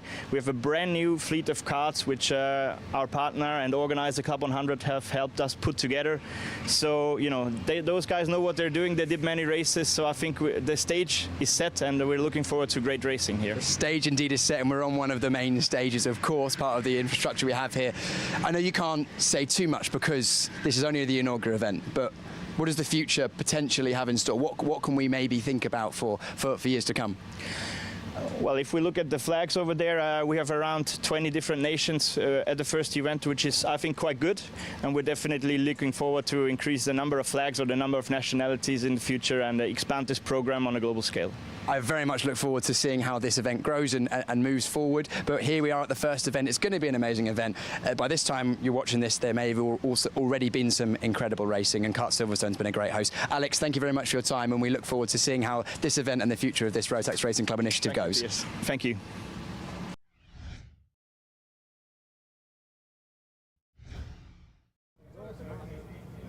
Thank you very much to Alex for taking time and explaining the situation with the event, the vision for it, how it came about, and the perspective from Rotax. And thank you very much to BRP Rotax for basically making this event happen. It's an amazing event. The drivers have loved it, and it's hopefully the start of something really big.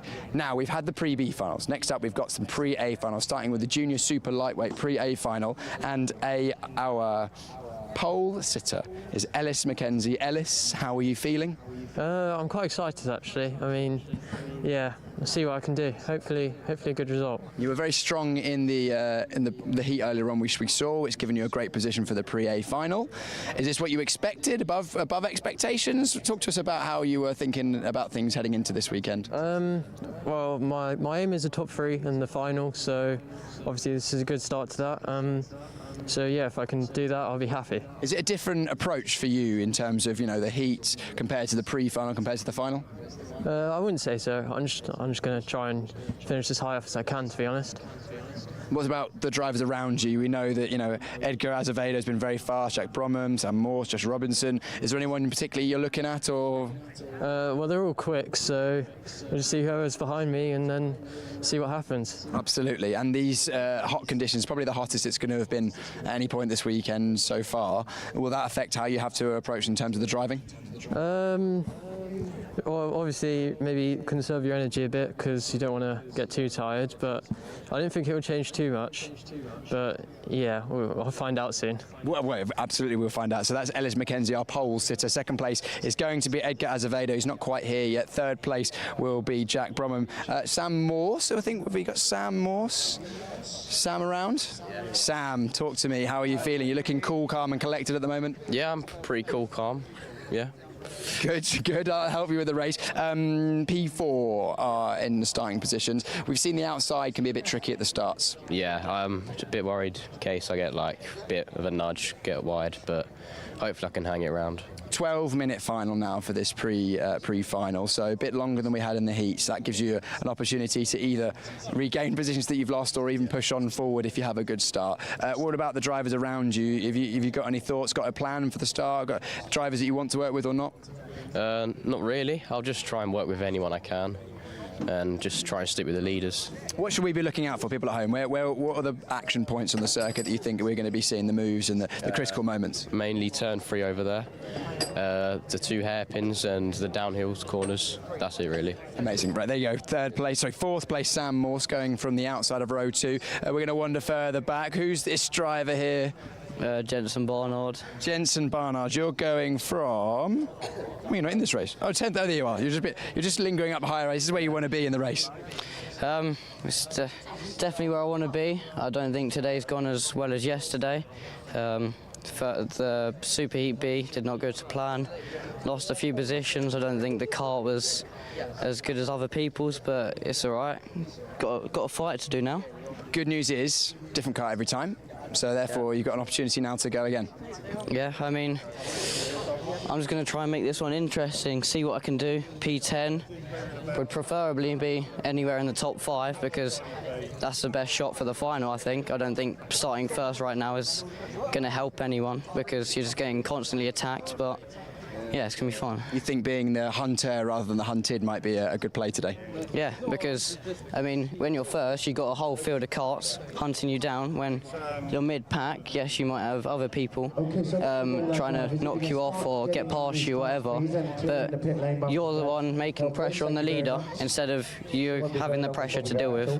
Well, Jensen, we better let you go and get ready. We're hearing that you need to start getting yourself ready in your karts to start the race, so good luck in the race. We're going to drop down here and chat to the number 49, Joshua Robinson. Joshua, good day so far. In the mix, is this where you hoped you'd be? Yeah, well, I thought I'd be a bit lower down after the qualifying didn't go to plan, but the heat went well, made a lot of positions, and just hope I can keep my position and go forward from this one. Joshua, you must be a Lewis Hamilton fan. It's a Lewis Hamilton-inspired lid here. Must be pretty cool to be able to sport Lewis Hamilton's colours at Kart Silverstone, you know, where he's taken so many victories. Yeah, I've always liked him since I was young, and it's just I've got his helmet now, so it's helps. Absolutely. And are you going to channel any Lewis Hamilton in this race? Definitely. Amazing. Right, there you go. That is Joshua Robinson. He's going from P5. Logan McAllister, P6, looking very cool. So you can keep the umbrella. I could do with some shade. Logan McAllister, Logan, we chatted to you during the little break before lunch. Now you're in the car. Feeling good? Yeah, it should be an interesting pre-final. Starting P6 on anti-pole side was difficult last time, so we'll try and make it work this time, and yeah, I'm looking forward to it. Have you got a plan how you're going to attack the start to reduce the deficit you have from the outside? Ish, yeah. It's more just hoping that P2 gets a good start and working from there, really. There we go. That's P6, Logan McAllister. P7, Ty Dewis Sherlock. Are you Ty? You must be Ty, P7. Oh, sorry, I'm going to get my foot stuck. Ty, talk to me. How are you thinking ahead of this race? I'm just thinking of just getting through the first couple of corners because it's always carnage, no matter. Hopefully, can try work with one of these drivers up ahead to try get to the front as quick as possible, so I've got more time to see what I can do into the corners on drivers up ahead. Yeah, we've spoken to all the drivers on the outside row, and they're very much aware that the outside doesn't seem to be the play in terms of lap 1, so you're in an advantage in that situation. Yeah, definitely. In my heat I was on the outside, and it definitely doesn't work out. You don't want to be out there. Amazing. Ty Dewis Sherlock there, P7, P8 Keir Dean Mameri, P9 Ambrose Deleroy, and then P10 Jensen Barnard, who we spoke to. I think it's about time we hand it back up to Henry to look forward to the first of our pre-A finals. Thank you very much, Piers. Yes, 4 pre-A finals. The results of these 4 races set grid positions 1 to 20 in the main events. There are 24 spots open in each of the 4 main events. The final 4 positions in each class, well, they will be decided in the B finals, which come up just after the pre-A finals. No breaks. We've had 1 break. That was a lunch break. We had a short break for a fire alarm that went off here in race control. Now we are on track, foot to the floor, right until the end of the day. This is the part of the broadcast, ladies and gentlemen, that if you watch from now until the end, you will see the 4 newest global karting champions that have been awarded. Here is Ellis McKenzie, Art Camera Cart, Edgar Asvedo, Jack Brobham, Sam Morse, Joshua Robinson, Logan McAllister, Ty Dewis Sherlock, and Kadeen Mohamed Mameri. Then it is Ambois Dulara, Jensen Barnard, Lewis Tracy, George de Greed, Mason Turner, Miles Harrison, Sam Burnell, Alex Rattan, Zachary Belch, Jules Larkin, and then Matteo Eichenfuchter and Leo Anderson. Ehrenfuchter and Anderson were the 2 pre-B final qualifiers. They get to fight for, well, first place on the grid for the main event. They come to the line, lights are out, we're off and racing. Into turn number 1 we go in Junior Superlight.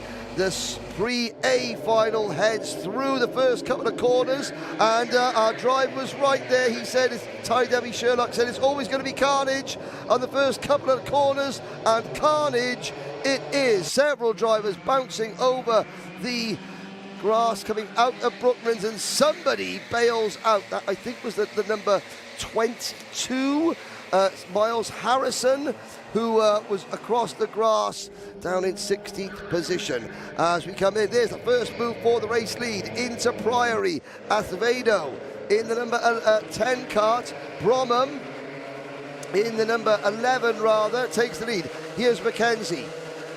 Pole position now down to second place. We go into the first of the switchback hairpins. This is Seagrave. Now the right-hander at Seaman. Out of Seaman. Downhill just a little bit more to Museum Curve. Gets the kart turned in nice and early so we can open the throttle out across the start-finish line. He looks to the inside. Has he got momentum? The answer is yes, he does. New leader, or back to the front for Ellis Mackenzie. Bromham slots back into second place. Acevedo is there as well. There's Acevedo in that orange and red race suit. They're trying to go side by side through the Maggots-Beckett's complex, and they all emerge single file. We've now got a group of, count them through, 2, 4, 6 as Acevedo goes for P2 down the lowest part of the circuit. Behind the lead group, you can see that first blue race suit. That is Kadeem Mohammed Mameri from the UAE.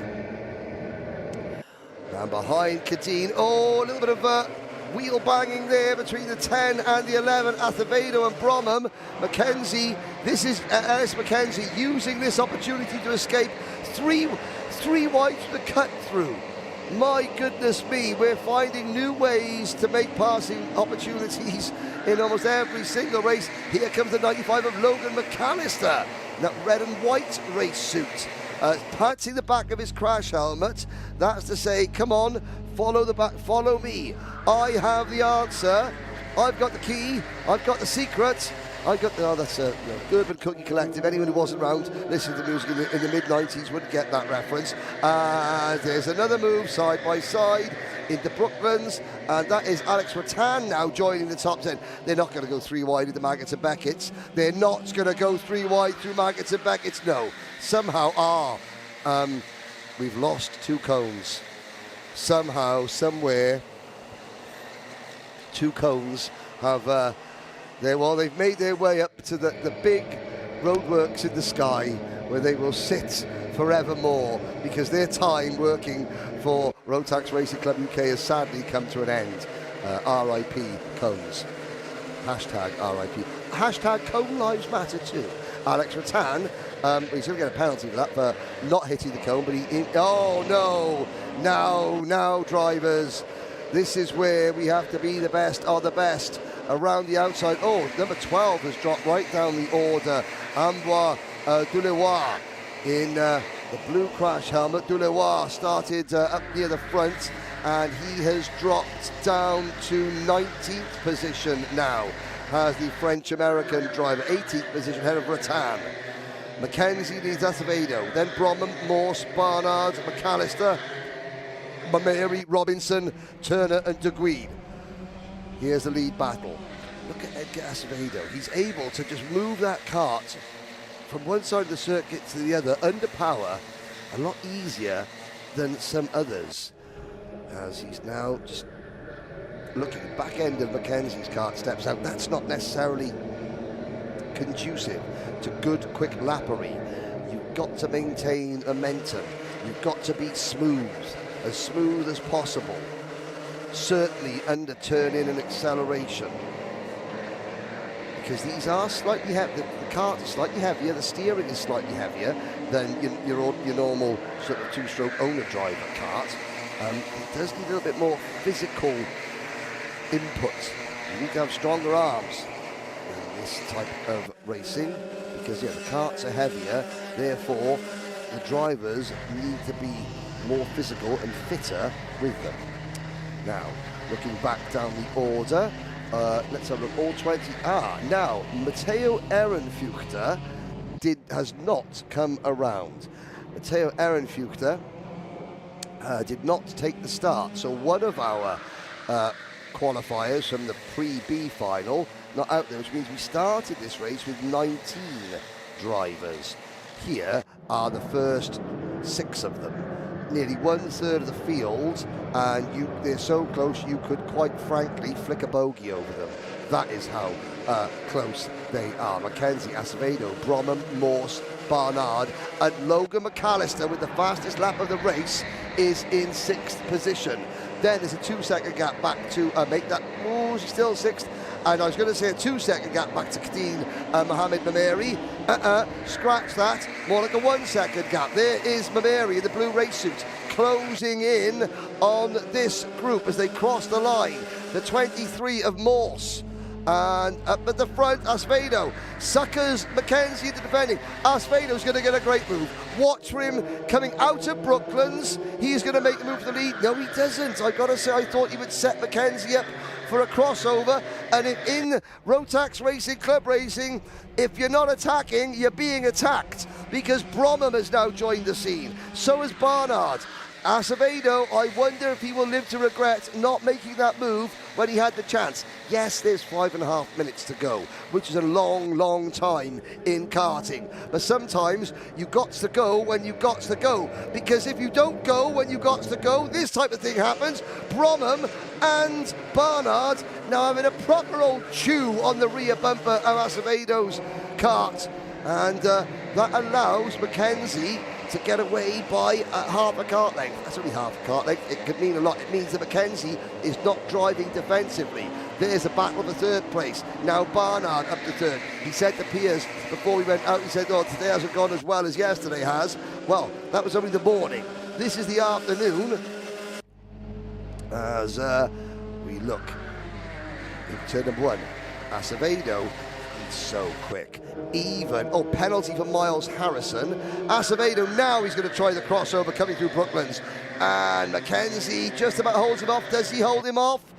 They're side by side. He slots back into line just in time.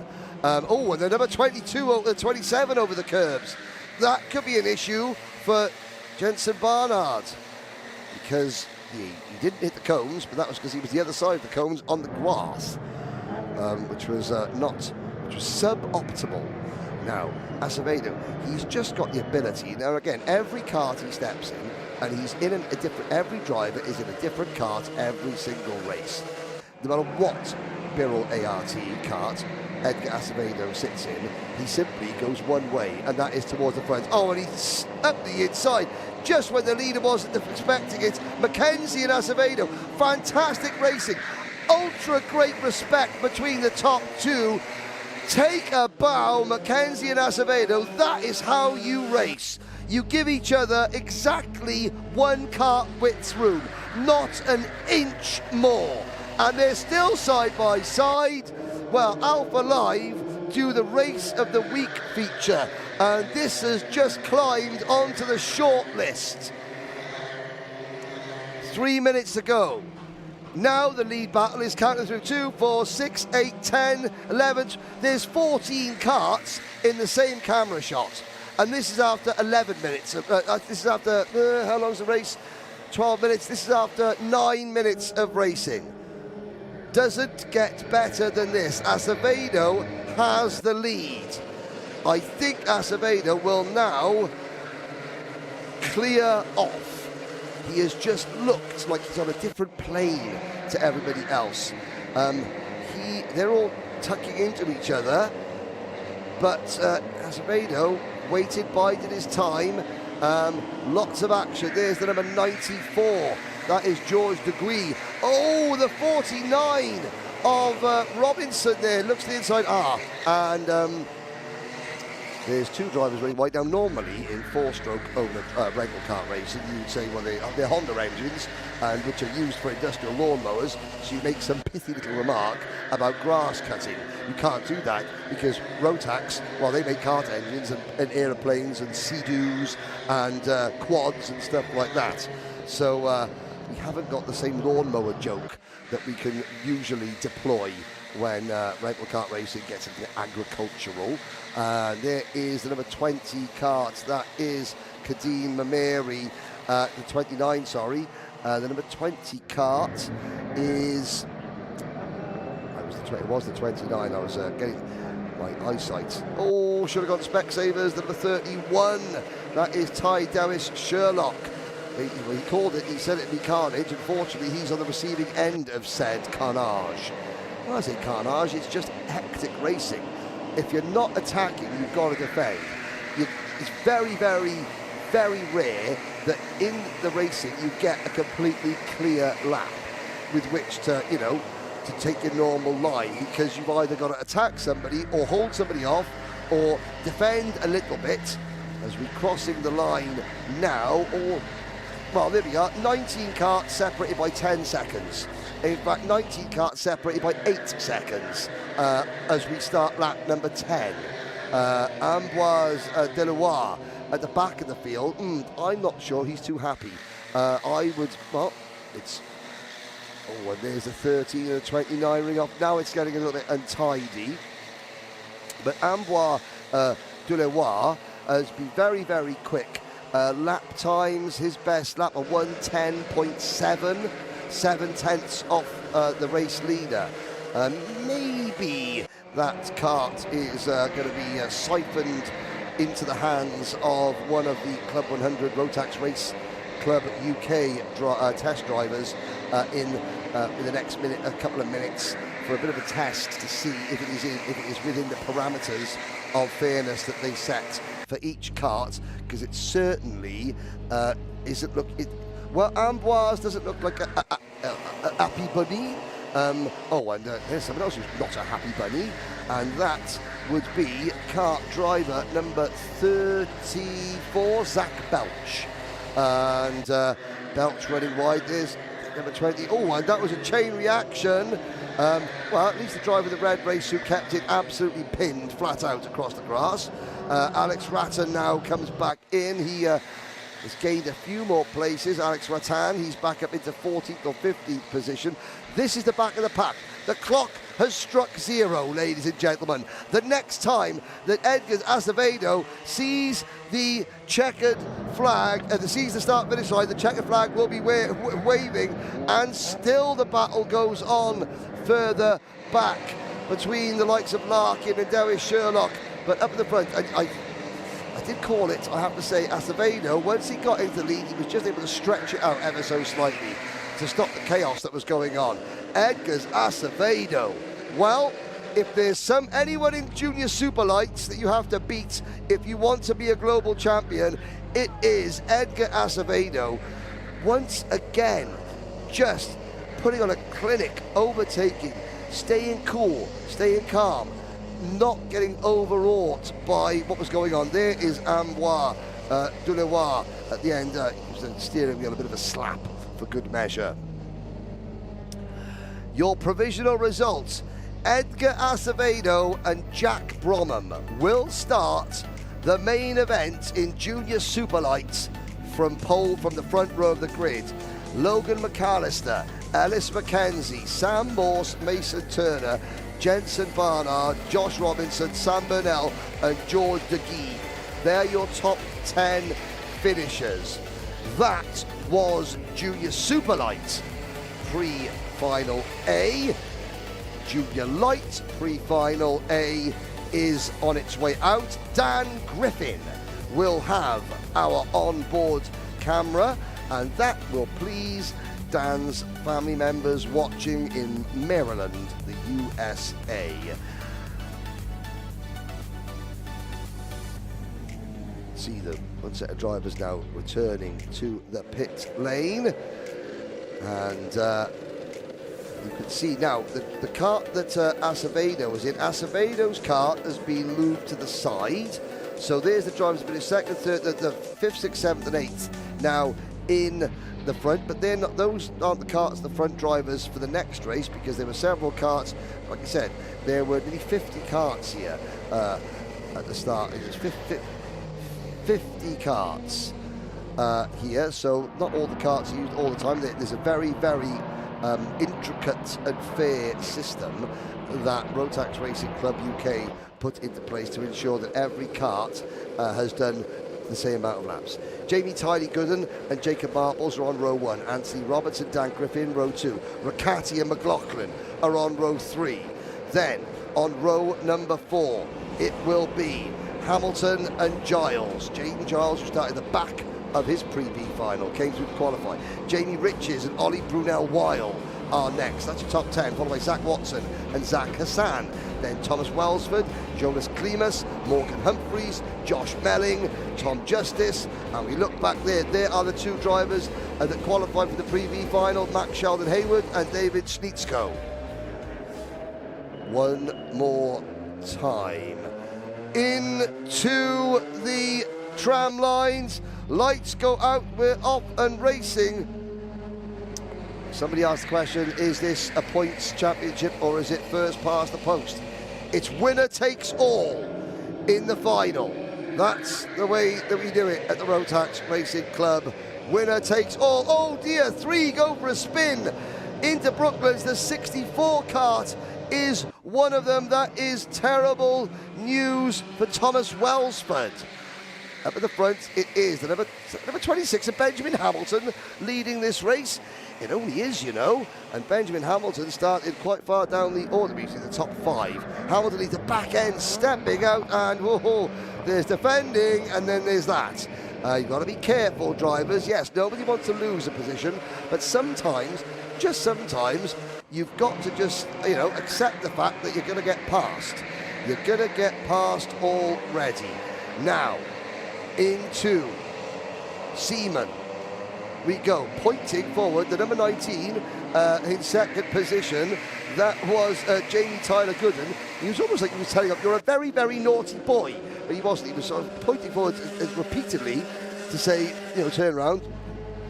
1 minute 13.443, new fastest lap for Benjamin Hamilton. And here's the midfield battle, the number 95 and the 22, Ollie Brunel-Weil battling with Jamie Riches. This is for 5th, 6th and 7th position. It's Hamilton, Tylee Gooden, Giles, then Anthony Roberts, the Welsh flag flying. It's a good lad, Anthony Boybach. Up at the P4 he is, which is, yes. Change for the race lead. Tylee Gooden to the inside, coming into Priory, and takes the spot away. Piers Pryor joins back in the country. Piers, I have to say, I'm quite jealous because you get to go and do all the interviews, and you look like you're having an awful lot of fun. But maybe the people you're interviewing are an awful lot of fun. But before we get to that, this is an awful lot of fun, because this is, count them, 2, 4, 6, 8, 9 drivers, 10 drivers battling for the race lead. Yeah, very much enjoying this. I've been sat in the back of shot, chomping away, getting some fueling myself for the finals, because we're going to need the energy, Henry. Look how many karts. Slow procedure out on circuit by the looks of it. There's someone who's come a cropper somewhere. But no, I've been keeping an eye on what's been going on. A slow board. Yeah, slow procedure. Slow board, the slow procedure. Let's have a little look around. Somebody has modified one of. There's the driver out of the cart. There's the cart that has been. Well, there you go, ladies and gentlemen. One for the mums there. Henry, for those people who might not have been aware of a slow procedure, if you're coming from maybe higher karting or just getting involved, slow procedure, effectively, if you've watched Formula One, the leader becomes the safety kart. Yes. So the safety kart, and it was the number 99 of James McLaughlin, who is at the side of the circuit. I have to say that the kart stood up very well to whatever impact it has just received, because it didn't park there of its own free will, put it that way. And all the wheels are still pointing in the direction that they left the pits. Yes, yes, they are. Or the rough direction, at least. The rough, ish. So this is, and now the clock is still ticking. Benjamin Hamilton. I mean, if Benjamin Hamilton wanted to, okay. Here's a thought, and I wonder if you could help me on the rules. Go on then, Henry. Here. Test me. If, for example, the slow procedure flag comes out with, say, 3 minutes to go, can the leader then do a 3 minute and 1 second lap and keep the pace slow until the checkered flag? In theory, yes. However, there is the discretion of the race director and clerk of the course as to whether they were travelling unnecessarily slowly and causing an obstruction or an issue in other regards. So, yes, you can tactically slow down. Like this. This is very good place, so you have to defend fewer laps, but you can't come to a near stop on circuit and just eke out the time, because that would be unsportsmanlike behaviour, and they would come down on you. Yeah, like a ton of bricks. I suppose, well, thank you for that, but also, you know, these engines, they don't like travelling at 2 miles an hour. No. These are Rotax race engines. They are bona fide race engines that are designed to be raced. Yes, at speeds of 72 miles an hour, not 2 miles an hour. You know, there's lots of people like the onboards, but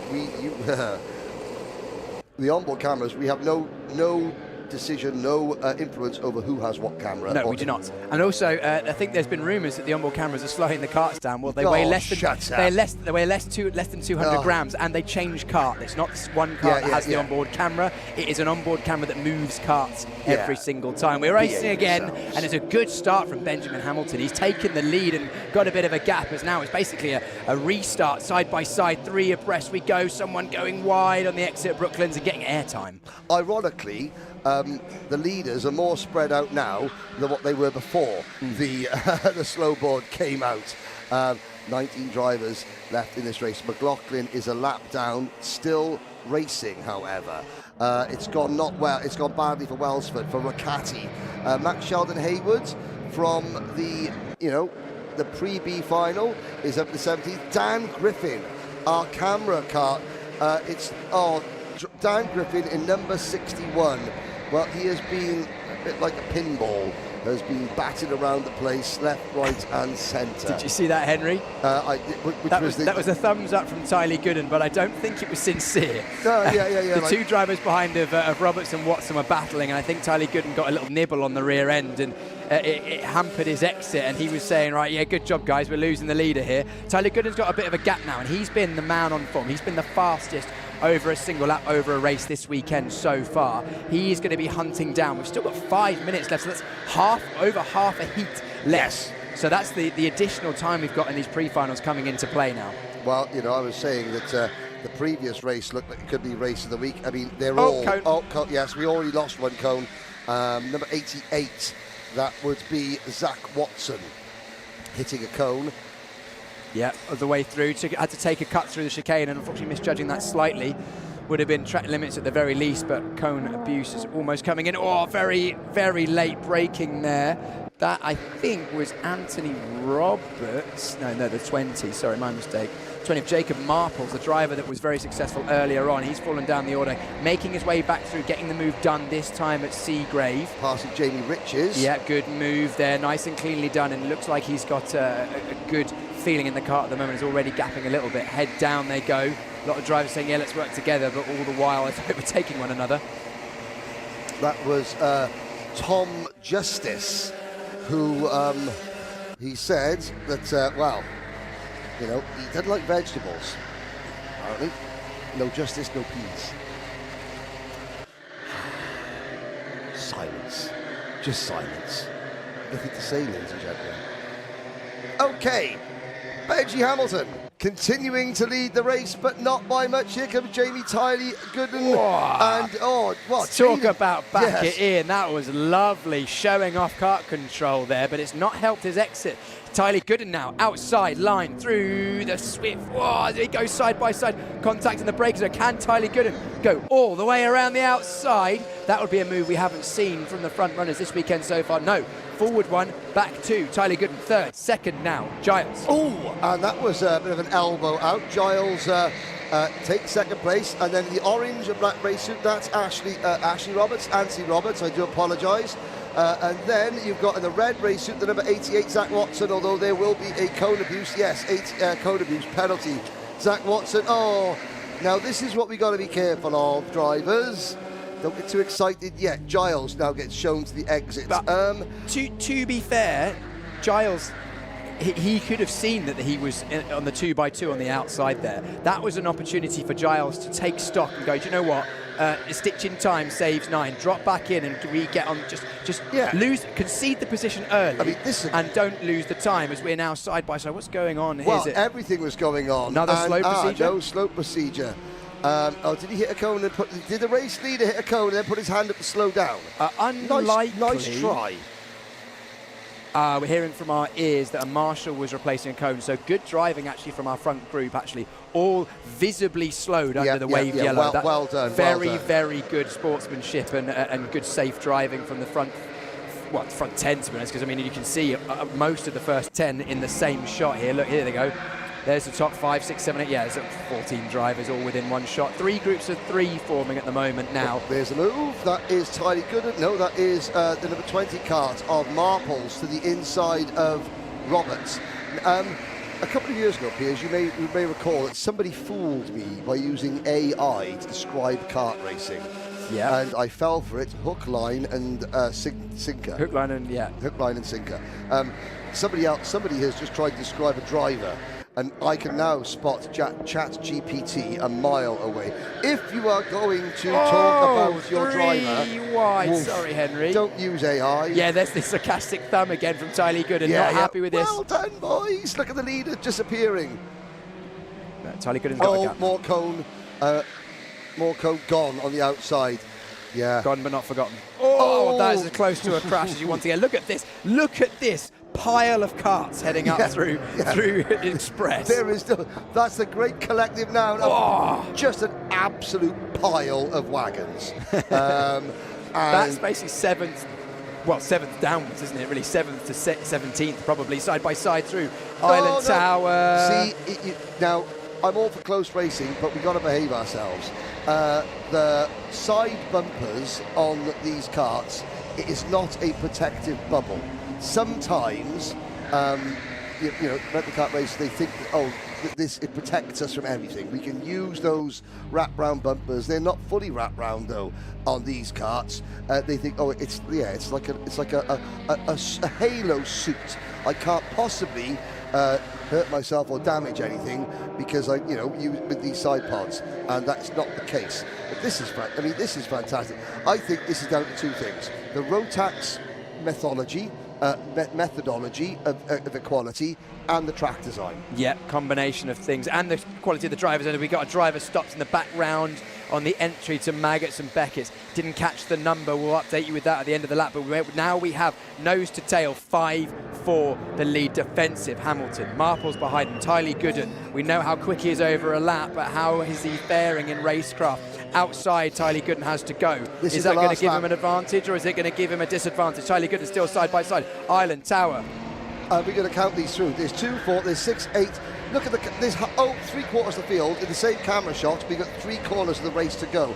Tyler Gooden, his chances are done. It's going to come down to a final run to the flag between Hamilton and Marples.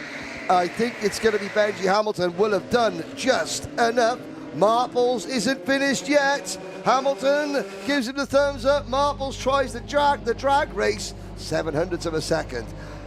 I want to say, let's have a look. Dan Griffin. If you'd have said to Dan Griffin before the start of this race, you'll finish 3 seconds behind the winner, Dan would have gone, that's not too bad. I'll take that. Yeah, top 10. 17th. Yeah. There you go. What a race, and that's just a sign of things to come. Junior lightweight pre-A final. Benjamin Hamilton, Jacob Marples, Jamie Tyler Gooden, Max Sheldon Hayward, Anthony Roberts, your top 5. Thomas Welsford, Dawid Ślisko, Jamie Richards, Josh Melling, and Zach Watson was your top 10. 2 seconds covering your top 10. Yes, we had a slow procedure, but that was 5 minutes into the race. Ollie Brunel-White, then Jaden Giles, Tom Justice, Enzo Ricciardi, Jonas Klimas, Morgan Humphreys, Dan Griffith, Samuel Chilton, Zach Hussain, and James McLaughlin was your only driver that didn't make the final, didn't make it onto the lead lap. Somebody has just commissioned a new cookery show hosted by Max Sheldon Hayward. 21st to 5th in that one. Sorry, 19th to 5th. from the B final because he was cooking. Yeah. And he cooked very well. The chef. The chef. Here we go then. Next up, it's senior lights. Here's the one that I think is going to give us the most to talk about today. Yeah. The top, I don't know how many have been inseparable. Let's start with our grid. Fraser Brunton goes from pole. Jack O'Neill, second place. Then we've got Dante Dillon and Owen Genman, an all-Titan outside of rows 1 and 2. Rory O'Regan and Andrew McWilliam, good friends, on the third row of the grid. Then the fourth row of the grid, we have Max Chapman and Joseph Simcock. Alfie Slater and Sam Lovelace, Robert Crawford, Axel Sliepsevich. Then we've got Harry Clark, Ben Sanders, Josh DeCroy, Tom Northcott, Jake Chapman, George Lawler, Jeremy Gaucher and Tommy Lee. It looks like we're getting ready to go for your lightweight senior pre-A final. This sets the grid for your final. We're going first time of asking Brunton from the inside. What can Jack O'Neill do from the outside of row 1? We haven't seen many drivers be able to hold on, but O'Neill's giving it a good go, and he does hold second. Dust being kicked up. Genman across the grass. Also across the grass, the 76 there of Alfie Slater. 5 abreast maybe into Brooklands. All pinching on the exit. Sam Lovelace goes wide as well. I mean, the video referees are earning their crust now. Yes, of course, you expect, and you know, you would want the drivers to up the ante as we get closer and closer. However, you know, we are putting this out, and there is the debate that goes on. Is this a lesser form of racing than your standard owner-driver racing? And in terms of lesser, I mean not as good quality. It is down to the drivers to prove that theory wrong. There are moments, and it happens in owner-driver racing, but there are moments that things are getting, you know, maybe a little bit too touchy. And we do have to remind everyone that you are the best Rotax club racers, Rotax Racing Club drivers in the world. That's why you're here. Let's prove it. Yes, the track is very wide. Yes, the karts are very equal. And when you're on equal equipment, it makes overtaking extremely difficult because you haven't got any equipment advantage. You don't engineer your karts like owner drivers do. Owner drivers, you get it's a pure 100% racing experience, driving experience is this. So you do have to drive correctly, and Rory O'Regan has just done so. He is your new race leader. An uncharacteristic small error there from Brunton. 2 wheels on the dirt, exiting Maggots and Beckett. Allowed Rory O'Regan the run as we went down to Bridge Corner. Clinical move, and you saw there Brunton knew he'd made the mistake. He all kind of let O'Regan through because he knows there's still 10 minutes remaining of this race. And this only, it's important to get a good slot, but it is only a race that sets the grid for the all-important championship or champions final later on. Genman has recovered after going through the grass at turn 1. He started 4th place. He's now down, where is he now? 7th, so lost 3 or 4 places in that first lap kerfuffle. He's now behind Slater. Still pretty much nose to tail for most of the front of the field. Dante Dillon's not happy the fact that he's got track limits warning. But he's, oh no, it wasn't Dante Dillon, sorry, my mistake. That was another driver. It was Max Chapman's under investigation for hitting a cone. Hello to Sam Pooley, ex-Kart Masters, British Kart Grand Prix champion, and well, member of this parish now, currently racing in BUKC. I saw him. I think he's graduated, but he was part of the Graduates Championship. The Drivers' Champs, yeah. Yeah, the Drivers' Championship. Very fast racer indeed. And now Rory O'Regan has the attention of Fraser Brunton. Jack O'Neill working with as well. It's a slight breakaway. Dante Dillon needs to be careful he doesn't lose touch with these front 3. There's Sam Lovelace who was wide on lap 1, recovering as well. Now I know I'm sure that this comment will age like milk that is left out on the balcony here in 30 degrees heat. Yes. But you can see these are the senior lights. They're driving a lot more sensibly. This is a bit more tactical. You know, they're not. It's 8 minutes 30 seconds to go.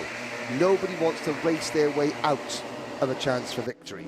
So people are working together, staying close. Now, Fraser Brunton is not battling Rory O'Regan, so O'Regan is at flat chat. In fact, it's O'Neill now in second position, Jack O'Neill. Single file racing for the top, well, I was going to say the top 8, it's the top 3, as then Dante Dillon and Max Chapman swap places at Brooklands.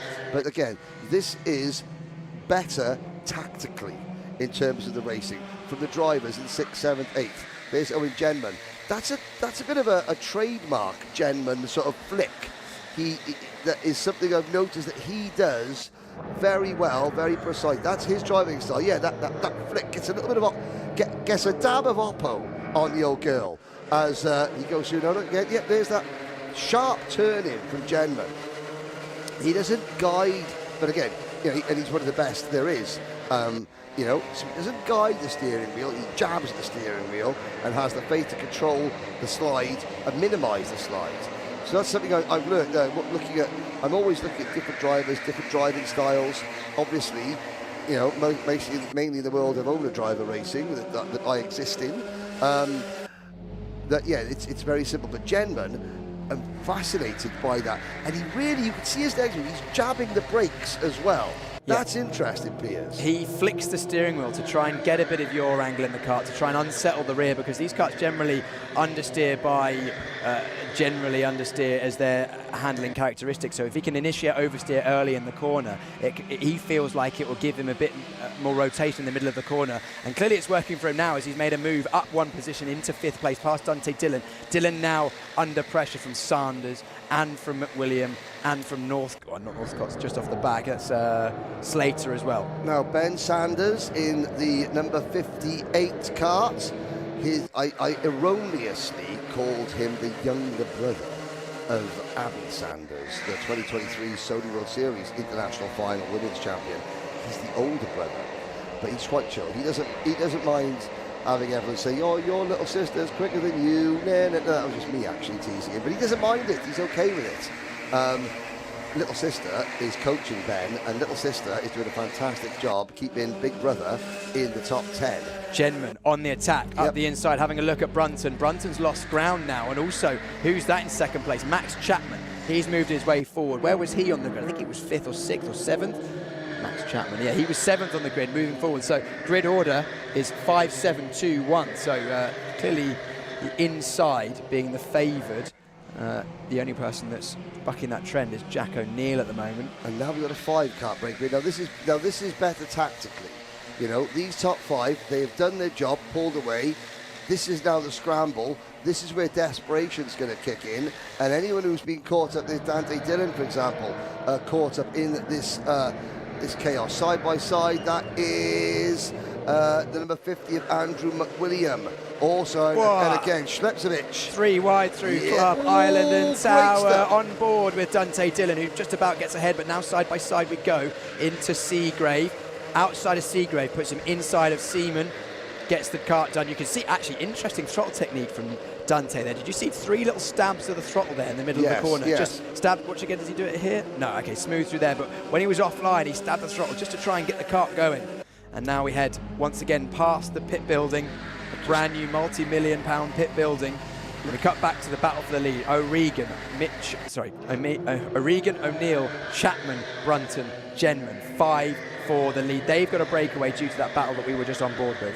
Yep, and can you say that Dante Dillon must be in a not good kart?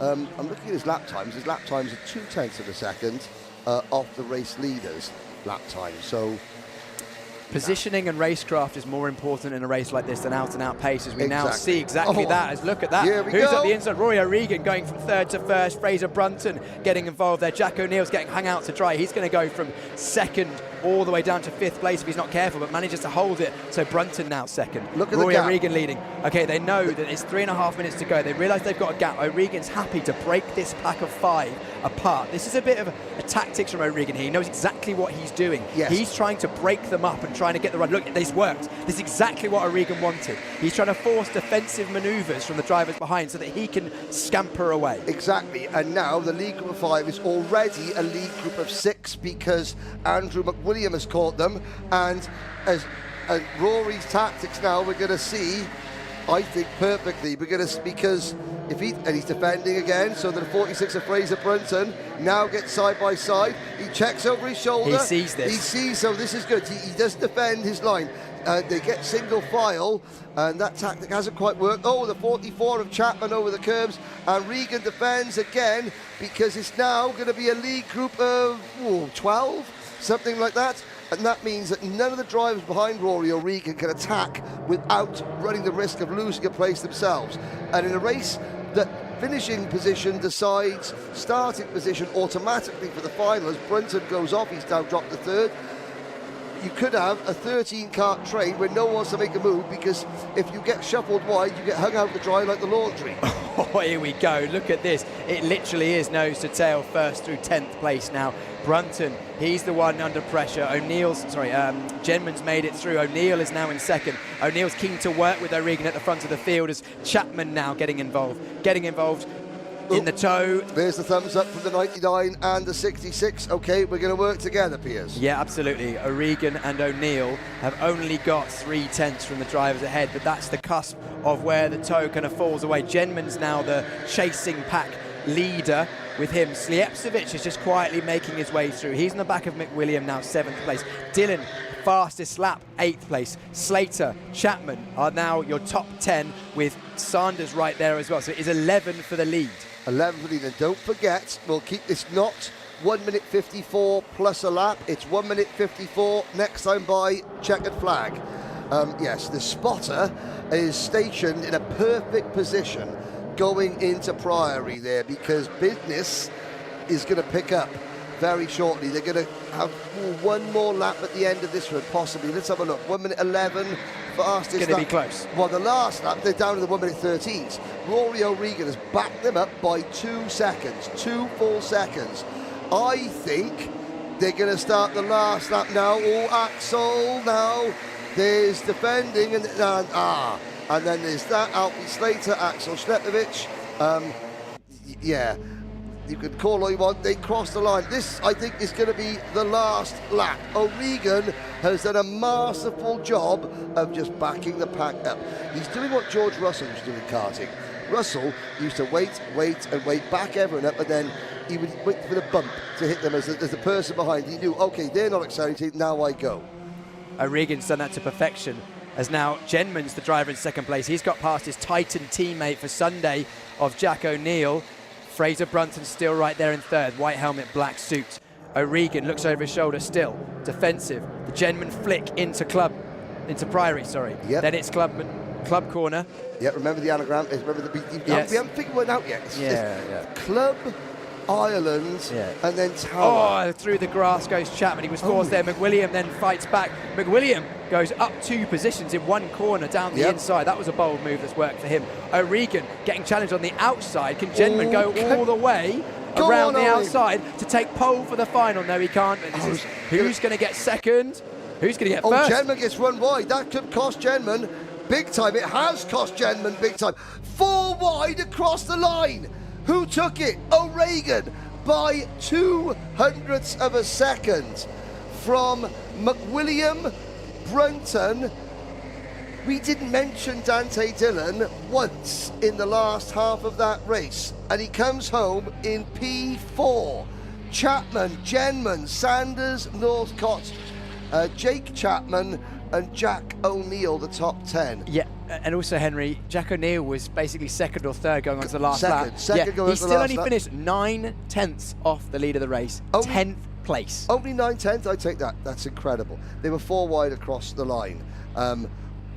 Incredible racing. Incredible racing. Look at that, ladies and gentlemen. All drivers brought up on the Club 100 Rotax Racing Club UK mantra of this is how you behave yourselves, this is what I expect from you, and if you don't do what I'm happy with, then you will know about it. That's the JV way of doing things. Interesting thought, Henry. Yes. These drivers know each other very well. Most of them in the all the top 10 are the UK-based drivers. Yes. Very few drivers in the final now will be wanting to allow Rory O'Regan to get into the lead. Yes, so it happens all the time in championship racing, and this is now it's a one event championship. But Rory O'Regan, they think, very good at holding the lead. Same with Edgar Azevedo. I've shown the senior drivers are a bit more wily. Yes. Has Rory O'Regan kind of shown his hand a little? I mean, he didn't really have a choice in one hand, but you're right in another respect, Piers, that You know, O'Regan's not going to get a clear lap. The same for Edgar Acevedo in junior super lights. The rest of the drivers think if he gets any clear track, he's gone. So we have got to drag that driver into a knockdown, drag out a proper scrap. You know, a proper race-long scrap. Unfortunately, in those types of races, that's when it can all things can just combust with the pressure of a global final, the pressure that these drivers are into. I did a cheer for Owen Genman, very sort of, you know, we're supposed to stay in the centre as commentators, not have any bias, but senior light is the headline class, because it's a lighter weight limit, therefore it's going to be fastest. You know, of the seniors, they're the headline class, correct? Depends on your leaning. It depends on your leaning, but you know, looking at the names, if a 44-year-old Owen Genman, speaking as somebody who's just turned 45, if a 44-year-old Owen Genman can come up and beat the 20, the 90, the 20, the 21-year-olds, what an advert that is for, you know, for Rotax Racing Club. Yeah, all of the drivers in the top 10, I believe, are under 25 years old, apart from Genman and O'Neill. Well, yeah, so I mean, let's have a little look. I mean, you've got you know, George Lauder, 22, Dante Dillon, 26. Oh, he's 26. Dante's older than I thought he was. No, I mean, sorry, Dante. Also, you've just seen that, and you've seen Dante Dillon, 26. That must have been 2'6". Jake Chapman, 18. Tom Northcott, 21. Max Chapman, 20. Fraser Brunton, 23. Andrew McWilliam, 22. You look down the order, and then Jack O'Neill's 34. Owen Genman, 44. You know,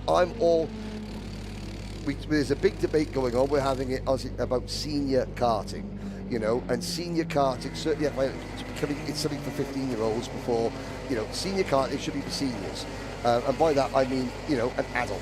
And those are young adults, but adults young nonetheless. Adults. They are adults. They're at the peak of their career. Is a career in quoted commas? I haven't peaked yet. I'm coming back next year. The peak is 45 years old, so I'm told.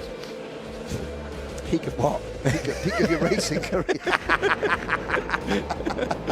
Senior heavies coming up. Yes, Kurt Holmes. Kurt Holmes is going to go for pole position alongside Adam Nather, Joe Holmes, then Andrew O'Neill, Anwar Brawl-Smith and Mikey Nichols. Then we've got Kyle Walker and Sam Iddles. Alex Pritchard and Jerome Vivier, Ross Sandwell and Miguel Hall, Marcel Chmielewski and Mike Philippou. Then we've got Jarrett King, Tim Penny, Lewis Sills, Henry Lopez-Gracie, and 20 kart grid, Larry Tyndall and Stephen Westwood. We're going to go around once more, so I raced through that pointlessly, but we got it done. We got it done early. Gives us more chin wag time, Henry. It does. So this is what I said about the senior lights being the premier class. That wasn't anything against the drivers in this. It's just in racing generally, when you have two weight categories, the lighter of the two weight categories generally is the class that, you know, is seen as the headliner class. Not taking anything away from the talent of the others, but that's why the fastest laps of all here will be from junior super lights, because they're the lightest karts. Correct, and all the juniors and seniors race the same karts, just in different weight categories. Yes, so the junior super lights will be the fastest.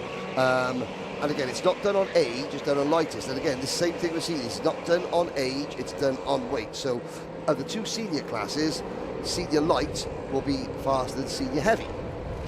But senior heavy has provided, wow, you get the more characters. There is ABS in Mr.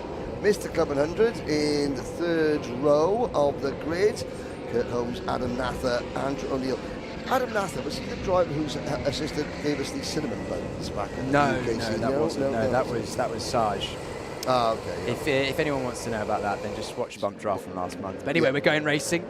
Senior heavyweight pre-final A. This result of this race will set the grid for our final later on, and Kurt Holmes immediately defensive to the outside, trying to force Nather wide and puts him on a back foot, and that's allowed on the inside. Andy O'Neill, who's got the cut back, and Kurt Holmes has done brilliantly to get through and get a bit of a gap already, nearly 4 abreast. We go through in a bit of, that's unfortunate really. That was a chain of events that saw the driver in the black dropped further down the order, but Kurt Holmes, ideal start. O'Neill second. Joe Holmes, his brother, third place. And there he is, Anwar Brawl-Smith up the inside of Bridge Corner. Camera kart, Mikey Nichols, number 37 in this race. Started in 6th, so right in the thick of the action for us. Kurt Holmes now trying to do his best to maintain that gap. But Andy O'Neill, we saw it, didn't we? Andy O'Neill's got the pace. He's been very quick, very consistent. And he is now coming, as you said yesterday, Henry, with the cavalry. Here's Jarrett King to the inside. Saw Jarrett and his lovely partner last night. They were all off to have a nice bit of White Horse nearby. And hopefully he didn't have too much to eat because, he gets a bit wide on the outside there, Jarrett. Wide also. That's the second time this lap. Yes. That driver at the back, unfortunately. Oh, that's Mike Philippou. Unfortunately, Philippou's been through the grass twice in the first lap, and that sees him down in 20th and last. Here we go. So Joe Holmes has made his way past Andy O'Neill, and now so has Anwar Brawl-Smith. The drivers second and third have shared every Club 100 Rotax Racing Club UK heavyweight title for the last 5 or 6 years. So they know their way around a British circuit in a Club 100 car. O'Neill and Brawl-Smith are talking about, yes? No, sorry, Joe Holmes and Brawl-Smith. Joe Holmes. I was going to say second and third. I thought, yes, because Club 100 have been using Rotax engines for the last... Since 2019. Yeah, so the last 7 years, really. So the British drive, again, it's what makes the achievements of the non-UK based drivers so impressive. There's a move for the race lead. O'Neill to the inside. It's a family affair at the front as the two brothers go side by side. It's Joe from Kurt now. I think actually followed through, Brawl-Smith did. We'll cut back to that. We're on board with Mikey Nichols, who still sits in and around that 4th, 5th, 6th place. He's just behind. Well, it was supposed to be Adam Nathan. There's one of the O'Neills. It would be in this race Andrew O'Neill. Yeah, Andy O'Neill. Andy O'Neill in turn number 1. So a lot of the other nations, they haven't. Rotax Racing Club, it's either a new concept, they're racing Rotax motors for the very first time, or their championship has only used Rotax engines for a couple of years. The British drivers have been used to this kart, this engine, maybe not the specification, but the package for 7 years. Absolutely that, yeah. So it means that the likes of Vivier and King, who are racing in and around the top 10, that is so impressive. So impressive. Yeah. Very close indeed at the front. How many times have we seen over the years that in Rotax Racing Club UK, Holmes and Brawl-Smith 1 and 2, and to be honest, C. Holmes as well. Kurt Holmes is always there or thereabouts as well. Very much in the order, taking victories on the roads, taking championships to the wire. But these two have been the two. Anwar Brawl-Smith, a reminder, multi-champion in Club 100, as is Joe Holmes. They love racing against each other. Friends sometimes, foes a lot of the time. But yes. No, always entertaining. In fact, we've had some generational races between a lot of these drivers around the country in the UK. And that's why you say, friends, foes, that's box office racing. People are tuning in now because they support one or the other driver. You know, we talk about it's like your Hamilton fans, your Norris fans, your Russell fans. They're all they're not family members. This is just I've seen these drivers. I race the same paddock with them, and I prefer this driver to that driver. This is my goat. Or etc. And that's really, really important. That as Jarrett King, who has got a huge amount of support, and if you meet him, you'll realise why. He does the crossover or doesn't. You've only got to speak to Jarrett for about 30 seconds, and you realise why he's such a popular guy. Probably the most popular American, I'd say, in the world at the moment. I think Jarrett King is the most popular American person. Or at least outside in the world. At least outside America. Anyway, we'll leave it at that. Probably inside. I mean, if you see the way that the Formula KFX Academy drivers look at Jarrett King when he's the most popular guy in America as well. They hang off his every word, and that's why there's so many of them supporting him now, because he's P13 in a global event. Oh, there's a bit of piggybacking going on. And side by side, the 30 and the 23. This is Kyle Walker in the 30, and Mike Philippou, who has bounced back from taking to the grass twice, and is now bouncing over other drivers. These 2, 4, 6 karts are the last 6 in the race. This is 20, 19, 18, 17, 16 and 15th. And the racing is just as good for last as it is for first. Yep, 3-kart breakaway at the front now. And Andy O'Neill just losing touch with our front 3 ever so slightly. He's half a second back. The front 3 are quite content, I think, to just follow each other around a little bit. Here they are. Burrell Smith, actually, I say that. Burrell Smith has made the lead on Joe Holmes for the lead, and Joe has lost out to Kurt. Kurt in the the white with the yellow fluorescent, Joe in the black suit. Anwar Burrell Smith in the front of the field now. Goes for the old school tuck method. Andy O'Neill just trying to latch onto the back, just outside of the toe now. He's followed by Adam Nather, the driver that qualified second for this pre-A final. So Kurt and Joe Holmes. Now, if anyone's going to likely work together, you'd think it would be Kurt and Joe. Do you have a brother, Henry? Pardon? Do you have a brother? No. I have a sister. I have a brother. Yes, and then... You are absolutely wrong. Okay, that's fair enough. That's fair enough. Okay, I stand corrected. I mean, I've got a younger sister, and I do exactly what she tells me because she's the boss. Yeah. Yeah, but I don't have a brother, so no. I have many brothers from another mother. They're my mates, but and I listen to them, but yes. Kurt Holmes having a look for the lead. Up the inside of Seagrave, gets it done. Burrell Smith saw that coming a mile off, slotted back in. Doesn't want to lose time, doesn't want to drag O'Neill into this battle, but I think it might be too late for that anyway, so O'Neill's had a good lap. Yeah, he is now 4 for the race lead. Again, if this global final comes down to Holmes, O'Neill and Burrell Smith, the first senior heavy Rotax Racing Club final global champion will be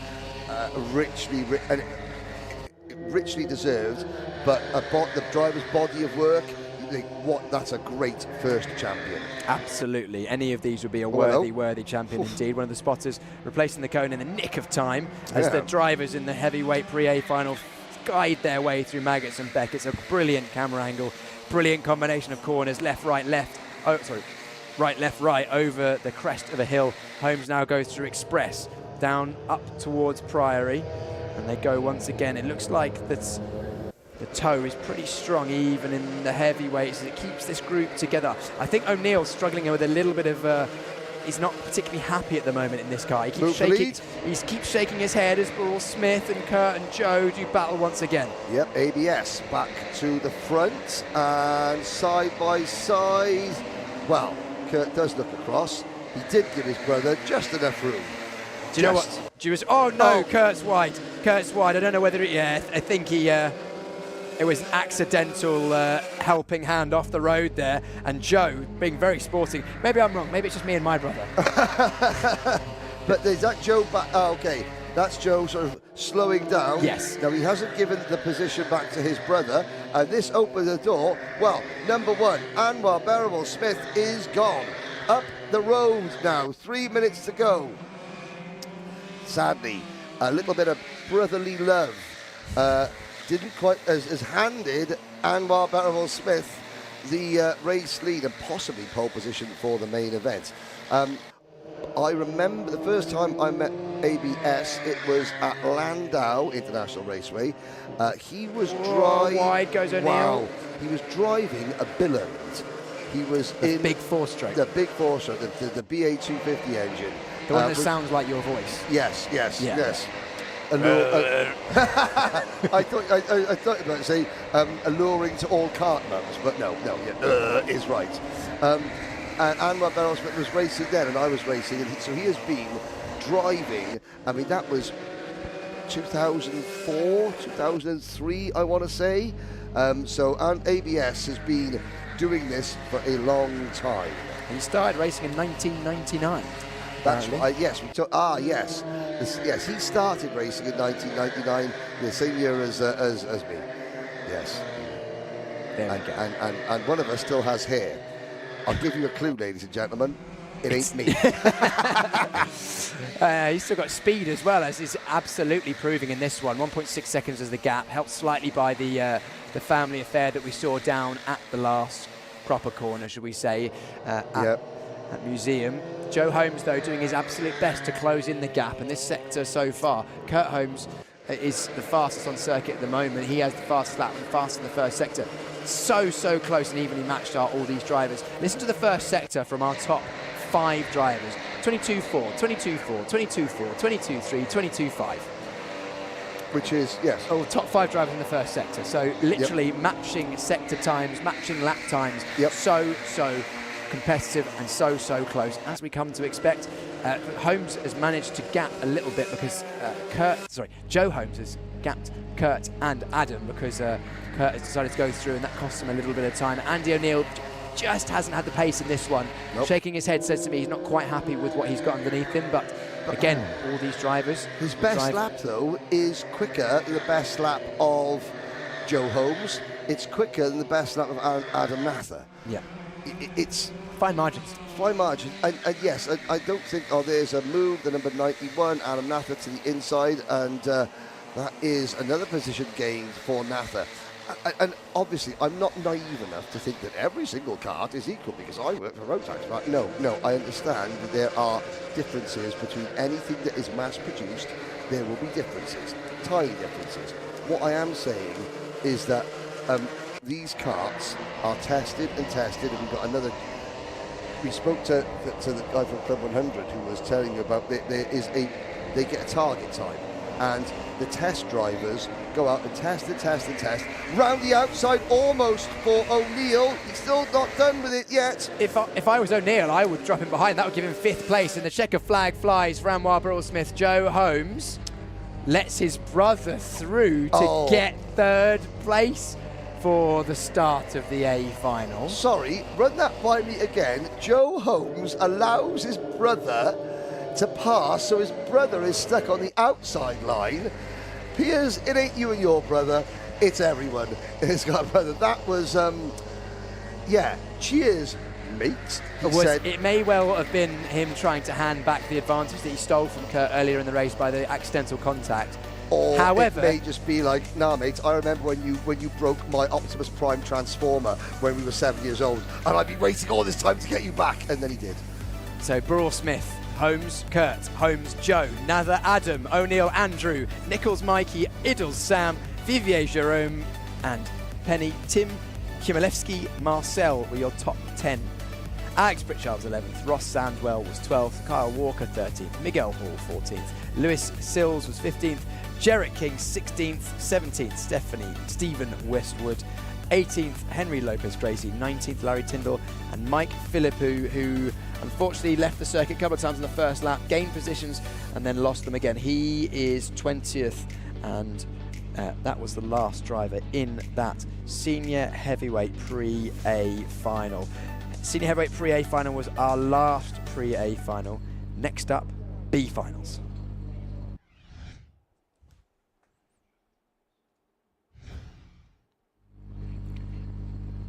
Junior Super Lightweight B final will be our first B final. Now this is the drivers that haven't quite made automatic qualification into the main event, the A finals, which are coming up later. These drivers are racing for position overall, but also we will have 4 promotees from each of the B finals to the A finals. So we're starting with Junior Super Lightweight. The top 4, 1st, 2nd, 3rd, 4th and 5th, after a final classification and all penalties have been applied from this race, will race off the back in the order that they finished the front of this B final and give them an opportunity to go for that all-important prize. The winner of the A final, a reminder, will be your champion in every class, all of the 4 classes. There is no points, there is nothing else to consider. Winner on the road, I say actually winner on the road, final winner after classification and penalties are applied of the A final are your champions. We are going to be crowning 4 Rotax Racing Club champions today. Junior Super Lightweight, Junior Lightweight, Senior Lightweight and Senior Heavyweight. Junior Super Lightweight B final up first, and I will be very shortly bringing you the grid for this one. Again, top 4 go through, so you'll see, I imagine, some alliances being formed. If a driver or 2 or 3 get to the front of the field, I expect them to work together. Those on the cusp, on the bubble, will be desperate to take an extra position, get themselves an opportunity at the overall prize. It would be an outside opportunity because, of course, you would have to pass all the drivers that have automatically qualified. But we have seen stranger things. This is your grid. William Harvey and Angela Glielmi are your front row. Then we have Finley Strang and Jack Yates. That would be our provisional promotees. Fawaz, Adra and Paige Martin. Then followed by Connor Nathan and Aidan Beaumont. They are your row 4. Row 5, Lewis Munford and Tyler Tovez. Row 6, we've got Zach Sharif and Jonathan Taylor. Row 7, Charlie France and Caitlin Steppenbeck. Row 8, we have Zuan Brittenbach and Kieran Stedman, Jan Lakota, Chen Zhuye, Wei Zhu and James Wall. We're racing first time of asking as we come over the line. Our first B final, junior super lightweights, is underway. 3 wide already. We go through turn 1. Someone trying to hang it all the way around the outside, and one driver spinning to a stop on the grass. Must get out and push that kart. That's pretty much B final over. 1-6-16. Paige Martin's day comes to an end, and we've got 3 karts off as well at Brooklands. A bit of a messy start to the afternoon for our pre-finals. We are still green though for now. The 63 leads the way. William Harvey. Finley Strang follows. Oh, number 17. I don't know if he was just his gloves coming off. Ah, no, they're saying slow down. They're saying slow down. False start for our first B final. Too messy was the start of the race. We saw one driver off at Paige Martin. Christmas might just have come early. Yes. Full grid reset. So basically that first half a lap never happened. Paige, sometimes things work for you, sometimes things work against you. Yes. Frank Tovez is here in the paddock helping Tyler. He does a lot of work to help Formula KFX. There's Frank Tovez. And, Tyler Tovez, 9th position on the grid. There he is. You're looking at him now, number 88. His hero is Dale Earnhardt Jr. And Tyler Tovez, he's got his National Guard number 88 Dale Jr. t-shirt on. And when he's feeling really, really in the mood, he puts a Dale Earnhardt Sr. Intimidator t-shirt on. Well, you need a bit of Dale Earnhardt Sr. intimidation here, Tyler Tovez. We go racing again, 13 minutes now on the race clock. Somebody was not in the tram lines, and we'll get a number check on them. Another spinner, half spinner, and more contact as we head through Jimmy's curve down towards Brooklands. A little cleaner, but still some bumping and boring, a bit clumsy in the midfield. But again, another brilliant start from William Harvey. Takes the lead right behind him, Finley Strang. There's a penalty already going out. Braking formation. The driver that you spot. Oh, another spin. It's Zuan Breitenbach. Zuan Breitenbach in kart number 43, one of our South Africans. Well, they've been such an amazing credit to this event, but Zaid Breitenbach is not going to make the main event. That was for braking formation. A reminder, in this event, you must stay within the tram lines until the start line, rather than when the lights go out, as we have in some other forms of racing. So you must remain in the tram lines all the way, side by side, for second place. Through Seaman, 63 comes out on top, William Harvey. Who's that in the lead? Has managed to get through. Is that Strang who's running away with it? Yeah, now, top 4 go through. 4 go through, everybody else goes home. Strang's got a dream start here. He managed to make the move when it counted, and the rest are fighting. I mean, one guaranteed way of making your way through is just go out and win the race. Yeah, indeed. Now, we go through Jimmy's curve. This is Brooklands now. Now you're going to see just how much you're going to thread the needle through Maggots and Beckett. Watch the curb, watch the cones. 2 more cones. Oh, you could almost reach out and flick them over with your little finger. Down the hill, still down the hill. Great first sector. I will admit, when I first saw Silverstone on an Alpha live stream, my thoughts were, nah. My thoughts, I mean, the circuit had just been finished. Now, some of the tyres have been painted, there's some branding out. The grass is growing. Alpha have worked out the best camera angles. I love this circuit. I think it's a tremendous, tremendous asset. It's a circuit for racers. It's not just for people coming, on a corporate night out, with a bunch of businessmen. It's for racers, and I love it. Angela Guglielmi with a naughty cutback through Seaman there, Is that losing for a place. P4? I think it might have been. No, it was P5. Yes, P5 indeed. So Strang, 1.2 seconds at the head of the field. That's a good start to the race, taking the fast lap. And then we've got Harvey Munford, Adra and Guglielmi, who we just saw with that wonderful naughty cutback. Yes. Now, talk about Tyler Toves. Said he needs to get the spirit of Dale Senior. Well, there is Tyler Toves. He has moved up into P6, gets a bit wide as he continues to just hold up. Is that Paige Martin just behind him? If Paige Martin gets anywhere close to the top 4 after spinning in the false start, then you know that's a bit of good fortune, even though she doesn't make the main event. A long way to go. 47 going there, so that's Connor Natton making a bold move in the 28. No. 28's out. Wei Yizhu, driver number 28, the 13-year-old Chinese driver. I spoke to the Chinese team again.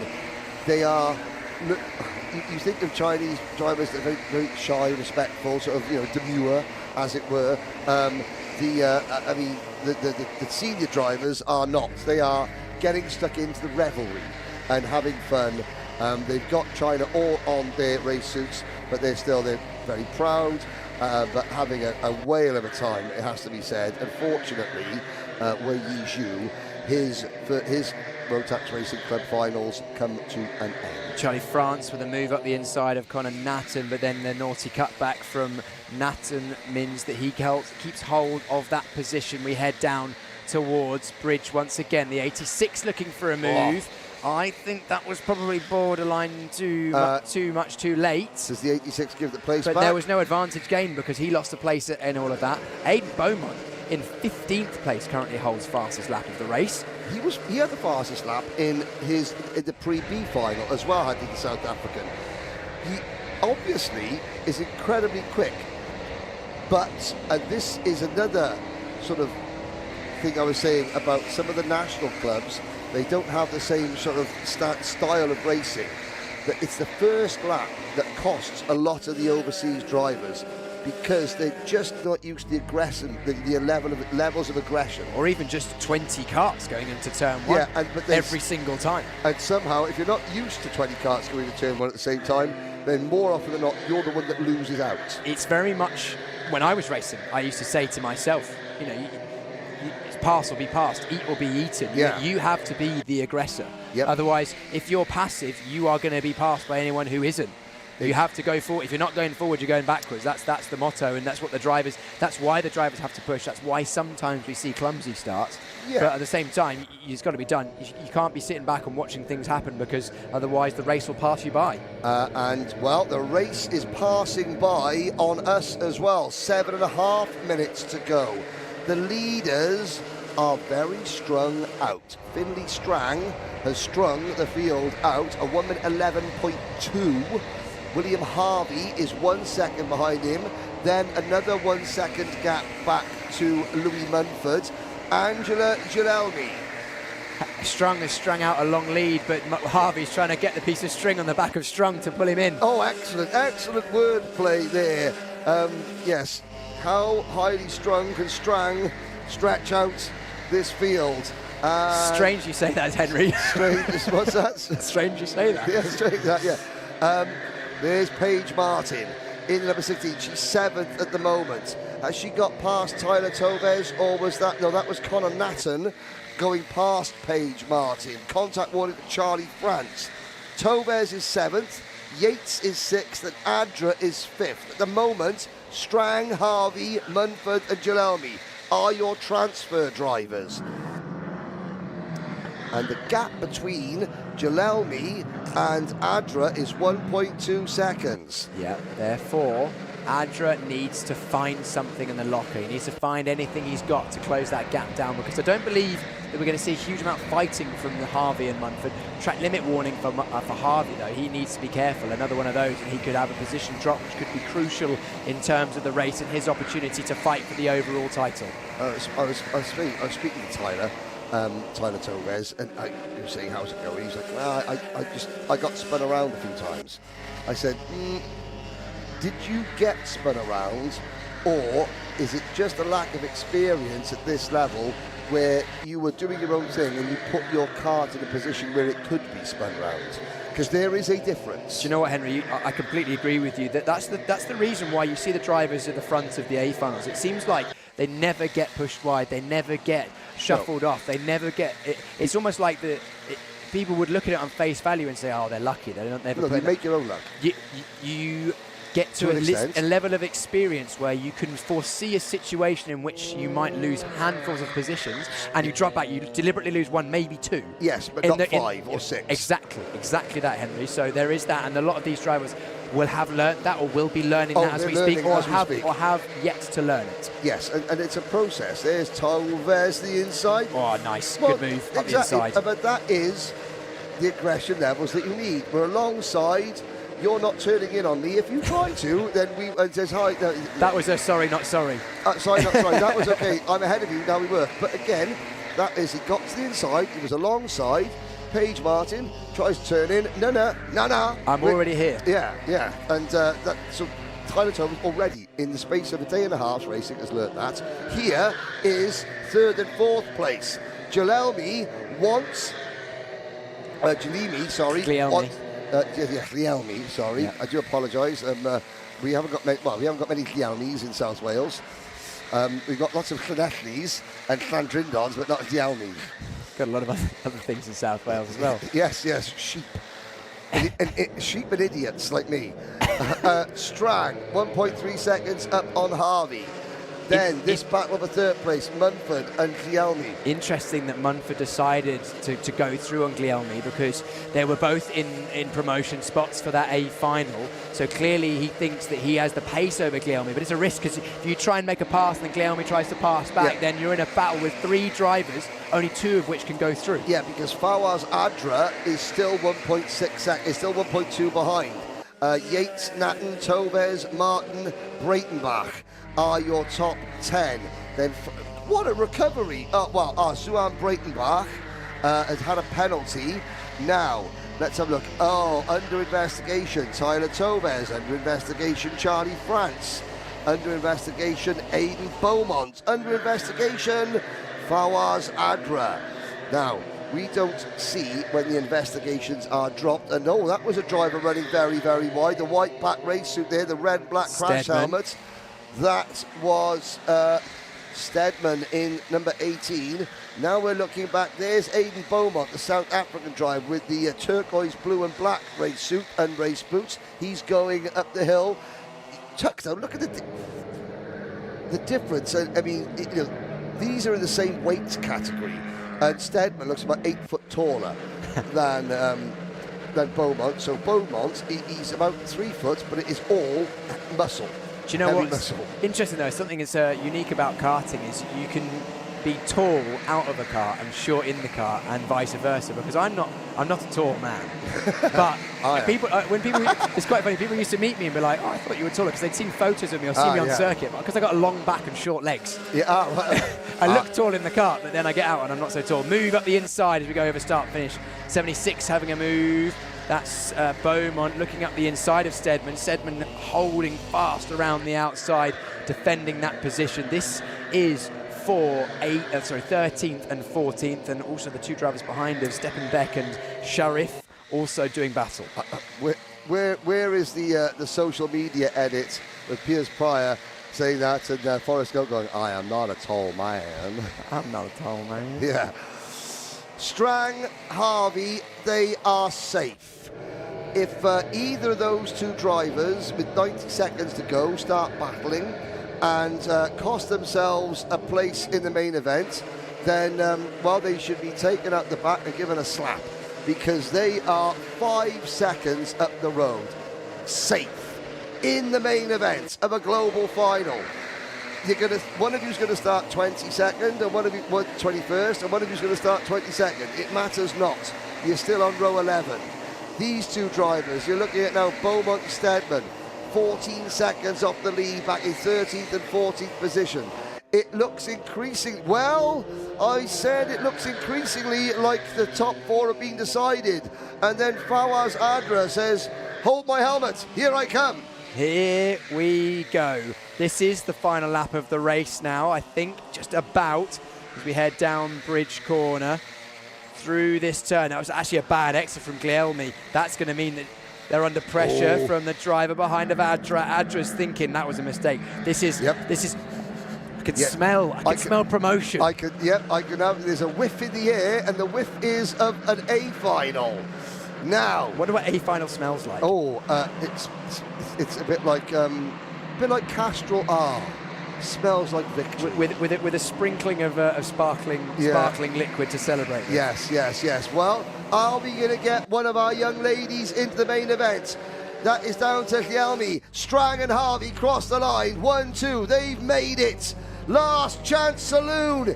It's going to be Munford and all the way from Switzerland via the IPK Promotions, the RMAX Championship run by TB Karts in Italy. There are going to be people in the circuit of Ottobiano celebrating because Angela Guglielmi has made it. She is the final driver to make it in. 24 have made it. She is the 24th. Well done to IRK Promotions in Italy. You have a driver in the main event. Angela Guglielmi, Fowers Adra, Connor Natton, Tyler Tobes, Paige Martin, Jack Yates, Charlie France, your top 10. Zuan Breitenbach, Chen Xiuye, Aidan Beaumont, Kieran Stedman, Zach Sharif, Caitlin Steppenbach, Jonathan Taylor, Jan Lakota, Wei Yi Zhu, and James Wall, who didn't finish. All I can say to those drivers, thank you for coming. It hasn't worked for you this year. There's always next year.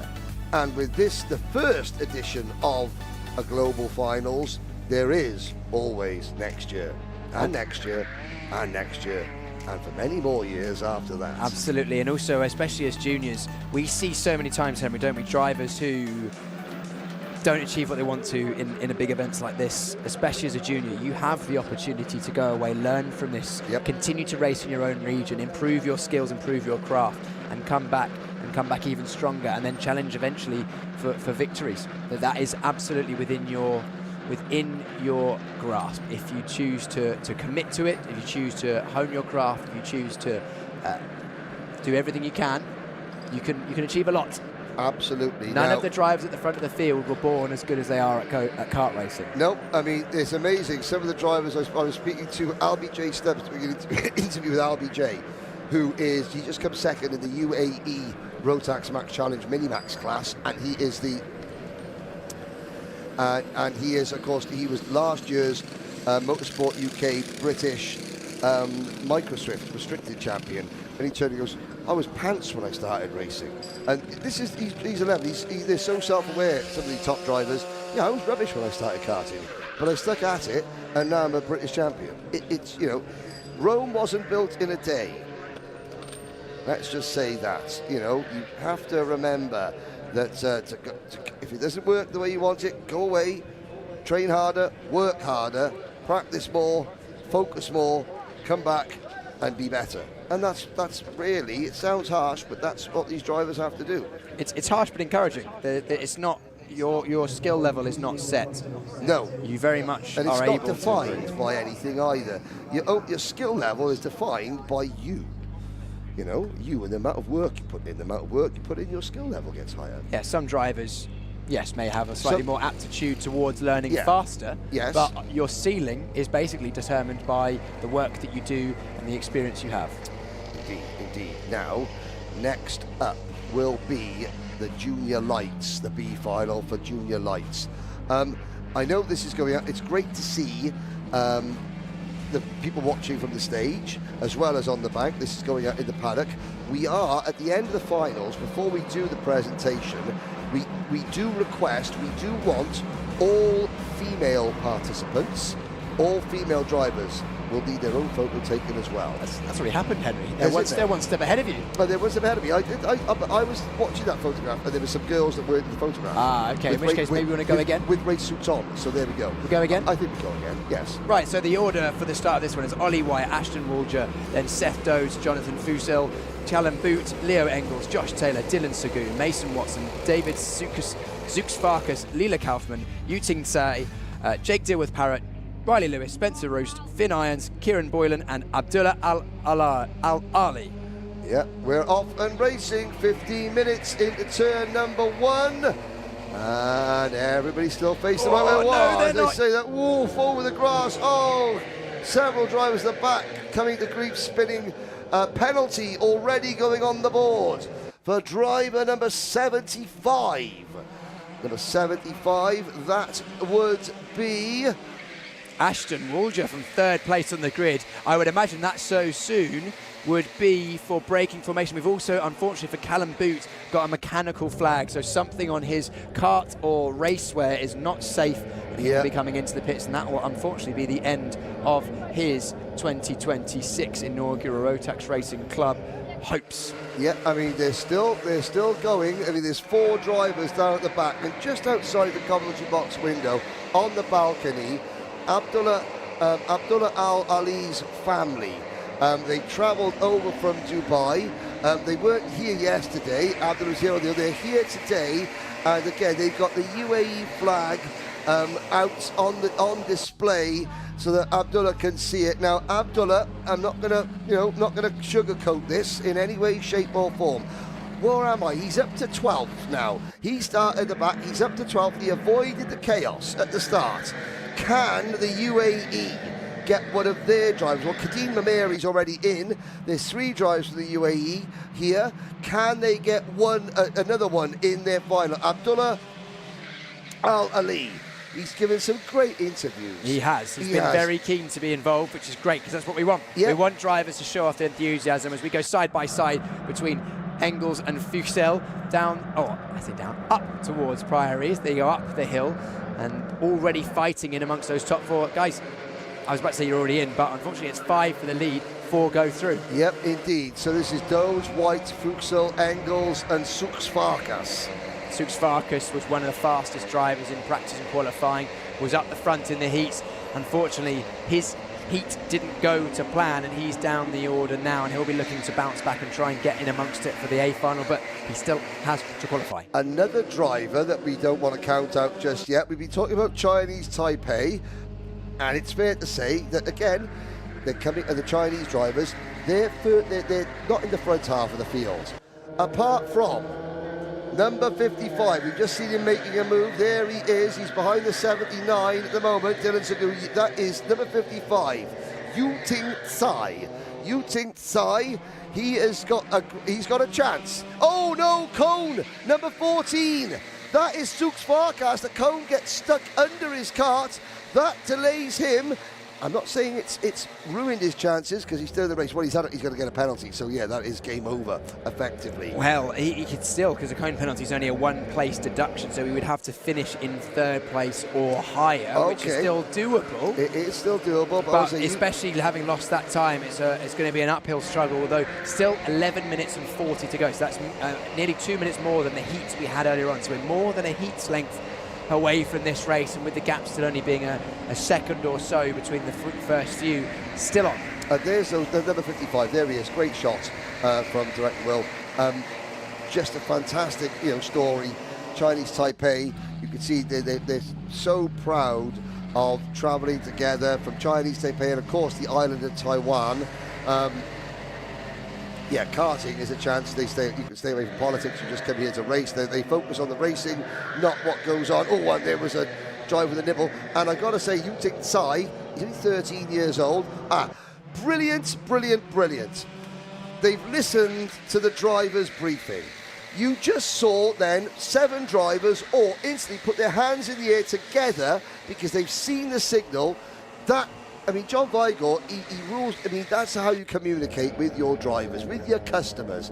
And as customers and drivers, that's how you respond. Yeah, absolutely. That was for the yellow flag, by the way. So all drivers basically signalling to the drivers behind. There's a yellow flag, a danger ahead. I'm going to slow down slightly, and I'm letting you know. Real good, respectful racing, as we also have respectful side-by-side racing through Club Island and Tower. 3 abreast they go into Seagrave. 3 abreast still they are in Seagrave. 3 abreast they go into Seaman as well. Ah, there we go. Yuting Tsai. I was about to say, Piers, that's the problem with, you know, the inexperienced drivers from the smaller national clubs. When it goes through wide, they lose out.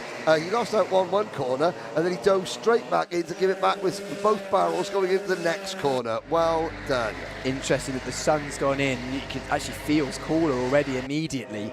Does it, because the sun is so strong at this stage, at this time of the year in the UK. It pretty much provides all the heat. The air temperature still mid-20s.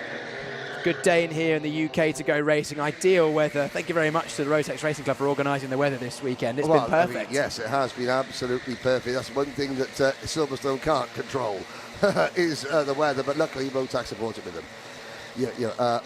White, half a second in front of Leo Engels, Jonathan Fussell, then Seth Dodds. The gap between being in the final and out of the final is huge. We've got a 3.4 second gap between Dodds and Watson, thanks to Sux Farkas. Well, there is Sux Farkas in the number 14 kart, just in front of Kira Boylan. Kira Boylan's the best placed of the young ladies in the class. Abdullah Al-Ali is in 11th position. Leela Kaufman is down in 17th position. So Kira Boylan and Leela Kaufman trying to get one for the ladies in the junior light final. That's Zux Farkas making a move up to 5th place. He's the one that wants to try and bridge the gap. He knows he's got the pace of the leaders in the front. He knows he's got the pace of the drivers in the pre-A final and the A final. So he's trying to bridge that gap, but he's got a lot of work to do. 4.3 seconds in 8 minutes. That's at least half a second a lap he needs to close in. So that kind of would rely on our front 4 to do some serious battling, which I think is pretty unlikely. Serious battling that we have for the drivers right behind. This is those battles between Boylan, Irons, Woolger and Sagu. Now through Priory, wide goes that driver in the red. That's the 58 of Boylan. Manages to hold position though, Kira Boylan now to the outside. Can they go side by side once again through Seagrave? Woolger looking to the outside again, outside, double cut back, is it on? No, Boylan holds on into Museum they go. Tucks down does Woolger, side by side, a little bit of contact. Woolger complains. To be fair, I don't think Boylan realised Woolger was that far alongside, otherwise she wouldn't have edged to the inside of the circuit. More side by side action. We go through turn 1 at Wellington, down into the medium speed corner at turn 4. Brooklands 71 and the 655 both going through the chicane. So that's Al-Ali and the 55 of Tsai. They both went through the Maggots and Beckett chicane, cutting behind the curbs. Well, that'll be game over for both of them, although Abdul Al-Ali is up to 11th and Yuting Tsai has dropped to 13th now. But still, it's just small steps. You know, I use Chinese Taipei as an example in the Rotax Grand Finals. When they first entered the team, they were 72nd in each class and last. Yeah. And now we flash forward 2 years ago at Sano, you know, Shooting Tang, Eason Sang was second in the world. There you go. There you go. It's progress. It takes time. It takes 10 years. It built block by block by block. We missed, Henry, that that penalty, also that cone investigation for David Zux Farkas has been confirmed. So he has a 1-place penalty, which means that not only does he have a 4-second gap to bridge, but he also would need to finish in 3rd or higher. So Zux Farkas' chances of making the main event are looking slimmer and slimmer by the minute as the minutes tick away in this B final. Unfortunately, Zux Farkas pace there, luck maybe not. I mean, they're looking slimmer than my chances of taking Keira Knightley on a date, is what you're trying to say. Have you asked her? Pardon? Have you asked her? I can't bide my time, haven't I? You're playing hard to get, Henry. yeah. I mean, I know she loves her karting. I mean, I saw her wearing a Class of Motorsport T-shirt. Let's move back to this battle here. We've got the 23 and the 44. This is our battle for the lead. So Engels has caught Ollie White. Are they going to battle for the lead? Ollie White was very quick. I think he was fast in the first qualifying session, but then the heat race didn't go to plan for Ollie White. Nope. But now I think he's looking to bounce back. It would be a good... What's the word? It'd be a good confidence builder if he could take victory here. Doesn't need to, because he's already through to the main event, and it makes very little difference in terms of the starting position. It's what, 21st versus 22nd. However,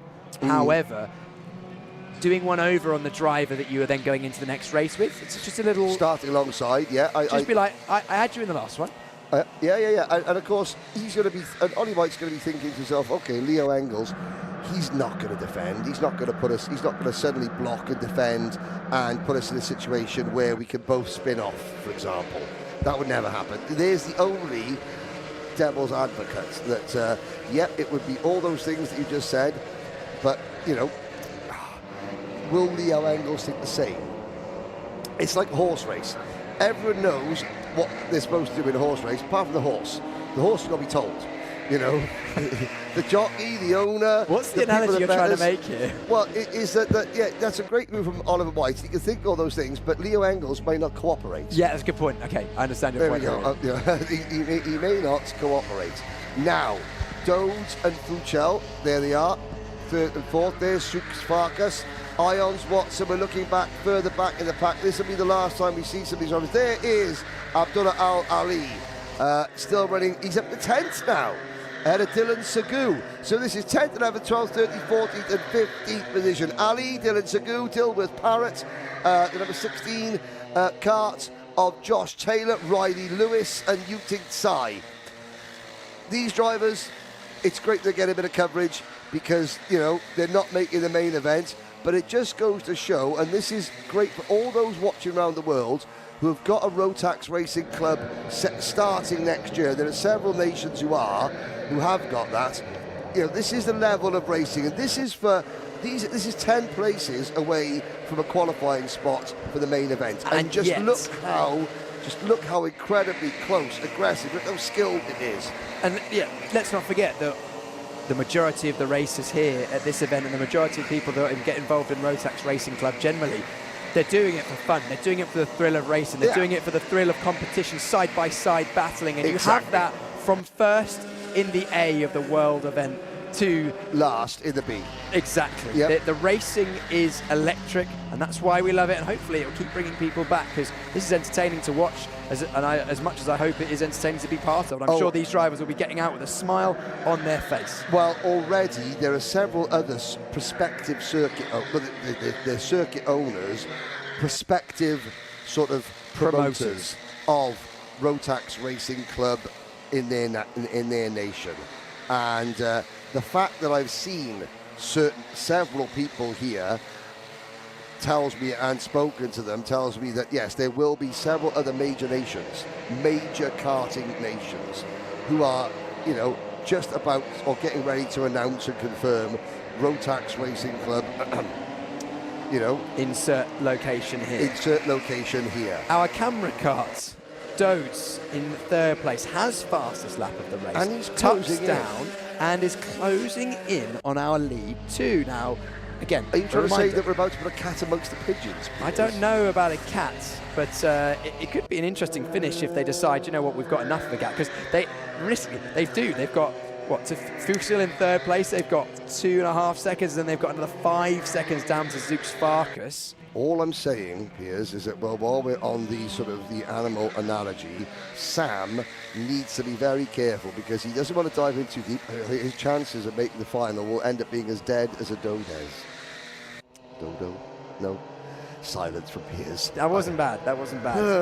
But regardless, the chances are not dead because at this stage, through to the final, yes, he doesn't want to do anything. Would go. Yes, he would. Back from the brink of extinction. But no, again, Dodas, he's there. He is there. Fuchsel is also there. Hungary. I spoke to both Jonathan Fuchsel and David Shooks-Farkas while you were doing your paddock walk, and yes, they were pleased to say, look, we're getting our names right. That was tick for us, Piers. At least we're getting someone's name right. Suks Farkas. They're both saying, oh no, well, you know, Suks Farkas saying, look, I'm British. I've got my Bulgarian passport, though. You know, they're so proud of their heritage. Bulgaria are in a good form of motorsport at the moment. Bulgarian driver Nicholas Solov at the moment, right at the front of Formula 2. So they're what's that got to do with Hungary? I said Hungary. You said Bulgaria. Hungarian. Oh yeah, it is a Hungarian flag. Henry, no, you've got Bulgaria on the mind because I just had a message from our mutual friend Andy Stobart, who has somehow managed to sign me up for a 25-hour kart race in 2 weeks in Bulgaria, in 3 weeks in Bulgaria. Hungary. Molnar in GB3 is there we go. Well. See, there you go. Here we go. The checkered flag is waiting. There is the battle for 10th place. Ali, Dilworth Parrott, Lewis Taylor, Sai Sagu, but a long way in front. Here we are. Leo Engels, Oliver White, Seth Dodez, and Jonathan Fuchel. They join the back of the pack for the main event. And that silhouetted handshake there sums up what I hope karting will always be. You know, wheel to wheel, and then at the end of it, you know what, mate? Bang, high five, fist bump. Sometimes in owner-driver racing, you know, you're going around the paddock trying to do, you know, paddock show, and it's like getting blood out of a stone with some of them. With these drive, and again on the circuit, it's very rare that you see that because of the intensity, and you know, here the amount of sportsmanship is fantastic. It's the amount of help each other, you know, off track. We want to race. We know that, you know, no friends on track, but it's just so refreshing to see the level of sportsmanship. Sadly for Callum Boot, for Spencer Lust, for Josh Taylor, for Leela Kaufman, for Dylan Sagu, Yuting Sai, Riley Lewis, Abdullah Al-Ali, Jake Dilworth Parrott, Ashton Walger, Kira Boylan, David Suks Farkas, Finn Eons and Mason Watson. All I can say is next year. Next year could be your year. And some laughter afterwards. Some laughter. Who was the 56? Mason Watson. He was the first driver to miss out and on a still place. He's turning around, laughing and joking with Finn Irons. They've just missed out on a place. But they've had a good race together, and that's what they care about. And yeah, really good to see. It's good to see. Normally, in owner driver racing, they'd be moping, you know, failure. No, that's no failure. They're still winners. They're still winners, even though they just missed out for their attitude as much as anything else. Absolutely. Absolutely indeed. We're getting prepared now, aren't we? Because we've had our junior lightweight. Next up, senior lightweight B final. All right. On pole position, it looks like it's going to be the 98, who has had a very, very good run indeed so far. We'll be hoping to keep that going. It's Kevin Andrea Maharo. Kevin Andrea Maharo, Madagascan by birth, Canadian by, well, geography now, by job. You know, family moved to Canada. Yeah, by appointment. Now, senior lights. 20 drivers there now. Just a little bit of, you can see. So, the BUKC, that Birrell ART Pro Kart with the twin engines, the pace kart. The Pro Karts in Club 100 history have a rich history, even though they've never actually been raced by Club 100.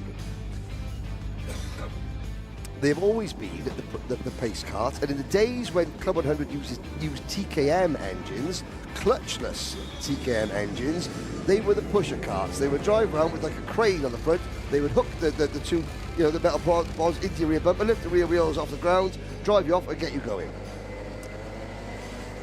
You know, the only touch and go nowadays, Henry. Touch and go nowadays. Here we go. Talking of touch touch and go, we're ready to go for that B final senior lightweight, and the grid is as follows: Kevin Andrea Maharo alongside Chen Yu An. Then we've got Giovanni Perez D'Amico and James King. Then next up, Callum Martin and Danik Messier. Bond 2 and Sham Ruguba, Ricardo De Filippo and Yao Pinto is row 5, your top 10. Jacopo Mongelli, who I spoke to in the lunch break, and then Shuning Gong, Katarzyna Tomicek and Mauro Palmero are 13th and 14th. Yu Ji Su is 15th, along with Ching Hung Cheng, then Lisa Mingay, Caden Greenleaf, Karen Leung and Parkson Chan. 20 karts, 4 being promoted. Those are the important positions.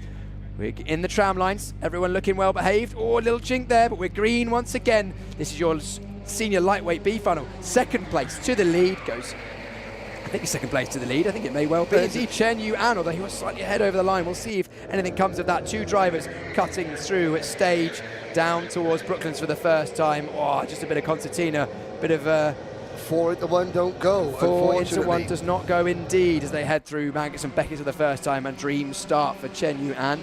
We'll keep an eye if there's any investigation. So far, contact warning coming in for James King. Well, I mean, I've got to say, James King had given himself a penalty by being out of formation before the start of his pre-B final.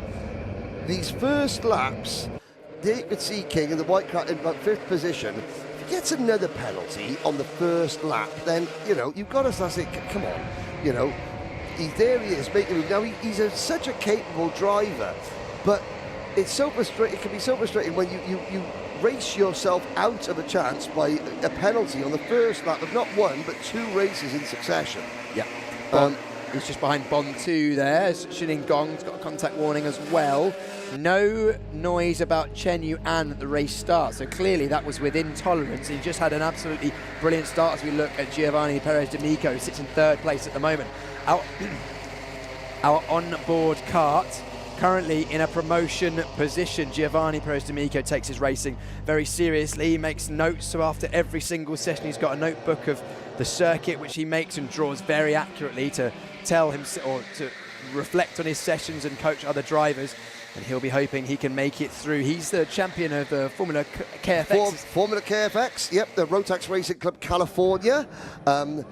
And again, he's got people from Phoenix Kart Racing Association cheering him and cheering Shane Raguba on as well. Raguba was the driver that he beat. Shane Raguba's start has not gone well. It's also gone badly for Lisa Mingay, for Karen Leung. They've got 3 young ladies in this race. Katarzyna Tomicek is the only one with a realistic chance now of making the main event after Leung and Mingay had issues on the opening lap. But Chen Yuan, Chinese Taipei, can they get a driver into the main events? Same going for Canada, stroke Madagascar with Kevin Andrea Maharo. What about America? Giovanni Perez D'Amico, and then the UK, Bond 2 in 4th position, and the 93, that's Shane Raguba. Mauritius will not get a driver. Well, Mauritian born, California based, Shane Raguba, sadly, his time at Silverstone comes to an end. Heading through Maggots and Beckett's, we're looking at King. He's currently in 6th place, looking at the back of the group of the fight he wants to be in so that he can get through. But on the back of King, Pinto looking aggressive. These drivers would do well to just work together and wait it out, because there's drivers ahead that will start fighting, and if you start fighting before the drivers ahead, you're going to work yourself into the wrong direction. Well, or will they start fighting? Because, you know, there's 4 at the front. There they are, and they're clear. There's no need for these 4 to make a move. If you just tuck in, play follow the leader, if Chen Yuan in number 87, Giovanni Perez D'Amico in the 11, and Bond 2 in the 88, if they just sit as Andrea Maharo goes new school, these 4 drivers, even with 11 minutes to go, it's highly unlikely they will catch them, provided the top 4 play nice. You're absolutely right, Henry. Side by side, King and De Filippo go. De Filippo gesticulating aggressively to say, like, let's go forward, let's catch the group in front. There is still time. 11 minutes remain in this B final. It's long finals, these. Plenty of time to make moves, plenty of time to close gaps with the 27 of Pinto up the inside. Distinctive helmet on Pinto. João Pinto, Portuguese driver João Pinto. That looks almost like some of the well, you go to a church in Portugal and there's these wonderfully colourful, ornate sort of, not tapestries, but, you know, the paintings on the church walls, wall art. And it does remind me of some of those. There's João Pinto's crash helmet design, James King, Riccardo Di Filippi, Callum Martin and João Pinto. Then Jacopo Mongelli, Katarzyna Tomaszek near top 10, Mauro Palermo, Danik Messier, Shuning Gong, Paxson Chan from the back of the grid from up to 14th, Caden Greenleaf, Karen Leung, Yun Ju Hao, Ching Hung Cheng, Lisa Mingay. And under investigation, ROG. Restart on grass. That is what we saw from Shem Raguba, which is what he is now under investigation for. That'll be a fairly hefty penalty because it's potentially causing damage to the karts. Yes, and now King makes a mess of Brooklands. Through goes João Pinto.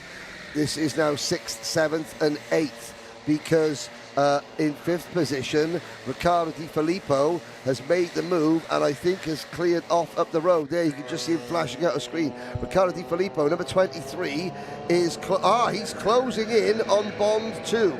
So Di Filippo's not done yet. He's broken clear and is pulling away.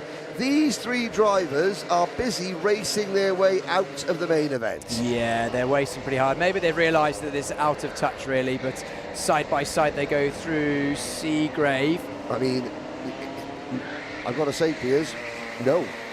9 minutes to go. It's a long way. And they're battling. They were battling with 10 minutes to go. And with 4 places up for grabs, you know, and those penalties. And they're 1 space off. I think that these 4 you're looking at now, well, these 3, they may live to regret their decision to just have a good old race because already now they're being caught by by Callum Martin, by Mongelli and by Palermo. Palermo is under investigation for rad flap, so I think he may have touched his radiator flap to try it. So, okay. Which is very much not allowed. Yes. Now, here's another thing. This is the difference between, you know, red car enthusiast racing and owner driver racing. You'll see on the side of the Rotax radiator, on the top of it, there is a flap. It has got, it's got the logo. It's got the Rotax Racing Club logo, the black flap with the white logo, and the date of the event on it. Now. That regulates or affects the temperature of the engine. You lift the flap up, the engine cools. It doesn't give you as much power, but the engine cools down. You then put the flap back down to give the engine more power until it overheats. In owner driver racing, you do this all the time. You're doing it every single lap to get the temperature to optimum because there's so much, in this racing, you're not allowed to touch that. It's because the karts must stay the exact same spec. Identical, yes. Identical. Yeah, and also it's to a certain extent the engine temperatures are managed by the Rotax Racing Club UK team, and they know that they're absolutely fine if they're all down, so therefore you shouldn't be touching those, and that would be a pretty hefty penalty there. Also, penalty for restarting on the grass is 4th place as well. That's still under investigation for Shyam Raguba, but that's not going to help his chances of a good result in this one. I mean, he is currently last on the road and 20th. Yep, we've got, well, looking at the list, now this is a real international B final. You've got Mauritius down in 20th, South Africa 19th, Chinese Taipei 18th, Hong Kong 17th, Chinese Taipei and island of Taiwan 16th, Hong Kong again 15th, United States, Portugal, Shuning Gong in kart number 61 hails from China. Then you've got Canada, Italy, Portugal, obviously the UK, the United States, but leading the way still it is Canada / Madagascar, Chinese Taipei, Perez D'Amico was in 4th, he's now in 5th. Riccardo Di Filippo in number 23 has caught and passed Giovanni Perez D'Amico and has left him in the dust. Yeah, we didn't see that, did we? I don't think, Henry. So I wonder what happened there. As Perez D'Amico maybe made a mistake, or the pace of Di Filippo has actually just been electric, hasn't it? Yeah, but Perez D'Amico was right with Toe. He was in front of Toe. Bond 2 was fourth. Bond 2 is now third. So Perez D'Amico, maybe, to me, that looks like he's been off track somewhere. Maybe. It's happened off camera as far as we're aware, but D'Amico's going to be pushing, or Perez D'Amico's going to be pushing hard to reclose that gap. And these three will be working together, I would imagine, because they will realise that they are second, third and fourth, which is second, third and fourth promotees. Although saying that, 23 of De Filippo just having a sniff up the inside there, but then dropping back in, deciding against it. Yeah, now if you're fourth and you're in the final transfer spot on the bubble, then you're always looking for maybe a little bit more breathing room. Just get past the one driver in front, because that means that there's, you know, there's a bit of a cushion between myself and the sort of the deep dark chasm of elimination. It's a bit like if you're running from a bear with your friend, you don't have to outrun the bear, you just have to outrun your friend. Yes, exactly. No, that's very, very true. That's excellent. I'm going to keep that one.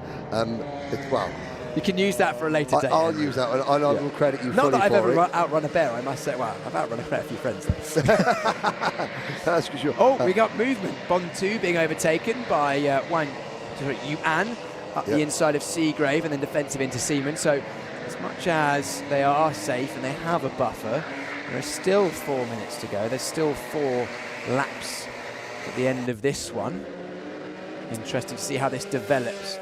Bond was quite happy to let through there and then drop in behind, because I think he can see over his shoulder that Perez D'Amico not far away.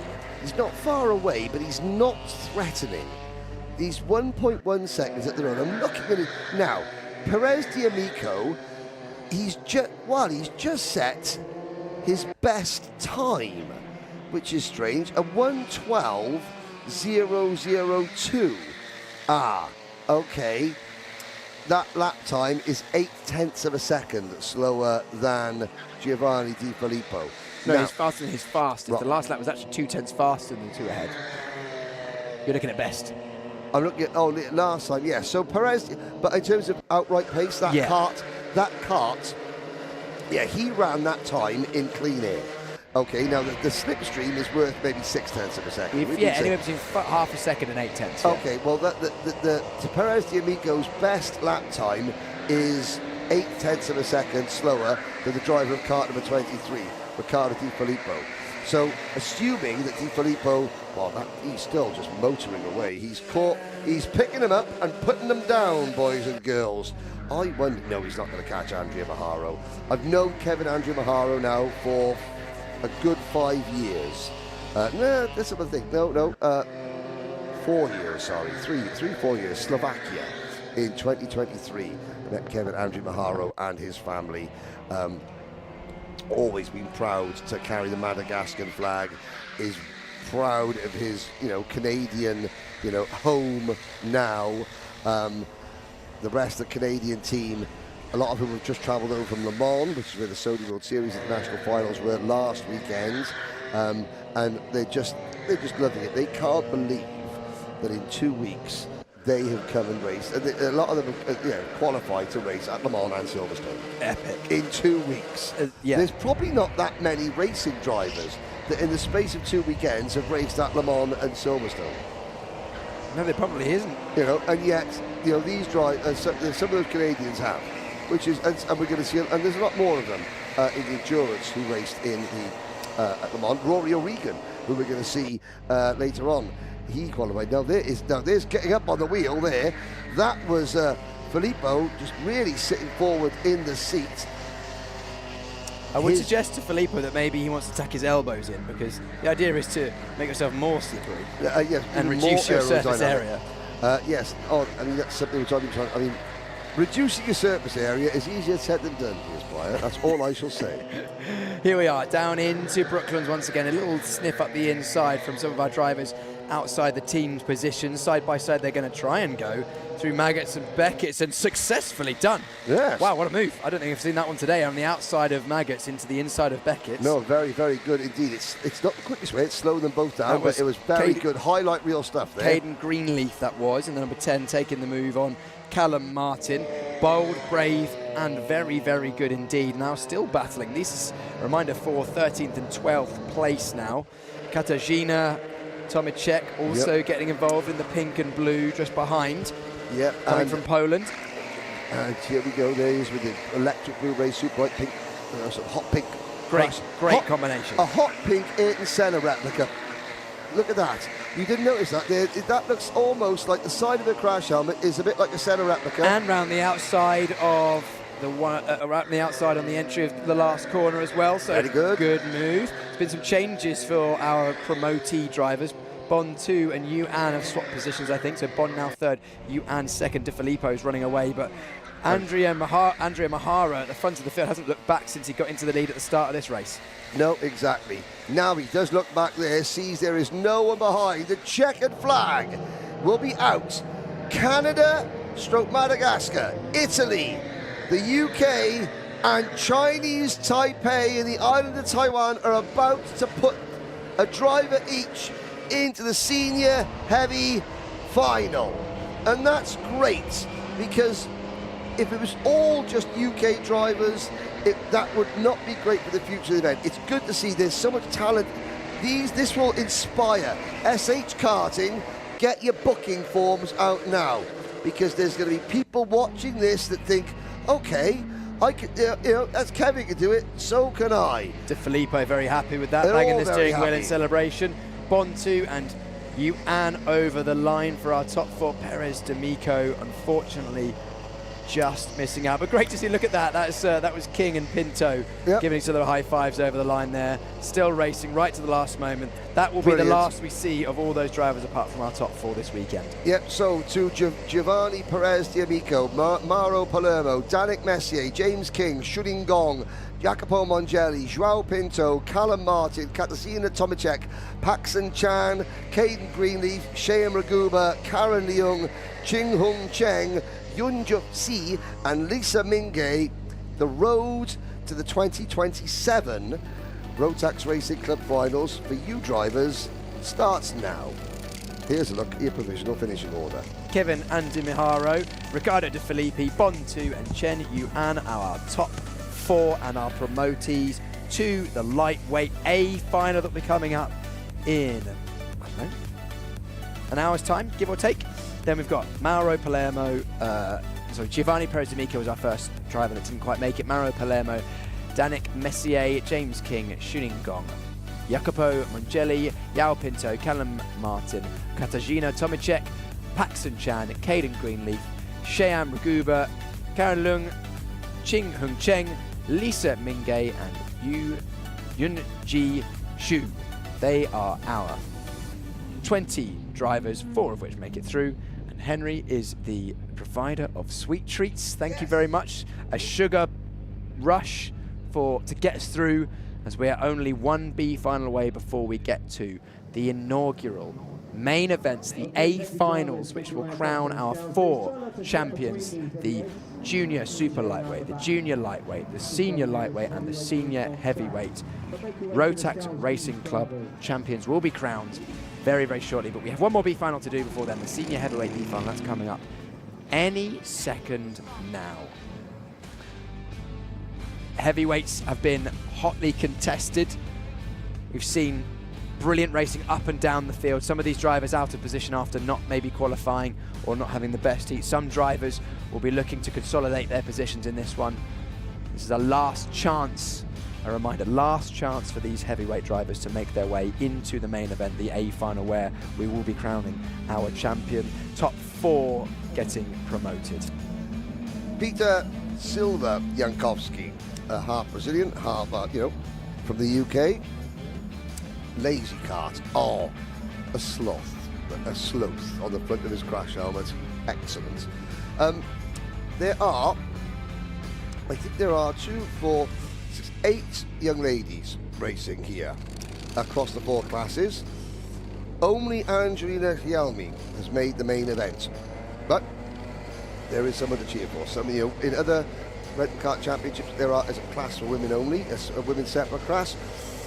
There are pros and cons to that, but at this level, I think you all race together. You're here by merit, not by gender. Absolutely. You go racing, the best driver wins. And here is the grid for our B final. Patrizio Barca and Scott Parker, first and second. Then Samuel Bensley and Chu Shengwei, second, third and fourth. They are the promotion spaces. Peter Jankowski and Hayden Harris go fifth and sixth. Mingui Ji and Simon Laflamme are seventh and eighth. Then we have Zach Cuff and Michael Charbonneau. Then Zach Marchand, Alistair Mingay, 11th and 12th. 13th, Tim Hill and Derek Martin. Yichang Xu and Damien Smith. Greg Watt, Ray Liu, Suhan Chen and Fernando Rueda are your grid of drivers as we go over the line. One braking formation, that's the 58. Chu Shengwei, I expect to see getting a penalty for braking formation. Almost vertically upwards went Shengwei as well as we head down towards Brooklands for the first time. Leader away cleanly. We've got plenty of fighting further down the order. Are we all going to make it through clean? No, the 27 spins around. That was Alistair Mingay from South Africa. Mr. Nice, Greg Watt, starting at the back of the pack and avoiding that incident. Up at the front, 4 places remain. Only 4 across all 4 classes in the main events. 4 of these 20 drivers will take them out of Priory into Club, followed by Ireland, then Tower. Now we're into Seagrave. Through Seaman now. There is the next turn. And we're into Windcurve Museum, up the hill, through Farm Curve. We complete lap number 1.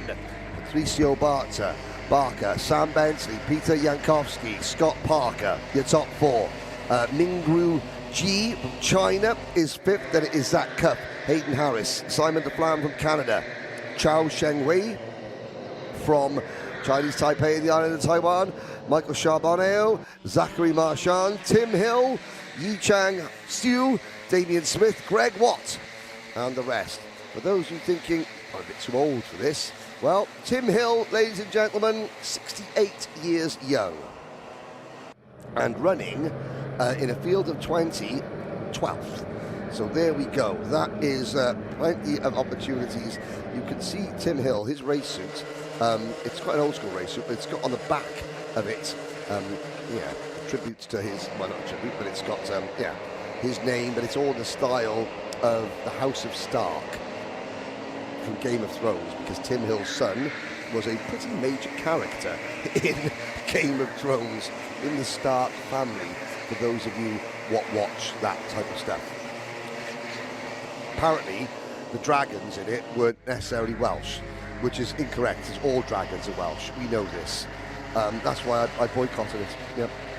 Yeah, the 77,000 Emmys and all it won was notwithstanding. The dragons weren't Welsh, so man wasn't interested. Plenty Emmys, no Henrys. Plenty. Hey! Oh, Piers Pryor, that sugar rush has really done wonders for you, Piers. Coming in with an absolute dinger straight away. Damien, unfortunately, just running wide. Damien Smith on the exit of Brooklands there, just slithering over the exit of the curb. You can see how bumpy it is offline. No, it was not Harry Potter we were talking about. It was Game of Thrones. Slytherin. My apologies. Different fantasy genre. Mine was better. I'm sorry. Right, Harris is right on the attack. Remember, Harris in the pre-B final went from, I think, 19th up into 5th or 6th place. So this should be light work for him as we have a penalty for Chu Shengwei. That was the braking formation penalty. That's been confirmed.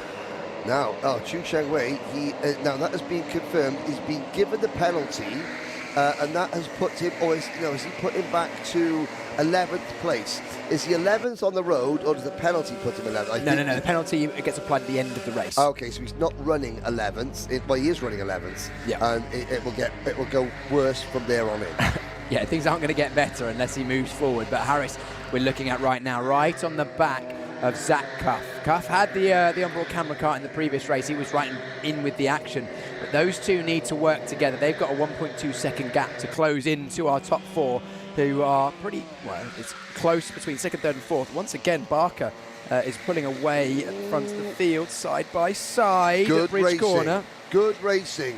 Jankowski there, just giving him enough. He pinned the number 88 kart of Sam Bensley to the inside just enough. Oh, and that's the number 18 kart having a rotation, and that will be game over for...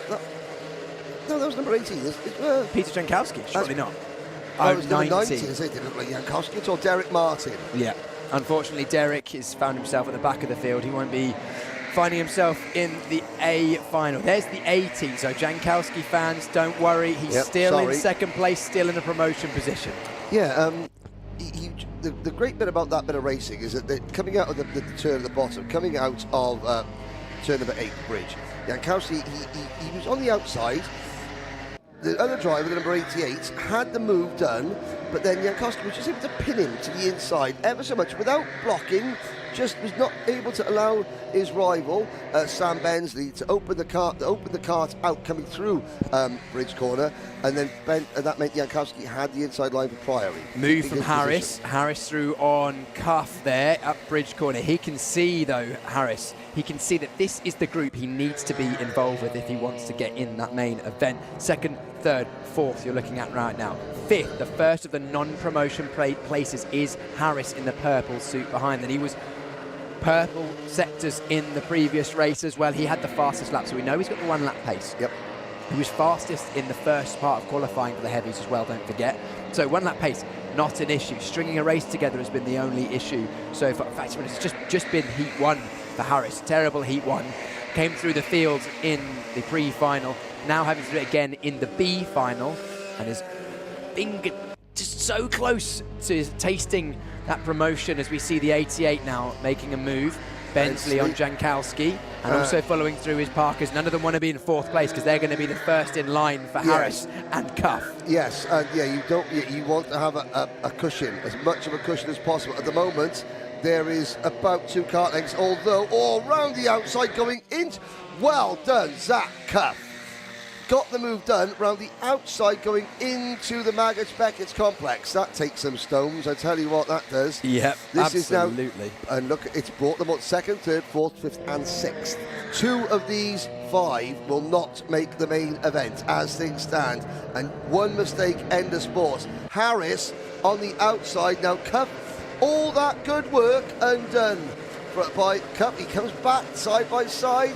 They're losing ground again, these 2. Fair, safe to say, I think, with all this battling, the Barker's gone. Jankowski may have also gone as well, as he's got a small gap, 2nd down to 3rd. But then this Bensley, Parker, Harris, Cuff, potentially even Charbonneau in the back of shot there with Laflamme. They're going to be working together, those 2 Canadian drivers, to try and tow up to the back of this group. But you're looking at the battle for the places. 2nd is the 18 there. 3rd and 4th, 10 and 88.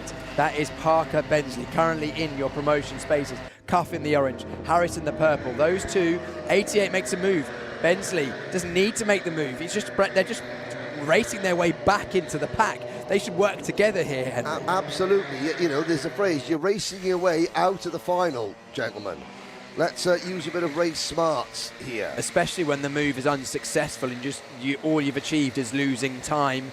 I understand if you're faster, you want to get ahead, but it needs to be clinical. There's Charbonneau and Laflamme. They are seeing all this unfold ahead. They'll be thinking, right, let's work together. They know each other from the same part of the globe, and they will be trying to get the Canadian flag into the A final, if at all possible, with their names on. We cut back to this battle now. That's 3rd, 4th, 5th and 6th all together. And there's the problem. As you get closer to the end, moves become more desperate. They have to become more desperate. And Zach Cuff went in on Sam Bensley there and sort of didn't time it right, so it gives Bensley a bit of a clout. Did you see that? A point at the wrist and a point up. We haven't got time for this. We don't have time. I love that. That's the most communication I've ever seen from one driver. We're not only going to point at you, we're going to point to my wristwatch and the clock at the same time as we cross the start-finish line together. I know you're generally against gesticulation, but that was pretty good from Hayden Harris. That was funny. That was very funny. I'm not against. I'm against unnecessary gesticulation. And you're saying that was necessary?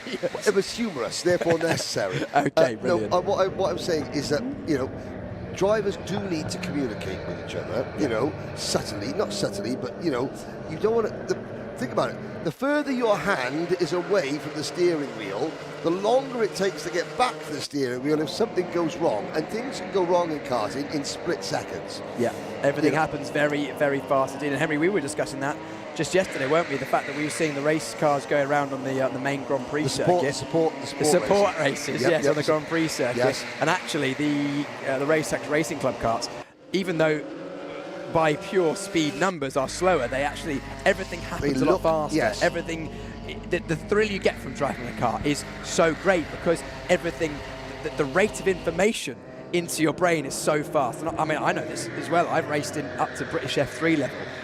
Yeah. Racing a kart, everything happens faster even than a Formula 3 car. Your ultimate speed is less, but, it's all happens so quickly. But you feel it's going just as quickly because your backside is about 6 inches off the ground. Yeah, exactly that. And there's a bit more wheel-to-wheel action. Harris, and again, like, oh, what are we going to do? Are we going to do the okey-cokey? And hopefully no one gets turned around. Naughty cutback from Hayden Harris. Yes. Hayden Harris is getting impatient here. He's saying, look, we're fighting for the final place that doesn't get us a promotion. What are we doing? It's through the grass. Bensley side by side. No, is that going to give a penalty to the cavalry? And here come the cavalry. Four abreast, and Charbonneau is round. That is a shame. And the other driver, the 50, Simon Laflamme. Laflamme. He's got momentum. He's got momentum because this is now for 5th position. Is this 5th position or is this 6th position?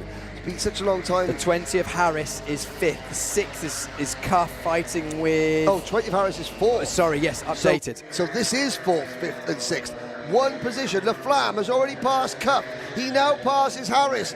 Canada, once again, into the top 4. Kevin Andrew Maharo, and you think, no, not quite. Laflamme, Benz, Harris. Harris is the purple is ahead of this. I'm sorry, I'm getting So this is the battle for 5th. They're fighting for the place that doesn't get them promotion. Right, there we go. I get excited there, Henry. Who would have thought Henry getting excited and talking at a trollop? No, easily done. There's a lot going on here, and Harris has done well to break free of this group because he was the one that was getting frustrated, wasn't he? Yeah, and I mean, race your way out of it. Both Cuff and Bensley have had numerous opportunities, and now they find themselves, well, the door is just about closed on them. Laflamme himself is, over a second and a half behind the top 4, and he's the one who's just got his head down. Looks like he may have a bit of momentum. Look at Tim Hill. Tim Hill up to P9, ladies and gentlemen. 68-year-old Tim Hill runs 9th. Remarkable.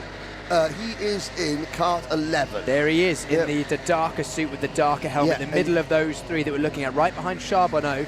Charbonneau, the driver that we saw at Seagrave 2 laps ago, made that error trying to take it 4 wide, clipping the curb and spinning round. There is Jankowski, 2nd place driver. We ride on board with him right now.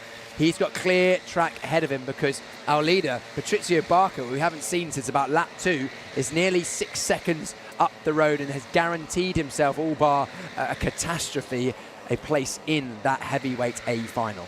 In a B final, you want, and you don't get any coverage, that means one of 2 things has happened.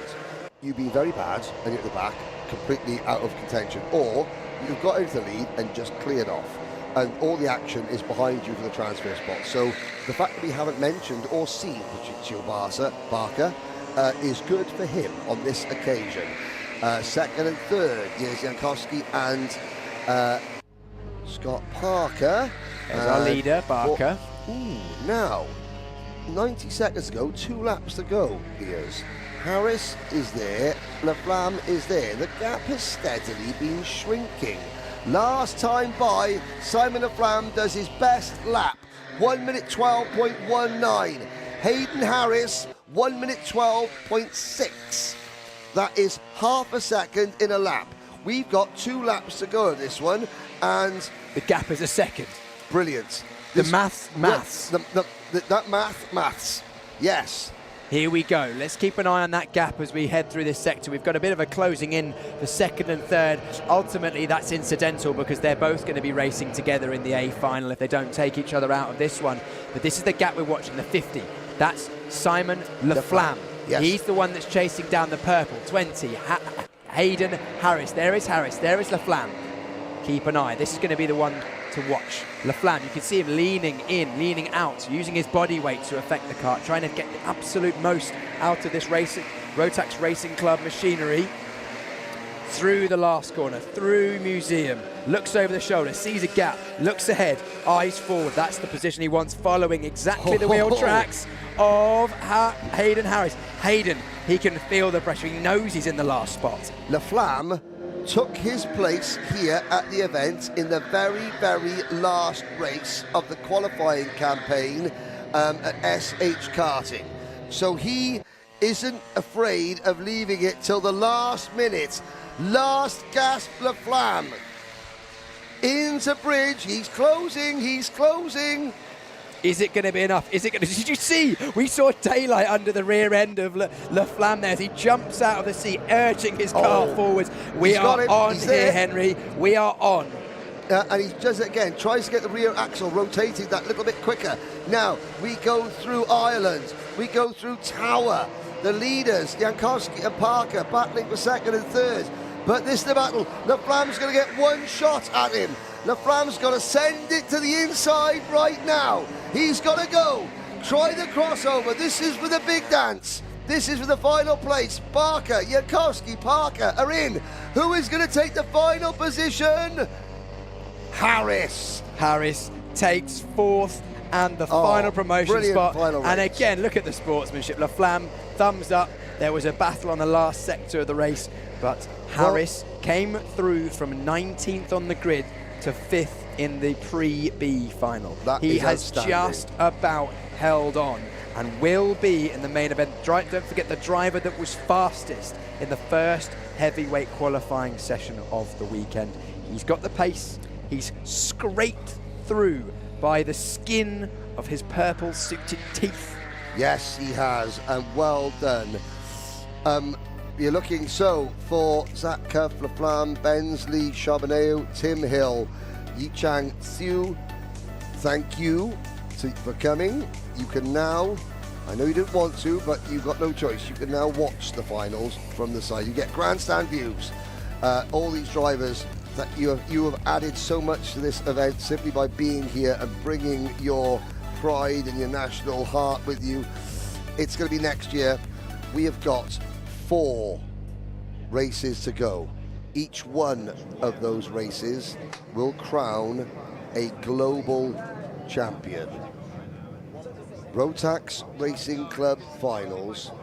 We are into the very last stages, and 4 drivers about ready to go. They will refuel the karts.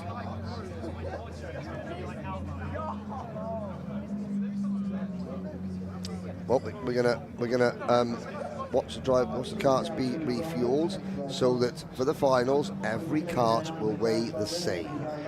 That is part of the incredible amount of precision that Rotax Racing Club UK / Club 100 provides. It's time, Piers Pryor. We are going to go main event racing here at Silverstone. First final, it's going to be Junior Superlights.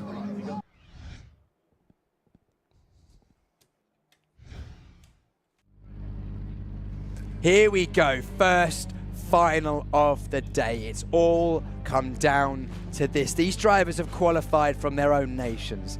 They've got the ticket, they've booked in, they've flown, driven, who knows, they've made their way here to this event today. They've been through practice, they've had qualifying, 10-minute heat, 12-minute pre-final, maybe even a B final, and this is the main event. The winner of this race will be the first ever, the inaugural Junior Super Lightweight Rotax Racing Club champion. Drivers, they know that this is the moment. Doesn't matter how many races you've won, doesn't matter how you qualified. Ultimately, all that matters is being at the right place at the right time, coming out of that final corner past Farm Curve. In just over 15 minutes time, we will know who our first champion is, and it will be the first in a long list. The Rotax Racing Club, this is the inaugural event. It will become one of the biggest events on the world karting calendar, and we will look forward to seeing future champions being crowned. But for now, our grid is set, which we will go through as soon as these drivers leave the pit lane. Preparations have been made. The drivers will have been mentally preparing for this. They'll be planning their starts, planning when they want to attack. This is the longest race we've had this weekend as well, 15 minutes. Another 3 minutes longer than we had in the pre-final earlier on this morning. Another 5 minutes longer than we had in the heats this morning. Plenty of time to make moves, plenty of time to close gaps, plenty of time to place the kart exactly where you need to get the race done.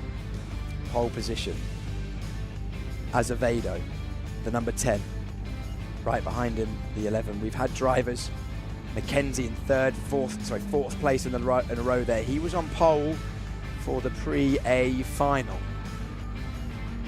We look down the grid. Plenty of talent on this grid. These drivers, a reminder, junior drivers, 18 years or younger, super lightweight, 60 kilograms with race gear. There we see Jack Bromham, the driver that is starting, I think, in second place. Pushed hard in that previous one. It looks like we are just seconds away now from getting these karts out on circuit. The pace kart moves out the way. There will be 3 laps practice ahead of these A finals, Henry. That gives the driver the chance to get familiar with the kart they've been given. They do not get to choose which kart they get for the A final. Nope. All the karts are very much equalised to the best of the ability and physically, mechanically possible by the Rotax Racing Club UK team. Full show. But they have 3 laps to get acquainted with their kart, and if they think it is not up to scratch, they have 1 opportunity to change it. But consider this, you change your kart, you're getting into an unknown. You won't have those laps to practice in the kart. The tyres will be marginally cooler as well. What's better, a known unknown or an unknown unknown? It's a known unknown, sort of. You know the kart is not what you want, but you're in it. I mean, there's a phrase, better the devil you know, but if you know it's slow, then you're probably not going to win. So I think maybe in this instance, if that's part of the tactics, and a lot of these drivers will have raced in this type of racing before, whether it be Club 100, Rotax Racing Club UK, or their own regional championships, and where they run kart changing regulations. There's a skill to it as well, knowing how far off your kart is, being able to pick up whether your kart is worth changing instantly going within out, within a lap and a half. And bearing in mind, there are natural variations with the karts. These karts have all been raced by various drivers throughout the weekend. There will be various bumps, scuffles, knocks. The tyre wear will be marginally different. The manufacture of the karts is almost identical, but almost. They will feel slightly different. But being able to feel what is slightly different and slightly worse is a skill in itself. That is correct, yes. Now, the races I'm expecting to see for these A finals, Henry. Okay. Considering we've had A finals for Rotax Racing Club UK and British University's karting championships, and karts very similar to these, it's going to be frantic. The slipstream we know is strong. It's going to be multiple drivers for the lead. The most important thing in terms of getting a result in this one is not going to be which kart you're in. It's not going to be one lap pace. It's going to be the decisions you make in kart placement, when to make a move, where you make a move, how you prevent moves being made, and playing your hand, playing your cards right. You can't help the cards that you're dealt, but you can play them pretty well. And this is not a game of luck, this is a game of skill. I will guarantee you this. It is highly unlikely that if you took all these karts out for 1 lap, and the fastest kart after 1 lap, will not be the kart that wins this race. There's about a 1 in 20 chance of that. Yeah, but even if the kart that the front row drivers are in are quick, then it's not a guaranteed path to victory, for the simple reason that this is going to be a knockdown, drag-out slugfest. And also the toe as well. Let's not forget the toe. Even if your car is 2/10 faster than everyone else, and you can pull 2/10 of a lap on everyone else, the toe's worth half a second at least. So 2 drivers behind are going to be faster than you. They are, exactly. They're going to be faster. Now, tactically, in this race, we have seen Edgar Azevedo, previously driver. Let's have a look. He was the top rookie in Club 100 in 2025. That is why he got his ticket here. He is raced in the British Indoor Championship. British Indoor Nationals, 3rd last year. He is the international layout lap record holder coming into this event. I'm not quite sure if he still is, but of course, different types of karts, different types of racing, different lap records, obviously. It's down to the drivers around Edgar to drag him into a battle. He has proved in multiple races in the last, today, that if he gets clean air, he can pull away from anybody, regardless of what kart he is in. So the key for the other drivers is don't let Edgar get in clean air. Don't give him the opportunity, because he only needs half an opportunity, and he goes. So, as we look at the refueling procedure, just being completed by our organisers, the Club 100 Rotax Racing Club UK staff. They're number 10, Edgar Azevedo. Jack Bromham, the outside of row number 1. He won the in-kart championship and race of champions at Daytona before moving into Club 100, finishing 3rd in the Southern Superlights. There is a look at some of the many spectators we have here on the balcony outside Box, the incredibly tasty pizza restaurant here. I can guarantee they're tasty. I've had 3 this week. Yes, I mean I'm up to 2 this week. Yeah. I think this evening's probably going to be number 4. I reckon. I got a feeling it might be. Here we go. Junior Super Lightweight A final shortly. Yeah, just look at the back of that chair and think, my bottom will not be on it very shortly, because it will only be the edge or none at all. Here we go. Your starting lineup in Junior Superlight: Edgar Azevedo and Jack Bromham on row number 1. Logan McAllister and Ellis McKenzie start from row number 2. Sam Morse and Mason Turner go from row 3. Joshua Robinson and Jensen Barnard, row 4. Still waiting for our first overseas competitor to appear. There's George DeGreed and Ty W. Sherlock. The top 10 all British drivers. There's Kadeen Mohamed Mameri from the UAE. He's the leading international driver. Zachary Belch is 12th. Then Sam Burnell and Leo Anderson. Behind Anderson, you've got Jules Larkin and Lewis Tracy. Amboise Delaware from the USA and Miles Harrison are on row number 9. Delaware and Mameri are joined by Matteo Ehrenfuchter from 20th on the grid. Alex Rattan starts 19th. Now the B final last gas qualifiers. Finley Strang, William Harvey, and making it in at the very end, Louis Munford. And there's the only lady to make a main event across all the classes, Angela Guglielmi. It's like Nicolaj from Brooklyn Nine-Nine. Nicolaj. No, Nicolaj. No, Nicolaj. No, it's Nicolaj. Yes, exactly that. Watch Brooklyn Nine-Nine. It's very funny. It is excellent, I must say. Anyway, back on topic. The time is now. We are riding on board with our onboard camera, and it looks like it is going to be Logan McAllister, the driver that was very quick. His practice times straight away out the blocks fast indeed. Mackenzie already has got to the lead of this practice session. This is a bit of an interesting one, I find, when you have a practice session ahead of a main final. Yeah. There's a bit of posturing, a bit of psychology going on, even for these junior super lightweights. These drivers, mostly 13 to 15 years old, some 16 and 17 years old. Edgar Azevedo, a fair few karts coming in. Yes, including our pole man, I believe.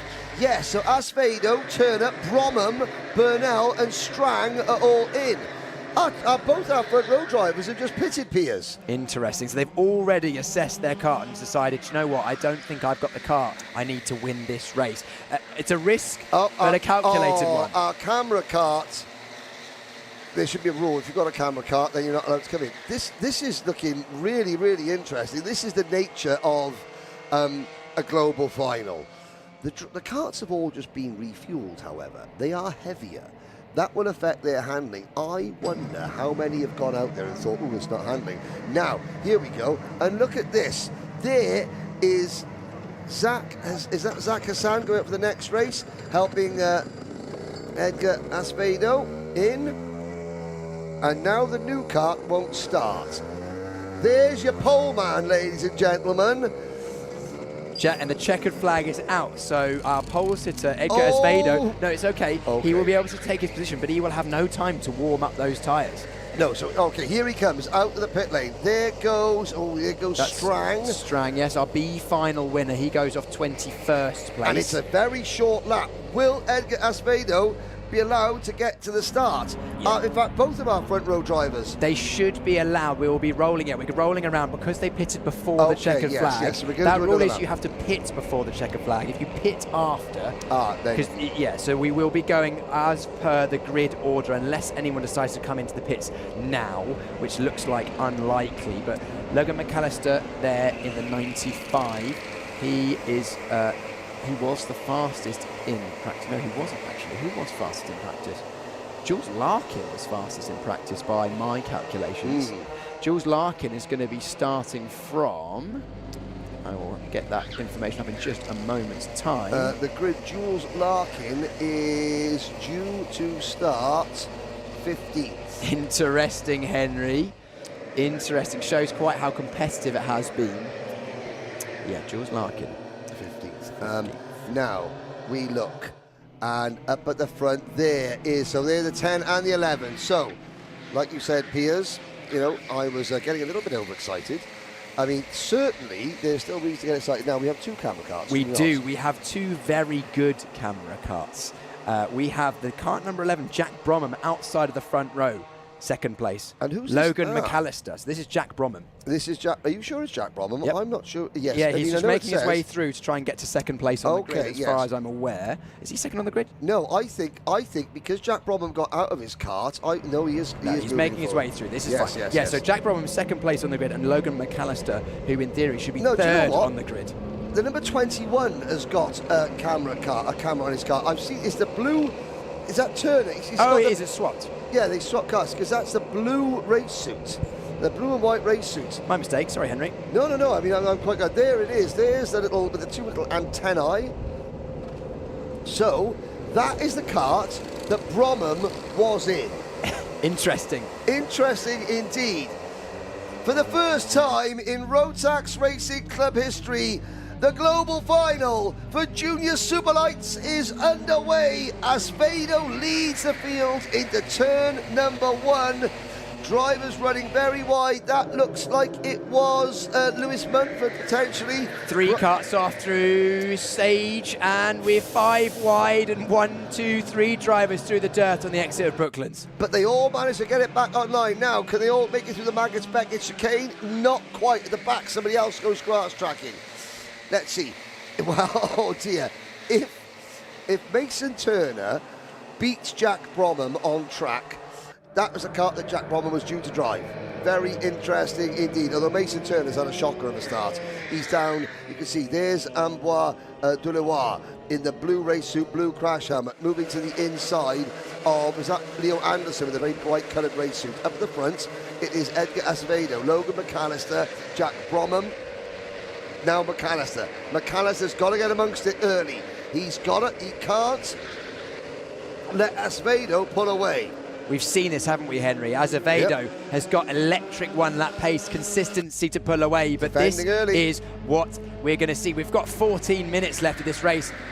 Oh, what a move. No, not quite. That would have been the move of the day so far. That would have been the double platinum Slim Shady. But early days. But this is what he's got to do. Start hassling Ed Acevedo. Please don't think that I am biased towards one or the other, although I don't want Acevedo to win. But no, tactically, this is what McAllister needs to do. If he doesn't, then Acevedo will just get smaller and smaller and smaller in the distance as he pulls away. Yeah, Acevedo has got a 1 kart length gap now. McAllister needs to maintain that gap. The toe should help him, but he can't afford, as you mentioned, Henry, to let Azevedo go away. Mackenzie, we saw him take a victory earlier on, didn't we, in the day? He knows he can be quick. He'll be content right now because he knows these front few are not going to work together by the looks of Azevedo, already defending quite heavily, I must say. He's not going to be able to do that for 14 minutes. And look, there you go. Already Logan McAllister alongside. He's going to get through at the last corner. Yep, he just makes a move. That was excellent camera work there. Great stuff. Logan McAllister. Now, Azevedo, did he run wide? He points. Acevedo's run very wide. As he crosses the line, the number 10 car is back into 246 position. But again, that's what McAllister needed to do. Now we're going to have, Bromham to the inside. And now this is going to help Acevedo just catch them all back up. This is basically, I don't play chess, but this is basically just sacrificing pawns at this stage. Everyone's just deciding, just playing the hand, just right, feeling people out. Are you nervous? Are you over defensive? We've seen already slightly over defensive from Azevedo. The pressure showing for the first time this weekend. Drivers deciding that they're going to duke it out at the start of the race. So I expect us to have a little section in the middle of the race where everything calms down. The drivers in the front group who are forming now 3 drivers. That's McAllister, Mackenzie, Robinson. I expect them to basically settle in now and try and pull away. Azevedo, he can see that the front group are pulling away. We've got battling further down. All these drivers trying to get on terms with the drivers at the front of the field. They're not going to be doing that if they keep banging wheels, as we see Turner making a move. Mason Turner currently has the fast lap, a 10.9 already, so lap time's already low. We're only 3.5 minutes into this race. Contact warning for Finley Strang, our B final winner from 21st on the grid. How's he getting on? Strang up positions already into 9th place. B final winner in the top 10, up 12 places. Keep an eye on him, also up 12 places. Miles Harrison to 6th from 18th. We've got big movers. Azevedo also has a contact warning, cannot afford another one of those. We've got a battle for the lead. Mackenzie to the outside. Defensive goes front 2. Mackenzie's lost the lead. He led over the line, but no longer leads. Now it's the 11 in the lead. The 11. I think there may be a transponder error for one of our front drivers. The number 11 is Jack Bromham, who is not showing on the left-hand side of the screen, but I can assure you he is there. The team here in Race Control will keep ahead of that. We'll try and keep an eye on that, but it is Bromham from McAllister from the 41 of Mackenzie. Mackenzie in theory led over the line. I think it may have been Bromham at the start of this lap. It's now 1, 2, 3, 4, 5, 6, 7, 8, 9, 10 karts nose to tail. The front 2, a small gap ahead of Mackenzie. Here we ride on board with McAllister in the red suit, chasing that defensive the defensive Bromham goes. Bromham decides that he wants to lead for now. It's the safest place. He knows that the group behind is building up. He knows that we're 1st to 9th place at the moment. Henry just catching you up. Our leader is Bromham. His transponder is not working, but he is in the lead. So basically, left-hand side of shot, that is your order. Okay. But input the number 11 of Bromham at the top of the field. Yes, sorry about that. Just had to duck away for a minute. So Bromham, again, that is a case of a lot of the transponder is there, it's just not picking up, so they're manually lap scoring him. And Azevedo, and there's a move. Azevedo is there in the lead pack, side by side. That is the number 49 and the number 22, Harrison and Robinson. They were battling over 4th and 5th. Now it's 4th, 5th and 6th because Lewis Tracy has joined in. Henry, we've got some brilliant starts here. We've got a few drivers up more than 10 places. Okay. Miles Harrison up 13 to 5th. We've also got our B final winner, Finley Strang, to 8th. Okay, are we going to get a B final on the winner on a podium? Where is Strang? He's making a move into Brooklands, and has that move paid off? I think it might have done. You know what? Oh, on the grass in the red race suit. That could be, I can't remember who that is in the red race suit. But it is game over potentially. Fastest lap, Edgar Azevedo. I've said that a few times this weekend. Yes. Henry, this drive so far from Azevedo is reminding me of what Oliver Hodgson used to do in Rotax, which is in a race where you knew it was going to be a scrap. He would often relinquish positions early. Yes. Then pick his way back through one by one by one. We've seen Kai Hunter do the same in Rotax World Finals and British Championships as well. These are drivers who have raced at the highest level for many, many years. These are the highest level of drivers in this category of karting. And Azevedo, he knows he's got the pace. He knows he can win. He knows there's still 8 minutes left of this race. That's nearly a whole heat to go, and he's in the lead group. McAllister, you're very right, you know, because of course they dragged you into a scrap at the start, so let them. Now let them drag you round. You just sit, watch, observe. Where are these drivers? Where are these drivers quick? Where are these drivers maybe not quick? 3 wide, and then by the time you make your move, they don't have time to grab you to back into a scrap. Mason Turner, as we follow through the Beckett's complex, Finlay Strang is en route to the front. He has not got the fastest lap of the race, however.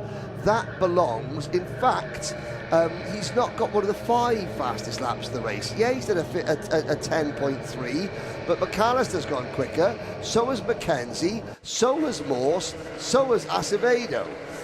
What was I saying about it's down to driver, not car? Oh, and there's a bit of pushing and shoving going on through there. Now, Jules Larkin in the red race suit. We saw him go off before earlier. He's now forcing his way back through. Alex Rattan trying to make it 3 wide at the inside of Seaman. And the 62 car. Well, Matteo Ehrenfuchter, he started 20th. He's about to break into the top 10. But of course, for those that go one way, there are drivers going the opposite direction. Sadly, George de Guide, 9th on the grid, running 15th. Jensen Barnard, 8th on the grid, running 13th. 6th on the grid for Mason Turner. He's down in 12th.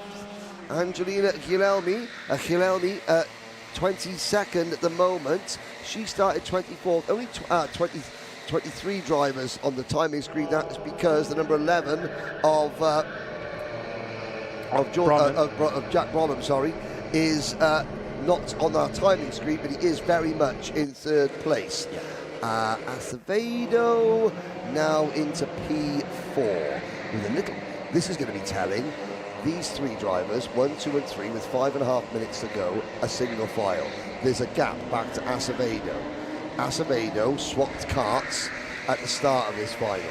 We're about to see if that decision has paid off, because if we can close in clear air, let's count the gap between McAllister, Mackenzie, Bromham and Acevedo. The gap from 1st to 4th, 1.7 seconds, no, 1.2 seconds rather. Azevedo, as you mentioned, in 10-1.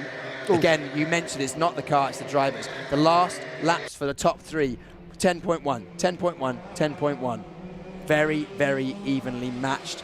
And Azevedo, well, that's our top 4 actually, because of course we've got Bromham in there, who is in 3rd place but isn't showing up on the timing screen. But it's doing the same laps because he's there. Well, yeah, so exactly. For all intents and purposes, the top 4 drivers just at identical lap times. Yeah, Lewis Tracy within a tenth. Lewis Tracy just at the fastest first sector of the race. He's all the way down. All the way down. He's in 10th if you include Bromham.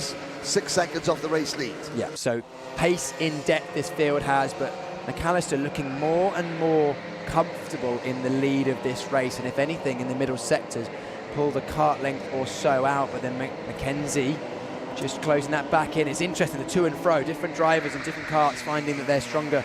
Different parts of this 18-turn kart Silverstone circuit.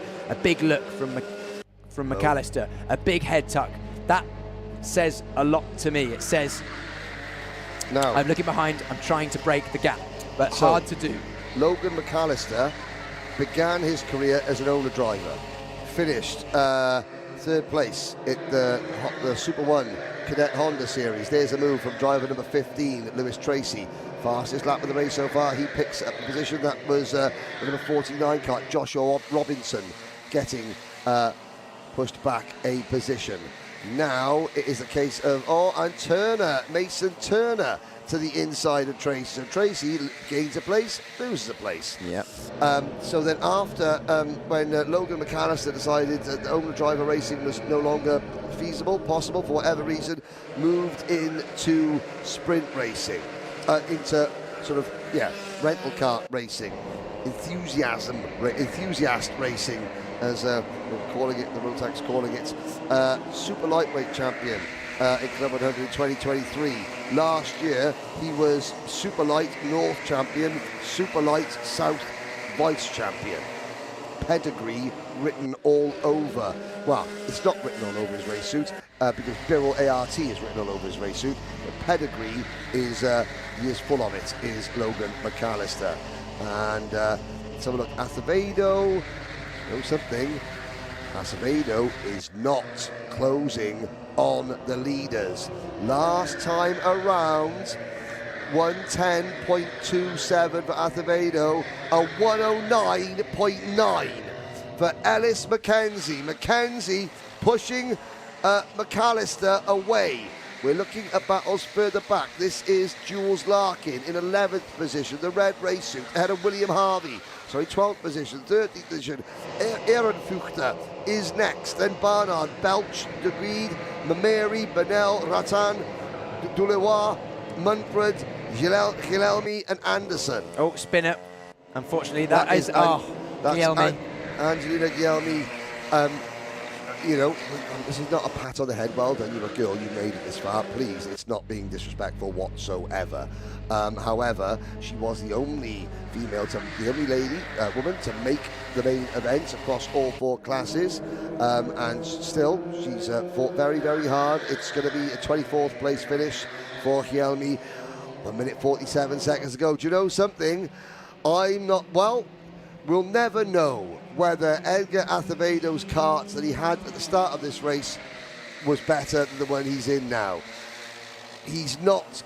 He might still catch the top 3, but it's now a case of the lead 3 will battle amongst themselves and will bring Acevedo back into play. Yeah, Azevedo's going to be in this battle. I think this is now just over a minute to go, so that it'll be this lap and one more. This is the penultimate lap of the Junior Super Lightweight, and Mackenzie goes for the lead, takes the lead at Seagrave. For the first time all race, Logan Mackenzie has now led, because it was Acevedo and he led for precisely 1 corner.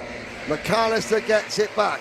Logan McAllister has got the memo. Here comes Acevedo and Sam Morse in 5th position. The famous 5 start the last lap.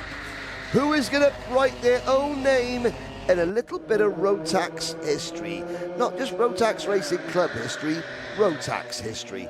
Who is going to be the very first driver in the long, rich history of Rotax to win a global karting title in a rental kart? Here we go. Concept warning for Lewis Tracy down the order, but this is the battle we're sticking with. This is the trophy battle. It's now 2 for the lead as Bromham looks over his shoulder, sees Azevedo, defensive, goes McAllister, Mackenzie to the outside of Priory. Are we going to see a cutback? Mackenzie can't get it done. Bromham is still there. Azevedo to 3rd. Azevedo to 3rd. Bromham's dropped back. It's now 1v1 in the last sector of the race. The clock strikes 0. Henry, here we go. Into Seagrave for the final time. Mackenzie has Logan McAllister potentially just where he wants him. McAllister's going to have to defend in the final corner. If you go in too deep, Logan, you're going to sacrifice exit speed. It's going to be a drag race. It's going to be head-to-head to the line. And it's Logan McAllister, your 2026 Junior Superlight Rotax Racing Club champion. What a race, the fist bumps already.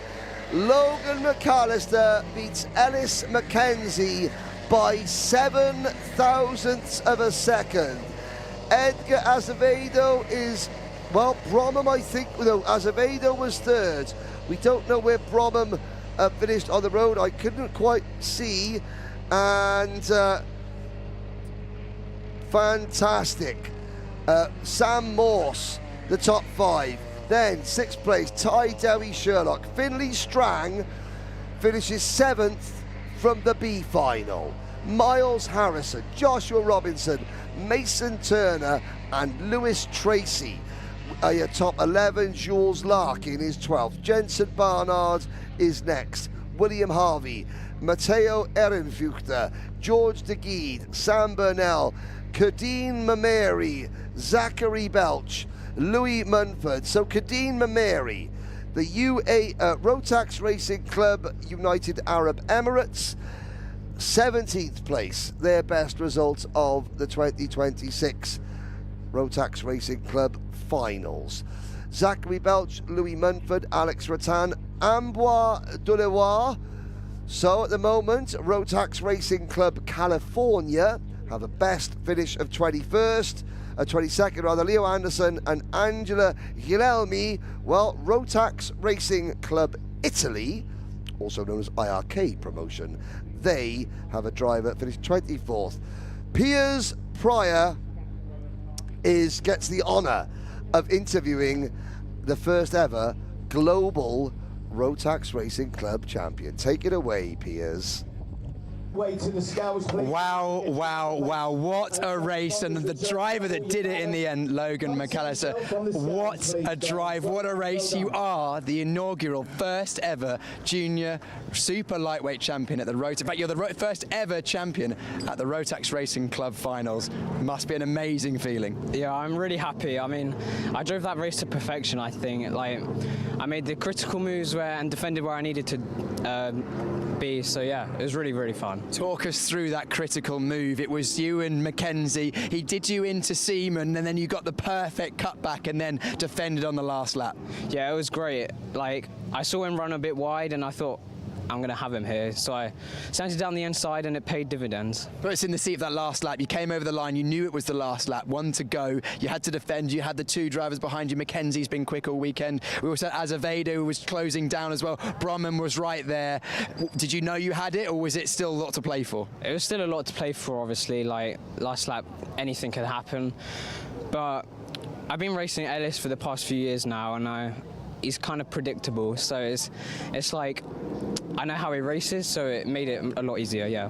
Congratulations, amazing. Is there anyone you'd like to thank as our inaugural Rotax Racing Club champion? I'd like to thank Club 100, obviously, Rotax and my family.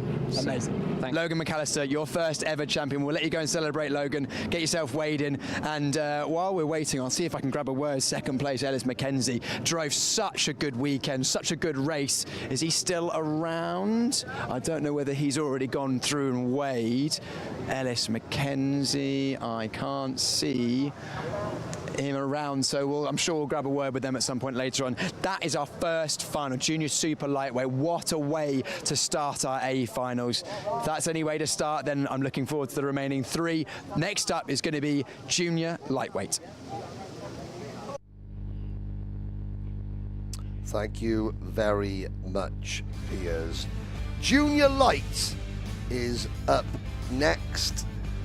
Drivers, well, sitting in their karts. I wonder, looking at the fact that in that race, the super lights, both front row starters decided they wanted to change their karts after just one lap. Neither of the front row starters ended up winning. I wonder if that will play on the minds. I wonder if we'll see as many drivers flood into the pit lane. It'll be at the end of this lap, because like all the other main events, we are going to have 3 laps of practice. Let's see. Well, here's your starting lineup. Benjamin Hamilton and Jacob Marples.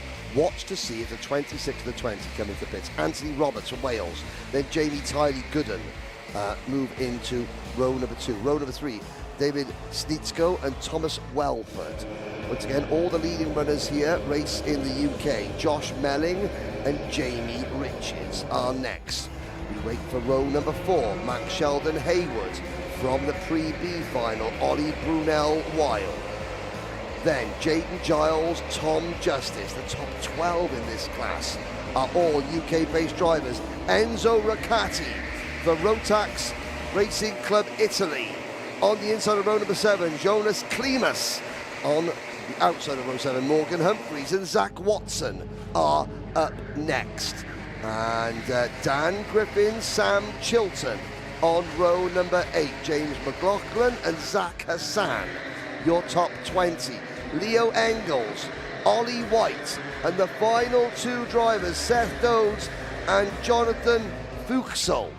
Jonathan Fuchsel, driver number 36, 14 years old, 5 years racing in the UK. this category, even though we've got, well, drivers of different nationalities, 23 of the 24 starters are Rotax Racing Club UK qualifiers. Enzo Ricciardi, the only outlier. Once again, IRK Promotion, the TV Karts team, out in Italy, have done a great job. They've got a driver into both junior finals. Enzo Ricciardi, 4th in last year's RMAX Junior Championships, 3rd in the RMAX Winter Cup. And now we do have some drivers coming in to change karts. Let's have a look. Dan Griffin, Sam Chilton, Zach Hassan, Thomas Welsford. I mean, obviously the leaders might all be blissfully happy with their karts and no need. But I do wonder if the fact they've seen the two drivers, and of course the parents will be saying, listen, don't get out there and get into your head too much. Don't get too nervous. Don't, you know, make a panic-based decision. You know, I think Azevedo and Bromham made a panic-based decision after just one lap in their karts. They went from the front row of the grid to not finishing in the top 2 in the race. Here's Logan McAllister, just, yeah, what a happy guy, as well he should be. He's a global champion. The inaugural first ever crowned champion here at the Rotax Racing Club finals. Yes. 3 more to do, and I'm looking forward to this one indeed. They're all going to be box office, Henry. The level of driver that we've got, the stakes are so high. The drivers have found their feet. They absolutely up to speed with these karts and circuit this weekend, and this is where it all counts. This is sport, Henry. This is why we love it. Absolutely. What's there not to love? Absolutely. I mean, what's there not to, I mean, nothing. There is everything to love. Everything to love. Now, who is our camera kart for the Junior Lights final? It's Jacob Marples. Now, the number 97 just pulling aside and allowing drivers to get back into their grid position. Jacob Marples. Jacob, who is he does still race Junior X30 in owner-driver, so he's one of the very few racers that races owner-driver racing and rental car racing at the same time. There are more out there, but certainly Jacob, one of the very few drivers in this event who does both regularly, and starting from the outside of row number 1. Interesting there. A bit of communication between Tylee Gooden going from 4th place and our pole-sitting driver. So we're going round once more, Henry. Okay. So next time by, we'll be going. Any kart changes? I joined just after. Yes, there were a couple. Dan Griffin in kart number 61 changed a kart, so did Thomas Welford, so did Sam Chilton, so did Zach Hassan. And Leo Engels as well is now in the pits. Leo Engels making a pit stop. I was saying, interestingly enough, none of the sort of the top 3 or 4 rows of the grid, the top 2 or 3 rows of the grid decided to change. Okay. Again, I think that is based on what happened to Azevedo and to Bromham in the Super Lights. And also, there's only so many karts as well, which is why we think we saw a kart swap basically between a couple of the drivers, because it says in the regulations you will be allocated another car if there is one available. Yeah. There are only so many karts. There are also karts that will be in the workshop currently being worked on as well. Yep. So, well, here we go. Final number 2, Piers Pryor. We've got our first champion. Let's crown a second one, shall we? Here we go. Junior Lightweights Rotax Racing Club, the first ever A final. And we are green and racing for the first time. Your pole sitter, Benjamin Hamilton from the inside holds the inside line. Jacob Marples already falling down the order. Wide go 2 drivers straight across. They're going to come out in the lead, but they'll have to drop back in. Oh, yes. The 25 going for a look up the inside. Anthony Roberts from Wales He's having a look sideways through Brooklands, and we are mostly clean. A few drivers taking scenic routes through the first sector, Now, but our leader currently is a driver that's going to have to drop well back. Yes, that's Thomas Wells, Thomas Welford. Yes, he was in theory 8th place, so yes, he'll have to drop at least to 8th place, because they can't, the race direction team will not allow any advantage to be gained from cutting a section of the circuit. Now, can I preface something, and I'm not trying to put the curse of the commentator on anyone, but in international, in global karting events, any driver from, it doesn't matter what part of the UK you're from, you have to use the Union flag. The 61 kart gets all over the place. So, for example, when Jordan Chamberlain came second in the 2010 World Karting Championship, even though he's from Chepstow, 10 minutes down the road from me, he had to have the British flag, couldn't have the Welsh flag on the podium.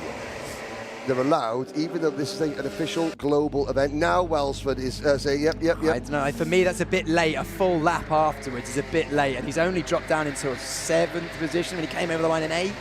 I don't know, the race direction team will have a look at that and see what they can do with that. The 88 and the 72. Cars over the back. Zach Watson was airborne, and Zach Watson twice in 2 corners goes off, but the lead 2 have got a tasty little gap now, haven't they? Yes, they Marples and Schneesko. Yep. Tylee Gooden's had an absolute shocker from 4th place. He's down into 7th, the driver that was unbeaten in qualifying. So fast this morning in the heats. And now he's having to fight through. These 2 at the front of the field with 13 minutes to go would do well to guarantee themselves the top 2. I was saying about the flags. John Weigel, Rotax Racing UK, is allowing, even though this is a global event, he's allowing drivers to use Scottish flags, Welsh flags, Northern Irish flags, English flags if they need be. Should Anthony Roberts. 360 for Riccati. Oh, mamma mia. Arrivederci, he says there. That was a classic Italian. What are you doing? Well, he full 360, kept it pins, and keeps going.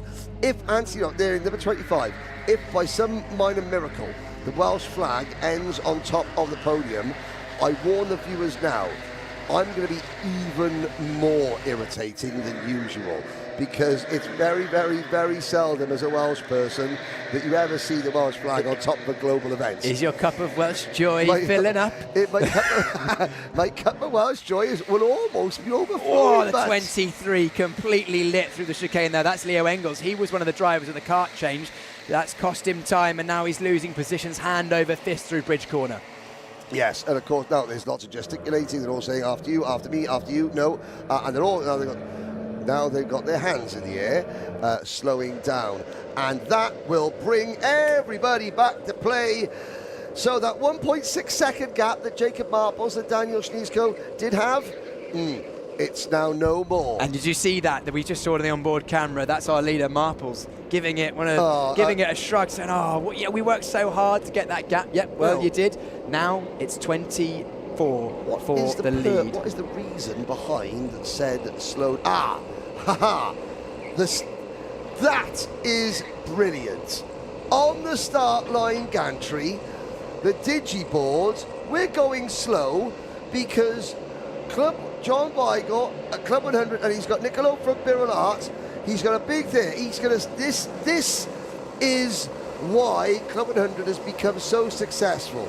You're going to see 2 things now. Number 1, the blackboard. It says "calm down."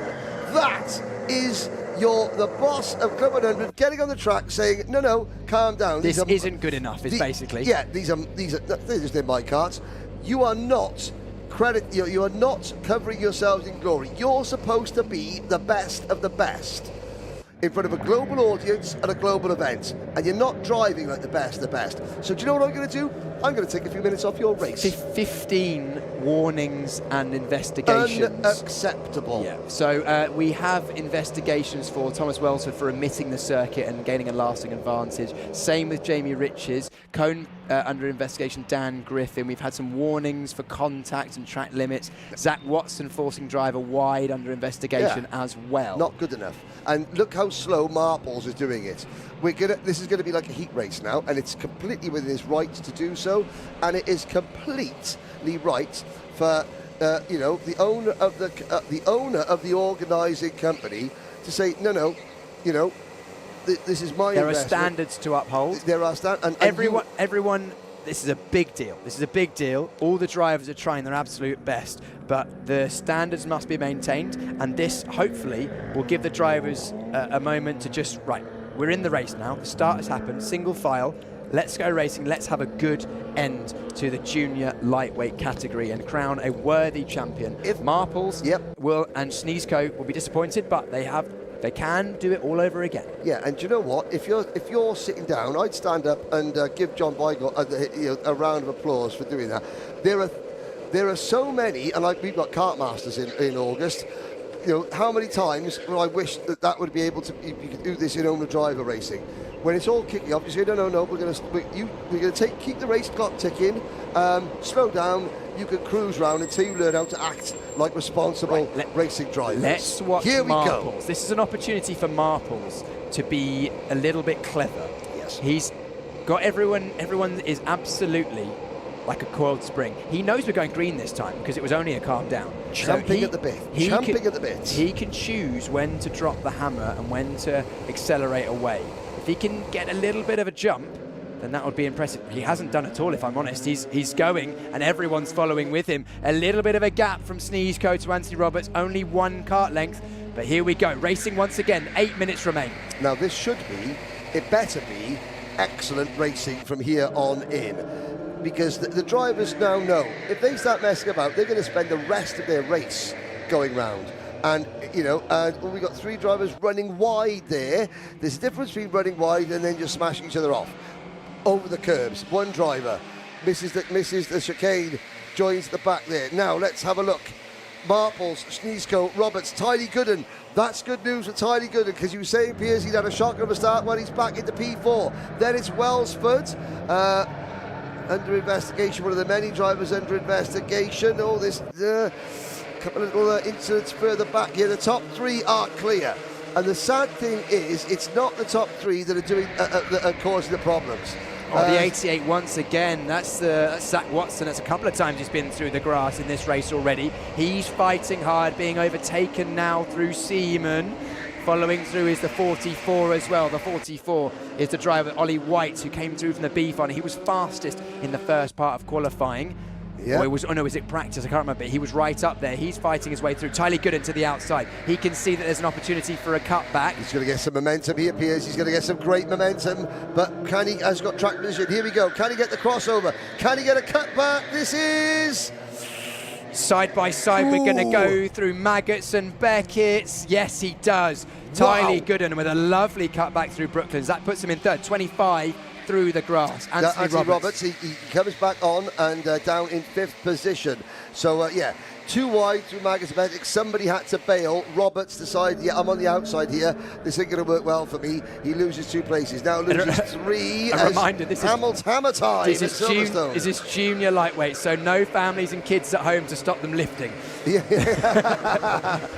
Now, Anthony Roberts having a look. He looks to the inside on Hamilton. Oh, good move. Yeah, great move there. Cuts to the inside. There's a bit of extra there at the end just to make sure that there was no retaliation, but I think just about within limits. Robust but fair. The 25 making a move. Roberts been through the grass that lap, just trying to stem the flow. Momentum is important in races like this. Tylee Gooden with the elbows in, tuck over the line. He sits 3rd. Yep, we've had, investigation. We've got a problem there. Under investigation, James McLaughlin. Under investigation, Anthony Roberts. Track limits advantage. Track limits warning for Roberts. No penalty, but a warning. A lot of investigations in at the moment. 2 for James McLaughlin. Cone investigation, Neil Engels cone as well, and you mentioned already the track limits advantage. Oh, hang on a sec, that's running very wide. We're going to get, he scrapes the tyre barrier there. The driver, the grey race suit, sort of dove in very deep, and the driver in the black there. Here we go, here we are, back of the lead, 3 for the lead. It looks like my cup of Welsh joy is going to have to stay half full, because Anthony Roberts has dropped back to 6th position, and these 3 stroke Thomas Welsford in 4. Did we have a penalty for... Still investigating, I think. Dan Griffin, penalty. Jamie Riches, penalty. Thomas Welsford, Penalty. Has that just come in? That's literally come in 10 seconds ago. Zach Watson, Penalty. 4 penalties. And that includes the driver in 4th place.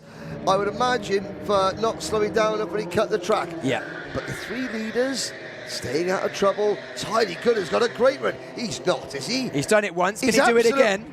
Yes, he can. Has. That's a brilliant move. He's done it once. He's realised it works. Now points forward. He knows he's got the pace. He's driven up to the back of this group. He's proved it in qualifying. We've now seen that he's got the cutbacks to get through, but I don't think it's going to be quite as easy because it was helped by the fact that both of the drivers he did that move to had drivers ahead blocking their apex. But I mean, now he has someone with free air ahead.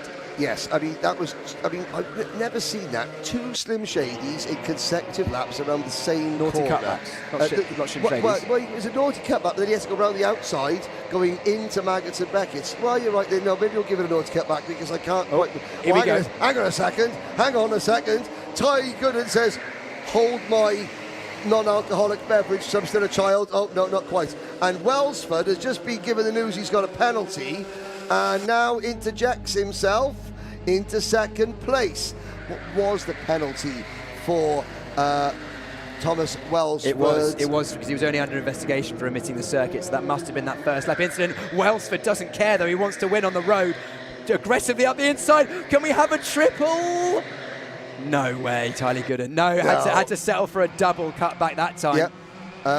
So this could be, so Welsford cannot win this event. No, he cannot win this race, he cannot win this event, so I mean, he can win on the road, but he'll receive a penalty. Tylee Gooden is currently first in line to the throne as it stands with 2 minutes 55 seconds to go. Not first in line, Tylee Gooden takes the lead. There is Jamie Tyler Gooden. Now, Welsford, we can see that almost a little bit of a jig on the steering wheel there. There must have been, there was something, a little bit of a nudge from behind into Seagrave. Now, through Seaman, named after Richard Seaman, the British pre-war Formula Grand Prix driver. There was no Formula 1 pre-war. Formula 1 began here on the 11th of May, 1950. Right. The first round of the F1 World Championship. Before that, it was just Grand Prix. 2 minutes to go. Tylee Gooden, Marple, Schlitzko.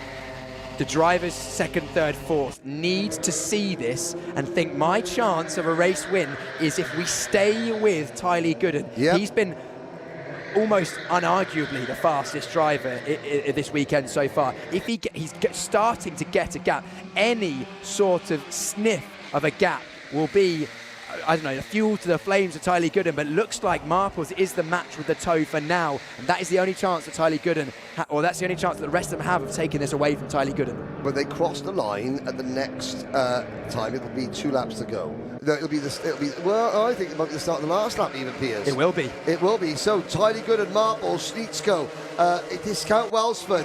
He has got a penalty. He's there. He's actually dropping back down the order now is Thomas Welsford. So it's Roberts up to 4th. Sheldon Hayward from the pre-B final up into 6th position. Justice. And in 8th place is Hamilton. There, I'm not going to say it. And through goes Hamilton. No, I've said it now. I can't. That was moving into 8th place at the expense of Welsford, who's had a terrible lap. 1:03. This is going to be the final lap, isn't it, Piers? Yeah, it's going to be the final lap by the looks of it. So Marples needs to catch Tylee Gooden, and he needs to catch him now. We've got a big straight here as we go through Maggots and Beckett's down towards Bridge. There's a long straight up through Express and towards Priory, and then that's it. You have to get the move done, but it's 3 kart lengths, Henry. Does Jacob Marples look like he's concerned?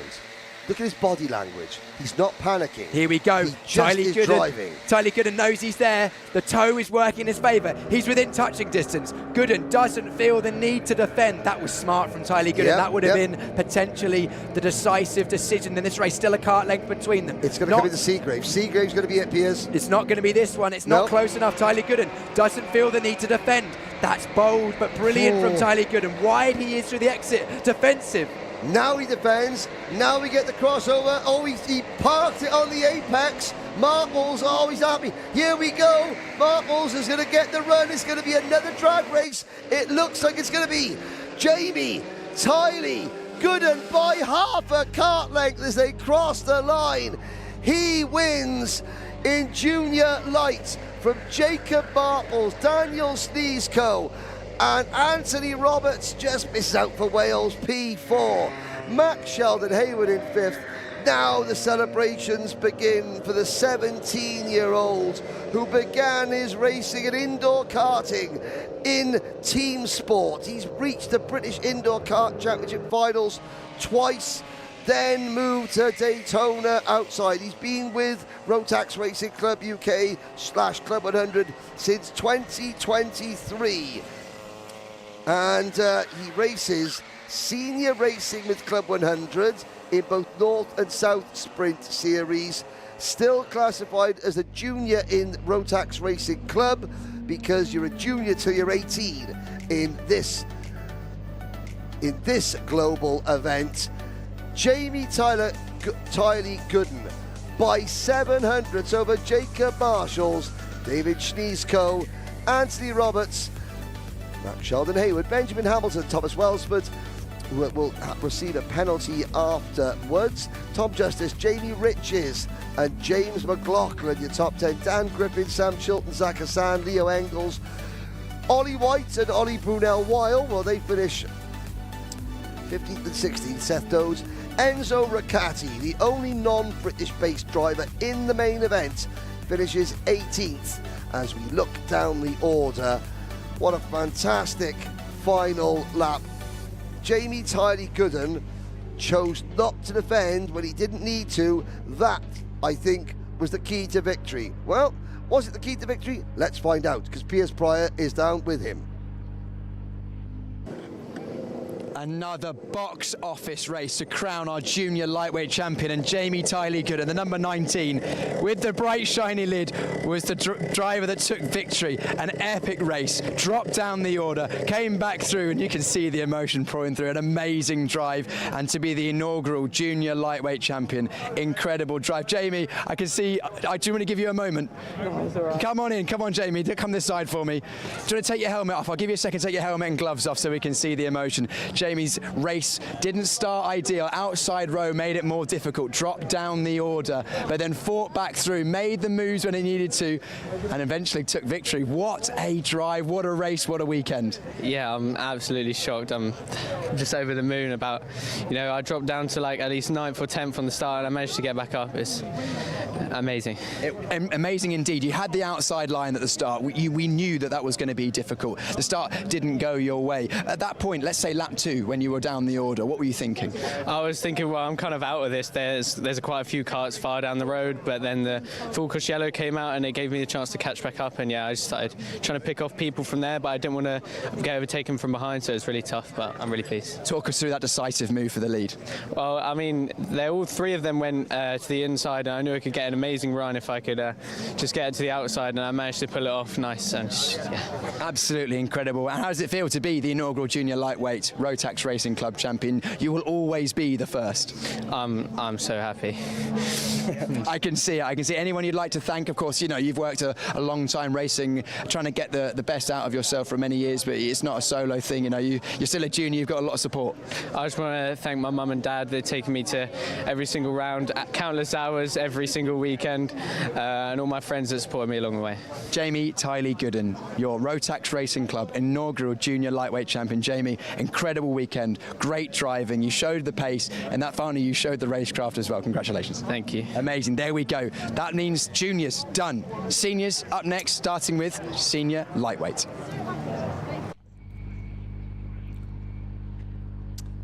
Well, now you will see the rest of the drivers in that race are now walking back across the pit lane, because while Piers was interviewing our champion, John Vigor was enlightening the rest of the drivers in that race as to the behaviour that he expects of them in future.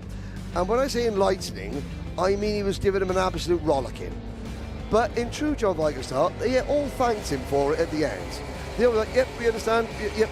I've never seen a number of drivers getting shouted at by the boss and then thanking him at the end. So if you are in the process, or if you are running a Rotax Racing Club national club around the world, then you need to look at how John Vigor conducts the events and how he communicates with his drivers, because, yeah, you could shout him and they'll thank him for it. Here we go then. Senior Light, Rory O'Regan and Andrew McWilliam. We'll start on row number 1. Fraser Brunton and Dante Dillon. On row number 2, Max Chapman and Owen Genman. On row number 3, Ben Sanders, Tom Northcott. On row number 4, still waiting for our first of the international qualifiers, Jake Chapman and Jack O'Neill round out your top 10. Axel Schlepsevich and Sam Lovelace are on row number 6. Harry Clark and Tommy Lee are next.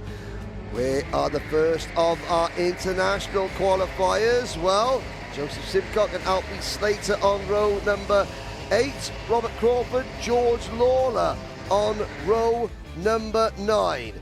There we have Josh de Cruyff and Jeremy Gauthier, our first internationals. De Cruyff, he's British with a Dutch flag. And then our B-final qualifiers from Canada, Kevin Andrimaharo. From Italy, Riccardo Di Filippi. From UK Bond 2, and from Chinese Taipei and the island of Taiwan, Chen Yuan makes it in.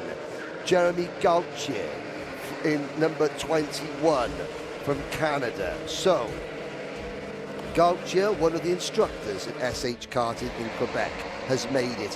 One of his students, Kevin Andrimaharo from SH Karting, starts directly behind him. We have from Italy, and we have from Chinese Taipei and the island of Taiwan. 4 of our international qualifiers have made it this far. Now, pitting for a new kart, Fraser Brunton. Dante Dillon is in. I think Owen Genman might be in as well. Yes, he is. Dillon, Genman, Slater, De Cruyff, Fraser Brunton, Jack O'Neill and Harry Clark, all getting karts changed. It didn't work for the junior super lights. What about the senior lights? We haven't seen anyone win with a kart change yet, have we? No, not yet, but that yet is the optimal word. Yet indeed. We ride on board with Andrew McWilliam, a driver that's no stranger to the front of a grid of these karts. He is former champion of the lightweight category in the UK. Dante Dillon is a 3-time second place driver in this category in the Rotax Racing Club UK. 3-time second place. Can he turn all those experiences into a win on the world stage? Jack O'Neill, followed by Slepsevich, Lovelace in practice.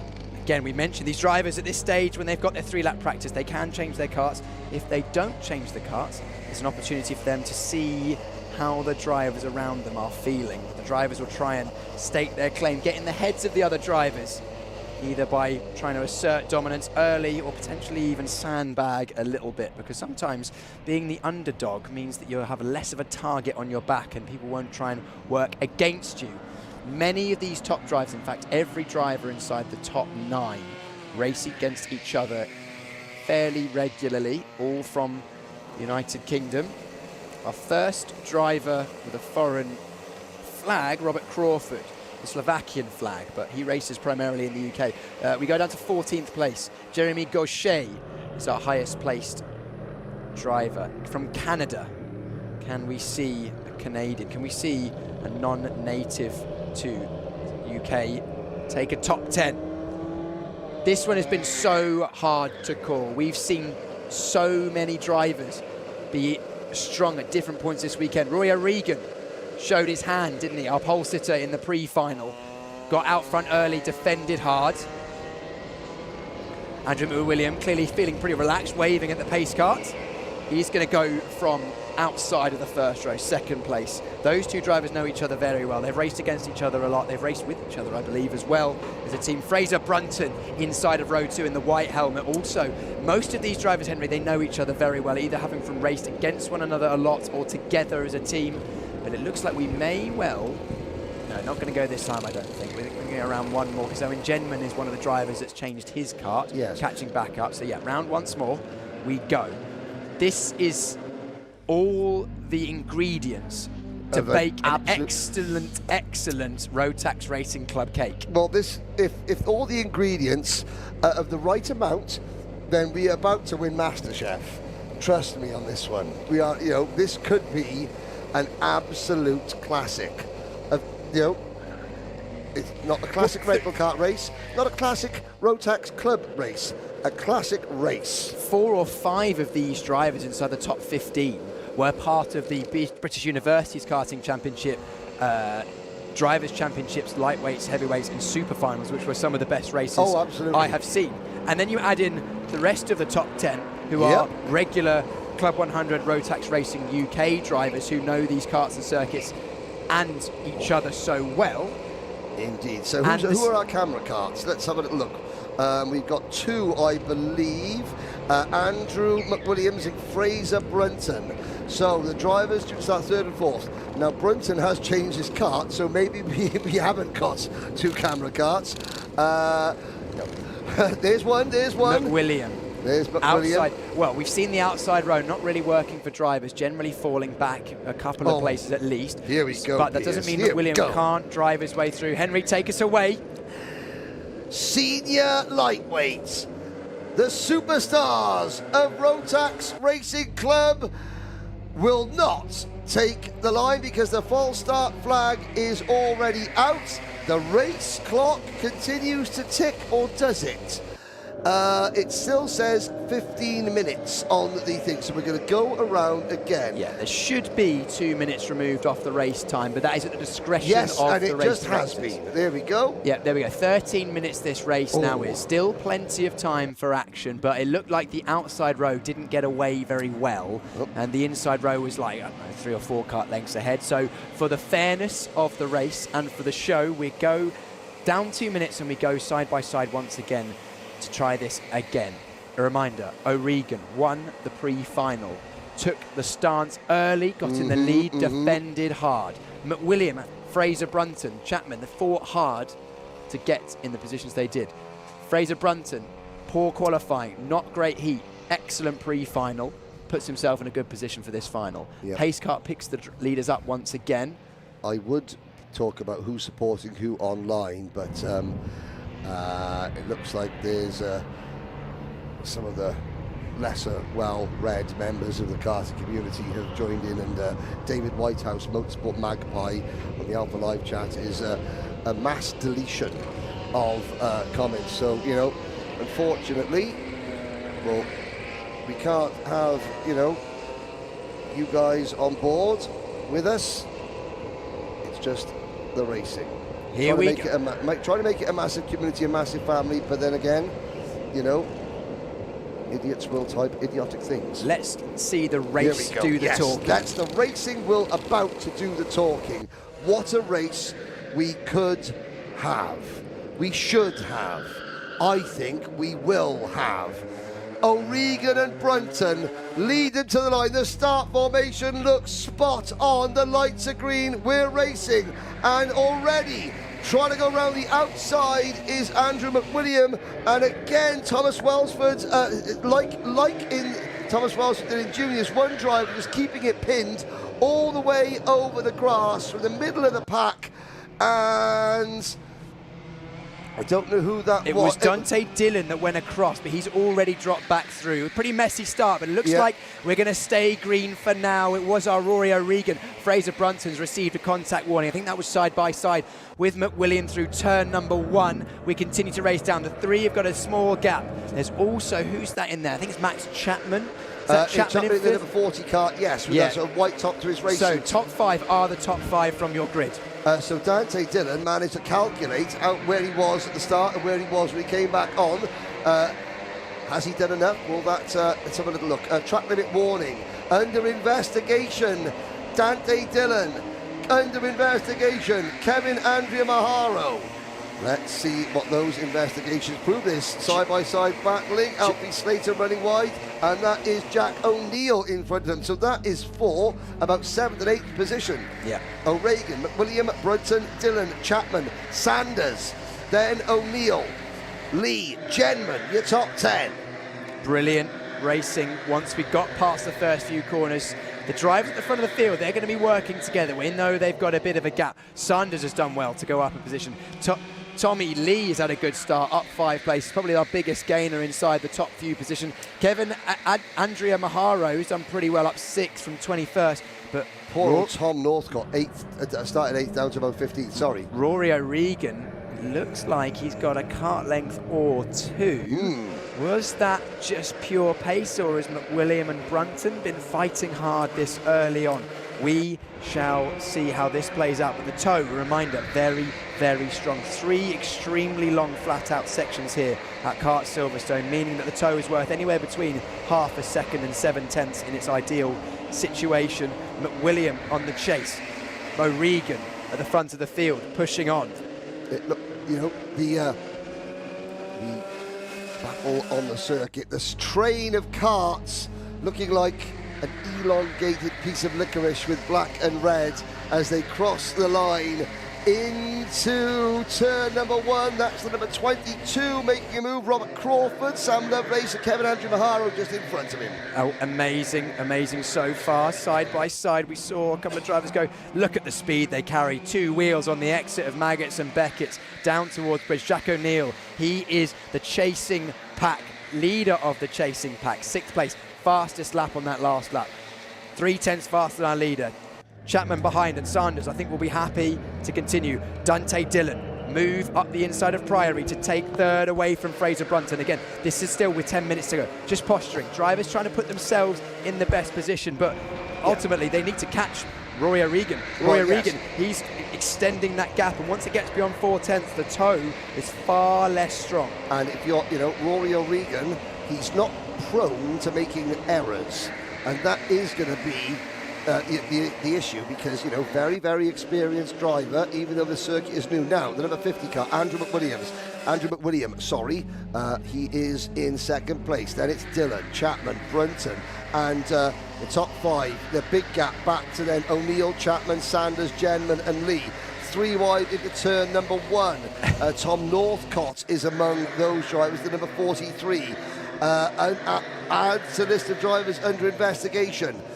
Josh de Cruyff and Alfie Slater are also under investigation. So that is 4 drivers under investigation, including the driver currently in 3rd position, Dante Dillon. The video reps are earning their crust this afternoon. Yeah, they're looking at that, but I think Dillon might just be okay because he was in 3rd or 4th place and came out in 5th. So by my rough calculation, Dillon might get away with that, and also he replaced his position pretty quickly. Yes, they didn't wait a whole lap, as we saw in the junior lightweight final. As Owen Genman, who was fighting for the win in the pre-final, makes moves. He hasn't had the best start in this one. He was on the grid in 6th, again the outside line not being the preferred side of the grid. Drivers dropping position. There's the little that flick. Yes. Now it's to get the correct amount of yaw in the car. Yeah, just to unsettle the rear deliberately, such that he can use the slide that he initiates early on throughout the corner. There it is again. It's an interesting technique, but clearly works for him, because Genman was rapido in the pre-final. Oh, yes. And unfortunately has dropped down a little bit from his starting position, but also fighting his way back through. 3 for the lead. We've gained touch with O'Regan. It looks like to me Brunton doesn't have the pace in this race to challenge on out-and-out pace. We don't often see Brunton move backwards in a race, so that says to me out-and-out pace isn't there. But the top 3, they are frenemies for now. Yes, frenemies. Frenemies. They're aware that they have a gap back to Chapman. They're aware they're extending from Brunton. They know that they are basically guaranteeing themselves at least a top 5. When it gets to approximately 2.5, 3 minutes to go, that's when the race will start to effervesce. Yes. Oh, lovely. The race will start to effervesce. It's the culmination of a body of work. Now, Owen Genman, he's not the oldest driver in the class, but he is the oldest driver to qualify for the main event. 44 years young, Owen Genman. And top 3. McWilliam. Yeah, McWilliam now leads. O'Reilly 2nd, Dante Dillon 3rd. They're dropping Chapman. They have dropped Brunton. Now this could be a 3-kart battle. I still think for now it's a 3-kart battle for the lead for now. 6.5 minutes to go. Although you say that, the fastest of any of the drivers inside the top 5 was Chapman on 11.5 on his own, gaining 3/10 on the leader. Yep, so I mean, Chapman's not out of this by now, so it's a 4-kart battle. The gap that does concern me is the gap back to Fraser Brunton, because, you know, I don't know, I shouldn't predict anything, because I've learned that, you know, the minds of sort of the drivers that we see in Rotax Racing Club are not always work the same way as the minds of sort of drivers you see in owner-driver racing, who will just sit and wait until the last lap. You know, there's no guarantee that will happen here, none at all. 4 now for the race lead, but Brunton behind them, unless if they start battling now, Brunton and O'Neill and Jake Chapman and Genman and Lee and Sanders all have a shot. And O'Neill, you mentioned, who has just set the fastest lap of the race, fastest middle sector. That says to me it's got good straight line speed as he go up to the hill through Express at the start of the second sector. Yeah, but he is 3 seconds off the leaders. However, with as you well 5 minutes know, to go, there he is. Yep, and you know, anything can happen. I'm just postulating. You are postulating, but I think that 3 seconds will be eroded in a matter of corners whence the front 3 do start to kick off. Yes, that is a technical term when they absolutely start kicking right off. Yeah. Through Priory. Now we go into Club and Ireland and Tower. Another change of position. Now the 44 of Max Chapman has passed Dante Dillon. Are we going to see Rory O'Regan close back? Are we going to see like make the move early, or is he contented to sit behind Andrew McWilliam? At the moment, he's content to sit. So calm, so smooth. Yep. All of these 4 drivers absolutely on the limit of grip, and the steering wheel hardly moves. Watch that. Look at that. It's so smooth. Everyone's so in tune with these Rotax Racing Club karts. We head through Brooklands. O'Regan decides he wants to be the one to lead the way. Chapman decides to get involved. Are we going to get a double naughty switch back from Dante Dillon? No, just a single. Just a single. Oh, no. It was a double. It was at the double. Oh, no. But this is all helping Rory O'Regan. This is exactly what O'Regan wanted to do. Because as McWilliam lost the lead, he went for a naughty cutback. Coming out of Brooklands, but unfortunately Chapman had his kart there, and McWilliam couldn't get the cutback done, and that allowed Dillon to pick off Chapman. Did you see that though? Dante Dillon slotted in behind McWilliam. McWilliam looked over his shoulder. Dante points forward. McWilliam goes, "Come on then," with his head. Right, all right then. Fine, we'll stop racing for a bit. Let's go catch Rory O'Regan. And they haven't got a huge amount of time. 3 minutes 30. He was going to be 3 laps at the end of this one. That was Dante Silverstone. Yep, I like what you're doing. Let's keep doing it. That was the nod to the head saying, "Yep, this is what I was talking about." McWilliam's got out and out pace. You can see every time we go around the line, he can gap the driver behind and close in the gap. I think McWilliam is in a good position in terms of out and out pace. It's all about positioning, racecraft, decision making. Chapman clamps the curb, doesn't hurt him too badly. Do you remember, back in the day, as in like the start of the previous lap, and I said, "Oh, I think that O'Neill is far too far back. That gap is concerning me." Yes, well, Jack O'Neill just gone round 0.7 of a second quicker than the race leader. The gap was 3 seconds. It's now just over 2 seconds. Jack O'Neill is not done with this one yet. 2 minutes 40. The race starts now. Yep. We just saw defensive from O'Regan. He was defensive for the majority of the pre-final. We've got a driver. Is that Adrian? No, it's Riccardo Di Filippo has gone out. Is that Kevin Andrea Maharo? He's running in 16th at the moment. I think it might be. Unfortunately. Okay, penalties. Dante Dillon, penalty. Jerome Gaucher, penalty. Josh de Cruyff, penalty.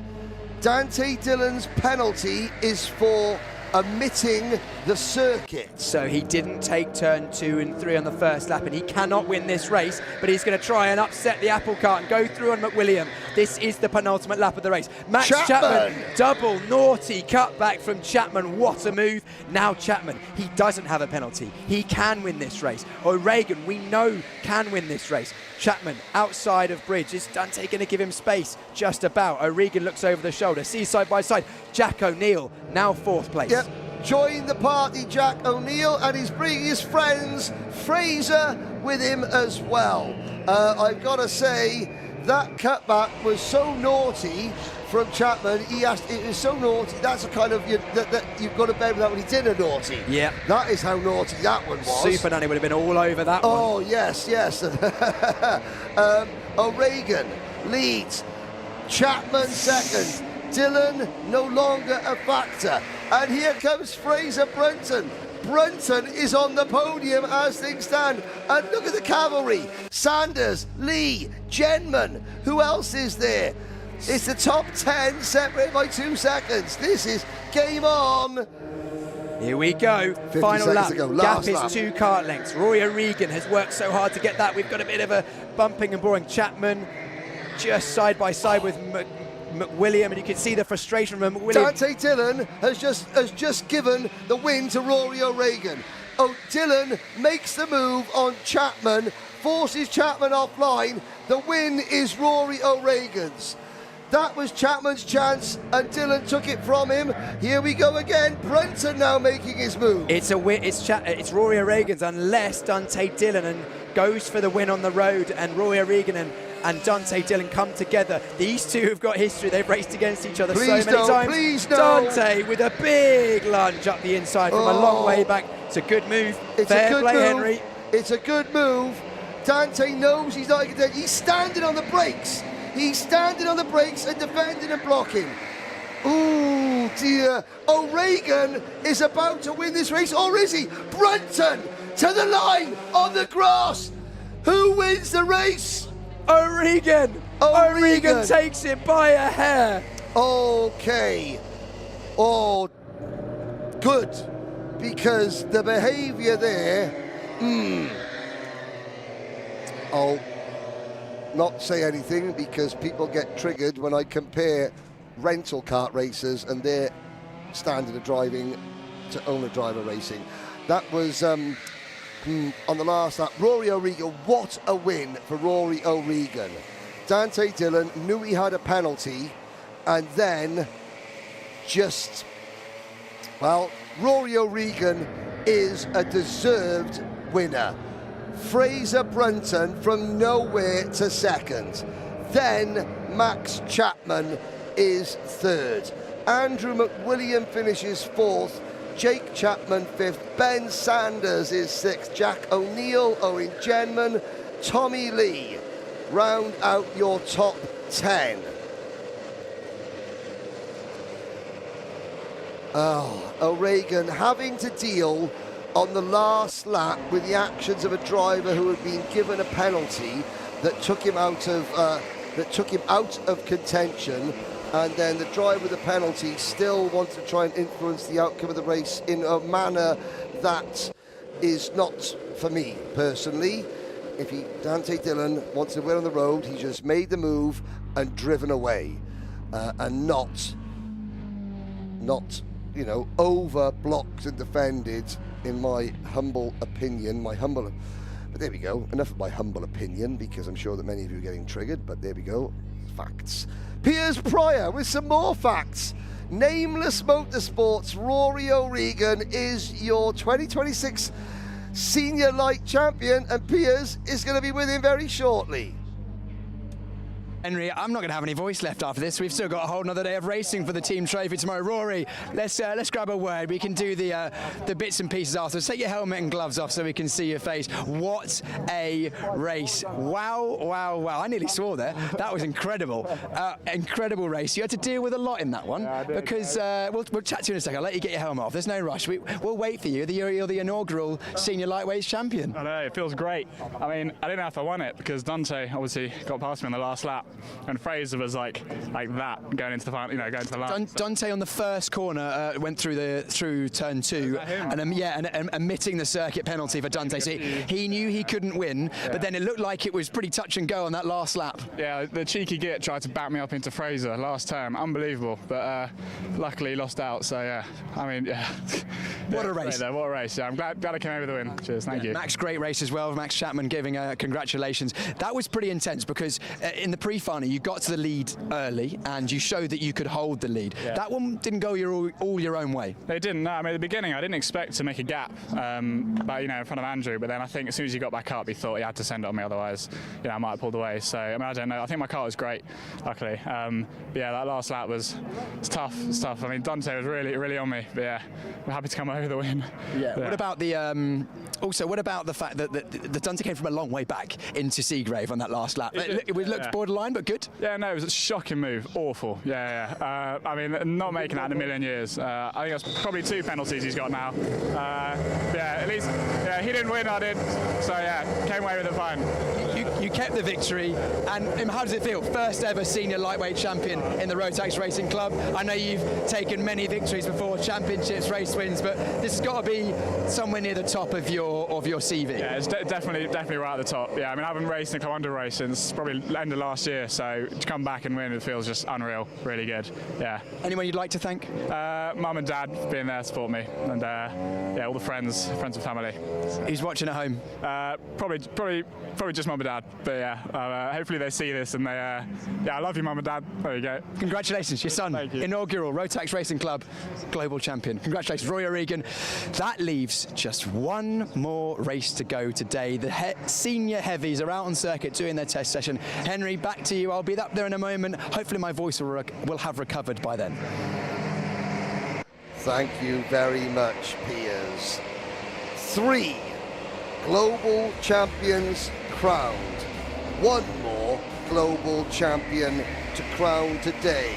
Anwar Berrowell-Smith and Kurt Holmes will lead the field. Adam Nather and Andrew O'Neill on row number 2. Mikey Nichols and Sam Iddles on row number 3. Joe Holmes and Tim Penny on row 4. Jerome Vivier from France and Marcel Chmielski on row number 5. Alex Pritchard and then Ross Sandwell on row 6. We're waiting for our first international qualifier, Miguel Hall, in fact that was Jerome Vivier in kart number 54. There's Kyle Walker on the outside of row number 7. Lewis Sills, Stephen Westwood on row number 8. Henry Lopes Gracie, the youngest driver in the field. And our first international qualifier, Rotax Racing Club California's Jarrett King on the outside of row number 9.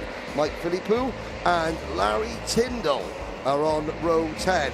Patrizio Barca from Italy, and Peter Jankowski, not from Italy, from Brazil, stroke the UK, but Italian, our next qualifier, international qualifier, Scott Parker and Hayden Harris, who scraped in at the end. Again, the majority of these drivers race regularly in the UK. It is going to be Jarrett King from California and Patrizio Barca from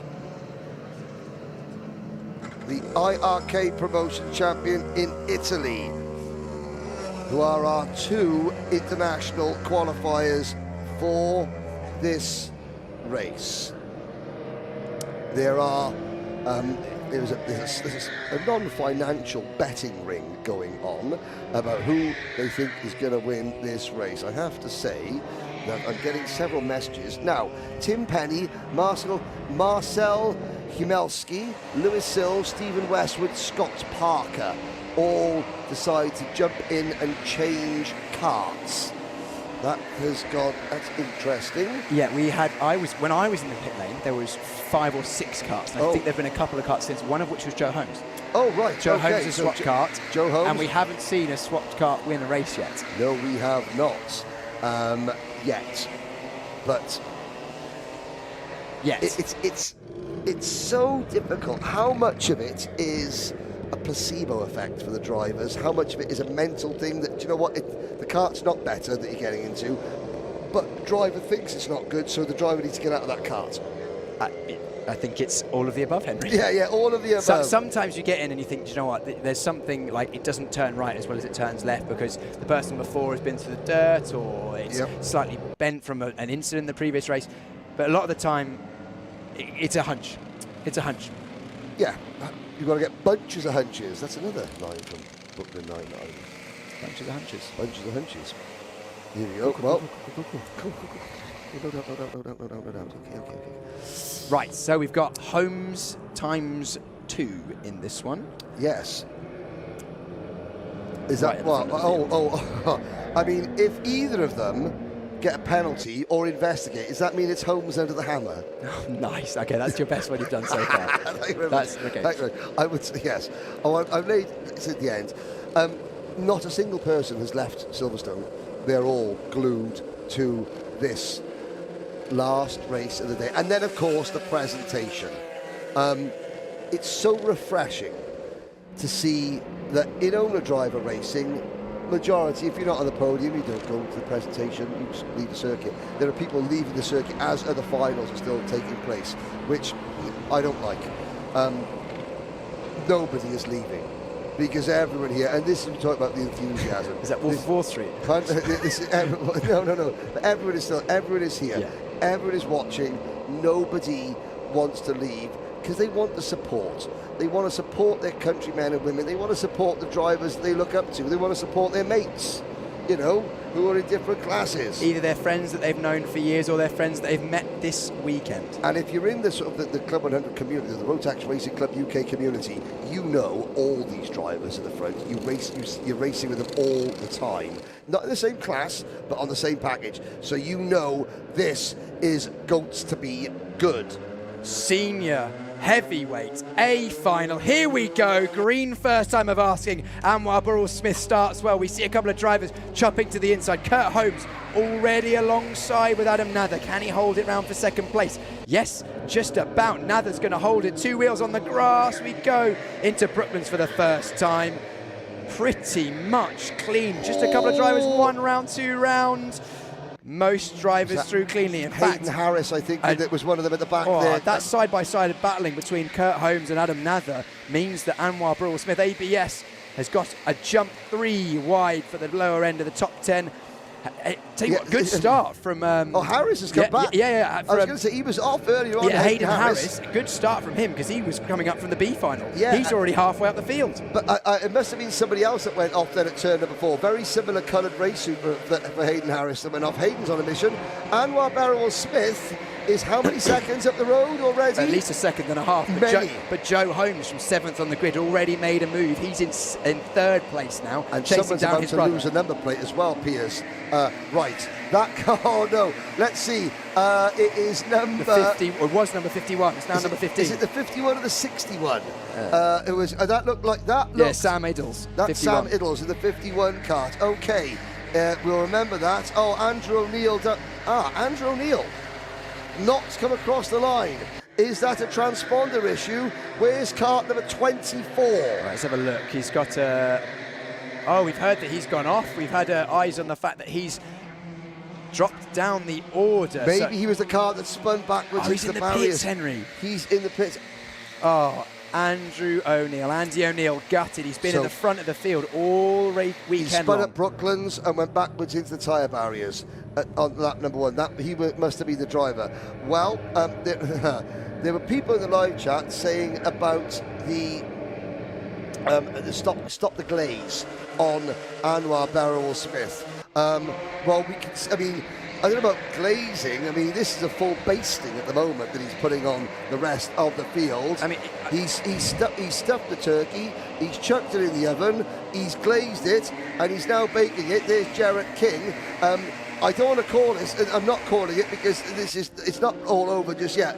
But I mean, these drivers here, you can almost stick a fork in them already because they could be done. Yeah, well, it's not really a glaze if you're talking about facts. I mean, he's 3-time sprint champion, 5-time SB60 champion, Tillotson T4 world champion. That's not glazing. Those are facts. I know, they are spitting bare facts, bruv. And also currently leading the Rotax Racing Club. It's global finals by 1.6 seconds after 1,800 metres. Yes, granted, good start. But however, we've got Holmes times 2 fighting. But I think Joe Holmes thinks he's the faster of the Holmes 2 because he's gone through. And number 77 Alex Pritchard, he has been hustling that kart. I noticed going into, I mean, he's had a warning. Look at Pritchard go. Pritchard has had his Weetabix. They're 4 wide. And who's that at the inside? Mikey Nichols has just made about 3 places in one go and then lost them all in the next corner. With interest as well. Okay, I'll call it. Game over. Holmes, Nathan, Pritchard, Nichols. This is, you know, ABS is the, I mean, if he looks over his shoulder, ABS, the gap's going to be phenomenal. But Joe Holmes has got a gap. Joe Holmes is 2 seconds back. Jerome Vivier, sorry to appear. Up to say, where did the 54 kart come from? Jerome Vivier. 9th on the grid, but it was further down than that, I think. Where did Jerome go? He's French. I think, is he qualified from the IRK Championship? He's not a driver that we're familiar with in the UK, so he's our best placed international driver. There he is, number 54, Jerome Vivier. The driver with the orange and blue crash helmet, Alex Pritchard, he has been on a mission so far. Our other international qualifiers, I'm looking down the order.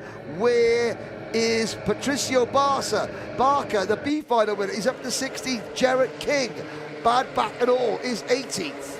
Right, so basically this race for the win now is look at the live timing, because it's basically 1v1. Anwar Burrell-Smith, Joe Holmes, 10 minutes, 2 seconds. That means that we need to be 0.3 of a lap faster for a Joe Holmes fan, or less, or keep the gap if you're an Anwar Burrell-Smith fan. 3 abreast on the exit of Seagrave, 4 now. And all credit to driver number 10 for keeping it pinned, Scott Parker, keeping it pinned on the grass. He's on the outside and he's now round. Oh dear, that went a bit wrong. Scott Parker got bullied there. There was nothing he could have done. He literally got shoveled wide twice. You can see the shrug of the shoulders over the line. Yeah, he's like, what am I going to do? Well, enjoy the fact that you made a global final, Scott, and that maybe your next managerial appointment will be better than what you've done at Burnley. Up the inside, the 29, making a strong move. That is 29. I don't see a 29. That must be Tim Penny in 28. Let's have a look. The number 29 is Lewis Sills. Lewis Sills. Sorry, my mistake. Yeah, he's Lewis Sills making a pretty good move. And then Jarrett Clark returning the favour, sideways and all. I know. Jarrett King, my mistake. Jarrett King, Jarrett Clark, you're thinking FIA karting there, Piers. I'm normally the one that gets told off for getting it confused.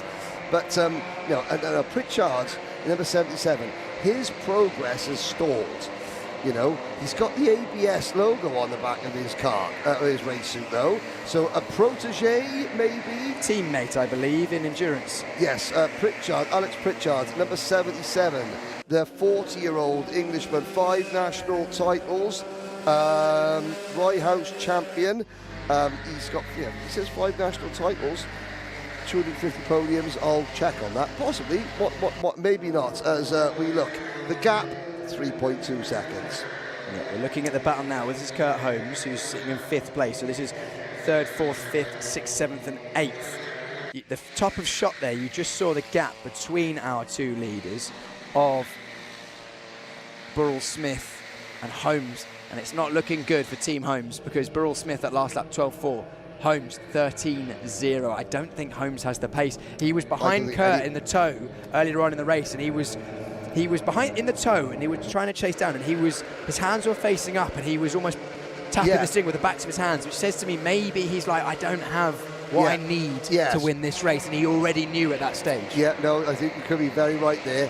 I mean, we're going to get a battle. It's going to be for the podium. It's going to be the bottom step of the podium, because Jerome Vivier has 3rd position, but look at this, 4th is Pritchard. Make that 3rd Pritchard, but potentially not quite. He's sticking his nose in there. He makes it work. That was an armful, wasn't it, Henry? He left it very, very late, and then he really chucked that kart into turn number 1. Holmes now up to 4th place ahead of Vivier. Vivier we're going to get backwards. a naughty double cutback. Yes, we are. Vivier. Well done. Anything they throw at him, he just comes back with an Uno reverse. A Gallic shrug of sort of, that sort of dismissive Gallic shrug of like, you tries this, I tries that. Now, Pritchard not done, but of course, Holmes 2nd. 3.4 seconds Pritchard behind. now with the naughty cutback. Had a look, not enough. No, and then, so the next driver to have a little look will be Tim Penny in kart number 28. Then we have hunching down behind the wheel. That would be Kyle Walker in is it the Talon Racing? Was it or Titan Motorsport? Kyle Walker. Well, Adam Nather, our camera cart's losing positions hand over fist. He's lost 2 or 3 in this final sector alone. He would have been hoping for more, but the start of the race didn't go his way. Maybe he can rebuild from there. We look back, and this is still our battle, third downwards. So basically the battle for the final step on the podium. Rinse and repeat. Pritchard did the same move to Vivier that he did last time. Can Vivier repeat the move as well? Will Pritchard go defensive into Brooklands? Looks like he did a little bit. Where's Vivier? Oh, he's Vivier. on the outside. He's done it again.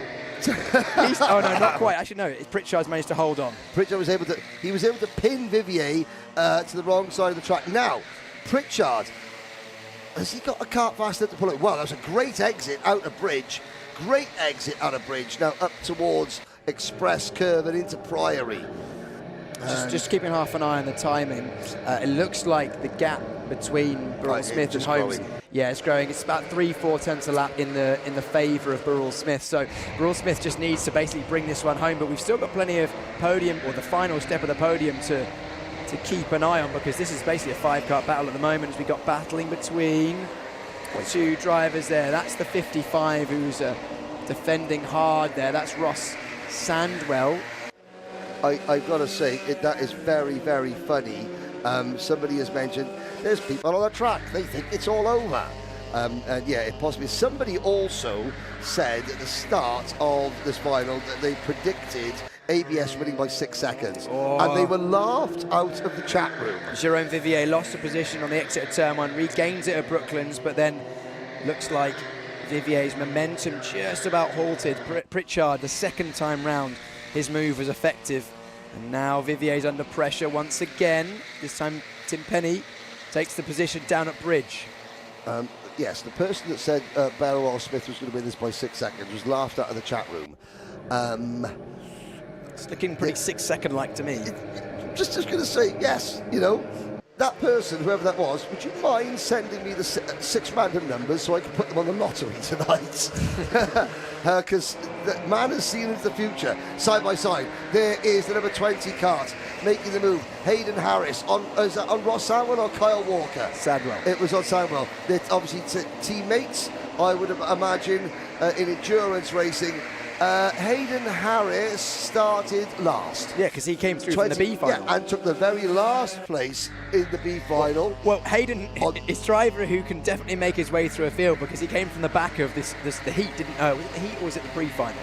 The pre-B. He may have passed more drivers than anybody else in this class, and he's not done yet. He's passed Vivier, who was fighting for a podium place just a few laps ago. Let's have a look at the lap times. That car, Hayden Harris. Well, again, the lap time isn't that impressive, a 12.1. Well, actually, that's the second fastest lap time. If you ignore our leader. If you ignore our leader, who's at an 11.7. 11.7 best lap. He is the only driver. Oh, no, Sam Iddles has done a 111.9. Jarrett King, a 111.8. Jarrett King is only a tenth slower than our race leader, and he's 18th. Such is the competition that we have here in the heavyweights. We've had 3 knockdown drag-out battles. We've now got 1 clinical piece of domination. Now, out of 4 races, I think that's that's really good, because you can see what happens. This is a textbook example that Anwar Barrow Smith or anyone can use to go back and say, drivers, this is why it is important to think smart, because Barrow Smith, he had a 1.6 second lead at the end of lap number 1, and that has just grown and grown and grown. The other drivers allowed that to happen by tripping over each other. It was Kurt Holmes and Adam Nather going side by side through turn 2 and 3 at stage, and Jimmy's on the first lap that gave Burrell Smith that second or so. Yeah. And then clearly Burrell Smith's got the car and the talent to be able to extend the gap. But if Burrell Smith had drivers breathing down his neck, we would have had a very different story. Yes. However, today the story will say Burrell Smith, good start, won the race, almost certainly. Not trying to jinx it, still got 2 minutes to go. Oh, I'll say it. Anwar Barrow Smith has literally pulled the collective pants down at the rest of the senior heavyweight finalists and has given them an absolute spanking. And he's going to be the first Rotax Racing Club senior heavyweight final champion. Take it to the bank. Beryl Smith, and what better proponent of this style of racing, Beryl Smith, who constantly, it's not about how much you spend on new tyres, it's not about how much you spend getting your engine tuned, it's about time in the seat and just driving what you're given. Drive what you're given, learn to drive it well. And you could just see him disappearing out of view up the road. He could carry on driving that go-kart all the way to the top step. Oh no, Jarrett King is in. He was only under investigation as he got the signal wrong. Has Jarrett King pitted when he didn't need to? We'll never know. The game is up for the podium positions. Tim Penny trying to get third place maybe away from Alex Pritchard. But Anwar Beryl Smith, who was synonymous with this type of racing, Piers Pryor, is going to be our first global champion at Rotax Racing Club. There he is. How long have you known Anwar Beryl Smith for, Piers? Oh, I don't know, probably since I started racing Club 100 karts about 10 years ago. Well, in that case, it's the final lap. I first met Anwar Beryl Smith in about 2003 when he was racing owner drivers. He has been imperious, but our paths have differed over the last 10, 15 years. He has stayed in this world.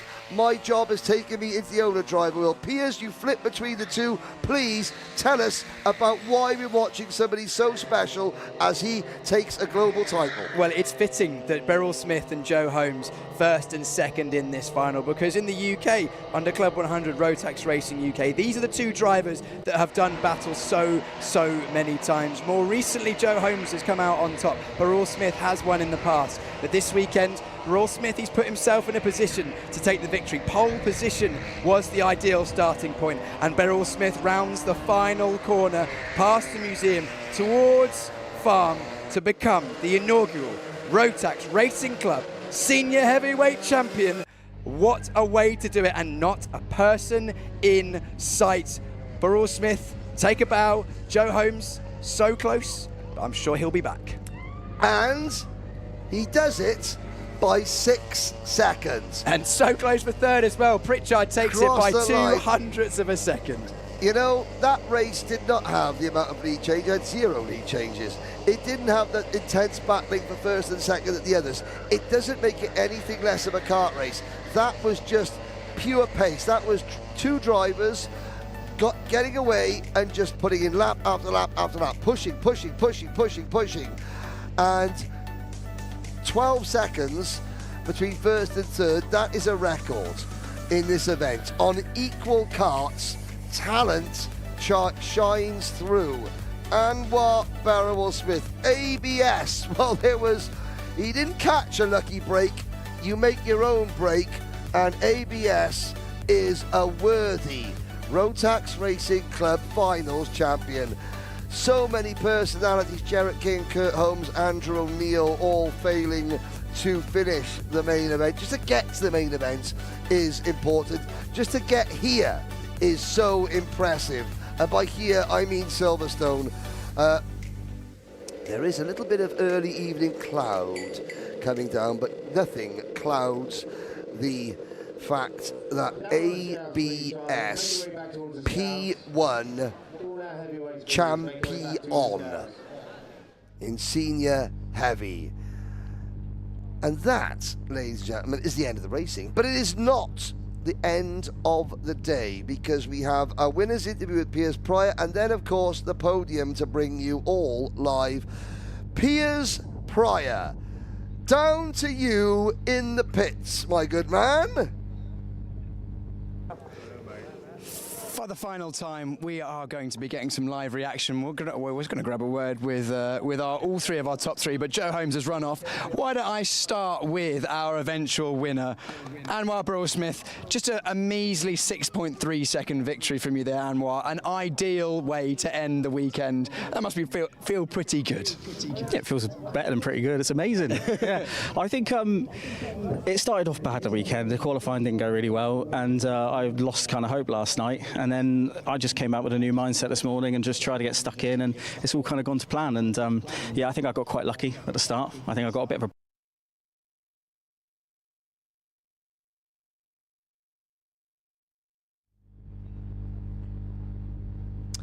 Well, apologies for that, ladies and gentlemen. We have had a brief break, and you can see there, Alpha Live cameraman now looking at Piers, looking somewhat bemused. Anwar saying, "Oh, come on." No, he's not. He's. We'll get back. We will bring you a full Anwar Burrell-Smith winners interview. That is not a problem. We will wait. I'll wait to hear. I think we get to go. We will hear the rest of that Anwar Burrell-Smith interview. We didn't do a single Cool Runnings jab at his race suit. I wonder if Piers is going to ask how his egg is. Back to you, Piers. Yeah, sorry about that, everyone. Just a small glitch there. Oh, hang on a second, Luke, camera operator. We're walking towards the scales because we've been told that Anwar needs to wait. Anwar, just sum up the emotions right now. It's the inaugural senior champion. Must be a great feeling. Yeah, it's a hell of a feeling. I'm feeling. I don't even know how to explain it. Look, like I said to you already, I thought it was gone after yesterday, but I just got my head down and got on with it today, and it feels good to have won that. I think the pressure was off after the first lap, and the toe was broken, and I saw the fight sort of broke out behind me, and then after that it was just sort of trying to keep the kart in one piece, and yeah, I'm really happy. You sort of said that you got a bit lucky with the start, but ultimately you put yourself in a position on pole position to control the start of the race. Yeah, I think that. So when you asked me about the mindset change, one of the things was kind of just screw it, you know, you got nothing to lose, just enjoy it, have fun. That was my mindset change overnight, with a few more swear words involved. But also my feeling was, look, you know, you don't get anything for qualifying, and anything can happen in the races, and I don't know if people appreciate just how important that heat and pre-final was for setting the grids. And I sort of worked it all out in my mind, you know, if I finish here, this is where I'm going to be, and then if I do this is where I'm going to be, and yeah, and it all sort of came to fruition. So yeah, it was, yeah, I guess you're right, I did put myself in it, but look, I guess I pedalled it, drove well, I had a good kart, but at the same time, yeah, a bit of luck as well. You can't win without luck. You know what it's like, man. Absolutely. You need it. You need luck, but today the luck was on your side. Anybody you'd like to thank? Yeah, so first of all, Alex for being a great teammate, and he's got third as well, so that's amazing for us to be on the podium.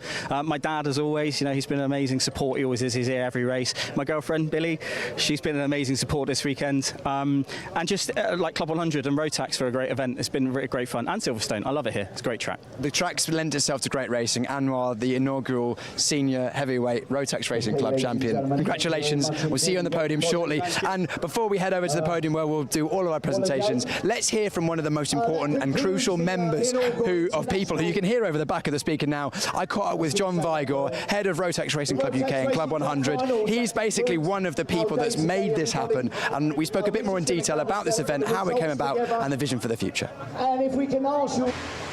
On the balcony of Kart Silverstone, John Vigor. John, did you think that we would be here at any point? You know, at a brand new Silverstone kart circuit, an amazing event, Rotax Racing Club, the inaugural event. It's a dream come true for a lot of work that's gone on behind the scenes to make it happen, I'm sure.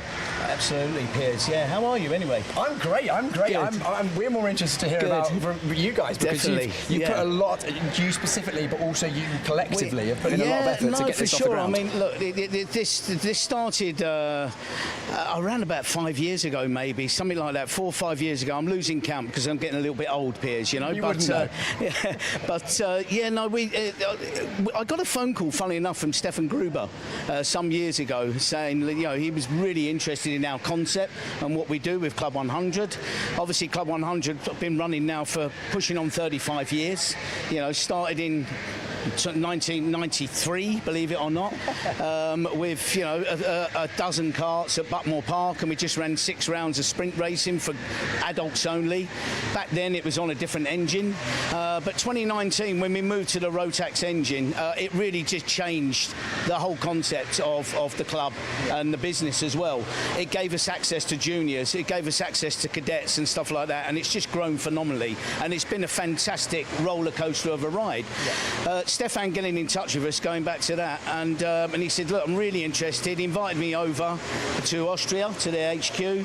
We sat down, had a chat, and he says, I really love this. So we invited him to one of our events, and he spent the whole weekend with us, in fact a few days with us, and just totally fell in love with it. He said, right, I want to start the Rotax Racing Club. I want to start this concept. I want to grow this concept globally. Do you want to come on this ride with us? And we can, we partnered up, and here we are. Basically, after 4 or so years of in the making, we've arrived at the very first, global event, shall we say, and we got, I think there's something like 50 odd international drivers that have flown in from all corners of the world to take part in this event.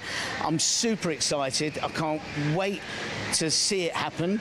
I also can't wait to see it end, because it will be quite a big sigh of relief, because for myself and Will, as you know, my partner, it's been a lot of work in the organising and the making. Support from Rotax, of course, they've been fantastic. But yeah, I'm just looking forward to it. Yeah, I'm very much looking forward to it. Selfishly for myself, I'm going to be commentating alongside Henry. The racing, I have no doubt, is going to be incredible. I've been lucky enough to see Club 100's growth and evolution over the last 10 years racing in the UK, 10, 15, 20 years.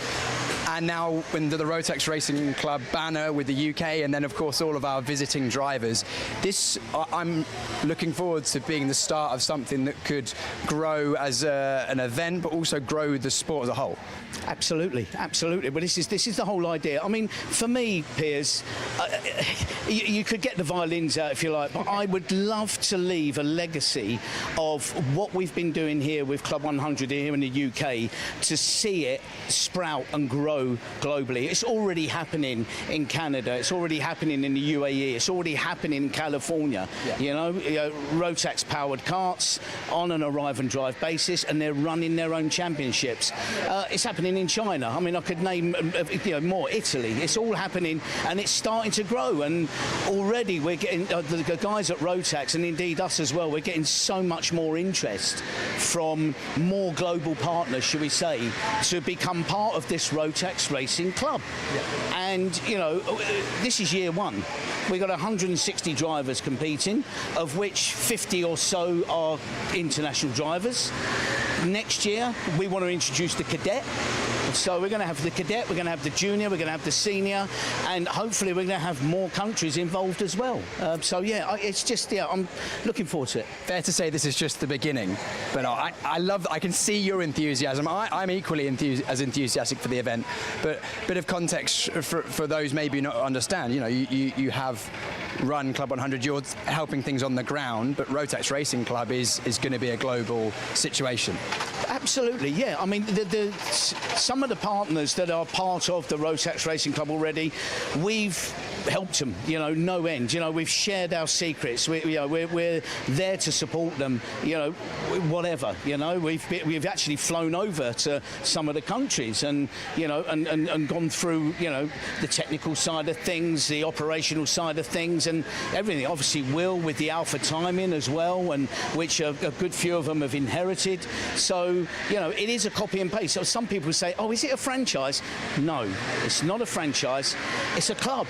It's a global Rotax Racing Club, and that's what we want to do and grow. And if I can leave that legacy for myself, knowing that there's a Club 100 type of championship running in 45 countries, do you know what I mean? I'll be happy with that, with my pipe and slippers. And the especially cool thing for me, I think, is people know that the Rotax Max Challenge Grand Finals, that's been going on for decades. That is incredible level of event. The driving level is incredible. This is hopefully, maybe we'll be getting to that sort of level. But this is accessible. This is an accessible form of world-class racing. Absolutely. I mean, listen, the grand finals, the Rotax grand finals, it's a different animal. And, you know, as you well know, it's the owner-driver side of karting. And it certainly is one of the most amazing events I've been to. I've been to every one for the last sort of 5 years or so. So obviously we've used that as a platform to talk to all the global distributors and partners to promote what we're doing here this weekend. And this is why we've got, you know, this is why it has started to grow. And we've got these international partners. And we'll continue to do that. But this, you know, this arrive and drive concept for enthusiasts, you know, this is not hobby karting here. You know, this is, as you well know, Piers, you've raced with us in the university championships. You know, these are the fastest karts you can race in Club 100 in the UK on an arrive and drive basis. That's what we want to repeat around the world, and it's designed for karting enthusiasts, real racers, you know, but maybe just really don't have the time and wouldn't want to go through the effort of owning your own car, and maybe the finance as well. You know, it's a more level playing field option, and it's an opportunity to race at a fixed budget. Yeah, you touched on the level playing field as well. Let's just talk about that, because you pride yourself and your organisation on the parity of the kart, so that the driver can stand out. We do. We put it this way, Piers, we try our best. You know, look, I mean, what we do with the engines, you know, if the engine goes off for a service, they all go off for a service. They are all come back from our engine partner, if you like, service centre. They all come back, you know, serviced, dynoed and everything like that. Then after another 30, 40 hours, they go back again, you know.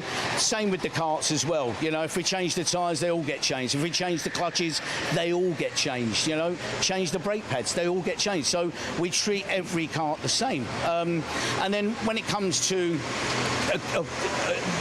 obtaining that parity, if you like, achieving that parity, you know, we pride ourselves on a free temps tolerance, which I don't think many people could argue with. Now, when you've got a fleet of 45, 46 karts, you know, you're going to get the odd one or two that may be slightly off, you know, whether it's too slow or too quick even or whatever. But, you know, we fix that. And this is why we have kart testers. I employ kart testers. We're going to have Freddie and Sam, two really experienced kart racers, as our kart testers this weekend. You know, any karts that they'll perceive to be slightly this, slightly that or whatever that need working on, they will take it out, test it, they'll put a micron on, make sure it's within their tolerance, lap times if you like, and it's good. So that's the way we work it with Club 100, is just keep working at it, keep making sure that we've got the fleet as close as possible. And of course this weekend it's a brand spanking new fleet of karts, man.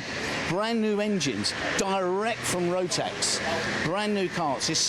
So hey, nobody could argue with that, I don't think. Absolutely not. Well, we're setting the bar very high at the first event. Yet to be seen how it all goes, but I'm confident that it's going to go well. John, thank you so much for your time and talking to us about it and giving everyone watching a bit of an insight into how it's all come about. Thanks, Piers. I mean, can I just finish off by saying, look, guys out there watching this, if you're racing this weekend, just enjoy it, yeah, have fun. You know, keep your racing clean, keep it fair, race with respect, and then everybody collectively will have a super weekend here. Thank you. Couldn't have put it better myself.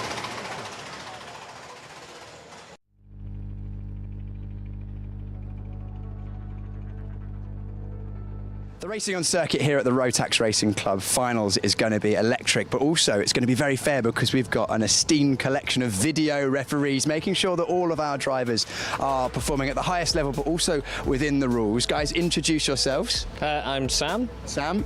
I'm Barnaby. And I'm Nicky. And you guys typically work with Club 100, who are the organisers of this inaugural Rotax Racing Club Finals event. You guys make sure that the racing on circuit is exciting, fun, but also fair. Just to give us an overview of your job on the race weekends. Yeah, so I'll be with Nicky in the stewards room, should we say, or the VAR room, we're going to call it. So a call will come in from an observer, and then it'll come through to our video, so we got to just check. And just making sure, you know, everyone gets a fair shot and the right call has been made. So yeah, fingers crossed we can make the right call, and even if wrong calls are made, we can overturn them, and everyone gets the right result at the end of the day. So fingers crossed we're good. We're good at our job, so we like to think. Absolutely. You guys do this week in, week out with Club 100. Barnaby, you guys have got some pretty cool technology. The judicial procedures have moved up year on year with Club 100, and we've got the best of the best here this weekend at the Rotax Racing Club Finals. Yeah, I mean, we tested it the back end of last year with BUKC, decided it wasn't quite ready to introduce into our main championship for this year, but we had to have it ready for this event being so important, so we made sure we tested it when we were here with BUKC again, made sure everything's all right, camera position and everything like that, for these guys in the room to make it happen. And you've referred to it. Give everyone from behind the scenes who isn't going to be here this weekend an idea of the amount of infrastructure that's been put in here at Silverstone and for future events to allow you guys to make the best decisions so that everyone else on circuit gets the fair race result.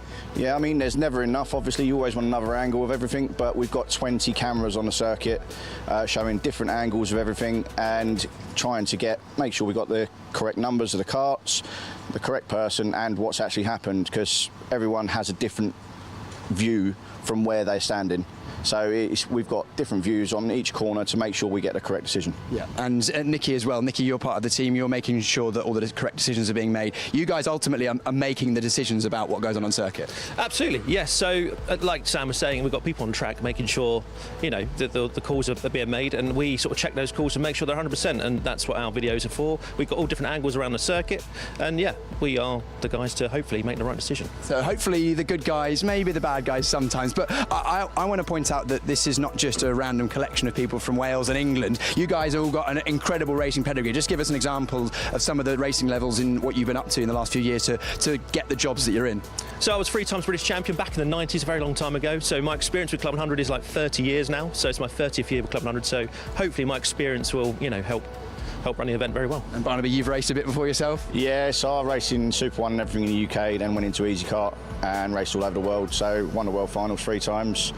Yeah, and I'm not as old as Nicky, so I haven't been here quite as long, but yeah, 28 odd years I've been working for Club 100, so we've sort of like got a bit too old and fat to test all the time, so now we're watching. Amazing. And yourself? Well, they make me look bad. I haven't quite got as a prestigious career as these two, but I've been racing since I was 9 years old with my dad. But yeah, raced British champs in Rotax, and in, you know, even from Cadet, Honda, Coma. So yeah, British champions, not British champions, sorry, top 3s. But yeah, never quite made the British champion or world champion. But yeah, got a well-experienced career. Well, we've got, you know, probably what, 40, 50 years of combined karting experience, both on circuit and judicial and making decisions and kart testing and coaching as well with all of you. So a really, really experienced team, a lot of infrastructure, a lot of effort that goes on behind the scenes to make sure that the racing at the Rotax, Racing Club Finals is going to be electric, exciting, fun to watch, but also that the outcome is as it should be. Guys, thank you so much for the insight, and we'll see how all the drivers get on circuit this weekend. Thank you very much.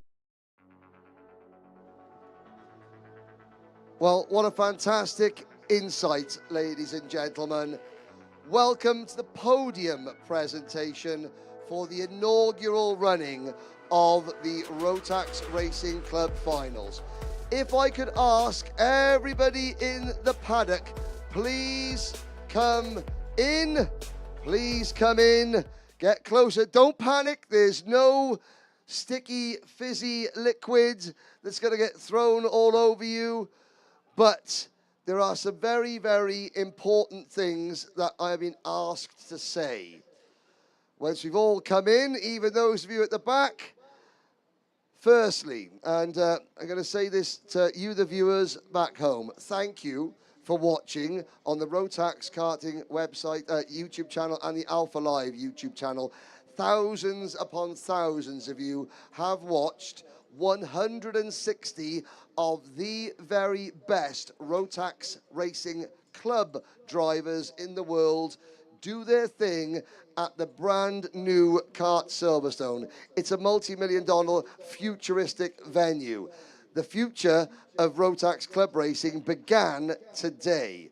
So I say to you, the viewers at home, and to you, the drivers and your families, on behalf of BRP Rotax, thank you from the bottom of our hearts.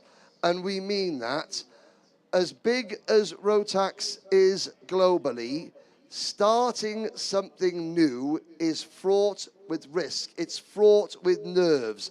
Are our customers going to buy into our vision? Well, we have our answer.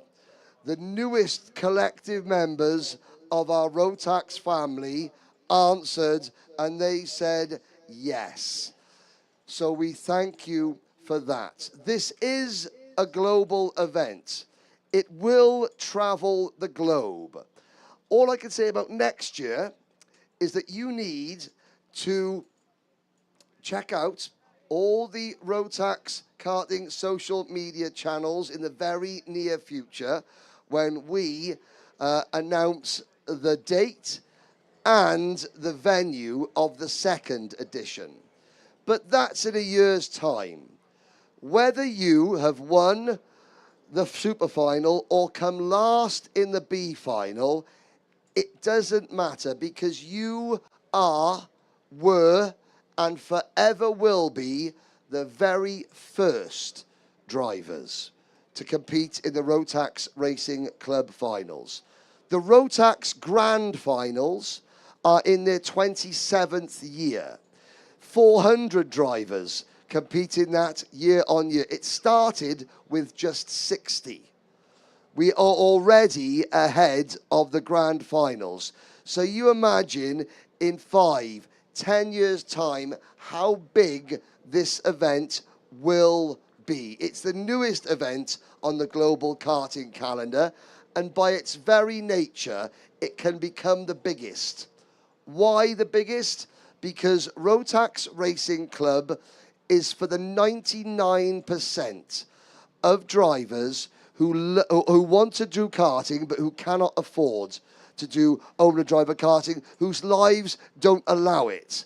So you are the 99%, and we are here for you. So from Birrell ART, who have provided 46, nearly 50 brand new chassis, from Offset, who provided the clothing, who provided the merchandise, from Club 100, who have provided, in addition to 30 years of excellence, they have provided 4 days of excellence for you here. And I think you'll all agree that karts, the standard of officiating has been exemplary. So thank you to our partners.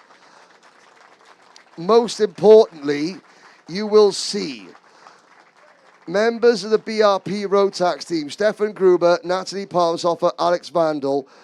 It's their baby, this is, and they have saluted you. They've asked me to say thank you, heartfelt, from them personally as well as professionally, for supporting their vision. So thank you. Now, after saying all that, should we give out some trophies and crown some global champions? I think so.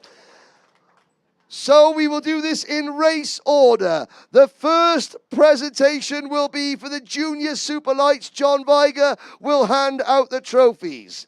The top 3 drivers, race suits and helmets, on the podium. Finishing in 3rd position, representing Portugal, Edgar Azevedo.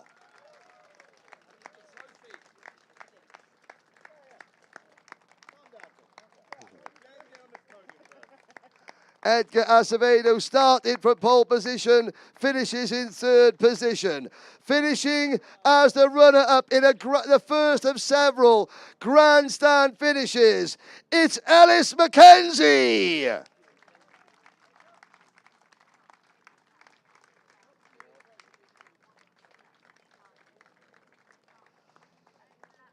But your winner, and as a historian, this name goes down in the history books. The very first driver to hit the track in an official session in the history of this event was Ambro Deloire.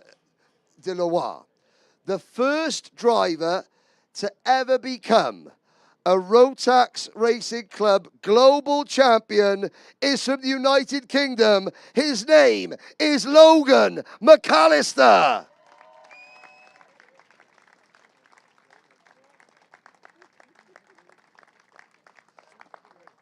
And he bought the right race suit as well.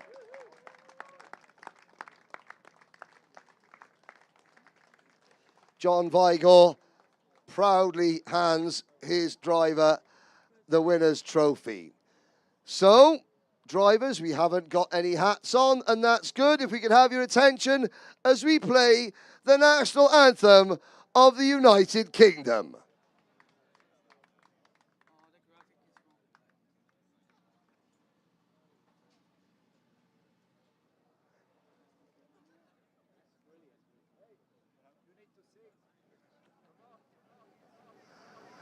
It's playing on the live stream. It's okay.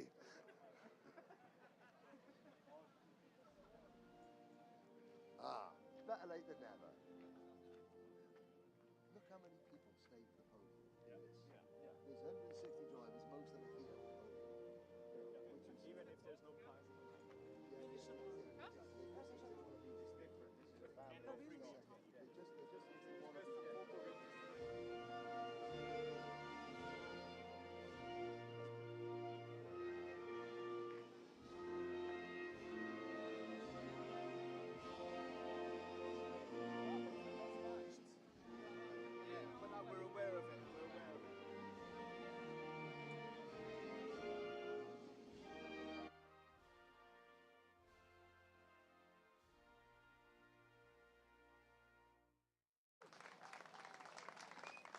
Ladies and gentlemen, please, one more time. Your junior super light top three, Logan McAllister, Ellis McKenzie, and Edgar Azevedo. Drivers, congratulations. Thank you very much.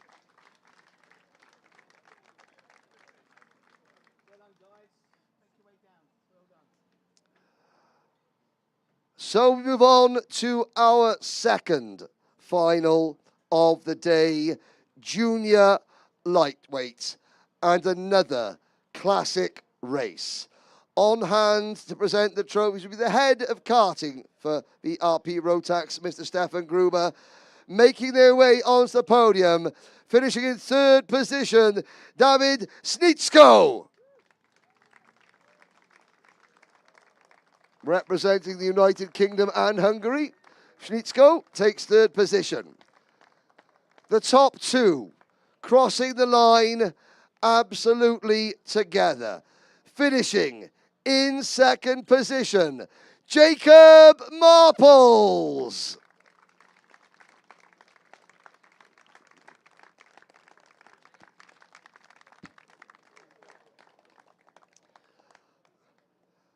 But your winner, epitomizing the well-worn phrase, never give up. There were plenty of times today where this driver's day looked like it was going south, but he never gave up and he came through to win it at the end. Please put your hands together for the junior lightweight champion, Jamie Tiley Gooden.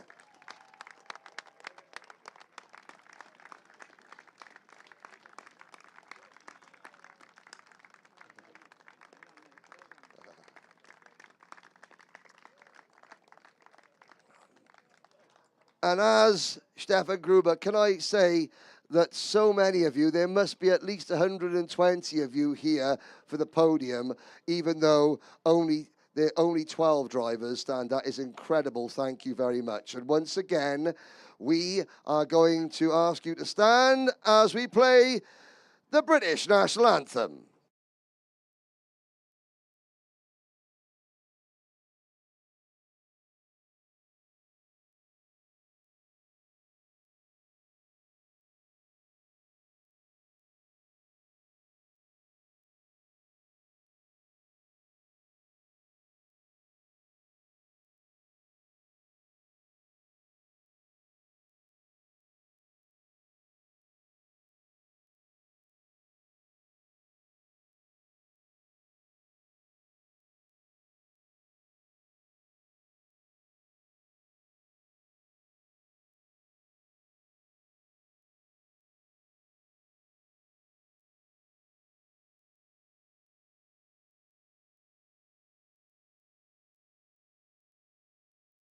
Uh-oh, there we go.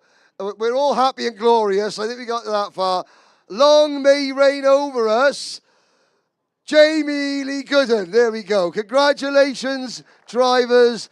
Junior lightweight. Thank you. Official photographers are happy. Drivers, there you go. Yes, yep. Soak it up, but you can leave as well. Well done. Now, our 2 senior classes. On hand to present senior lights is Will Chew.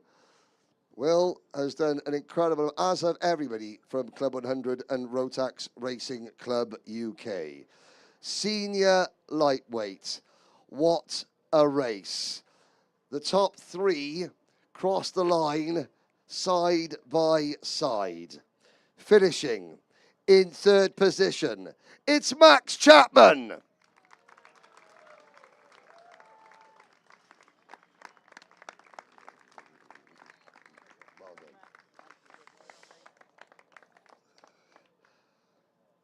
Had the race gone for maybe 20 meters longer, we could have had a different winner.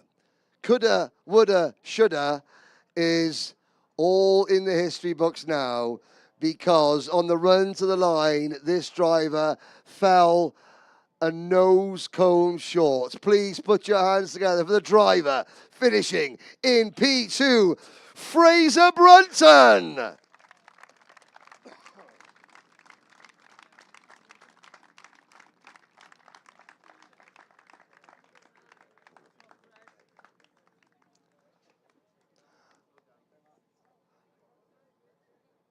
Will Chew hands Fraser his 2nd place trophy, but your winner. Half a lap from home, he thought he was safe. A quarter lap from home, yeah, we're still looking okay. 2 corners from home, uh-oh. And then as we crossed the line, he had to wait to make sure the timing screen had adjusted itself. It was that close.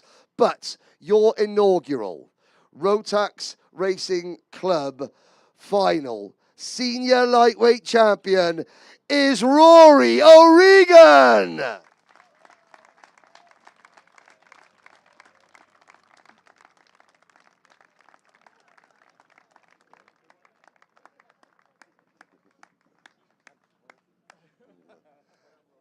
He's busy shaking. Lesson to all you youngsters to learn. Rory is taking his time because he's shaking the hands of every single special guest, not just the one who's going to hand him his first global karting trophy. There we go. Rory O'Regan, great sportsmanship between the top 3. Once again, we're going to play the national anthem from the United Kingdom.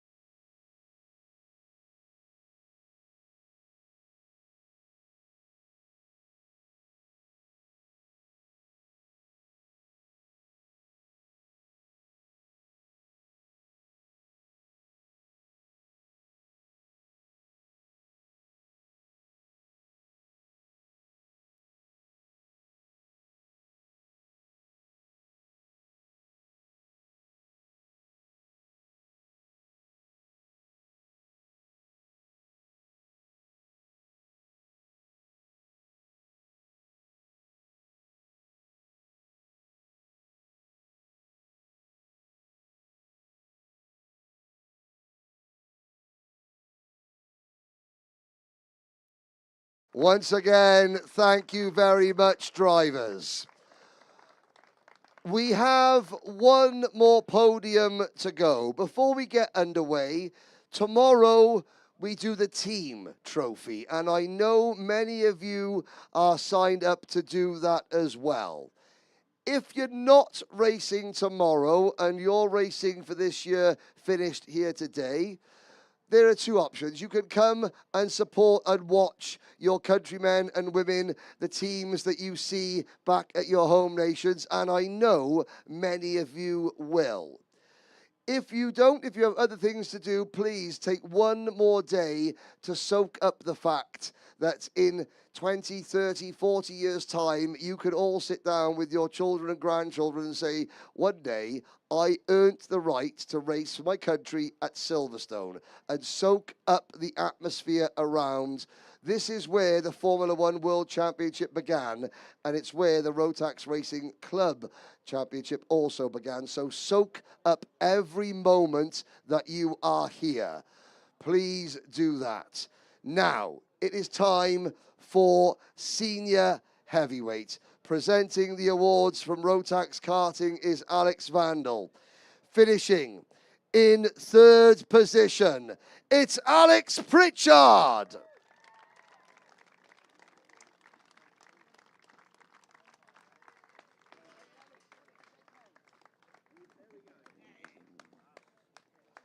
Hustled his way up from mid-pack and gets onto the podium. Finishing in second position was Joe Holmes.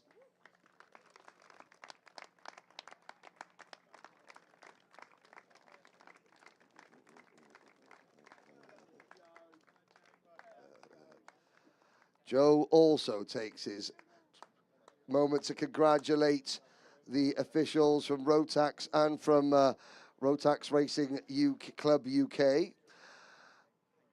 Rotax Racing Club needed, well, we wanted a figurehead, a driver with a stature and a respect amongst the karting community that we hoped would be able to win initially and then could be the spearhead, the advertising for future drivers. And my word, we got one in the senior heavyweight final, a driver who has epitomized the art of rental kart racing. He's taken it to another level. He is a multiple champion. His name is Anwar Beryl Smith. And he won by 6 seconds. He has been the most loyal customer, supporter for Club 100 since they started using Rotax power. If you cut Anwar open, he would bleed Rotax red and black. And for Club 100 as well, he has been a loyal supporter, a customer through good times and bad, and he is now a global champion. Anwar Beryl Smith, Joe Holmes and Alex Pritchard, for the final time today, we would say, could you please stand for the United Kingdom National Anthem?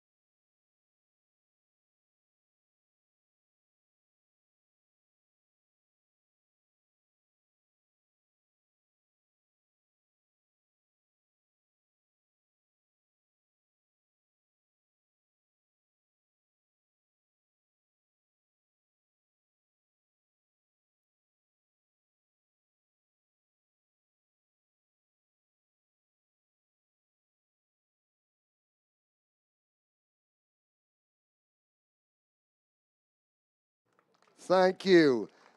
Could we now invite all our podium finishers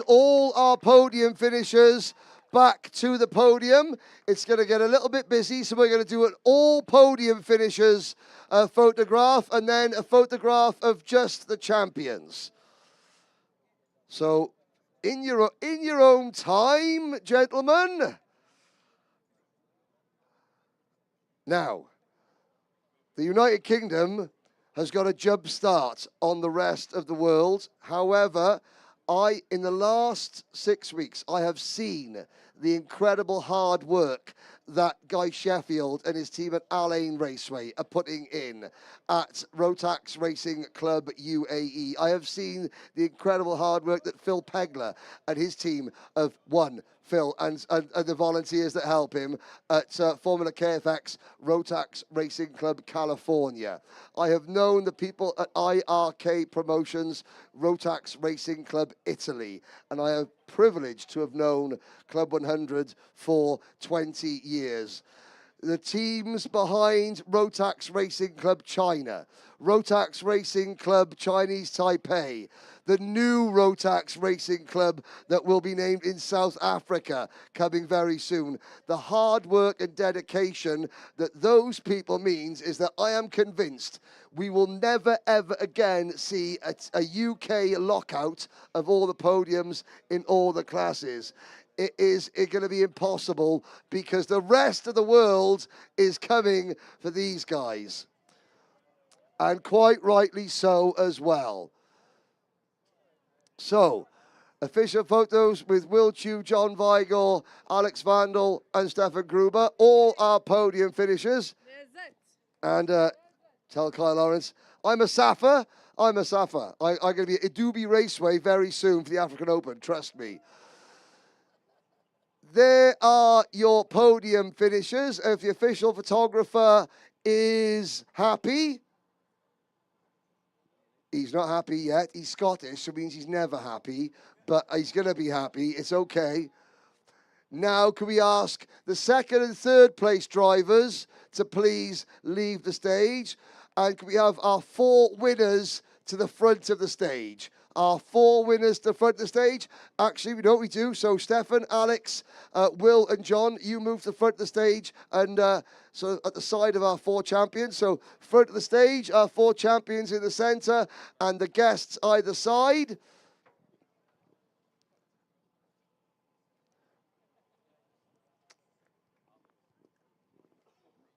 And once we're happy again for the official photographer's side, I would like, we'll get the thumbs up. We got one more piece of work for you to do, the fans. So, could I ask Will Chu, John Weiger, Stefan Gruber, and Alex Vandal to leave the stage, please? The final 4 drivers on the stage, please give your 4 global Rotax Racing Club champions one final round of applause. You're all members of the biggest club in racing, the Rotax Racing Club. Membership, like the memories, lasts a lifetime. Thank you for joining us. Have a great evening. Enjoy Silverstone. We will see you tomorrow, but the final word goes to John Weigel. Oh, thank you very much, Henry. Henry's brilliant, isn't he? Let's give Henry a big round of applause, please. Done a fantastic job with Piers as well on the comms, on the live stream. Thank you to Alpha Live as well. Look, I just want to say something that I do after each of my events. My team are still working very hard now, getting everything prepared for tomorrow's team trophy. And I just wanted to say thank you from my heart to my team, Team Club 100, everyone that's worked very hard over these last few days. So thank you very much, everybody. Hope you enjoyed yourselves. We love you lots. We're going to see you again next year. Take care. Thank you.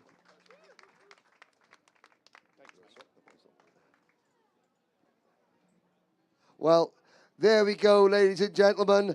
The crowds disappear off into the early evenings there. We were going to have a photo. There are 8 female participants here that made it. We're trying to organize a photo of all 8 of them because that is such a valuable, inspirational image for all the young and not so young women and girls out there who want to give this a try. You can see that my appearance has changed. Now, at the Rotax Grand Finals, then you wouldn't have this, but this is the Rotax Racing Club. It's so much more fun, and yeah, I'm now an honorary South African. As we close out the stream for today, thank you so much for watching. On behalf of Club 100, Rotax, Rotax Racing Club UK, on behalf of Birrell ART and Offset and BRP Rotax, you've been watching an Alpha Live production of the 2026 Rotax Racing Club Finals. A new name on the global karting calendar has arrived.